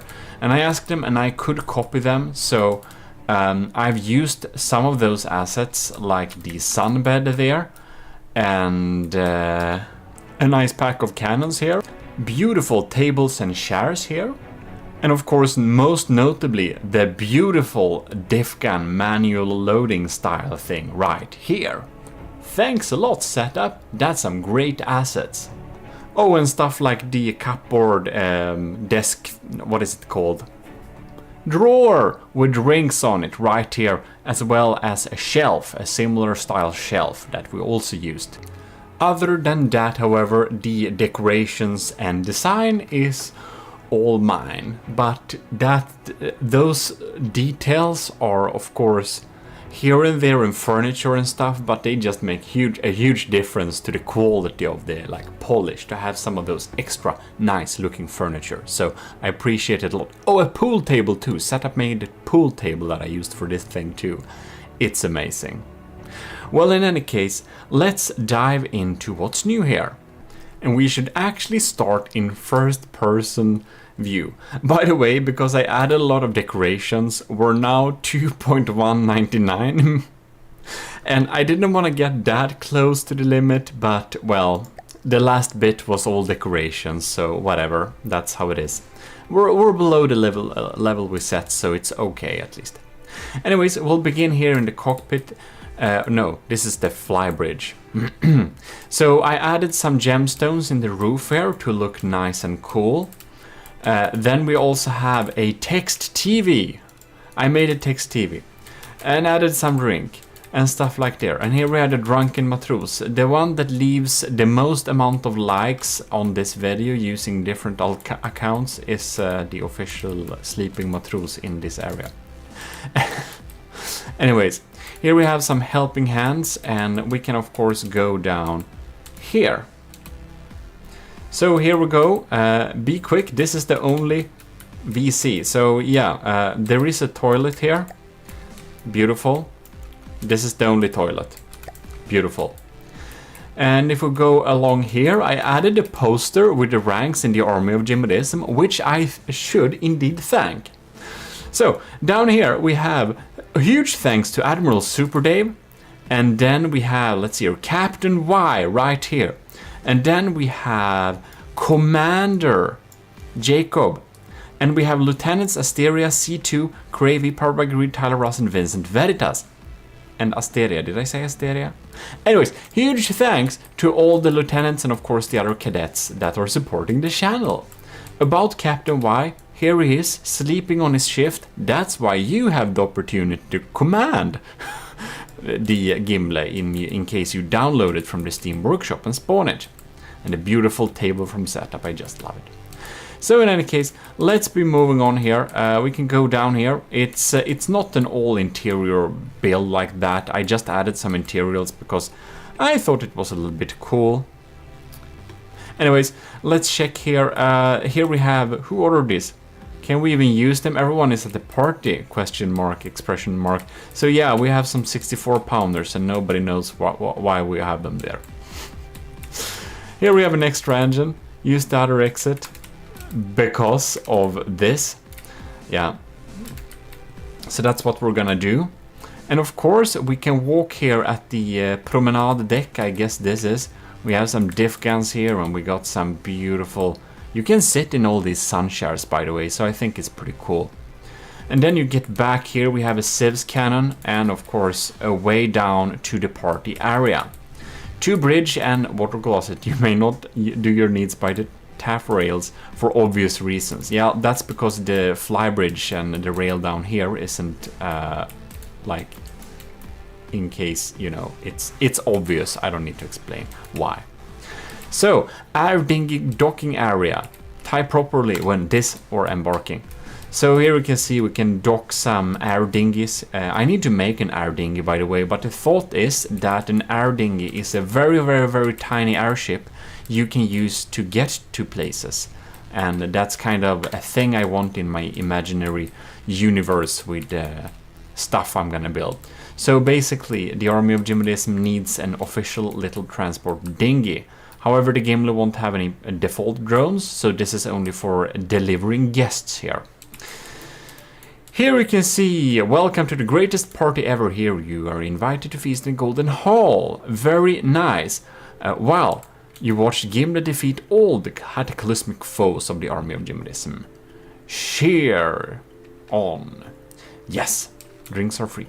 So in any case, this is called the Gimle because in Norse mythology, that is the hall, the golden hall covered with gemstones in the roof right here. That is the only place that survives the Ragnarök cataclysm while all the humans and gods die. And in the golden hall of Gimle, all the worthy souls await to populate the new fresh air with the new fresh earth with new gods and no of the old humans left, except the ones that stay in Gimle. And because one of the reasons why I made this ship was to conquer the Brensos Ragnarok 2.0, then I thought I need a fitting name, because Ragnarok usually destroys everything, so you know, I needed to find something that actually works. And that's Gimle. That's the only thing I could find. So here we have a beautiful little cash register in case you need to get some tickets here. Now, the chef has already cooked all the food, so he's just sleeping there. And we got some personnel standing around there. Do you see this beautiful food? Doesn't it look very nice? It's a very nice feasting hall and absolutely not dangerous at all. You can stay here and nothing bad will happen because the Gimli is so superior. It won't die. Hubris, anyone? I'm hoping I don't need to eat that up. I probably will. I most certainly will. Look, the setup bookshelf thing with drinks. And here we have... So the second person that leaves enough likes is the other sleeping matrus here. No, that's already people in the army of GMODISM. But anyways, we can watch out here. It looks pretty cool. So there we have this area. Now we can go down. And do you see the army of GMODISM chandelier? I think it's very impressive. But that's because I made it. But anyways, let's move down here. And we can go down to this area, where we have some additional auxiliary detection, EMP insulated of course, and the pool table that Setup also made. I think Setup is the matrus here that actually do the games here, I believe. In any case, bet some money, the surplus goes directly to the army of GMODISM war efforts. Yay! So, you're executing the main party area, don't get in the way of personnel. So yeah, when you go below here, it's not party area per se. Of course, you can go here. There are some drinks down here too, and really, even more of them. Why? Because never enough Daka. I imagine Desert Dragon said that. I don't know if he's okay with me using his name and stuff like that in here, but I think so. He's our community manager at our Discord server, one of them. So that's really nice. In any case, I wanted to include him here a little bit. He watches from the depth sometimes, but I'm not sure he watches this, so he might be not knowing. In any case, let's go down here. Here we can go to this little deck where we have the guns sitting around here. And remember, don't get in the way. And then you can move out here and you go to another promenade deck. So here is the look you are used to be seeing. We got the decals in the Army of GMODISM, of course. And we also got some smokestacks going on here if some matroses want to control the engines. It's right there. We also have some beautiful Army of GMODISM flags going on there. And here we can access the interiors of the ship going down here and be moving out to this part of the deck where we see the guns and stuff like that. We can of course go down here and we can go down to the bottom here. There is nothing there really, but I wanted to make it walkable fully. It's not super conveniently walkable, but I wanted to make it walkable at least. So here we can go to the bow deck going on here. I think it looks pretty cool. We got a diff gun, we got lamp systems, we got more flak civs diffs and stuff like that. This is really low. The waves don't go over the deck when we are experienced the game with not the fancy waves, but the fancy waves sometimes go over. So that's I guess that's not great. But in any case, moving on, we should. Oh, by the way, you can walk down there if you want to, but that's just boring. But I wanted all areas to be accessible, basically. Gimli battleship commissioned by Lord Admiral GMODISM, that's my official title, for the Army of GMODISM, constructed in GMODISM Industries Shipyards 1. Gimli is the golden and gemstone roofed hall where all the worthy people reside during the Ragnarok cataclysm in Norse mythology. Yes, it's a real thing. So left bow decks, right bridge, promenade deck, and the golden hall. So yeah, we backtrack ourselves back into the bowels of the ship. We have the interiors here. As you know from last episode, we added some more interior armor and stuff like that to make it a little bit more survivable. Okay, no comment, just why? So we have more 64 pounders here in case we lose the other armament. So we're just gonna drag out those and hopefully we'll win the battles with the 64 pounders. Do not underestimate the power of 64 pounders. In any case, this is the, what is this? Starboard dock. Yeah, here we have the starboard dock. It's tiny and probably never gonna be used, but it exists, can be good in case we have damage on the port dock, I mean. So here you get in. So this is of course the port dock. It's a little bit more fancy like this, looking pretty nice and everything. And you can just walk in here. Welcome to the game of the battleship. This is the port dock. If you enter here, it probably means you were not eligible for an air dinghy to the main hall, or came via a large vessel, but that's okay too. Or perhaps your shift starts now, Matros. Welcome to your service. Enjoy the machinery and the guts of the Gimli, and don't touch sensitive equipment. Thank you. Here we have one that really want to touch sensitive equipment, but no, he's overseeing you. 2 bow deck, promenade deck, flybridge, and starboard dock. So here we have the stern deck and aft sun deck. Enjoy your stay and don't forget the sunscreen. Really important. You need to use sunscreen, otherwise you'll be sad in 30 years. So here we can walk up there, we can get to the turret there if we want to, not sure why we would. But here we have the sun deck, and now I can't walk here because there is actually a barrel here, so we need to jump over it. Come on. No, we're stuck inside. Ah, the power of instant teleportation to shares. Yeah, well, here we have it. Here we have another sleeping matros not doing their job, but whatever. I'm sure he'll be fine. By the way, did you know that we have some auxiliary extra ammo storage down here? So if there is a battle, it may be so that it's safer in the Golden Hall than in the sun deck here. But you don't need to tell people that. Wait, I just told you, that's bad. In any case, here we have it. And the Gimli also is covered in beautiful Latin quotes, like acta non verba, which is the motto for this ship, as well as Vendi, Vidi, Victi. Do you know what that means? Then it means you're educated. Congratulations! Leave an extra like if you're educated. If not, get educated and leave a like later. In any case, here we have it. I guess that's all the parts and the decorations of the ship. So the gimlet is hereby complete.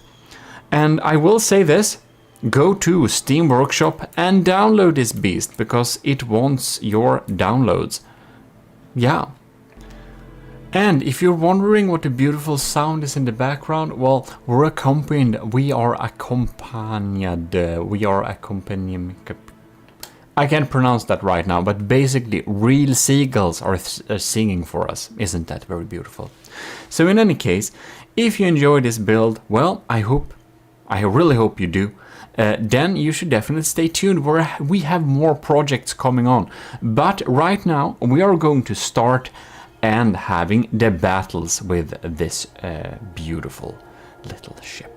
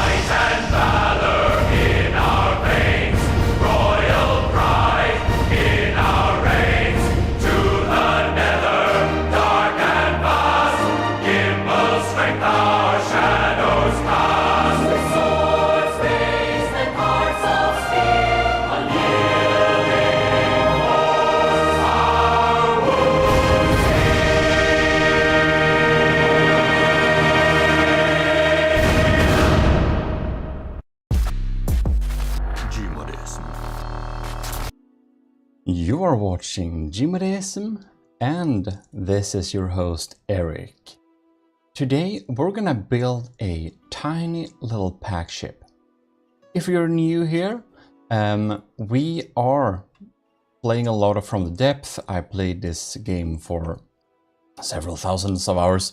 Anyways, what we're gonna do is build a very minimal little pack ship, because you can see that we can use heavy armor ducts like this, so we can really provide like a super strong internal core. So my idea was, what if we can fit all the engines, all the AIs, everything of importance inside of this little box and make it fly by itself? Because the really cool thing here is that we can actually have thrusters be usable through this heavy armor duct. Even if it's in the corner like this, it is counts as free passage, insanely enough. So that was my little idea. And the reason why we're doing this, we are participating in this little mini game called the Promethean Directive. It's an absolutely super hardcore tabletop roleplay game, kinda, or tabletop strategy game. It's like, you know, Risk, but over Discord and in From the Depth. It's extremely nerdy. So we are playing there as the Sword of the Ecclesiarch. Here you can see the Sword of the Ecclesiarch. We have our little fleet here. It is me and our army of GMODIST enlisted Witch Doctor and Robostellar and Graver as well. Even though Graver has actually moved over more to hosting the game, as they needed some extra hands there. Anyways, big thanks for Miser Luke to doing that little minigame. It's really cool. And Sword of the Ecclesiarch is a sub-faction of Army of GMODISM. It has like a little story of being this little empire going to this little planet and trying to get some new cool tech, basically. It's part of the Army of GMODISM, but as said, let us check what we can add in this box and see if we can make it work. We can, because it's already done actually. And look at that. Here we have my little cube of stuff. So I added in everything you could think of being added here. I used my new AI template to add a little AI inside of here. We're doing steam electric. So we are having steam engines inside of here, which basically are just these little tiny turbines. So if you are, whoops, let's see here. If you check here, small boiler, compact steam turbine, and a little turbine generator. So we have small steam turbines generating in total with the battery. We have 3000 engine power. Batteries, it's really crammed, but it's definitely like viable. Costs 20k though, but we need to pay a premium to stick it inside of these heavy armor ducts, because each duct is 2000. That's 1, 2, 3, 4, 5, 6, 7, 8, 9, 10. Yeah, 12, 14. So subtract like 14,000 is like 5,000 cost this thing. Yeah. Anyways. However, we are gonna run a pack system on it. So I try to continue to develop the turbines and cram in even more power. Of course, we can have 2 turbines per little generator here on both of the sides, also decreasing the amount of block we need to use. If we can use minimal piping, that's also wise. Anyways, we did add, of course, thrusters on the top here as well to keep it stable. So now we have a decently stable system, but we're having some issues upholding this weight. So I started to construct a new little turret. So I already have some pack turrets, or actually I only have 1 pack turret in my folder. So that's a problem, but I needed a really low profile pack turret. So that is exactly what I've been designing here, and after some time I realized I need to actually save an iteration for me to be able to show like anything. But we have 3 pack tubes in one like this. I like to keep it that way because if one packs get destroyed, maybe not all get killed. So we have an impact, we have a pierce, so we have an explosive. I like to mix the damage types a little bit there, because then we can shoot at a wide array of enemies and still do good damage. Like for example, it's even better if the impact shoots a little bit before the pierce, because then if you know we have an external armor, that will be open up for the pierce to punch through. And of course explosive after the pierce, because if there is a small chance, or basically at the same time, it hits basically the same hole, it can deal big damage. Anyways, doing pack turrets like this is of course very expensive, and they take insane amounts of energy.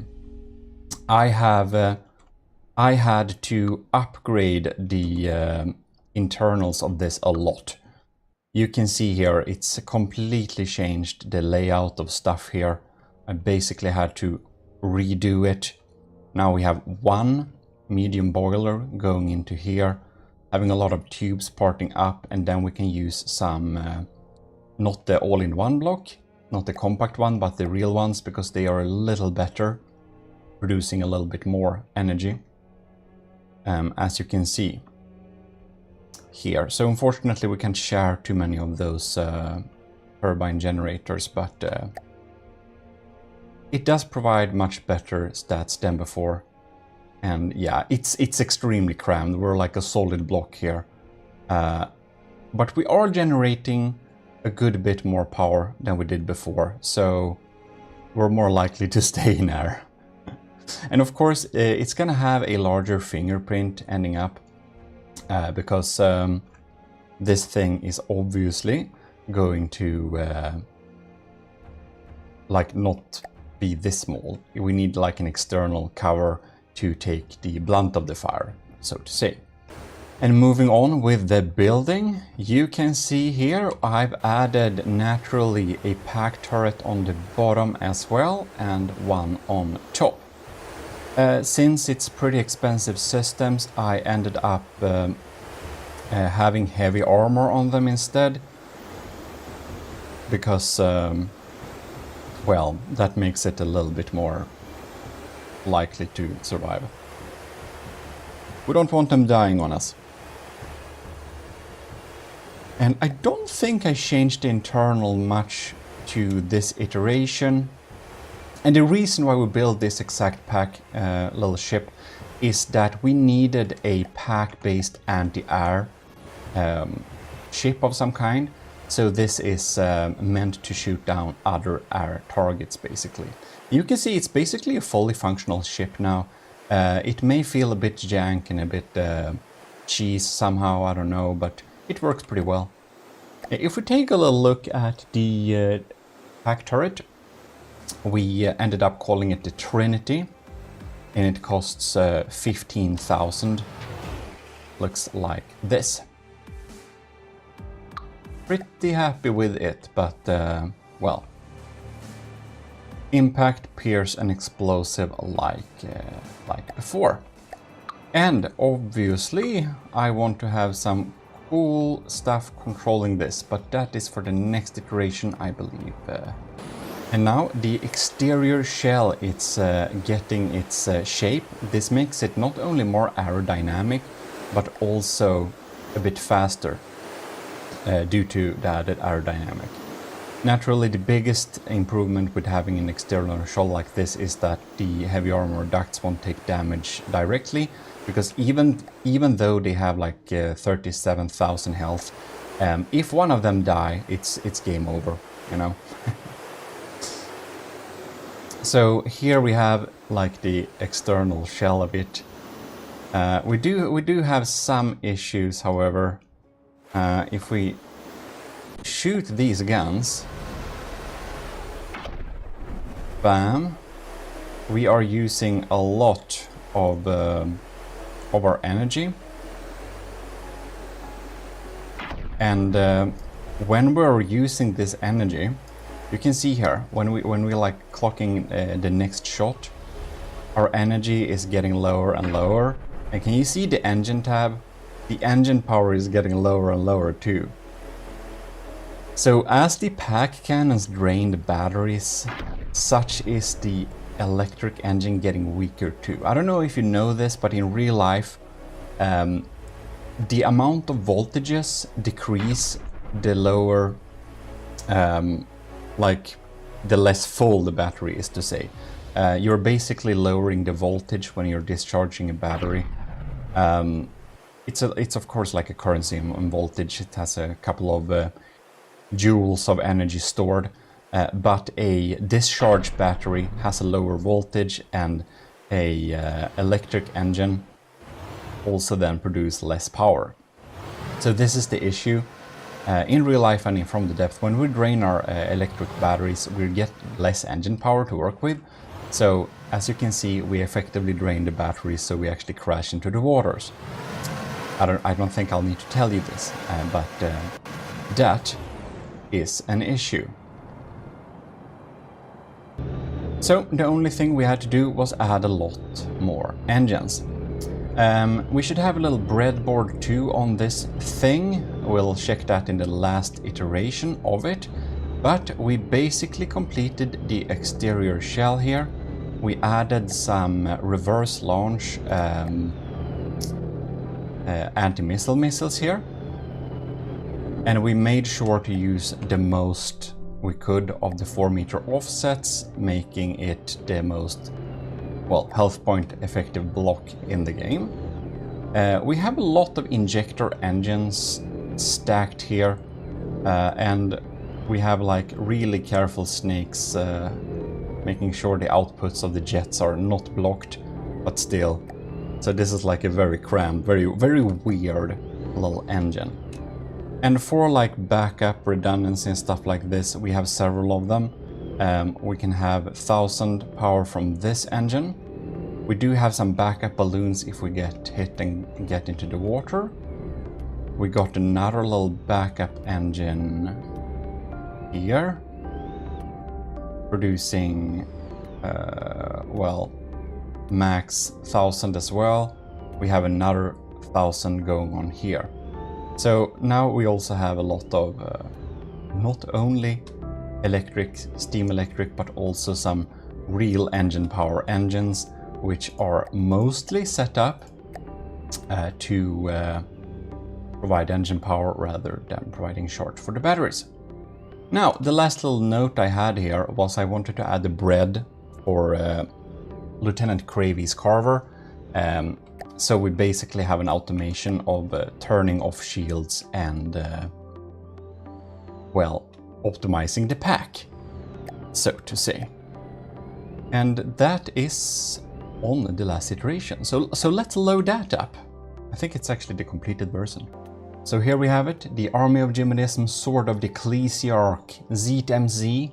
That's hull code for metal-clad airship. Clypeum class AA pack metal-clad airship. So, ladies and gentlemen, here we have the finished product for the Sword of the Ecclesiarch. I added a paint job, obviously. We have some redundant extra detection going on here. We obviously have some more detection down here. We have a 360 camera and stuff like that, so we won't be blind if one of them gets shot off. We may need some extra detection more, I don't know, but we do share the detection signals with other things nearby, so that's neat. Now, we added more armor, basically where we could, and it's ended up being a heavy armor duct box from all sides. To remove some of the weight, we did have to replace the armor on one of the turrets in the top here a little bit to alloy. We added some trails too, that's neat.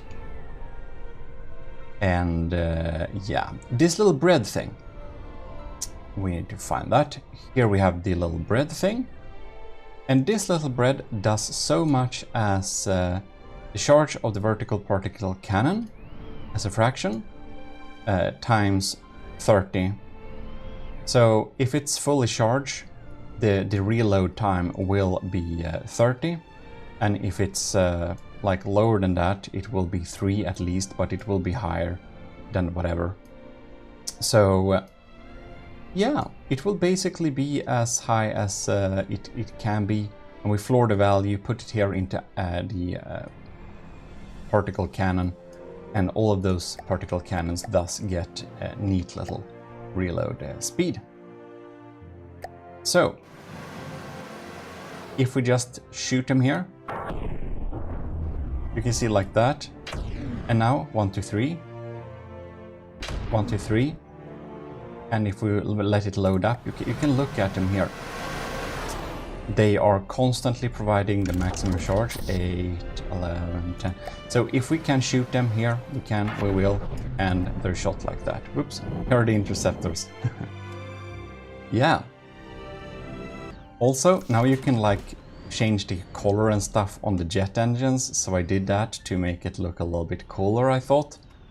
And I suppose that's basically it. We should probably spawn some enemies just to test it out and see how it works. We do have a little propeller if we fall into the waters. This thing is surprisingly resilient, but it's 74,000 in cost. So yeah, there is that. Let us get in some deep water guard. We begin with like 2 small planes in the Geiger. we're gonna do that. Oh shit, I spawned them really close. Really trying to get up in the air here. It is fighting from pretty high altitudes. We're getting shredded by those... Oh, bam! Look at that! Okay, that was a big hit. Fortunately, we have this exterior layer of armor. So it needs to go through that before it actually deals any type of scary damage. And if it can shoot, it will. And if it will be able to reload a little bit more, it will do that. So it's always firing at full charge, which is very neat. And this little front bulk basically shields us from a lot of that fire. Now I think our engine power got a bit compromised with some of our engines being taken out. So our shield has switched off, as it does have lower priority. Did I set this up correctly, by the way? Yeah, it has. Okay, good. Just wanted to check. Really starting to dig through here. Oh yeah, the fuel box has caught on fire. It's not having a good day, so to say. It's having slight issues to maneuver because some of the maneuverability thrusters are seemingly taken out. But you can see it's still pretty resilient. It will still fight. Oh, and that is despawning. So our 70k ship could take out the deep water guard, Geiger, yeah, all of them we spawned. Very neat. I think we should spawn it again, actually. And just add in some Steel Striders something, because they're a little bit more scary. I don't know, Hake Squadron and a Predator. I don't remember what they do now. Whoops. Well, that was a bit unfair. I guess we'll just repair it for them. Oh, it won't get up. Well. And if it gets into the water, it still has some chance. That's why we have the water propellers, because it helps it guide it out of the water, basically. Oh, it is extremely susceptible to EMP, by the way, because the Prometheum Directive bans EMP, so none of the things we built for the Prometheum Directive has any EMP put into it at all. Now you can see, even though this pack is dealing very little damage at just this low charge, it is enough against airplanes. It's better to shoot if we can than to not shoot. No, I don't know why we're aiming at stuff into the water, but well.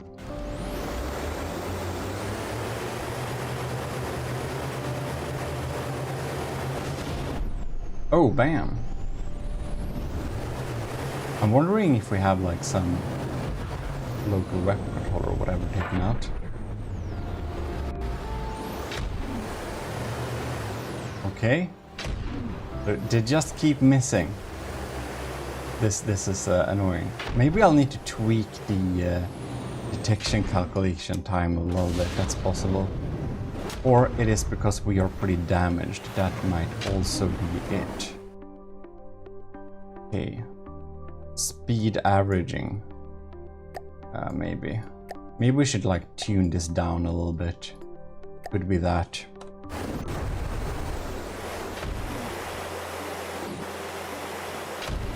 It isn't fully battle tweaked yet, but I feel we should repair it because I don't know if its performance is representative, as it may have issues seeing the target. Here we got a little hit. Bam. So it works as a kind of fly swatter, swats them out of the sky eventually. Bam, there we got another one. when they do hit, it's at a good spot. It's pretty quick work of whatever it shoots at. I think we need to just see it from the Higgs perspective. Where are our ship? You know, like rack. Oh yeah, look at that. Now we're locked on and tracking. That makes so much janky camera. What the hell? Well, I think that's basically it. That is the clipium, which basically means the shield. Yeah, we got taken out. We took that out right there. I do want to say big thanks to all the commissioned officers in the army of GMODIST. Captain Awesome Pupper, Captain Shuro, Commanders Ben Wilke and Delphin, Lieutenants Ali, Anto, Creevy, Flores Dagon, Josef Ishovsky, Owen, Parba Greed, Vincent Veritas, Rick Burrell, Scooby Rocks, and of course all our cadets. Everyone in the ECCLESIARCHY of GMODIST, that is YouTube members, and if anyone joined the government of GMODIST between me recording this video and, you know, I'll mention you in future videos, okay? Well, huge thanks for supporting the channel, everyone that does it. That helps a lot. It really helps a lot. So thanks a lot for that. And well, thanks for watching this little video. I hope it was fun to check out this little clipium class getting created bit for bit. And yeah, tell me if you want me to put it on the workshop. Well, if you're a commissioned officer, you can access it through the updated files, of course, as everything else. In any case, big thanks for watching. This is your host, Eric, reminding you to check out the GMODIST channel as well for more from the depth videos, and check out gmodism.com for links to everything and all assets and whatever you need. This is your host, Eric, signing out. See you next time. Let me check that again. Right, not there, not there, it's not there. Well, this isn't very good.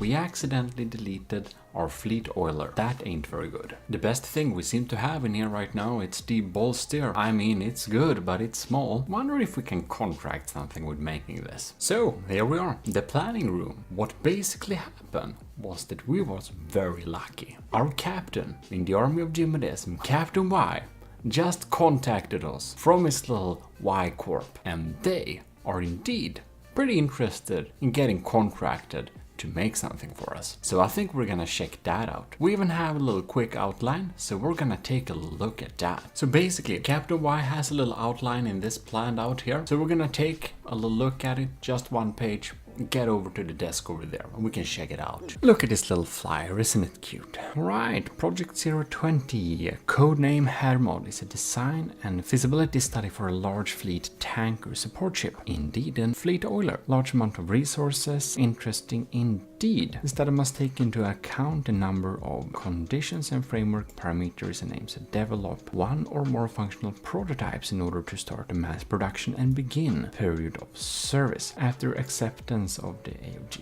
leadership, well, that's me, the order to develop was given to Captain Y and his research team, the so-called Y Corp. Yes, now it is AOG criteria: naval vessel, fleet oiler, large amounts of cargo and storage capabilities, 2 to 7 million materials. Yes, that is my request. And some main mining capabilities. Then we have some Y Corp criteria after analyzing: complete new way of ship construction, fleet self-repair ability, maneuverability, cruising speed. It's a pretty quick design, it seems, that Y Corp is trying to design here. Very interesting. 120 meters in length and 41 meters in width. Well, that sounds like a pretty good max standard. Cost below 220k materials. Yeah, more expensive than that would be great. So minimal maintenance cost, max energy efficiency. Yeah, well, it's a fleet oiler, so it shouldn't burn up all its materials. Ballot performance, offense, cargo and transport vessel, no combat participation planned. Active decoy system, medium strength sieves, possibility to defend against medium vehicles while being attacked.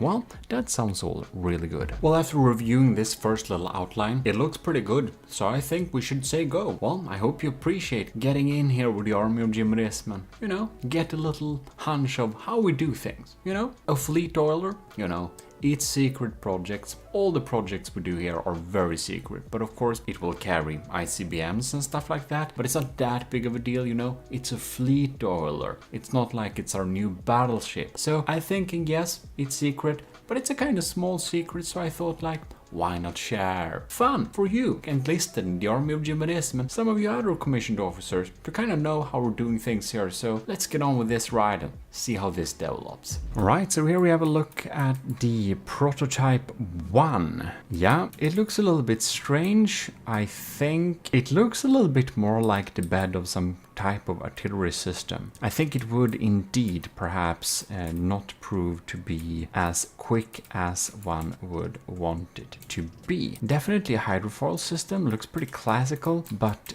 not too much in terms of new design. As you can see, I just came back from some very important Spec Ops operations, but anyways, Admiral's back here. We apparently got an update from Captain Y, so let's check in on a little bit. Document 2 is here. Well, we all know this text, very interesting. Let's dive in here. Oh, right. Army of GMODIST Project Hermod Update 1 Hull Decision. Ooh, interesting shape. Well, I'm glad it's rejected. Status rejected. Cost of rejection. Yeah, too much water resistance. Yeah, that's gonna be slow. It looks so unmodern. So I'm glad it was rejected, this one. What is happening here? What is he doing? And anyways, I'm glad that was rejected. Not gonna say it with his face, so I'm just gonna send this response.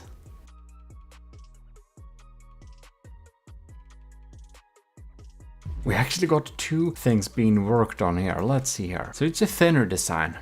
Interesting. I wonder if that will work. Then we have an auxiliary design here, which looks pretty cool. Well, I guess we can check out some prototypes of that later on. So let's check out the prototype 2 here. Here we can see this fantastic little tube going on there, which I'm sure will generate a lot of speed. It looks a little bit funny, it had to give that. It's like octagonal, but it feels like it should be round, but that's gonna be very difficult. The shape, however, looks pretty darn sharp, so I do expect this thing to turn quick and move pretty quick. Guys, we have a new update from Captain Y. It's a 26-page document, so let's dive into it. I have absolutely not been playing Pokemon Go all day. I've been doing important things. Well, here we have this 26-page block, so let's check it here. Now it's starting to look like some proper documentation. Isn't that very nice? Codenamed here, yeah, we recognize that. So let's jump into this book here. Table of contents, decision tree, vehicle, drive related hull. Okay, phase prototype, 1, 2, 3, 4, project phase 2, cargo and storage design, summary submission tree. All right, so let's sift through this document here. Specification and framework condition. 2 groups of interested parties for the project who have requirements for the vehicle and the prototypes resulting from the project. This is mainly the army of GMODIST primarily, in addition to the primary requirements, best practice of experience, the Y Corp, architecture office is used. It is not permissible for the architecture office's changes and proposals to cancel the primary requirements of the AOG. They are only permissible as supplement. Well, that sounds good. We don't want to be overrun by our contracts. Initially, primary criteria. So this is some nice little parameters we recognize from the previous document. No combat participation plan. That is right. Evolved secondary criteria. Right. Criteria for the battle performance. Civs. Primary civs should not only serve as the role of pure missile defense, but also to fight against light and medium bandit units. That sounds like a pretty smart setup. That's what we often do too in the AOG for our in-house designs. So, phase 1, primary hull design. First phase revolves around the generical shape of the center hull. Okay, so here we have some thrust tables per power, per invest. Yeah.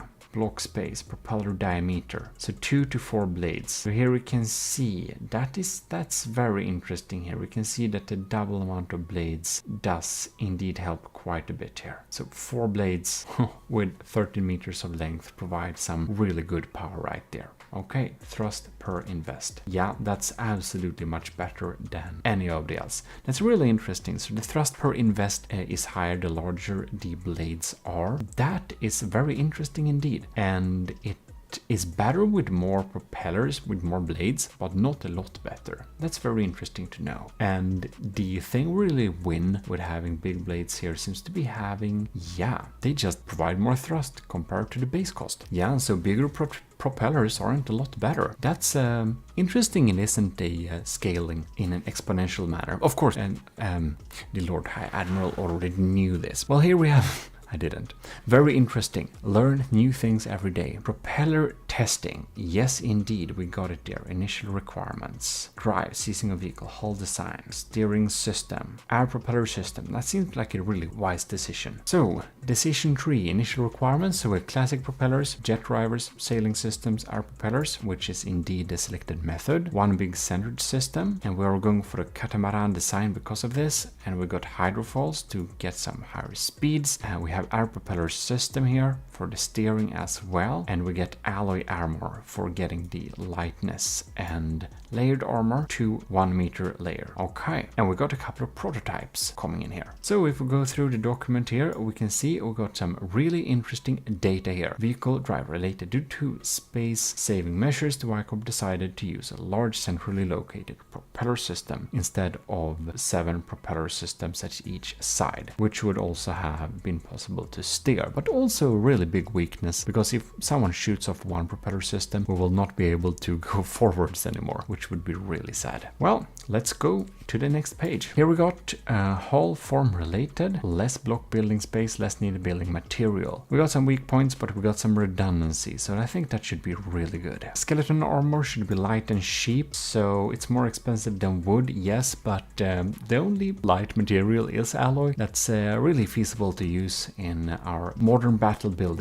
Wood is of course really good too, but I can understand you want the maximum lightness. Alright, so here we have this old hull, which is rejected. We're very happy for that. It seems this prototype here is indeed obsolete, because we indeed went for the catamaran design, which we have all here. Looking pretty splendid, I must say. Look at it. The glory of the AOG will blow through this hull and get very high speeds. Very beautiful. So, prototype 3 is obsolete. Alright, okay, we have a really covered area here. Benefits from prototype 2 with layered armor while reduced height. Okay. This is confidential, by the way, so you should be very happy. You can see this. Prototype 4 blueprint. And here we have benefits from prototype 2 and 3, much more style. Indeed, indeed. It's not a tube anymore. It is a framework for propellers, not just a simple tube. Tube is a little bit boring. We have to agree with that. Project Phase 3, cargo and storage design. Since the vehicle is primarily intended to transport materials, the type and shape of the storage space and the transport capabilities, therefore, Phase 2 of the DELOM deals with this important topic. So here we have storage type, the cost of the storage type, the storage amount, the QM rating, the weight of it, material storage per weight. Oh, storage material invest. So we can clearly see here that the cargo container is just excelling at all regards here. It's just so much better in terms of storage capacity per investment. That's actually very interesting here. I wonder how it measures together with health points. Could have been interesting too. Well, here we see a couple of them there. Storage types. So here we have large, small cargo container, mainly use of cargo containers. With every project and every prototype, important decisions and crossroads have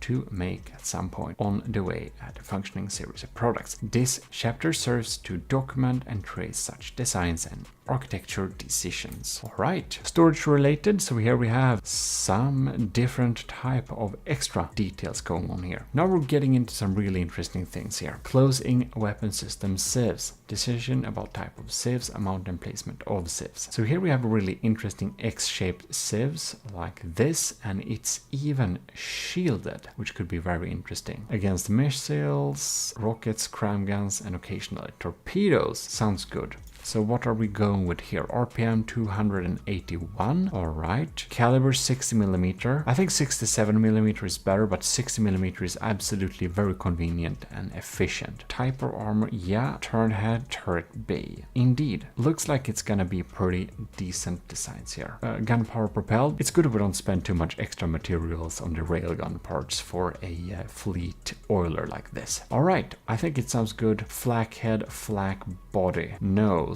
Yeah, it's probably gonna be a mix of anti-munition and anti-vehicle. All right. So here we have two sieve systems, which is the placement of them, and that is rejected here because the alignment blocked the air propeller system. Yeah, that's not gonna work, so that seems like a better placement. Alright, so the sieves system, I love that cram was considered. I mean, it works, it's not the best. Missile, laser, and APS. Two sieves, side alignment, diagonal, and bow stern. Single barrel gun, caliber. Alright, looks pretty cool. Prototype 5 we're having there. Architecture and designs decisions, a library. So here we can go into some more details on each of the decisions. Well, this is obviously how you make any decision in when you're designing anything. Of course, you need to have some proper documentation. Don't you? Beautiful anyways. So we're really looking forward to look at the last document.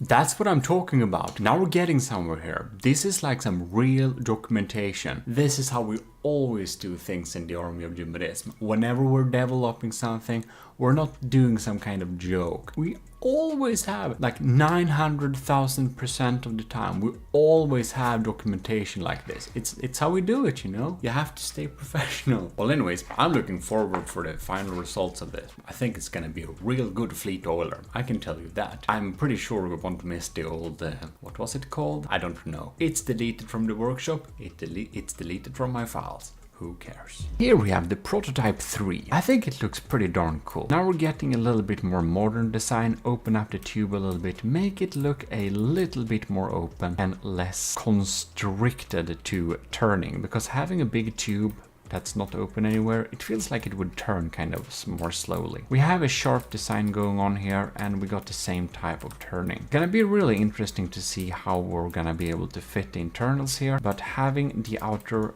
hull be 2 meters of alloy is probably a wise decision. We're now looking at prototype 4, and the prototype 4, as you can see, has a much more decorated tube for the propellers, which just look a lot better. We have a pretty wide feeling to this, and other than that, we're retaining the main features and feeling of the design. This is like a cool little additions and cool small details that really make it come together and really look like a professional army of GMODIST design with gold trim and everything. So here we can take a little closer look at the sieves system. We got some system going on here, which is the sieves. We got some metal shielding in front of the belt feds. No, these are not belt feds, right? These are 1 meter autoloaders. So that's good, because if it was belt feds, you couldn't have ejectors like this. Well, it's coming together pretty well here. It looks like a solid system. It's being mounted here. We got some control units going on there with some redundancy as well. Not sure if this is an interesting little thing. Not that I think we're gonna encounter a lot of EMP, but if we got EMP'd, that's not like a huge issue like that, but yeah, one of them might fall off like that, so I don't think this surge protector is doing much. We really need to EMP insulate things if we're able, if we are going to protect them. But anyways, here we have the general sieve system. We have a lot of shields on here, so it's gonna be protected. Even if shells are penetrating, they might bounce off. The design of it looks really cool though. It's like an X from above, and I'm sure this system will be able to shoot down incoming missiles pretty reliably if just this turret neck doesn't get shot off. To take the decision on what propellers we would have, this is the aforementioned little test. So here you can see the thrust they would provide, 10,000 here, 20,000 there. So of course, having 2 blades will make it have more thrust, but it will not make it be more efficient. If you have 3 blades, however, it will be kind of unbalanced, and that will not be very good. If you didn't know that, I think it's pretty funny. You can see now, it now has asymmetric limit there. Asymmetric, thrust reduced to 98%. So that's something that can be good to know. This one provides like 76,000, this one provides 38,000. Well, good to know the testings behind the results. Well, here we have prototype 5, which is really starting to look like a ship that is indeed coming together. We have the civs system installed, we got some basic rudimentary detection, and we got it here. Isn't that quite nice? Alright, so here we have some correspondence. Dear sir, here's an update. Construction information, phase 2 and 3. Important fundamental decisions about storage system and civs. Brand new civs, Mantis 60. Very interesting. So we got some new cool files to check out there. So we're very pleased to see the results and the rigorous testing. Indeed. Well, that's of course our normal testing procedures. Regards. Acta non verba. EOG Invictus. Regards, Lord High Admiral GMODIST. As understandable, we had some slight issues with some of the testings here, so I was just wanting to have some extra testing about the turret neck. It looks a little bit weak, so just get that back into the testing board, yeah? And it seems that it's all going pretty well with that. Captain Wise explains it's rarely a problem with the turret neck being blown off, not seems to be a weak point according to Y Corp. Interesting indeed. And ooh, top secret component, which is intended to significantly increase the survivability of Project Hermod in combat. Details are currently top secret and only in development office itself. Interesting indeed, Captain Y. Well, it's gonna be very interesting to check that out later. And of course, some obligatory praising of the Gimli battleship's unbeaten status in the Gimli battles. That definitely deserves a applause. So please applause. Thank you. We got some new documentation incoming here. 37 pages of documentation. That's exactly how we do it in the AOG. In the Army of GMODISM, we want to have good documentation. So let's dive in there and check that out. The final design is closing in, so let's take this 37-page beast and dive into it. We have the library going on here, so let us check what's going on here. Initially, secondary criterias. Well, I think we know this document by hand now. Looking pretty darn cool. And, well, obsolete, go there. So really closing in here. Just take a little refresher on what's going on here. Yeah, looking pretty good. Muscle brick extension. We got some more detailed decisions here. Type of civs, developing civs. Indeed, we got a shield, metal. Seems to be pretty decent. We decided the same thing here. Nose is gonna be shaped charge, and the anti-munition is gonna be flak head. Alright, GMODISM Confidential. So I really hope you enjoy looking at this thing. This is, you know, the inside of the AOG development command. Isn't that pretty cool? In any case, civ systems going on there, civs alignment, 360 degrees coverage. That's really good. Barrel amount per civs. So we got some comparative studies going on here. And we can see now the civs getting installed here. So we're gonna check that out more in detail in game here. Very amazing indeed. Project 5. Now we are in the fourth phase. The type of engines and engine generation, if necessary storage, are worked out. Dual engine system, engine type of engine, battery recharging system, amount and placement of engines, amount and placement of battery packs. In order to make the vehicle as efficient as possible, fuel consumption in patrol and chill mode should be as low as possible. That makes a lot of sense. Here we have fuel engine, double blueprint. Well, that's really beautiful. I think this looks absolutely amazing. And we have a little battery pack there with some surges to try and protect them. 6-cylinder, 4 carburetor, turbocharger units. Alright, inline turbocharger, adapter, crankshaft. Okay, we have a little list of materials going on there. I think it looks pretty convincing to me. Fuel engine, installation price. So here we have RTGs. That's gonna be really expensive. Fuel cost per second. Electric engine there. So we have a little comparison. The classic approach, a large engine room for everything, is not easy to implement due to the hull shape chosen. In addition, the division of the machines into several separate areas should ensure the longevity of the entire system as a redundancy in the event of damage. That's what I'm speaking about. That's exactly how you should think to make successful designs, which we of course aim to do in the Army of GMODISM. So here we're going through and checking the decision tree. So we're going with a mix of engine systems, fuel and energy. We're getting some RTGs too. CPU, 4 fuel and 4 battery packs splitted as far as possible in both hulls, which will be ending up into prototype 6. So we got some detailed instructions going on there, and prototype 6 status ongoing. Well, that's looking pretty amazing indeed. Decision for redundancy. So the CPU system is chosen and precision programming etc. will follow in the last phase of the construction process. That sounds absolutely great. In order to keep the core units as small as possible, it's also planned to distribute the necessary processor capabilities to the individual sensor areas and make them more available than actually necessary. That sounds like a wise decision. Dual core, well, core to duo, it's a really good CPU architecture. Decentralized alignment. Very smart to not get one-shotted. We got some more details going on there. Will not commit to one type of sensor and a variety if possible. Infrared, good for fast moving things. Cameras 360, wireless snoopers, sonar buoys, IR camera gimbal trackers, coincidence range finders. The normal visual camera is really good too, but well, we'll see how everything ends up. Well, I believe that is indeed the full documentation right now. Dear Lord High Admiral, I'm pleased and proud to report that Y Corp is now able to provide an almost production-ready prototype. That is absolutely fantastic. So, ICBM missile fairing is being worked on. Saluting, greeting. Very interesting indeed. So, Captain, good idea. Sent the prototype designs and relay it to design integrity team for further assessment. Yes, indeed. Our team will check it through a little bit. Glorious regards.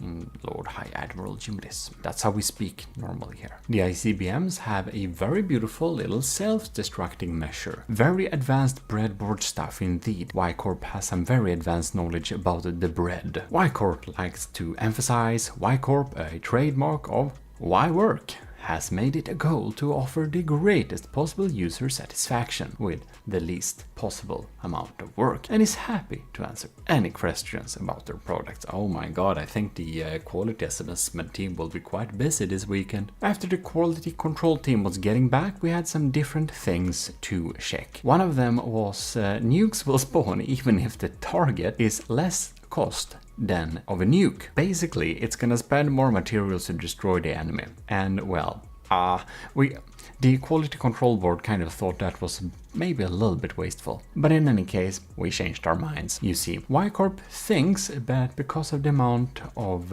all the materials we have, any threat should be countered with maximal force indeed. It all makes very much sense, of course. ARG Central Command must agree that overuse of firepower must never be quenched. We draw back earlier statement about using too much material, as it is true that excessive violence is always the right answer. In from the depth at least. And of course, our honored captain will absolutely agree to this motto, thinks it's a promising attitude. Well, it seems we have the final design sent over to us. So let's take a little look at it in game. Ladies and gentlemen, here we almost have the finished design. Not quite. Here we are actually having a tiny little issue, and that is that IR trackers don't see through portholes. Also, this thing would block the view if it could see through them anyways, because the trackers really rely on line of sight. So that was addressed and has been fixed, so we're gonna look at the final version. And there it is, ladies and gentlemen, the final version of the Hermod Fleet Oiler constructed in the Y Corp by Captain Y. These are now mimics indeed, and inside of here we don't have IR, but we instead have normal camera trackers. Here you can see the beautiful design is really coming together. The propellers are looking absolutely splendid with some engine parts on them there to really give that propulsion feeling. AOH Hermod. Well, I think we should get this up in the air and do check it out a little bit. So from above it gets constructed like this, and if we see the cut-through view here, we can see the different parts and interiors going on there at each of the sides. It has a really high capacity for storage, of course, because that's its main purpose. If we check a little cut-through view here, we can see the armor and the components coming together here. Looking pretty solid. And it's AO because it's a fleet oiler, and the H is added because it's a hydrofoil. Hydrofoil fleet oiler, if you were wondering. Well, I think it looks pretty splendid here. We're definitely gonna take a little tour in this thing. But first, let's check the weapons. And we have a beautiful active decoy system, which of course will not hit on us like that. You may notice this thing. This is a mining arm, an automatic mining system that will mine when we are in a resource zone. If we, however, go away from this resource zone, you can see that the mining arm is neatly folded here. Anyways, let's take a little walking tour here. We have a beautiful little command center area. We have mining cams and we have combat cams. I think we can switch to the mining cams. I believe this is mining cams and this is the combat cams. So we got some control going on here. We can indeed see even the construction because there is a secret project which is the ICBMs. Well, this is our matros here standing ready, or maybe it's a lieutenant. Here we can access the engine bay. Doesn't that look quite splendid? So you, if you are enlisted, you may, serve on this tomorrow. Who knows? Here we can go out and we get some additional detection. We can walk up here too to access some of the cargo area as well. I think we should get in here again. Good to have multiple entries and exits. So looking all splendid. Let's go out here so we can go here. The entire ship is quite walkable. So we are really having some good role play abilities here. Very nice indeed. Just if character movement was a little bit better in this game. In any case, let's move around here. We can see we got RTGs stored here and we can open up to go back to the mining facility area as well as climb up over to the other side if need be. There is of course no way to make a nice walk over because, well, yeah, we kind of have a big propeller tube in the middle of this craft. So we can go here. We got a repair station to repair other ships and we have pretty similar designs here. We can walk just right by the storage containers. So we can go in right here. We got the other civs turret. We got some smoke installed there too in case we get lased. It's really good to have some smoke. And here we have the bunk areas with some beautiful portholes outwards.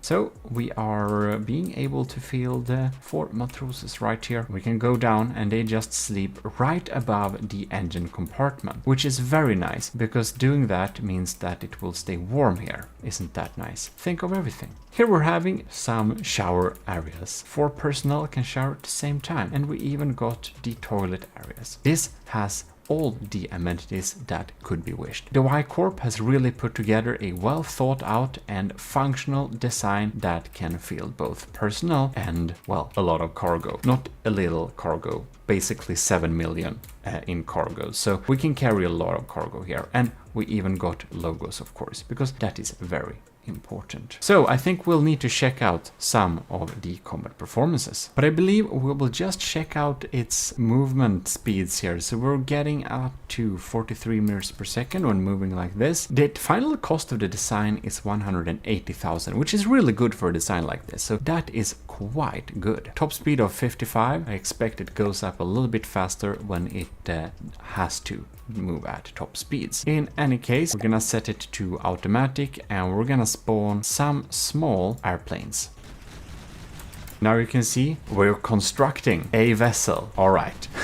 As said, we're gonna carry some ICBMs, and that's of course really useful, but maybe for countering a little bit larger targets. I think our decoys are doing a pretty good job at decoying here, which is very nice, and the guns are, oh yes, the ICBM really hit there. Awesome to have some ICBMs going on here. We're shooting a mix of shells. We're shooting both heat and flak in order to deal with the multiple different targets, just because switching the ammo isn't the easiest thing to do. Fortunately, the ICBMs will take out these threats very efficiently. So yeah, this thing spawns nukes, because as said before, excessive violence is always the right answer when meeting opposition, as Captain Y and I discussed earlier. We can also spawn a, let's see her. Let's drop in a couple of Marauder and see if we can deal with that. However, what is really good here is that we have some security lights. So if we're having some issues here, we can see that the warning lights does indeed light up and tell that there is an issue here. We're moving at like 61 meters per second, so we're speeding up her a little bit to not get hit. Of course, we're staying out of sight here because we don't want to get messed up. And you know what? Did you see that? It actually switches between two different ICBMs dependent on the target, if it's an aerial target or if it is a naval target. This is steam jet propelled and it deals a lot of damage. Let's see if it's switched here. No, yes, it switched indeed.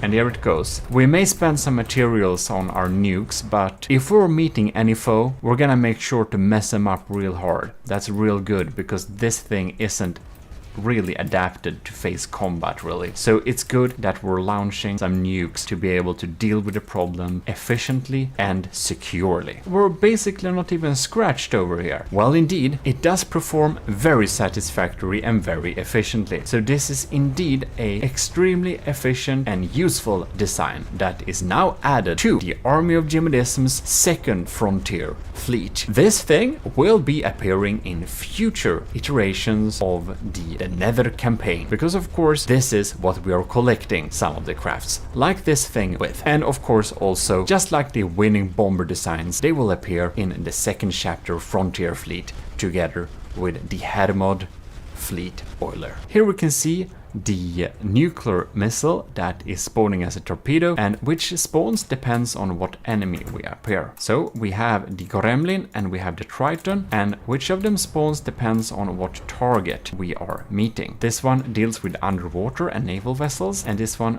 deals mostly with aerial vessels, as you can see there. Well, the Hermod looks absolutely stunning here. The interiors are perfect for AOG personnel. You, the enlisted of course. Maybe you will serve on this next week.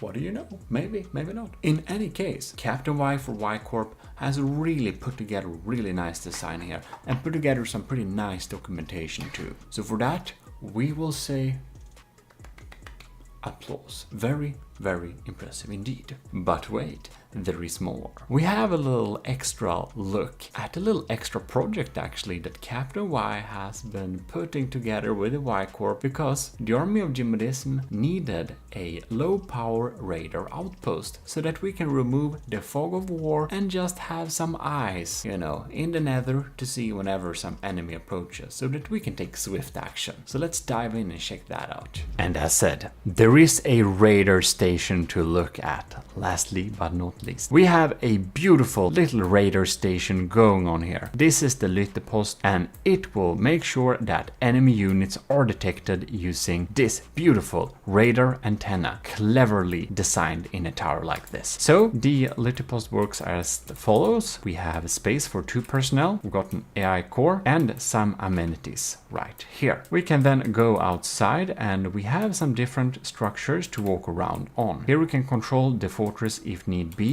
to move it in any direction. We got some basic engines going on there. Here we can board this area from these, well, very secure little rubber pads so that we won't accidentally crash into anything. So we can go up in here to provide service if we don't come from an air vessel. Everything is beautifully gold trimmed, as is very well designed and good to do in the Army of GMODISM. Here we have a little drop pad for balloons if that is your desired mode of transport. So this is of course only 6,000 materials. It is designed to be as cheap as possible basically. And this is the beautiful radar tower, really cleverly designed like this. So we're basically having them go down like this and provide a tower structure like that. Captain Y really has some super smart tricks in his sleeve, and you can see this little radar tower has an amazing inherent design on how the radar dishes get positioned due to its algorithm of positioning. We also got some basic detection on top of here to make sure we have some type of tracking towards the enemy to share with other vehicles that can pick up inter-vehicle transmitters. So there we have the Lyttepost as well. Very beautiful, and is already in the second chapter frontier fleet. Well, there we have it. I hope you liked getting some insight on how we work behind the scenes here in the Army of GMODISM when we develop new units and combat vessels and stations and stuff like that for our military empire. In any case, if you haven't joined the Army of GMODISM, you should probably join it right now. You just self-assign the Matros 3rd class in the Discord and you are enlisted. Or if you want to be a commissioned officer, well, there's the Discord for you. In any case, now you get in the Discord automatically if you, the commissioned officer is Patreon, of course. In any case, hope you enjoyed enjoy this. If you did, do leave a like, and I just need to give a huge thanks to Captain Y for putting together this absolutely stunning documentation. That's just so RP. Sorry for getting out of character. In any case, this is your Lord High Admiral GMODIST. We're signing out.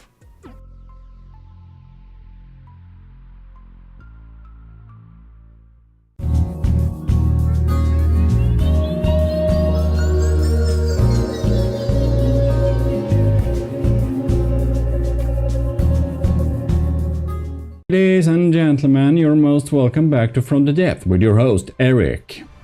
You kinda like the battleship scissors, so in this little empirical testing, we are going to try and upgrade the battleship scissors, test the different game mechanics, and, as I did promise before, that I would take a look at that Hitman's chain gun, chain sword, chainsaw. Yeah, it's the chainsaw. You wanted me to make a chain sword, however. Whatever. This chain saw wasn't as effective as it should have been, according to that Hitman who built it. It's on the workshop, by the way. But what I basically have done for my little upgrade, which I did say to y'all that I should actually make, is make a drill version. So here you can see my little drill version, which I happen to be building on right now. So we just have a few spokes left to replace, and we're going to test our different systems out. We're going to begin with testing out the, the scissors, the battleship scissors, of course. We're going to compare it to the unmodified chainsaw from that Hitman. And then we're gonna see if my, drill mod did anything reasonable. Oh yeah, and this little platform is our new testing rig.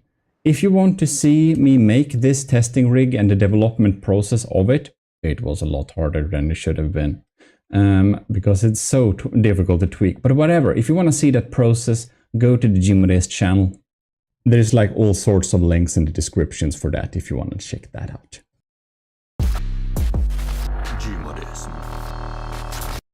Better late than never.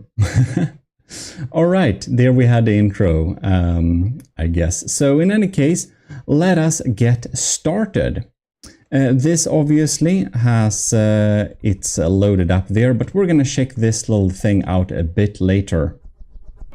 Alright, so we have the scissors, we have the drill scissors, a new thing. We have the scissors saw, you've seen in the last section of the Let's Build a Battleship Scissors video.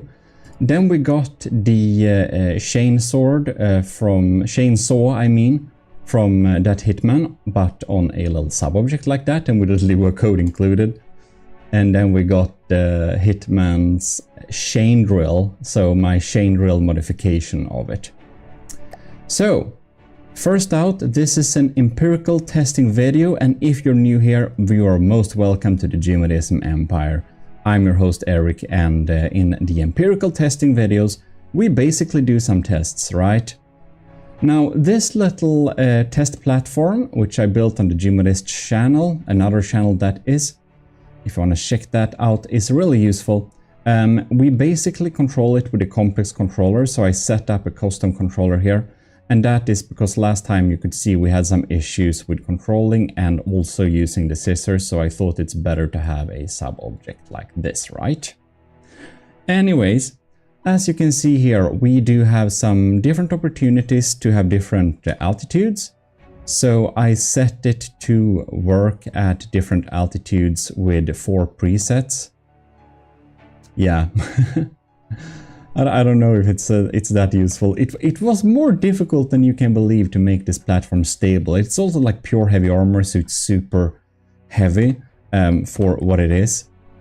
Costs 200,000 with a weight of 300. Okay, so we have a weight of 373,000. Just to compare that, how heavy is the Gimel class, I wonder? So let's load that in. It gotta be a lot heavier, right? It has to be a lot heavier. Alright. The Gimli class is 7 million in weight. Yeah, of course, it's a lot heavier. Now we come to the first little thing we can test here in empirical testing. Empirical testing, not imperial testing. But this is the empire of GMODISM, so, you know, there is that. Well, anyhow, if we put a little... where are my simple weapons? The ram here. So basically, as some of you pointed out in the video's comments, and well, I kind of forgot it somewhat, but I also know it. But yeah, so the thing is with melee weapons, right? They do more damage if they are on a heavy thing, on heavy object. So this thing is not as heavy as the Gimli class, of course, but at this slow speed it will do 41,000 damage, basically. If we put the same thing on the Gimli class, you can see it does... what is it? I can't see this number when they are moving around. Okay, pause the game. 2 million, right? That's like 2 million damage. They go up from like 1 million to go up and down like that. And when it's like super low, it's only 300,000 when it's standing still. And obviously, when we take control over this platform and move it forwards, you can see the stored impact damage basically ticks up and ticks up and ticks up till we reach this point where we are basically doing... That's 1 million, right? 1 million damage, thanks to the construct weight. If we are on the Gimli class, instead, if we had rams on this thing, they would naturally also do a lot of damage. Can you, like, build? Thank you. Like that. So if we move forwards here, you can see we're running up to an interesting amount of stored impact damage. We're ticking up and we're ticking up and we're ticking up. We are ticking up. So right now we are at, what is this?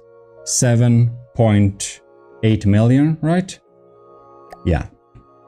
So it is proportional to our weight and our speed. Now this thing can of course go pretty quick, and Gimli class has a limited speed she has. But I thought that it would be reasonable to see how much of a difference it can do if we are basically using our scissors on a heavy ship or a light ship. In the previous little Let's Build video, we tested it on the Reed class, which is a somewhat light ship, to be honest.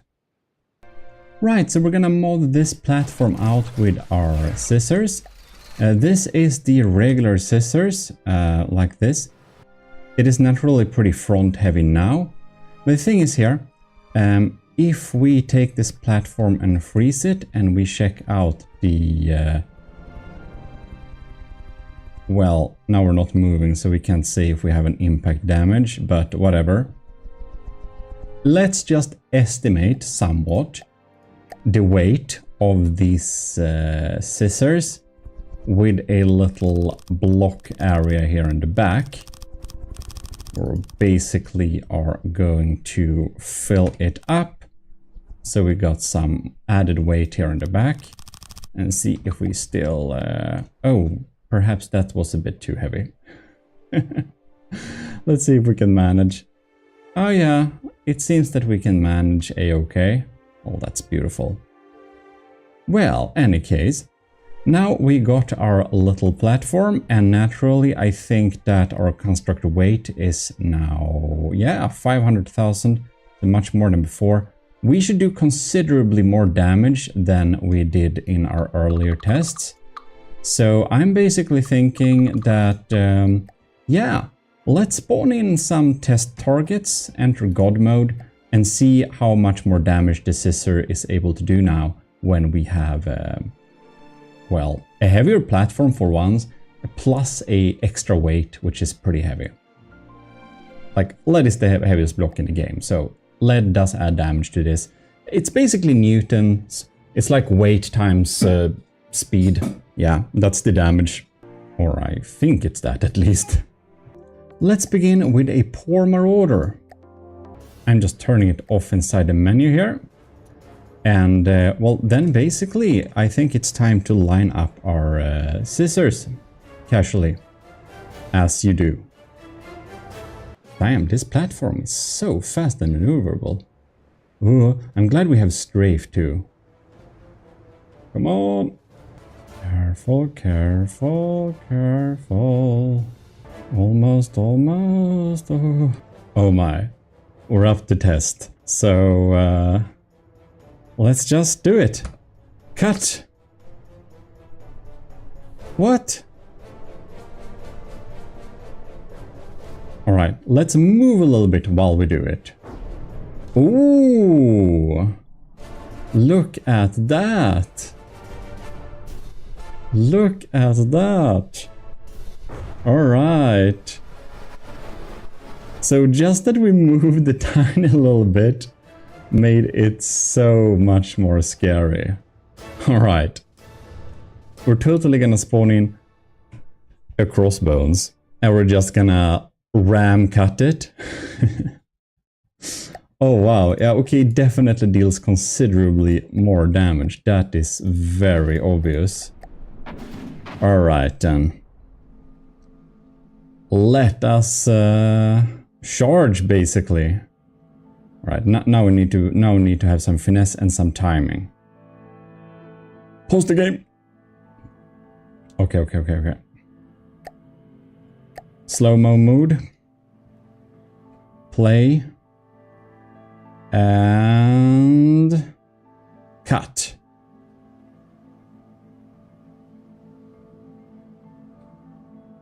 Oh, bam. Oh, wow. Holy crap. Look at that. Look at that. Alright, we missed a couple of blocks there. I guess the stored up impact damage wasn't just enough. That did so much more damage though. Okay, let's speed up the game to normal speeds and just just attack it. Alright, look at that. We deal so much more damage now. Like, heavier things naturally deal more damage, but I definitely miscalculated how much more damage they are dealing. Bam.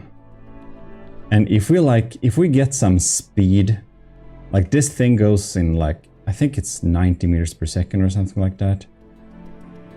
So if we can just time a nice cut like this.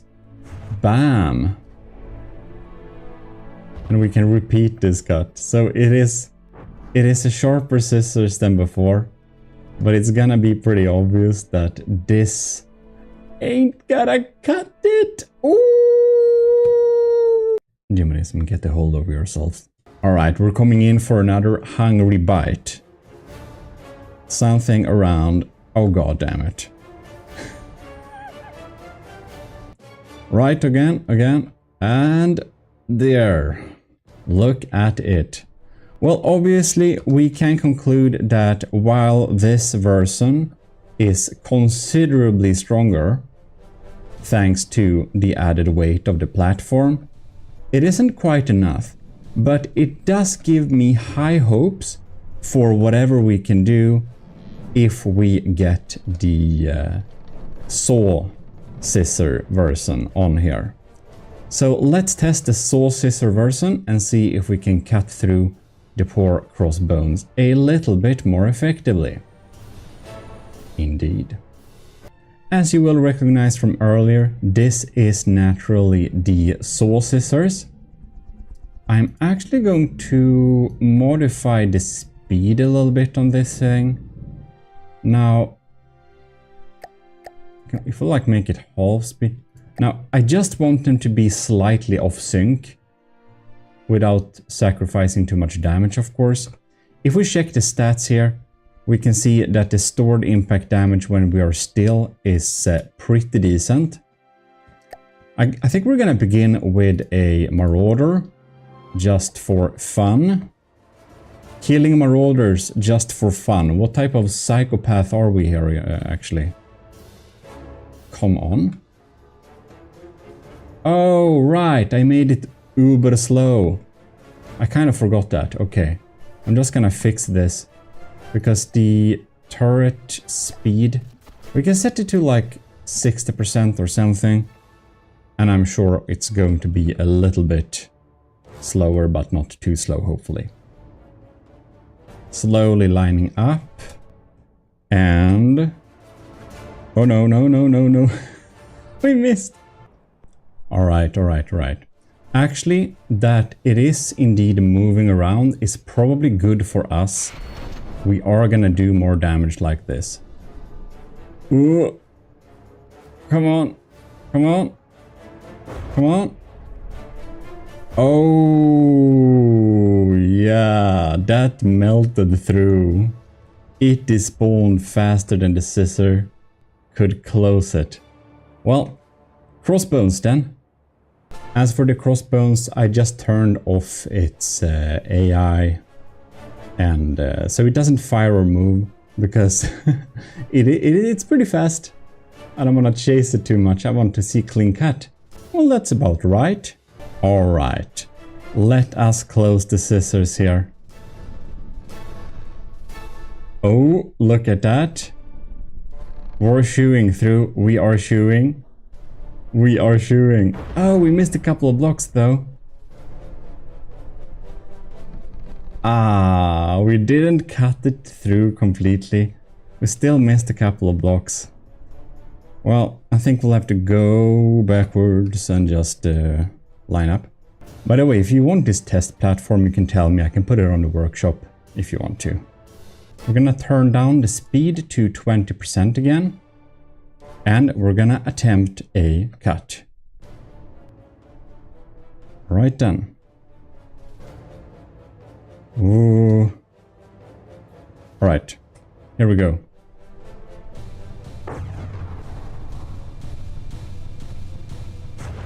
Does it have time to damage? Ah, no, it didn't have time to damage all the blocks. Well, damn it. This is not gonna cut it. I hope for better results. I hope for some better results. If we just move a little bit when we're doing this, we can probably get some crazy cuts. Like, them moving and being modulated, it does help a bit, but not as much as I would have hoped. Oh, bam, look at that. Oh my god. Do you see this? We actually cut it. Oh wow. We actually cut it fully. It started to despawn that part. That was a successful. That was a successful bisection, I'm thinking. Bam. Look at that. Look at that. Like the sword reel is... No, I mean, the saw scissors, what am I saying? I'm basically speaking about the next thing we're gonna try out. I have some high hopes for the drill version I made of my scissors. So hopefully that's gonna work out, but the saw scissors isn't actually that bad when we have it on a much heavier platform. Look at that. Just for good measure, let's see if we can cut the baguette in half. I'm so sorry that Hitman. No disrespect, it's just the perfect ship to test it against. I think you would agree. Alright. Now we have some speed. Let's see here. And I want to trigger the scissors. Oh, bam! Look at that. It's so slow when we're closing it, so I kind of miss exactly the timing. Okay. Oh no, we're getting... What a botched cut. What am I trying to do here? What am I trying to do?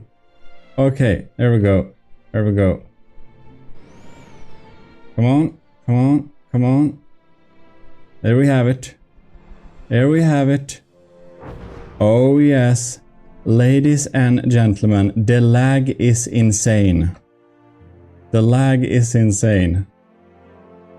I think we got stuck there for a moment. Oh my. I think we'll need to help with some acceleration.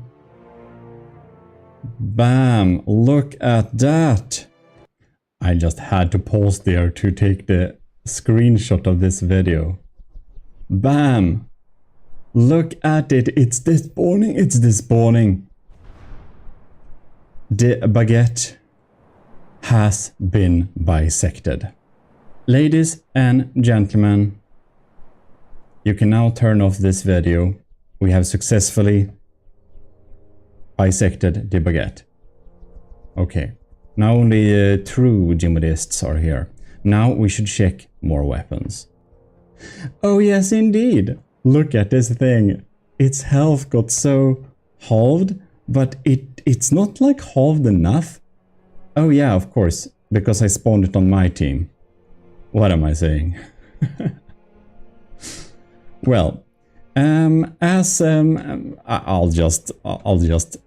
we'll just have to look at this thing. We're so stuck. Can we like help this scissors a little bit? Look at that. This is too funny. We're supposed to do some imperial testing here. I can't even speak. Empirical testing. And I'm just gleefully bisecting ships with my big scissors. As you do, you know. Well, it is more effective than I would anticipated after the last test. I did have in my backhead that heavier did a little bit more damage, but I thought it was so little that it didn't really matter much. And I can see that if you're not adding like a super big counterweight, then it doesn't make much of a difference. But obviously, I should have just added a super big counterweight instead, and we would probably have had some more interesting results, right? Well, there we have it. We can basically continue and cut this in half however many times we want, but that's not fun. We'll need to test the drill chainsaw instead. Why am I saying chainsaw? I'm so fixated on finally trying out Hitman's weapon. I wonder if he tried out the original chainsaw against the baguette.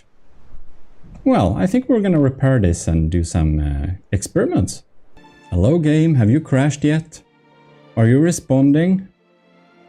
I clicked repair all, I think. Oh, we didn't crash the game this time. Well, that's amazing. Anyways, I'm gonna find my off switch. We have it, my big off switch. And we're just gonna put it a bit here to turn off lights and stuff, and hopefully we'll get some better performance. Oh, that is... that's a real smoke, that's why, okay. Never mind. So I'm thinking we don't have to test things against the... like Marauder and stuff like that. Since our previous weapons were able to deal with the Marauder, I feel it is a bit I don't know. I can't speak. I should stop pretend to speak English. Obviously I can't. But anyways, we're just going to test it against the baguette, because every weapon we use now needs to, of course, also be able to bisect the baguette. It is the hardest thing we have bisected so far. This, my ladies and gentlemen, is my drill scissors. It is supposed to be hidden like this, so we can't even see that it is a drill. But actually, it is. We have a cutting edge made of a drill. When I basically thought about what should we do for the future test, I was like, wait, didn't I say to Hitman that I would drillify his chainsaw? And then I thought, well, what if I drillify my scissors? So that's basically what I've done here. I have drillified the scissors.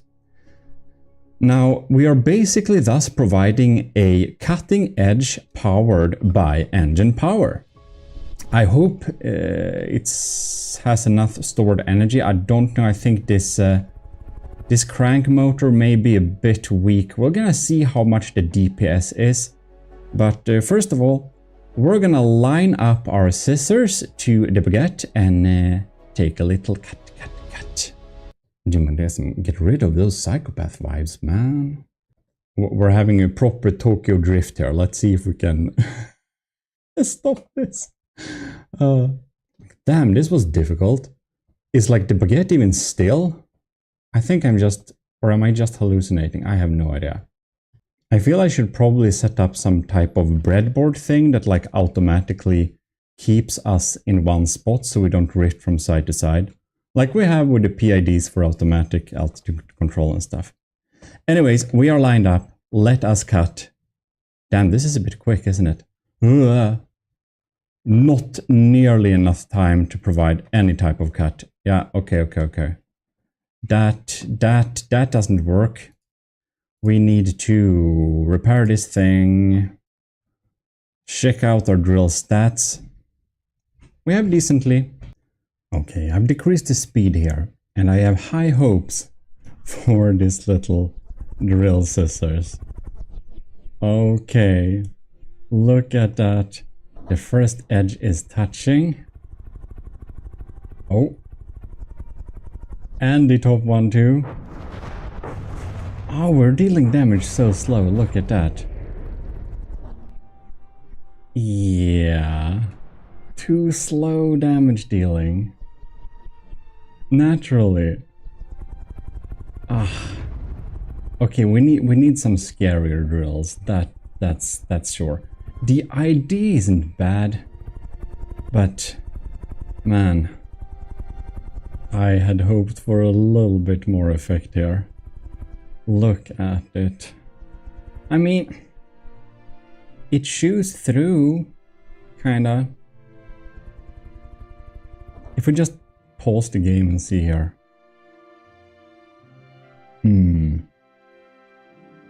Not much kinetic damage saved. Well, I think perhaps I used medium drills. It's possible we have to use large drills instead. So I guess we should try that out and see if this could be a viable weapon. Oh my, look. Look. It actually, due to some internal fires, it actually was cut off eventually. Well, that's neat. Either way, I think we'll have to see if we can upgrade these drills. They are, well, not quite the damage we're looking for. If you look at them right now, by the way, you can see that, like, I don't think a lot of the engine power has to... Yeah, it probably takes a big time for it to spin up to. So, if we can make that stronger. So here's an idea. What if we take some medium crank motors, some more of them, connect them up with some of these, and basically, well, they're all now connected. So perhaps it will spin up to full power a lot faster now. We can probably add even more. I'm gonna see how many I can fit all around here and see if we indeed get some better damage or some better recharge rate of them. All right. We can probably, okay, connect to that group. And this is, I guess they're all connected now, maybe. I don't know. I feel we should probably connect the middle one to the mold. Perhaps that works. Okay, I don't know how this works, but whatever, it is connected. Well, we're up to test then. Just carefully gonna go forwards. And close the drills. Now it's moving forwards, that's not good. Alright. Let's see if we can check like the values here. This is the boosted one. And if everything is correctly, I'll need to turn a bit. They should not decrease much in its kinetic damage. They should continually deal damage too. They should be more providing a better DPS. Kinetic energy used, okay. Let's see here. They seem to be using this engine power, so they're doing something. I don't know if I noticed much of a difference. Now it feels like we're super stuck though. We're like getting repaired stuck. So when the baguette is regenerated with its repair bots, we are kind of getting, well, basically locked into the design. This would have worked so much better if we didn't have this edge, like if we only had a drill stick like this. Kinetic energy. I don't know, but I think it seems to be working up to its energy a lot quicker. You see it's ticking up there in a reasonable pace. This one is super slow. So yeah, it looked like this little type of setup actually did improve it. So I'm gonna fix the other edge and we can do some test. If just this baguette would let go. Do I have to like despawn it? I don't know. Let it go, sing along, finally. Alright, so I beefed it up here. You can see we have, let's see if the gods of spin clipping will allow me to even close this thing. As for this side, oh, what was that damage? Well, in any case, what happens if we disable God mode? Are we okay? Yeah, well, maybe we are. In any case, I added a ton of medium wheels to this. And why do we have this? Well, we can basically make these flywheels act as a type of like kinetic battery. So you can see here we have kinetic energy. It is a little bit higher on this side now. Like, are they even spinning? Yeah. Oh my, it just ended up here. We'll have to be careful with our little system. Okay, let's put on the brakes. It's time to test. Oh, we have to be a little bit further away. Okay, come on, come on, come on. Oh, damn. Alright, alright, alright. We're like drifting. Stop drifting. And we can close it down. Alright. Let's do a controlled little cut here. Just watch the damage. Oh. It seems the initial impact damage took away some stuff. But is it just me, or did it like do less damage or something? And this is weird. I'm not sure. I'm not sure this is working. Oh, it hit a sub-object. That's why? Alright. I'm just gonna pause the game and check the stats here. We do have kinetic energy used. We have a lot of kinetic energy spawned. Stored, I mean. I'm not sure the flywheels actually help out at all.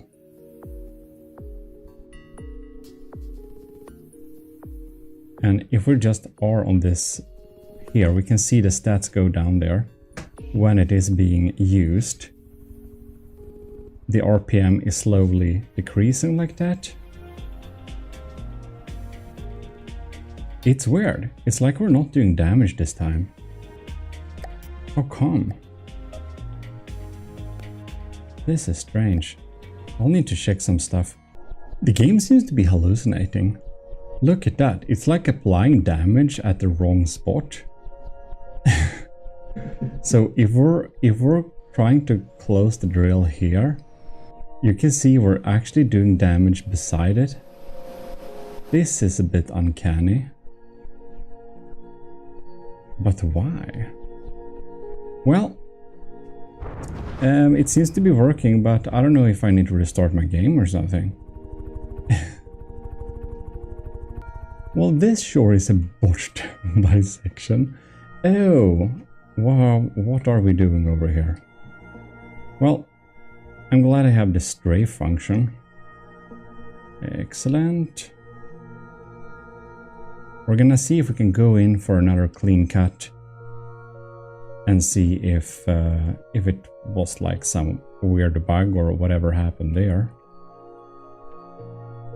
Come on. Oh wow, this is super weird. It looks like the damage being applied kind of lags or something, because I just repaired all blocks in the baguette and it still tries to apply damage. And when we click repair all, fires are being put out. So it's definitely something botched here with like the kinetic damage in general. I think we might have found some type of bug, to be honest. It's like retroactively applying the kinetic damage to the target. Probably it must have failed to calculate it or something like that. So it tries to calculate it after the fact, just how explosive damage results can be delayed in big battles. I kind of think it is something like that. We're gonna see what happens now when we're trying to apply damage to it over here. You can see where is it even doing the damage? We obviously got the sub-object, but it seems that it kinda only damaged the sub-object. This is very interesting. You know, I think I'll have to restart the game just to make sure it's not a bug in my session before we say or report anything of the like. So yeah. Yeah, like, but before we end, look at this. We are drilling over here. I found where the damage is being applied. It's being applied. This is weird.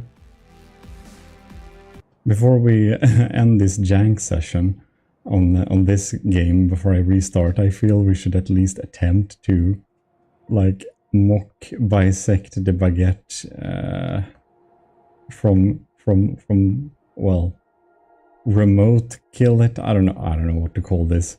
This is weird. 9 million damage.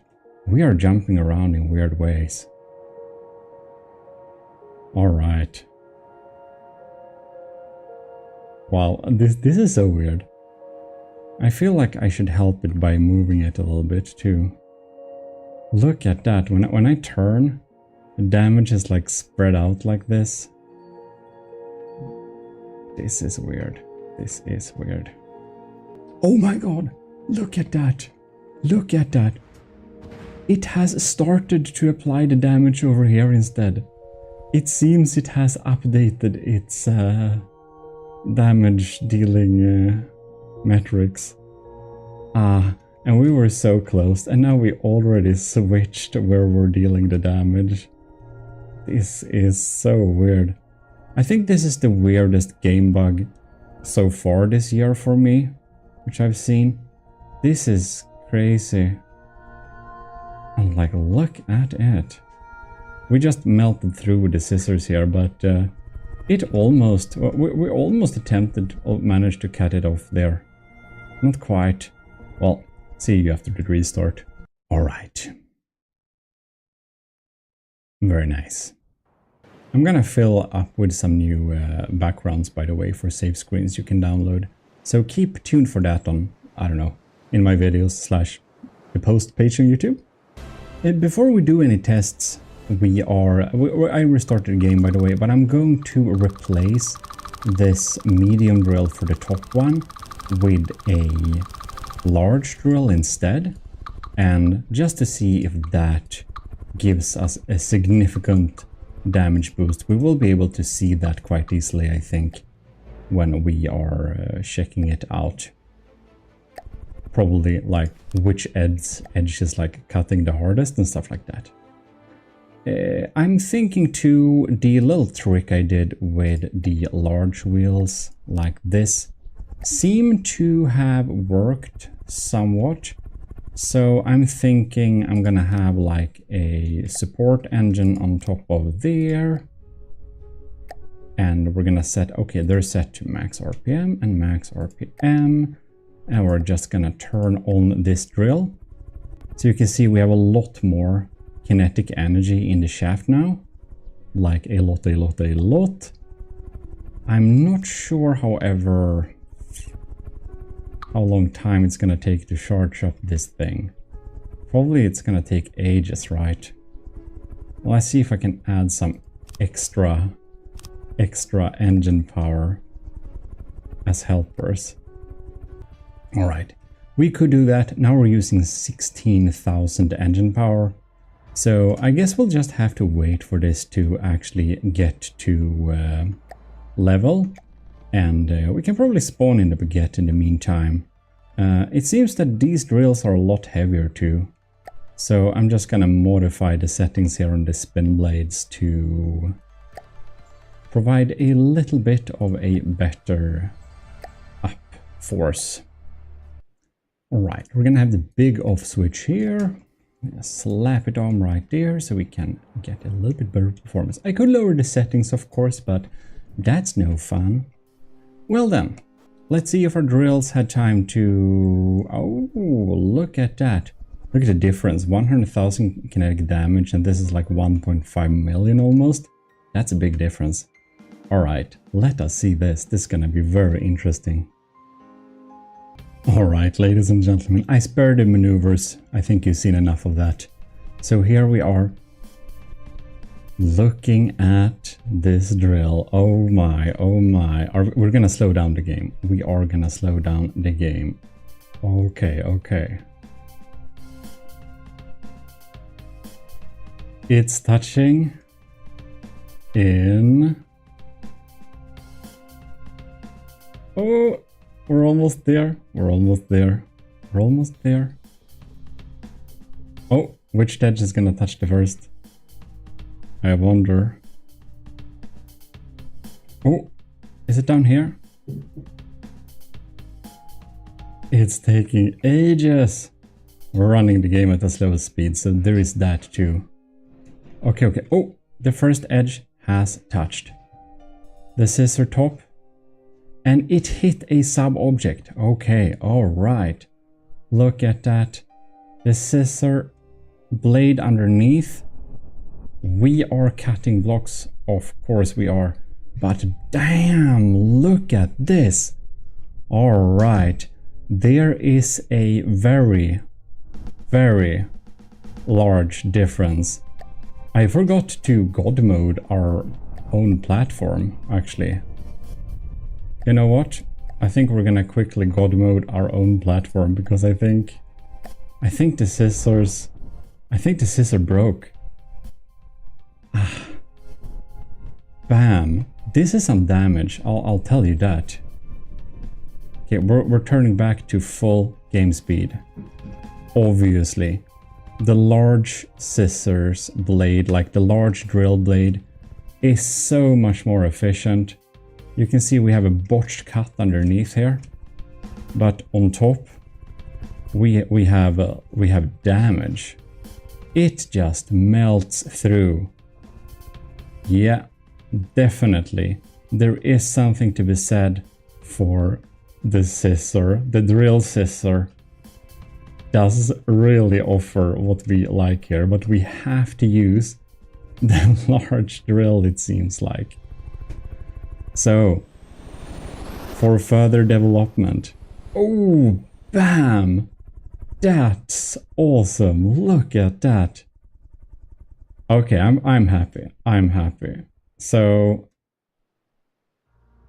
I'll have to make the top scissor blade in a way that actually looks a little bit nice. And for both of them, this is nice. All right, I'm abandoning the scissors aesthetic, and I've actually thought that why make a super complex setup? What if we just have 3 big drills like this, stacked on top of each other, and we use we just pinch the enemy using this, because I realize the wheels are colliding, and I'm not a fan of spin clipping.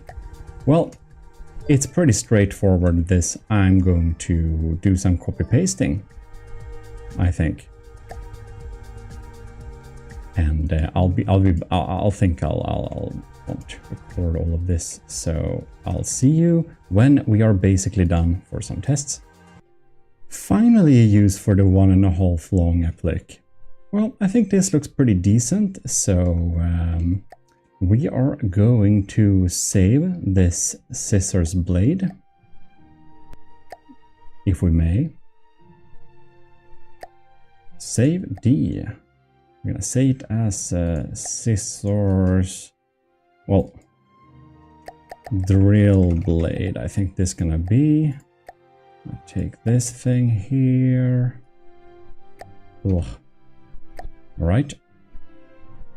And then we can go to this object, line it up like that, take our drill blade, and now it should fit perfectly neatly right here. Look at that. This looks kind of menacing. I'm thinking even the drill's blades, or like the drill blades should like slightly bypass each other so that they overlap, just like that. Like -2 is probably perfect. Beautiful. So this is the close state, and then open like this. I think it looks pretty neat. I'm feeling this is a little bit of my magnum opus in this little kinetics tests. So we're actually going to check at the chainsaws first and see how they do, like what type of damage they'll be able to deal compared to this. So I put that Hitman's chainsaw on just a sub-object with a lure and everything, and this is like it. Now we are in a heavier platform, a considerably much more heavy platform.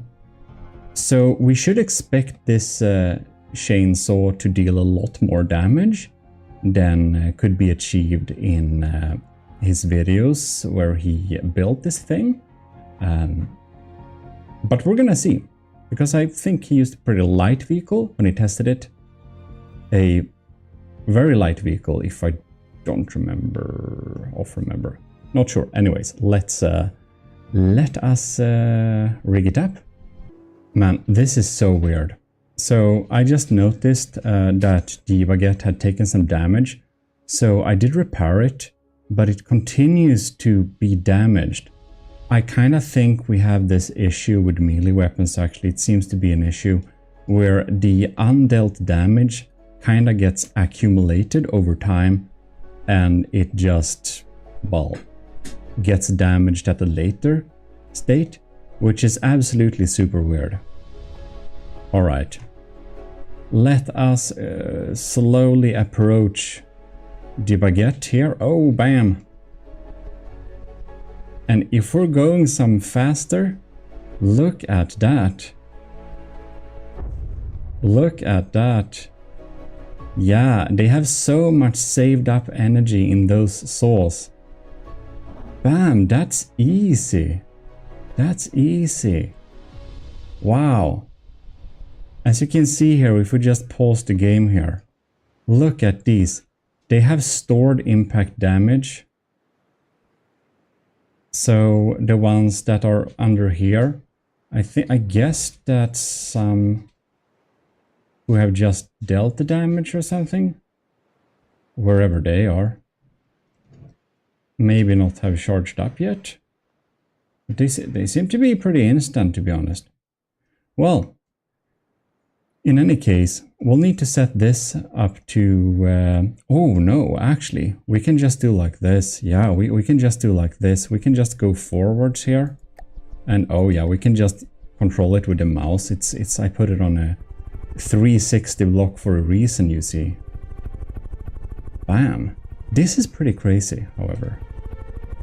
Why are we not moving? Alright then. Let's see here. We're getting close. Oh bam, look at that. Look at that. We can control it. Come on.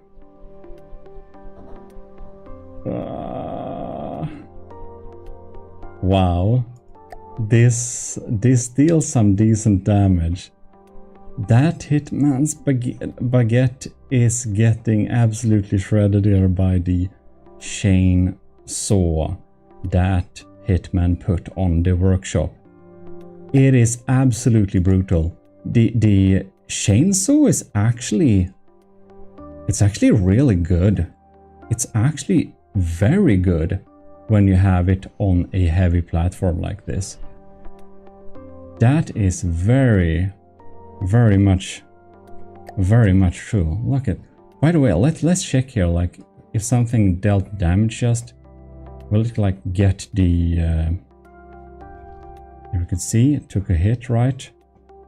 It seemed to be, like, instantly getting back that. It's very interesting. Well... we're just gonna make this go forwards a little bit. It seems that it doesn't want me to let me control the complex controller whenever I'm in control of the turret. It kind of breaks down. I don't know why, but it does. Wow. The cool thing here is that it's really like drilling through anyways. It is doing a quite good job. Let's see if I can line it up a little bit better. Okay, so this is what we're gonna do. We have lined up perfectly like this. We're gonna set the turret rotation speed to 12%. And we're gonna set idle elevation to negative 65. Now when we unpause the game, I think we should be getting some pretty neat action. And then I can try and control the platform. Make sure that we are... oh, right. I forgot about that. It doesn't work in slow speeds. Right, now it seems to be a-okay. Oh man, it's cutting so slowly. It is cutting so slowly. Are we even moving the blade? It feels like the elevation we set for it. Yeah, we're moving. Let's up the speed to double at least.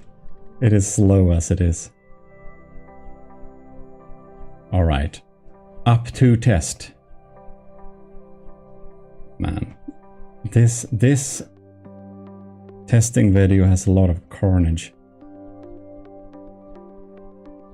Now it's like slightly... it feels like it's slightly less effective, to be honest. We can see the kinetic damage like taking down there, but it's like instantly regained.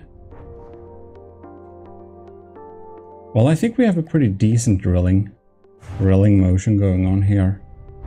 Just making sure we're not getting left behind. Feels like this drill, or like not this drill, this is a chainsaw.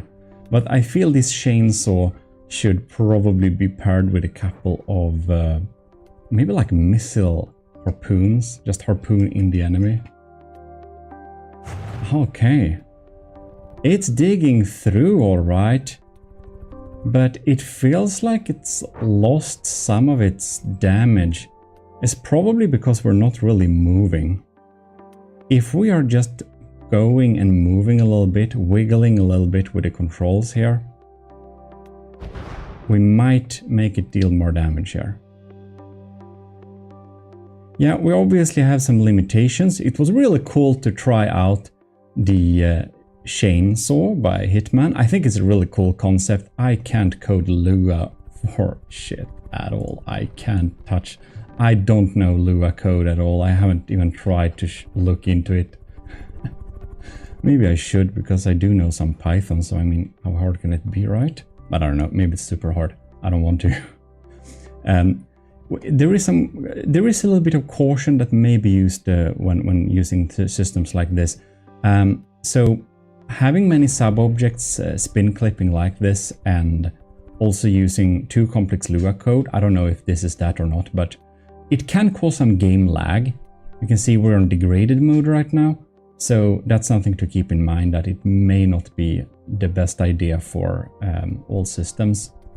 But man, look at that. Okay, let's let me control this thing then. Yeah, I think we're gonna try out the drill version of the chainsaw and see if that works better. You wanted lag? I suspect we have some here.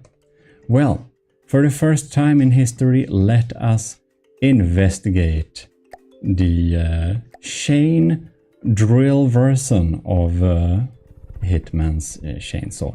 And Hitman, if you're watching this, I think maybe you are, do tell me if you want me to send the chain drill version to you, if you want to test it out, but I guess that will be after whatever results we have, right?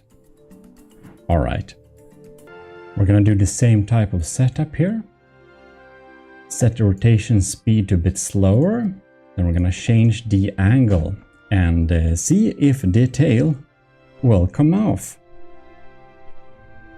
We just need to keep in line here a little bit. Oh, look at that. I'm assuming we're gonna enter degraded mode as soon as it touches anything. 20,000 damage.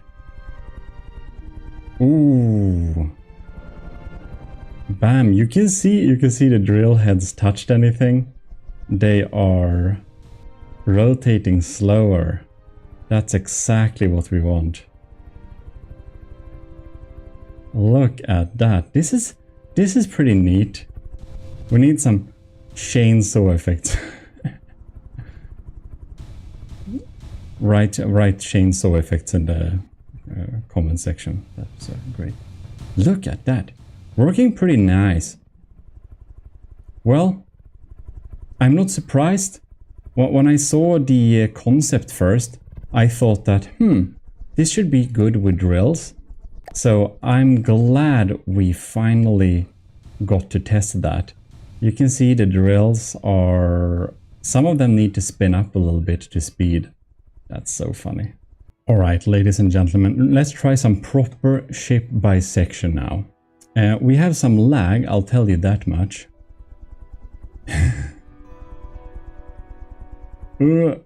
Okay. Oh, look at that. Oh my god. This is a bit tense. Oh man, that's nice.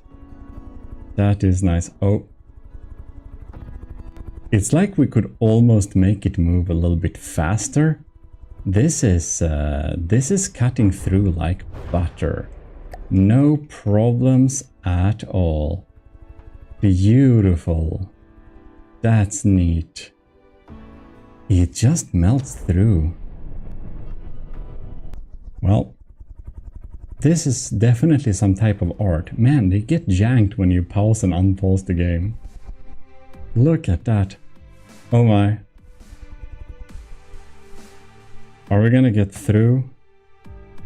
I think we'll need to back off a bit here.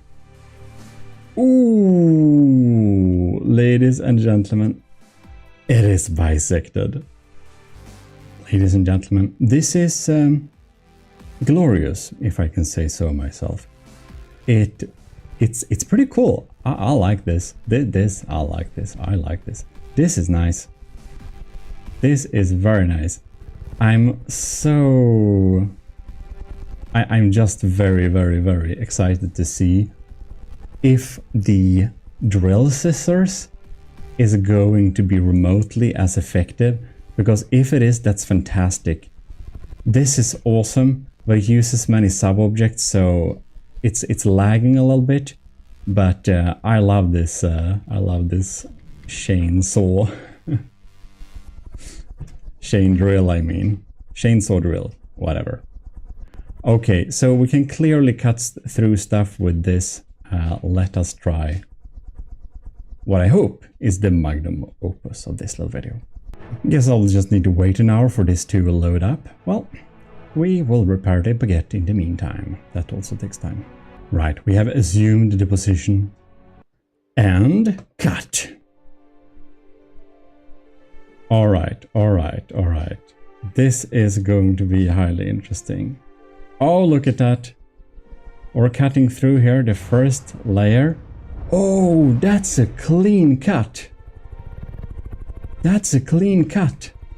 No, we missed the block. Oh, bam. Is it gonna do a clean cut? Oh my lord. Look at this. This. I think it repaired itself a bit. Let's open it up again, and it actually does damage on the opening as well. That's the beautiful thing with this. Now, I also wondering if the kinetic damage is being lagged behind, as it were for some of the others. But that's the quickest damage I think we've dealt.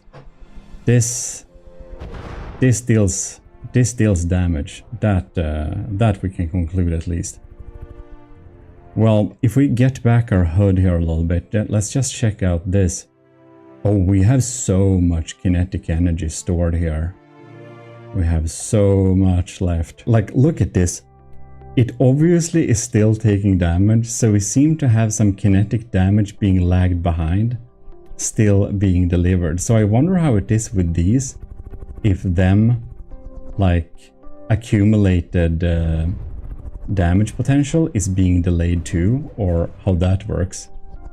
Well, it's probably a bug, so I guess we should say it, or I'll just say it to someone I know probably. That's easier. Anyways, that is beautiful. Look at that. Now it did perform the bisection. That is very, very neat. Looking splendid. Poor baguette being cut up like this. Now it just lacks some butter. Maybe a bit of cheese. Well, I'm also very happy that this little melee weapon we ended up with here, it doesn't actually use spin clipping or some weird cheese to make it work. It works anyways. I feel stuff is lagging a little bit now, so let's test some other ships just for fun. Okay, this feels like some war crime territory, but it has to be made, it has to be tested.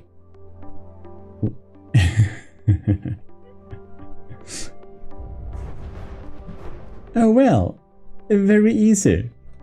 Why am I not surprised? Okay, let's test the crossbones. Just casually moving into position. I think we have it there. Let us cut. Oh my. How much damage are we accumulating here? That's a lot of damage. Bam. Oh, is it a clean cut? Let's see if the damage calculations can get up to date. You can see like random the blocks wherever we cut through are like despawning now. I guess we'll see in a while if we actually did perform a clean cut. You can see blocks are like disappearing. Oh yeah, it's a clean cut, ladies and gentlemen. We cut the crossbones in half. Well, do you want a special testings episode where we just cut through all ships possible? Well, tell me in the comments. And if you have some other ideas for stuff we should try with these little melee tests, do indeed tell me that. This is a proper crossbones cross-section if I ever seen one. Oh wow. That was absolutely crazy. I just want to say huge thanks to all the commissioned officers in the army of GMODIST, most notably Captain Awesome Pupper, Commanders Ben, Wilkie and Delphine, Lieutenants Ali, Ant-O, Gravy, Flores Dagon, Daniel Zaikin, a new one, or welcome, Owen, Harba Greed, Vincent Veritas, Rick Proel, Scooby Rocks, and of course all the cadets and everyone in the ECCLESIARCHY of GMODISM, which is the YouTube members. Perhaps you saw this video early. In any case, also, do you want to join the government of GMODISM?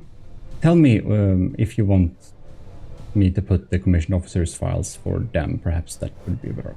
That's a good idea. Well, whatever. Check out the GMODIST channel also, because we have some extra from the depth content there. This is your host, Eric. I'm signing out. Thanks for watching. And do like the video. It really helps. GMODIST. What if we could have perfect APS Tetris every time? Well, ladies and gentlemen, today we're gonna check that out. Naturally, you can just take a 4-clip Tetris template of some kind and try to, well, fit it together and make a reasonable Tetris out of it, but it can be a little bit hard to know where to start and how to make it perfect. Thing is, however, it is a mathematical issue, so it isn't hard actually. It's actually pretty easy. You'll just need to find the right calculation for it, so you don't have to do this. And now I'm even doing a simple way, because of course you can just have it have no prefabs and just try to build it by hand. It's pretty difficult. Also, each of the autoloaders need to have the equal amount of magazines, because the magazines of course increase the load time of that autoloader. So if you have different amount of magazines for different autoloaders, the fire will not be smooth after a while. And if that's fine, well, then it doesn't matter. But if you want to be smooth firing all the time, you need to have the same amount of clips per autoloader. That's a lot of people miss that. Anyways, I'm sorry, TRK20. Army of GMODISM Matros 3rd class, TRK, did complete this like some month ago, and I thought to look at it earlier, but well, as you will notice, today is the day we do actually look at it. And sorry to everyone who has been waiting to look at this fantastic system, because you know, what we need to make perfect APS Tetris, it's obviously code. We need a program, we need a software. And that's where our Matros 3rd class comes in. TRK20 has built that software. We're gonna go look at that software and download it. But first, I just have a little question for you about the platform, the build platform which we're making. So I have my turret templates, and I made some different iterations of how to make the turret sizes for the update. This is the eldest one. Then I tried to make some different, more bright colors so it could be easier to see. Then I thought, why not make it the same resolution as the pixels actually are? And you can see from the depth upscaling is completely jank, so that won't, that looks horrible. So we made the file really large, and now you can see we have sharp angles. And I decided to use this checkerboard pattern here to kind of make a nice middle between transparent and not. But now here's the question. I noticed that if you make those transparent feature a lot smaller, you can see they only appear when we come close. So I don't know if that's a bug where from the depth is not able to generate too much detail in a projected image, or if it's a feature.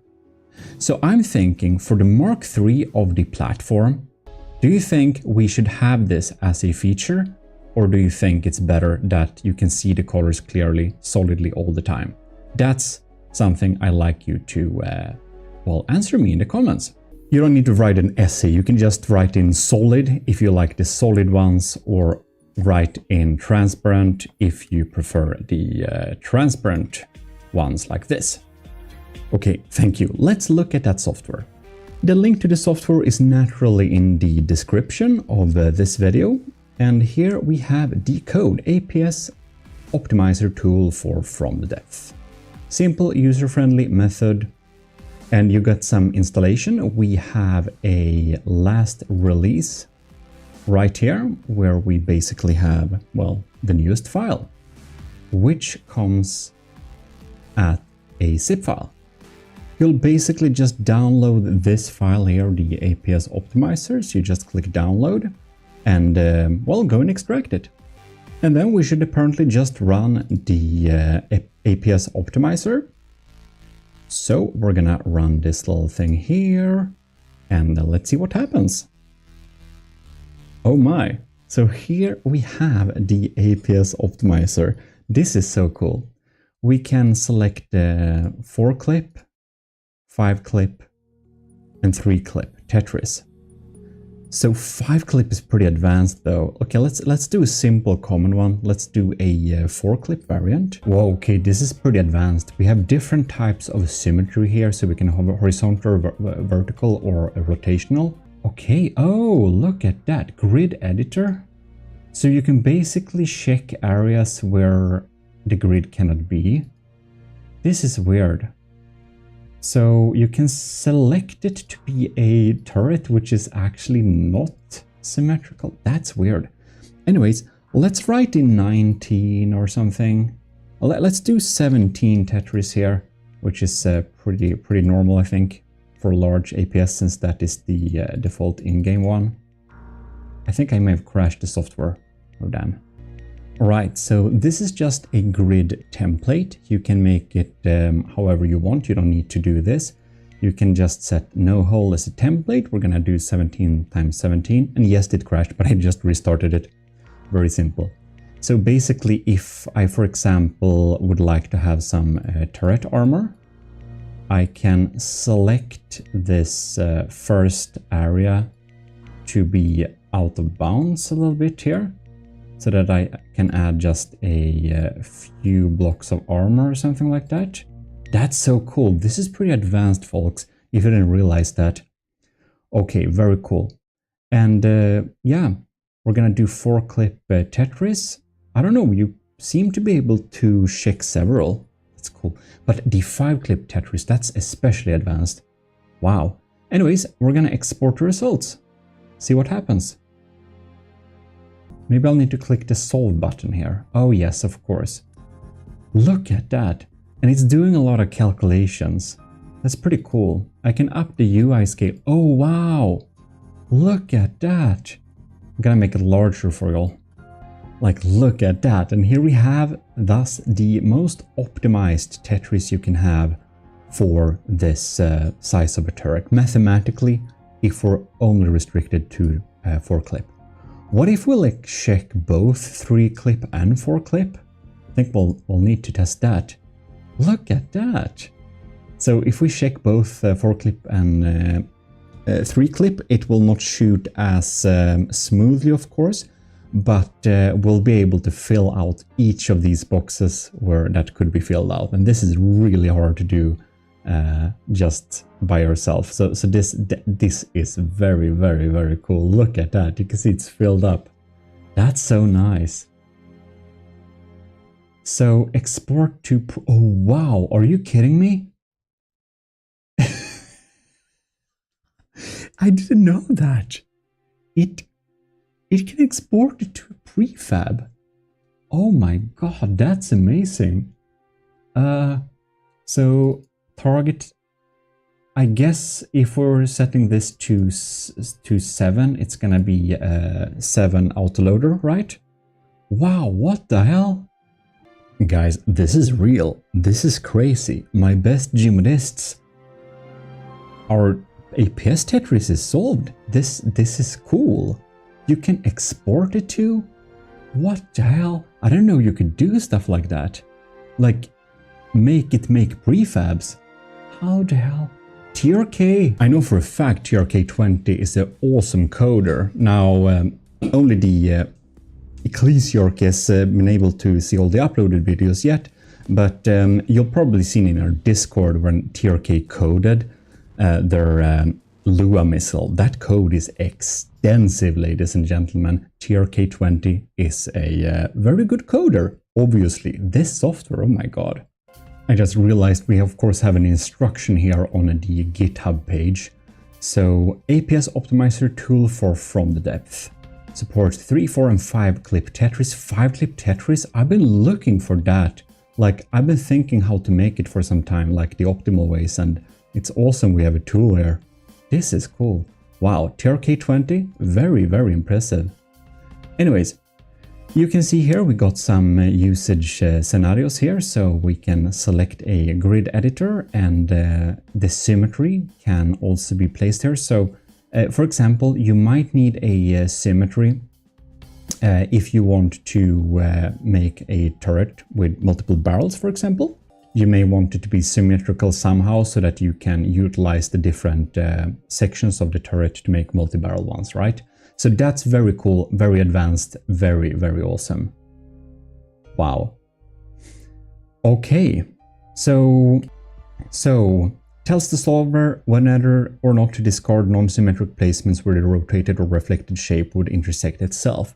I'm not 100% sure I understand what that means, but I can see from the images here that the hard symmetry, the sides are exactly symmetrical. Both have like 8 spaces free, it looks like, so they are equally good, I suppose. But I guess that if you have the soft symmetry at times, it would allow it to place something that would fit on one side but not the other side, and thus make it a little bit more efficient at times, probably. So hard symmetry is like exactly equal sides then. Wow, that is very cool. Center hole, so wow, okay, so oh, look at that, we can even set it to none. That's amazing. Need to test that. Look at that, we set it to none. So we could, for example, set it to 5 clip Tetris. So yeah, let's try and generate a 5 clip Tetris for, what is it, 17 times 17. This must be really advanced. Wow, my CPU must be working hard now. You held the CPU hostage for like a long time. That's amazing. It could calculate that. That's advanced. And look at this. This is so cool. Well, obviously we have to export this too, but that's advanced. Also, don't be very scared. The software that uses the math calculations is called CryptoMinSat or something like that. And it sounds like a crypto miner. Apparently it's not. It's just an open source calculation something algorithm. Maybe TRK20 can explain it better, so I'm not saying something that's very incorrect, but yeah, anyways. I'm gonna export this too. Look, it's smart too. It makes it so it must be 3 high or 6 high. That's very cool. Alright, we're gonna have it 6 high. So it doesn't allow you to save a target height that's not possible. If you want to know how to save prefabs and stuff like that, it's actually covered here. So if you scroll down here, you actually get some instructions. If you need more instructions, just go to our Discord, and we have a little blueprint pinned area in our GMODISTs community, where I'll show you too how to save turrets and prefabs and how to work with those files if you're a bit new here, and in that case, very welcome. Oh, and if you're a coder, you can of course help TRK with future stuff too, and or just contribute if you have an improvement for this. I think that would be awesome. If you know how to do something even better, I think TRK20 would love to hear from you. I'm just amazed. I can't believe I haven't looked at this earlier. Why did it take so long time for me to get to this? Damn it. I want to know next, when is the Cram Tetris calculator coming out? I want to know, TRK20, are you working on it already? Or is some of you that are no coding, do you know how to do that too? Well, that we want, I guess. Ladies and gentlemen, this is real. This is real. I can't believe we haven't looked at this before. That's the prefab. It just comes in like that. This is crazy. I'm so excited I can't even find the right direction of the block here. So yeah, then you know something is very interesting. All right. Fill that up, just add a little firing piece here. Look at that. Everything is connected up just like that. That's absolutely crazy. We'll just auto-load all of these. Wow, that's crazy. And now wow. This is insane. This is insane. Let's load this then.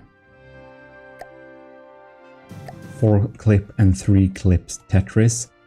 Optimal set of Tetris that actually allows for armor in front of it. Okay, I'm just gonna get back one of these. Let's find the 17. There it is. Look at that. And here is on the turret, yeah? Gonna be like that. It follows the white line perfectly. Yep. And here is where I removed blocks so that we can actually have armor here. That is so cool. I can't believe that. Man, how have I not looked at this before? This is so handy.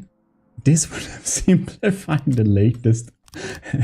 I even have I think I actually missed that block. Yeah, I don't blame the software. I'm 99.9% sure that missing armor piece is my fault. Yeah, I can't believe I haven't looked at this before, because this would have simplified my latest building of APS turrets, which will be a little video coming out in a while too. But man, this is so cool. Optimized just like that. This is crazy. TRK20. Wow. And you may rightly wonder, what did I do instead of looking at this awesome software? Well, I think I will need to give myself the title of Lord of Sidetracking, add it to Ecclesiarch and Lord High Admiral probably.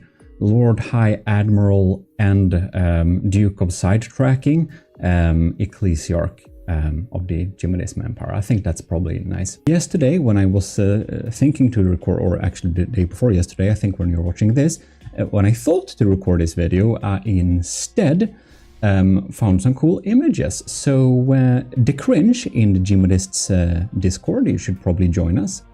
The Cringe utilized AI to make awesome, very funny, like plastic model kit adaptations of his builds in From the Depths, and just make them look like this is a plastic model kit.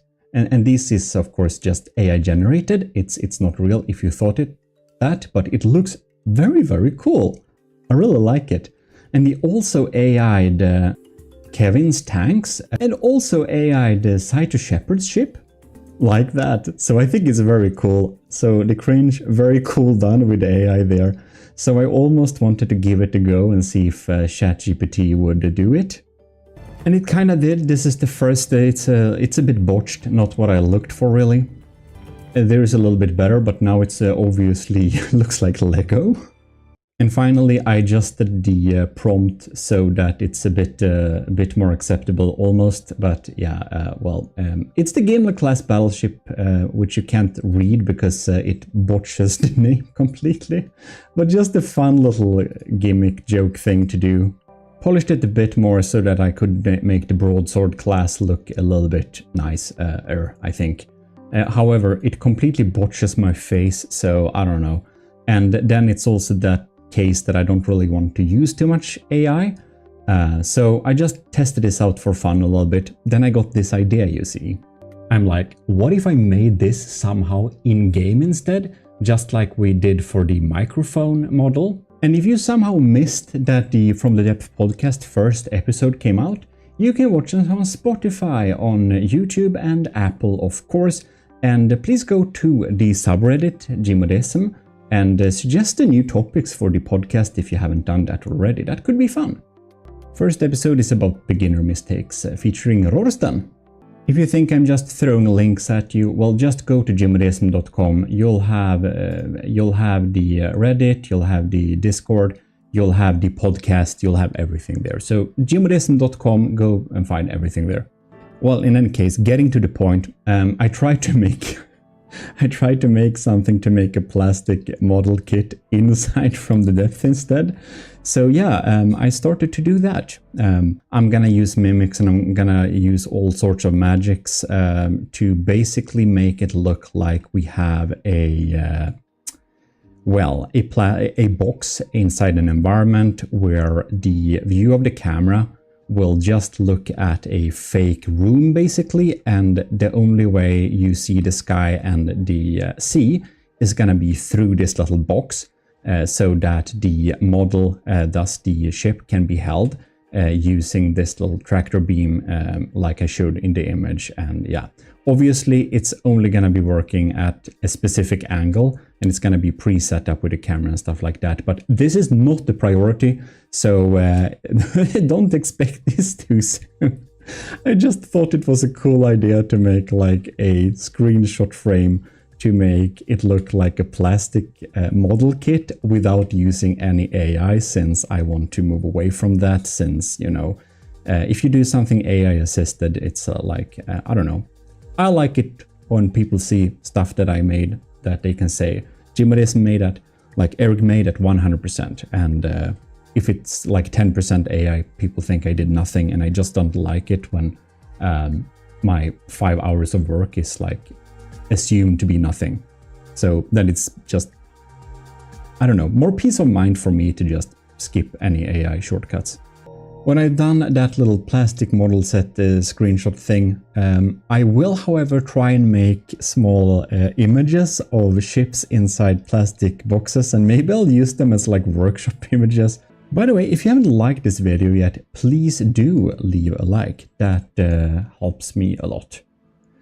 In any case, big thanks, of course, to TRK. This is awesome. We are going to, of course, make some more turrets here. This is very nice. So we're going to make, I think I want to make something actually useful, right? So I want to make something really useful. That's what we're gonna do. I want to have a D7 diameter 7 5-clip fast-firing turret. That could be really cool. While it's not exclusively made for the army of GMODISM, we have to reward this amazing thing with a Army of GMODISM Iron Star of Creativity Medal for creative endeavors in the service of the Army of GMODISM.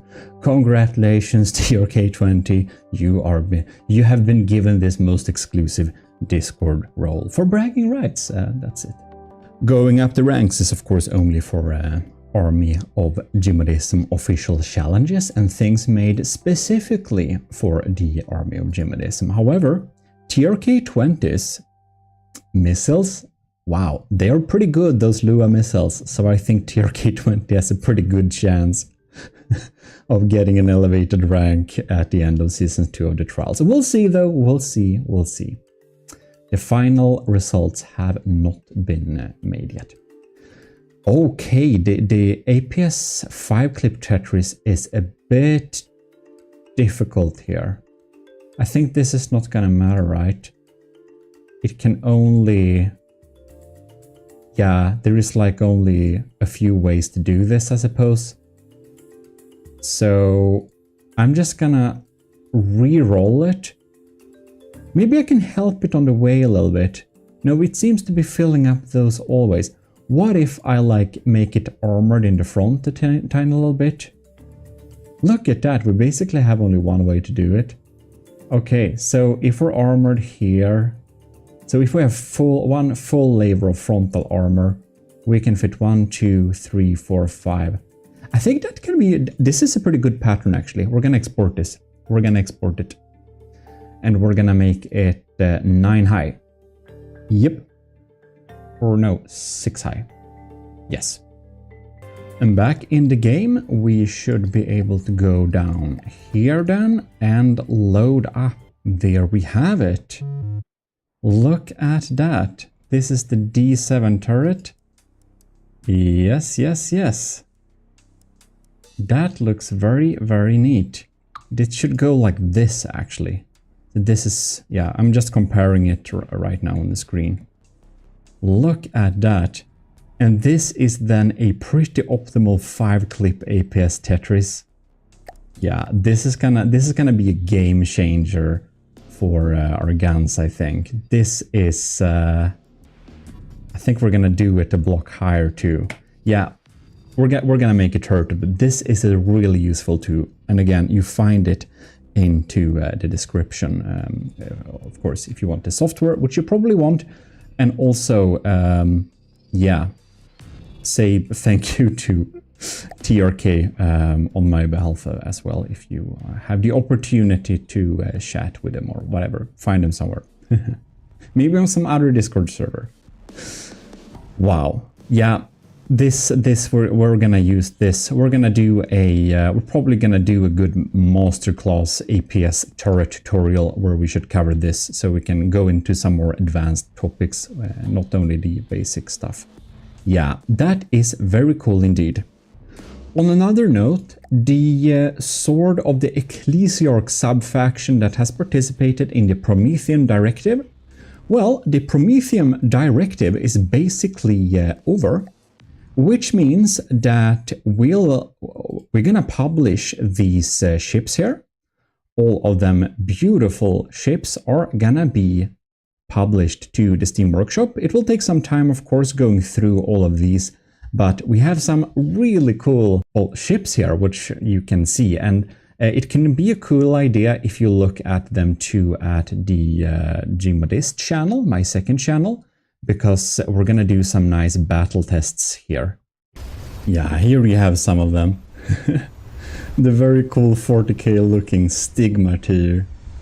Well, Witch Doctor has been busy. And this thing is a first for me to see. I missed that.